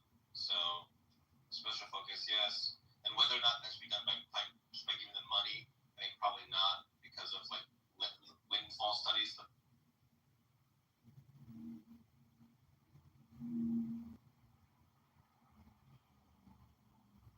Bitch, quit fucking speaking to me, you dead ball, bitch. I told. Well, I was there. Like, I was there, so I did take the pictures of this. So the pictures will be coming from, like, me. So it was me and him who were talking on social media, and then he went on to a different social media platform. I don't know if you know what it's called. It's called Discord. Like on Discord, yeah. Yeah, so then he got on Discord and was... Hello? We hear you, Zach. Will you sit your God. This guy's back. I'm back and I'm better than ever before. Funnier than you've ever heard me before. Auntie knows I just did my whole routine. Abby, don't dox me, Abby.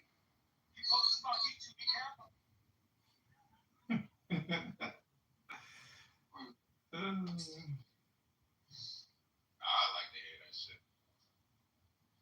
I like to hear the karaoke too.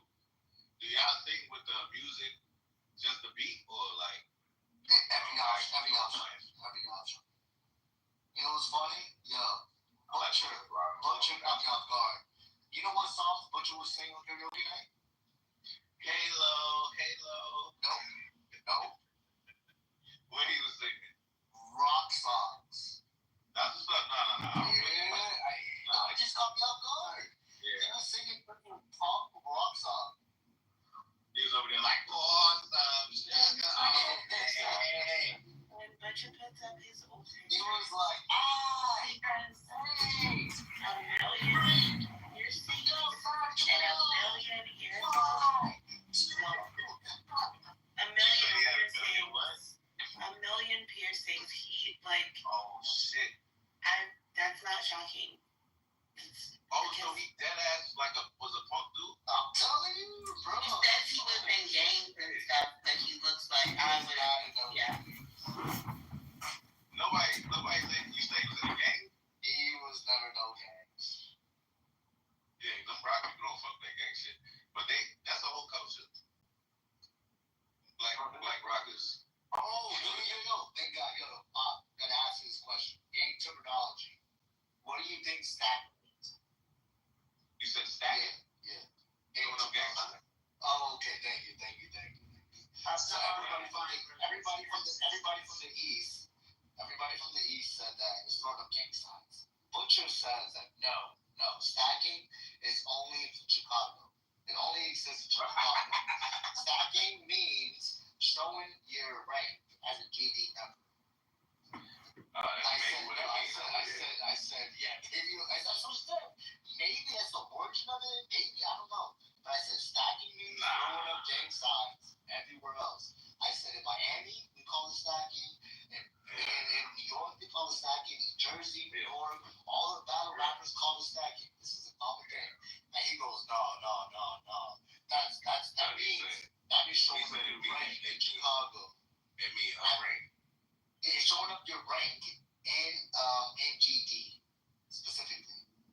The GD, Gangster Disciples. That's So you're saying like it's I don't get it. Look. So King came in yesterday, and then Butcher was like, "Yo, King, what does stacking mean?" And King said the same thing. So it means showing your rank in the GD. And I'm like, okay. Then I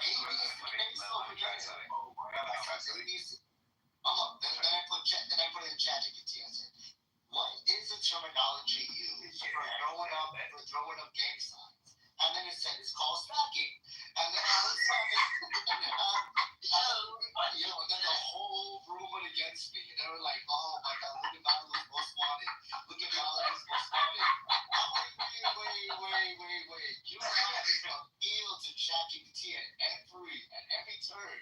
But now ChatGPT So what is stacking means in Chicago? It means it's showing your rank. Showing your rank. But they use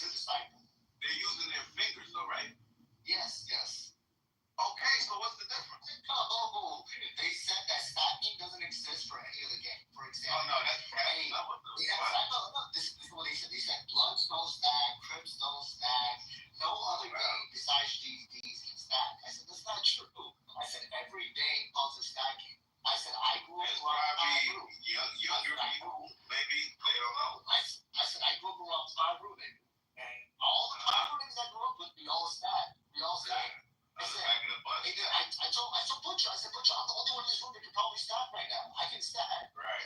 And I'm like, once again, this is what we call it. And he was like, no, stacking is only in Chicago for GDs. I'll just let him have it until they run into a pyro. I don't fucking know. That's Chicago shit there. What's up, blood? Yo, What you was saying, Mike? Yo, Sue, whoop. It's just funny because you guys are talking about steel. Are you there? Yeah, man. What do you think stacking is when you hear what does it remind you of? It's an armbar defense or a triangle defense. Sound, kid. Yeah. No, stacking is when you know, like that big brother position where you fold the legs over their head. You know what I'm talking about? So in jiu-jitsu, when you stack someone, when you're stacking them, it's basically like you're fucking. You put your weight on top of them, right? Yeah, you're folding knees over their head. Yes. You guys are talking about this like with context matters. It's funny. Yeah. Stacking. I don't see how game side. I don't even see it. Like, how does that even make sense? Because you throw your hands over your hands. It looks like a jitsu. It's you ever seen Naruto, Mike? Oh, I see what you're. So it's like compiling. Okay, I get it now. right, and then it is a ranking thing where the first sign is probably your gang, and then it's the set under that gang, right? Then it's your region, then it's your rank, whether you're a soldier, whether you're da-da-da, and then you probably have your own call sign that you add to the end. You feel me? Yeah. Or it might be different by regions, but I think that's why they call it stacking. I don't fucking know. Dog, I saw this lady start doing sign language, but I didn't know she was there. And I thought she was banging. I was like, oh shit, what the fuck? But she was literally just speaking sign language. I was like, but no, I used to think that shit was cool. That shit looked cool as fuck. I never stacked, but I mean, niggas always tried to stack. You feel me? You always got that cousin that's in the game or some shit. Let me teach you that shit. But outside of that, it looked like a fucking handshake or something that you doing with yourself. But yeah, I never heard. I think what it is younger people, they think that things are just exclusive to their areas and people that don't travel. You know what I'm saying? Not saying Butcher don't travel, maybe he does, right? But people that are from and grew up on their block, they tend to think certain things. Because before I left New York, I was very close-minded, bro. Swear to God. I thought New York, at fucking 9, 10 years old, I thought New York was the capital of the planet, like Earth. I thought we were the capital of all the countries. You feel what I'm saying? Like, that's how close-minded people be when they're in a certain area for their whole life. That makes sense. What made you change that thought?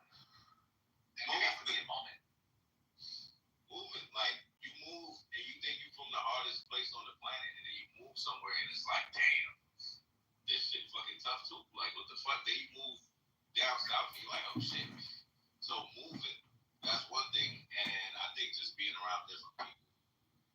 After a while of just breaking down stereotypes and shit like that, like you run into somebody that's just against what you, like your mother told you people are like, or you know, it's like you start to be like, all right, maybe there's more to life than what the fuck I think I know. That's true. Said for Prague fought the Civil War to free black people. That's what he said, right? I said, so how do we know that, right? So now you're pointing me to a letter. The letter is insufficient to make Sam's argument, right? The overreach was not in my demand for evidence. The overreach was in Sam's statement, right? Which was supported by an underreach, and then a complaining and crying for sufficiency.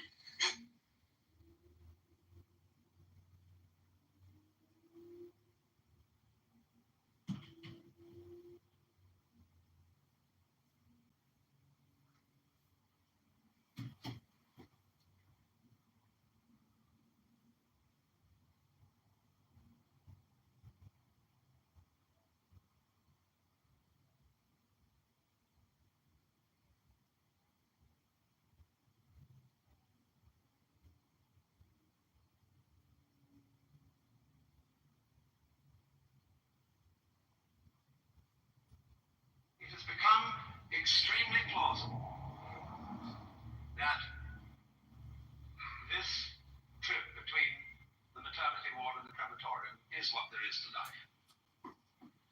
And we still have, going into our common sense, the 19th century myth, which succeeded the ceramic myth in Western history. I call it the myth of the fully automatic model of the universe.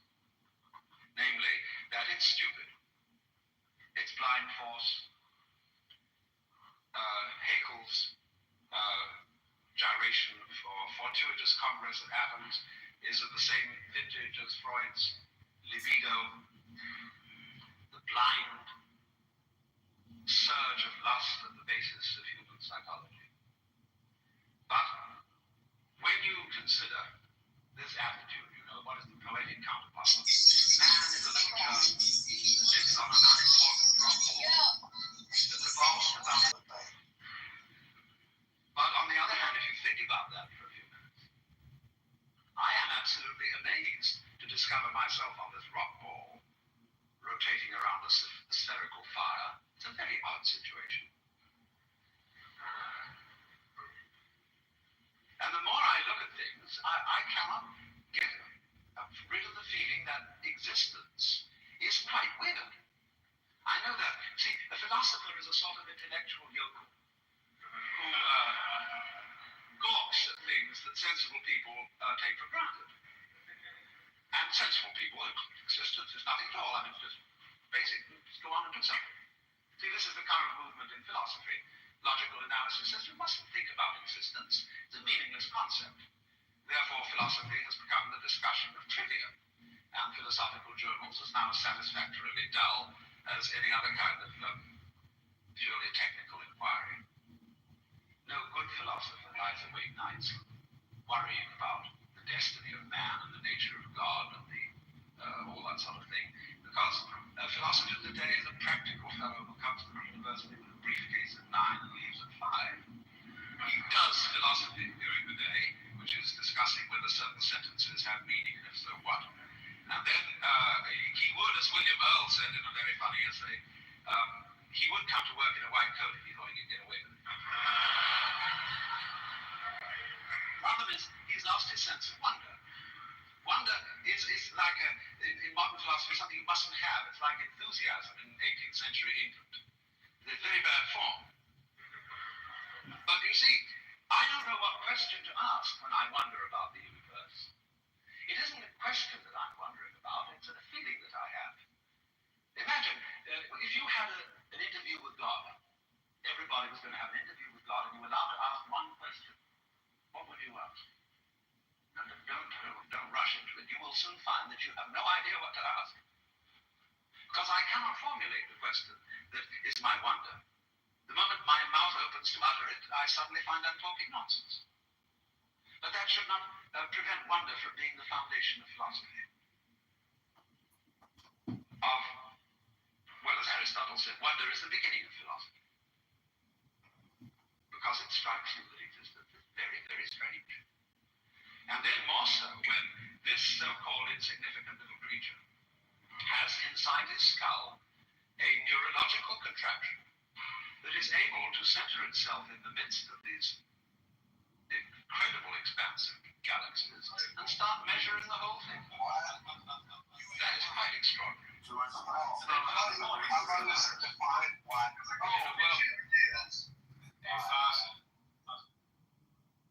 Last time I did check, there was only one race per planet, right? We don't be self-evident.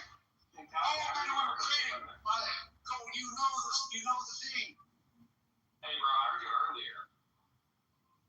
You remember me from earlier? They kicked you instantly, they hated you. We got the clown in the house, watch out. Yeah, God has a addictive for everyone. Listen, hey, he just as talented as white kids. That's hilarious. You gotta stop. Sasha was saying God has a dick for everyone. You can't go to a 7-Eleven without seeing an Indian.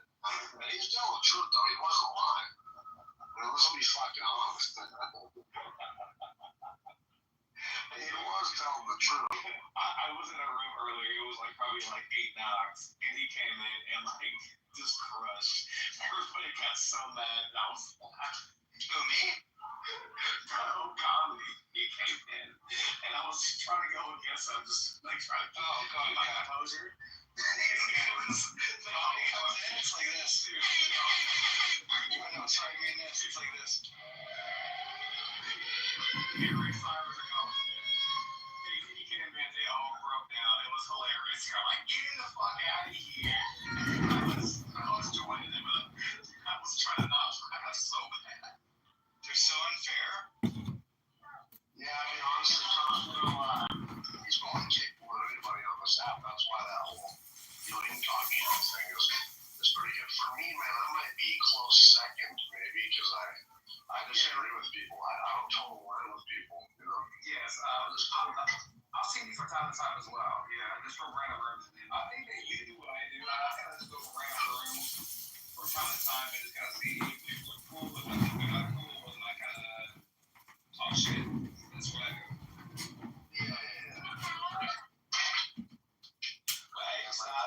My favorite are the black rooms that, they're having an interesting conversation.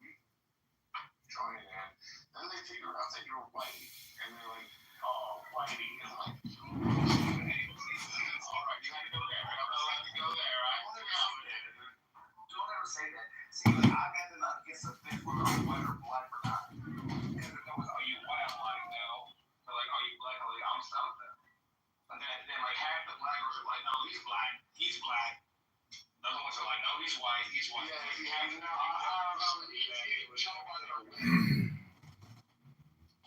where there are no eyes, the sun will not be light. And that in a world where there were no soft skins, rocks would not be hard. Nor in a world where there were no muscles, may be heavy. And life is relationship, and you are smack in the middle of it.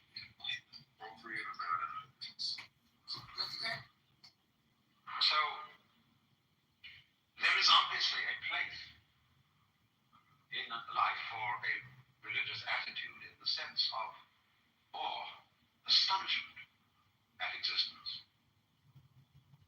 And that is also a basis of respect for existence. We don't have very much of it in this culture, even though we call it materialistic. A materialist is a person who loves material. And I suppose in the Christian tradition and in the Jewish, one would say that the Lord God is the greatest materialist. Because, as William Temple once said, God is interested in many other things than religion. Were God only interested in religion, the world would consist of nothing but church buildings and Bibles and clergy. That would be pretty boring. So,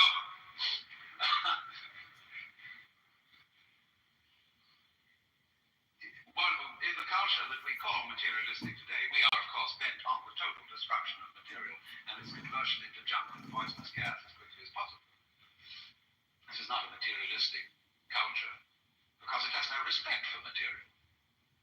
And respect is in turn based on wonder, on feeling the marvel of just an ordinary pebble in your fingers. So I'm afraid, you see, for the God is dead theology, that it will sort of drift off into secular do-goodery in the name of Jesus. And this is, I think, where we can be strongly revivified and stimulated by the introduction into our spiritual life of certain things that are oriental.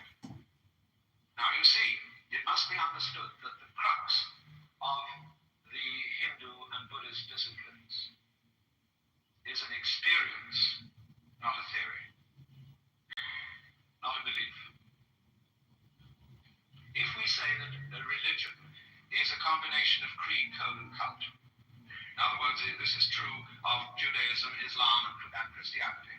And if they are religions, Buddhism is not. Because the creed is a revelation, a revealed symbolism of what the universe is about, and you are commanded to believe in it on the divine authority. The code is is the revealed will of God for man, which you are commanded to obey, and the cult is the divinely revealed form of worship which you must practice. Commandment, because God is boss, is ruler, King of kings and Lord of lords. But the disciplines, say, of yoga in Hinduism, or of the various forms of Buddhist meditation, do not require you to believe anything. And they have no commandments in them. They do indeed have precepts, but they are really vows which you undertake and on your own responsibility, not in obedience to anybody. They are experimental techniques for changing consciousness. And the thing they are mainly concerned with is helping human beings to get rid of the hallucination that each one of us is a skin-encapsulated ego. You know, a little source, a little man inside your head, located between the ears and behind the eyes, who is the source of conscious attention and voluntary behavior. Most people, you know, don't really think that they are anything but that, and that the body is a thing you have. Mommy, who would I have been if my father had been someone else?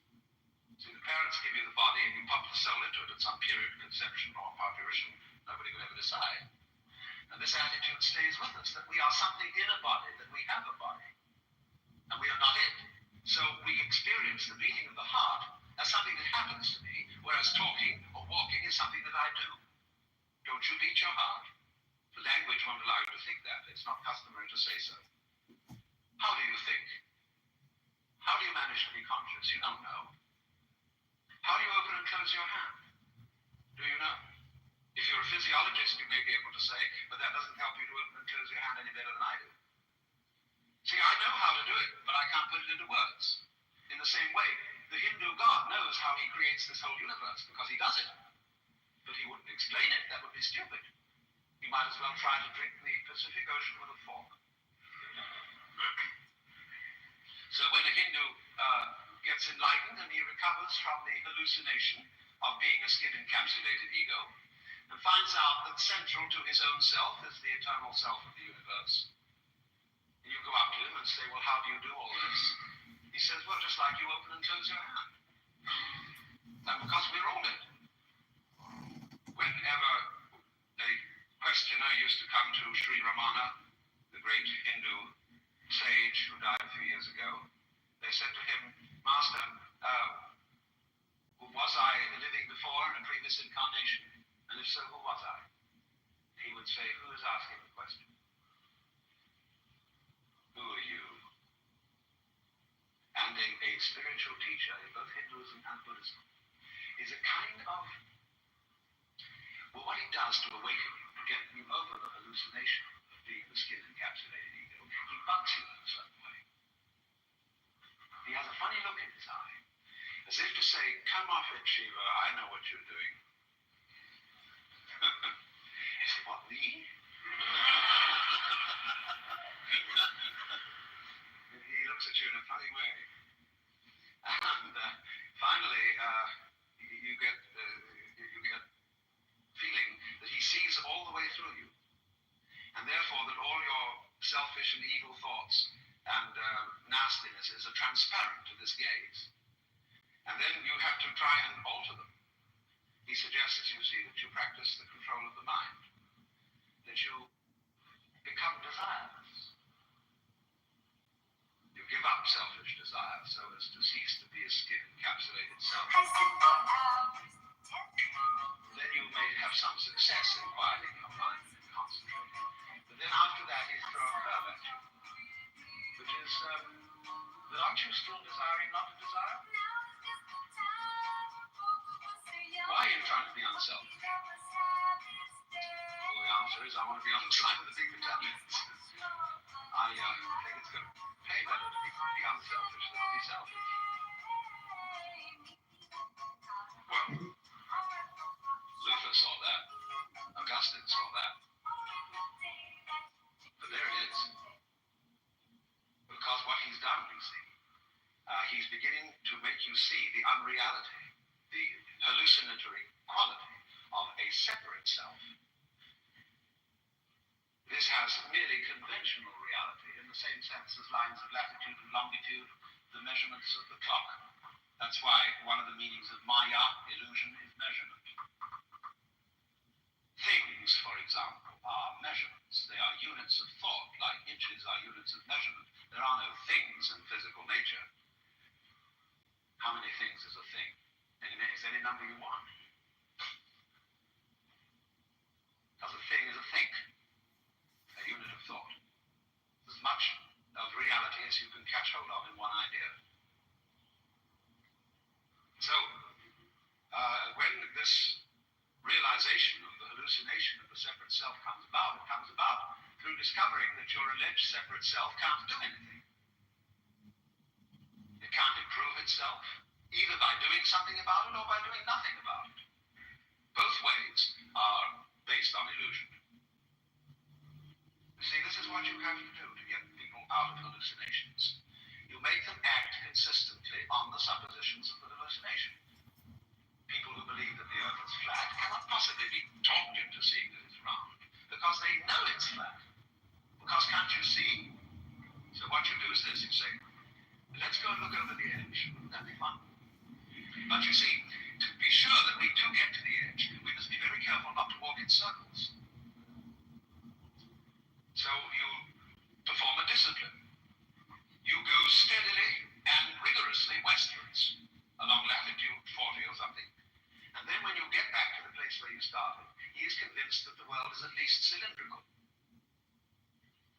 By experiment.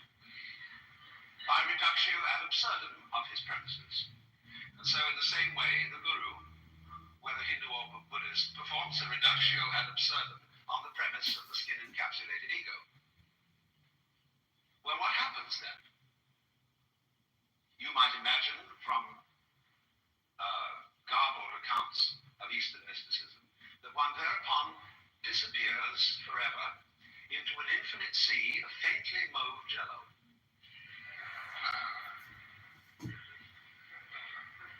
And become so lost to the world and entranced that you forget your name, address, telephone number, and function in life. And nothing of the kind happens. The state of mystical illumination, although it may, in its sudden onset, be accompanied by sensation, tremendous luminescence and transparency. As you get used to it, it's just like everyday life. Here are the things that you formerly thought were separate individuals. And here is you, who you formerly thought was merely confronting these other people. When the great Dr. D.T. Suzuki was asked, what is it like to be enlightened? He said, it's just like ordinary everyday experience, except about 2 inches off the ground. Because what is altered is not the way your senses perceive. What is altered is what you think about it. Your definitions of what you see. Your evaluation of it. So when you don't cling to it, when you have no longer a hostile attitude to the world because you know the world is you. It is. I mean, let's take it from the point of view of biology. If I describe the behavior of a living organism, I cannot possibly describe that behavior without simultaneously describing the behavior of the environment. So that I discover that I don't describe organisms in environments. I describe a unified field of behavior called an organism environment. Awkward word. But there it is. The environment doesn't push the organism around. The organism doesn't push the environment around. They are two aspects or poles of the same process. And so you have to understand that this attitude towards nature, seeing the fundamental unity of the self which manifests it all, is not an attitude, as missionaries are apt to suppose, which denies the value of differentiation. You must understand the principle of what are called identical differences. Take a coin.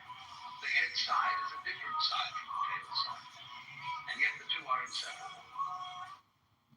Take the operation of buying and selling. Selling is a different operation from buying. But you can't buy unless somebody sells at the same time and vice versa.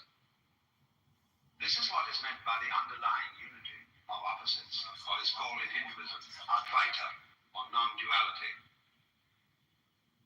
Or when the Chinese use the word Tao to to designate the way of operation of the positive and negative principles, the yang and the yin. It is not a unity that annihilates differences, but a unity which is manifested by the very differentiations that we perceive. Just as it's all polar. It's like the two poles of a magnet. Different, but yet one magnet. So when we say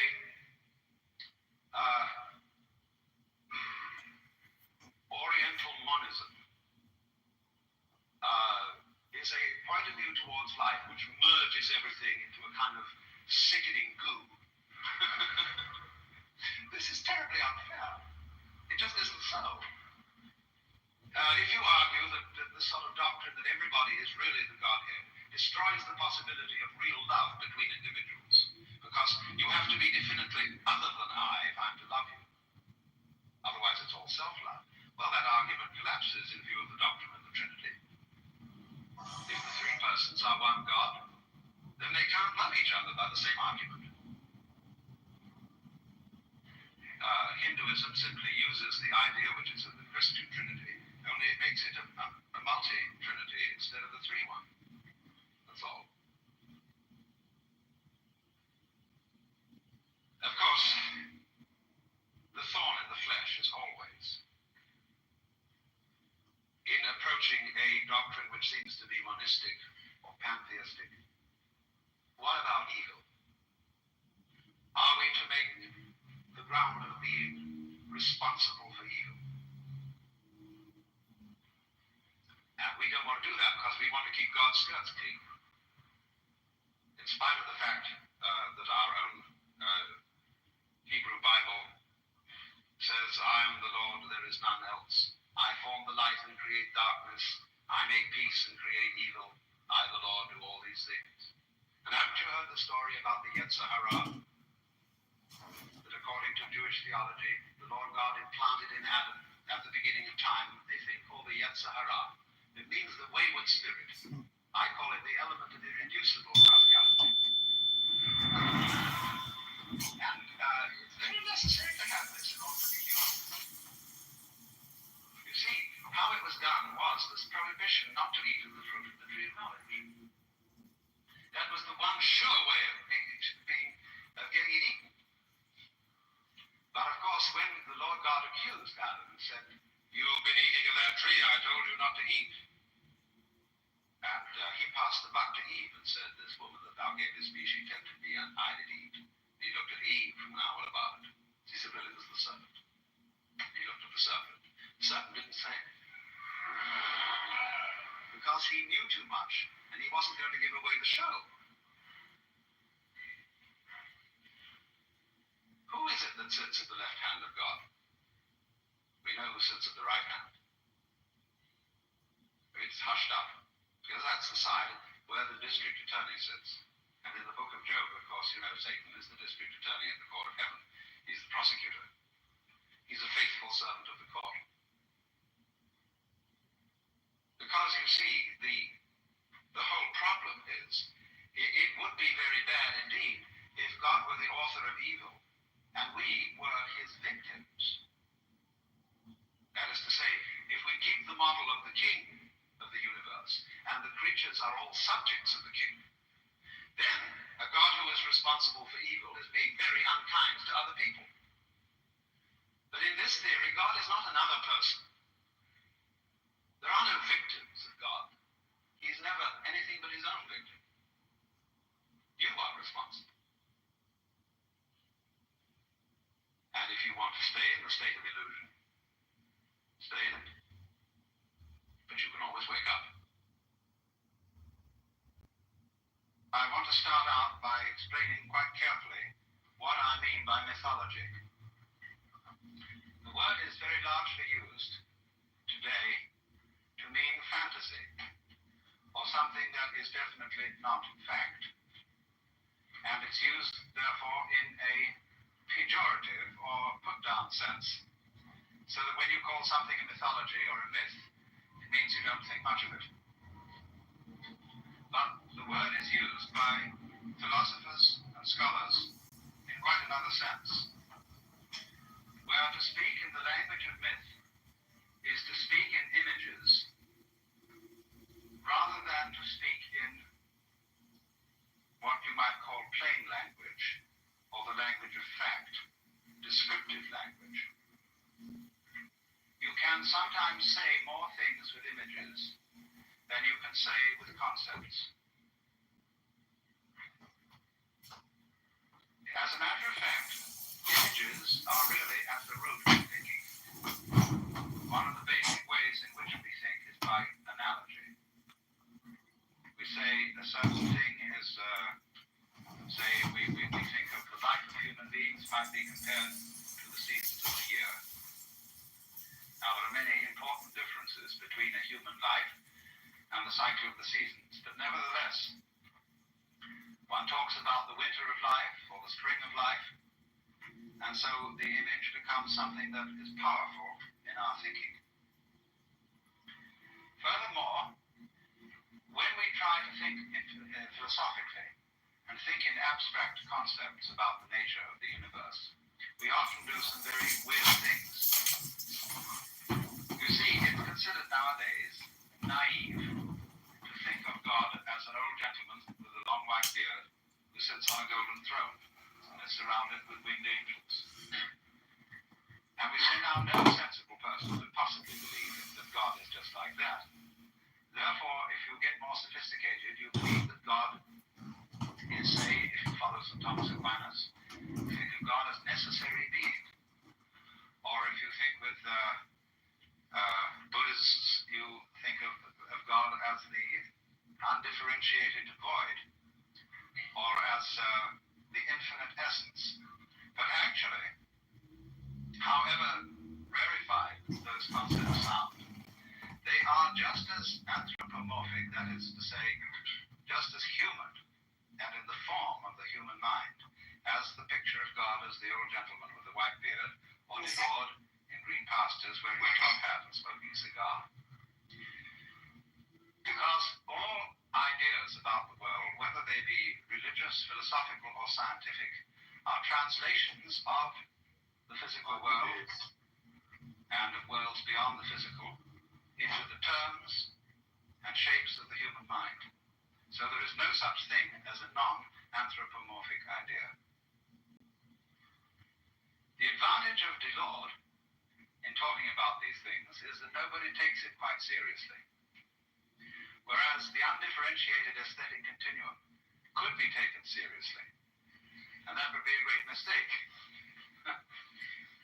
Because you would think you understood what the ultimate reality is. So I'm going to use very largely naive mythological terms to discuss these matters.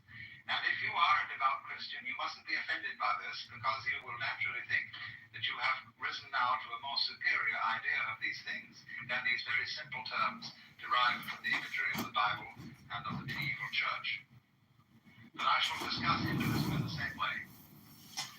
And I'm going to begin with Hinduism, to give you a sort of fundamental account of what it's all about. I imagine some of you were present at the lecture I gave in the university on religion and art. And I discussed the view of the world as drama. Now I want to go more thoroughly into this, because the Hindu view of the universe is fundamentally based on the idea of drama. That is to say, of an actor playing parts. The basic actor in this drama is called Brahma. And this word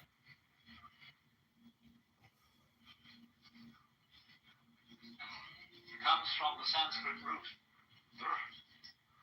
which means to swell or expand. And the Hindu idea of Brahma, the supreme being, is linked with the idea of the self.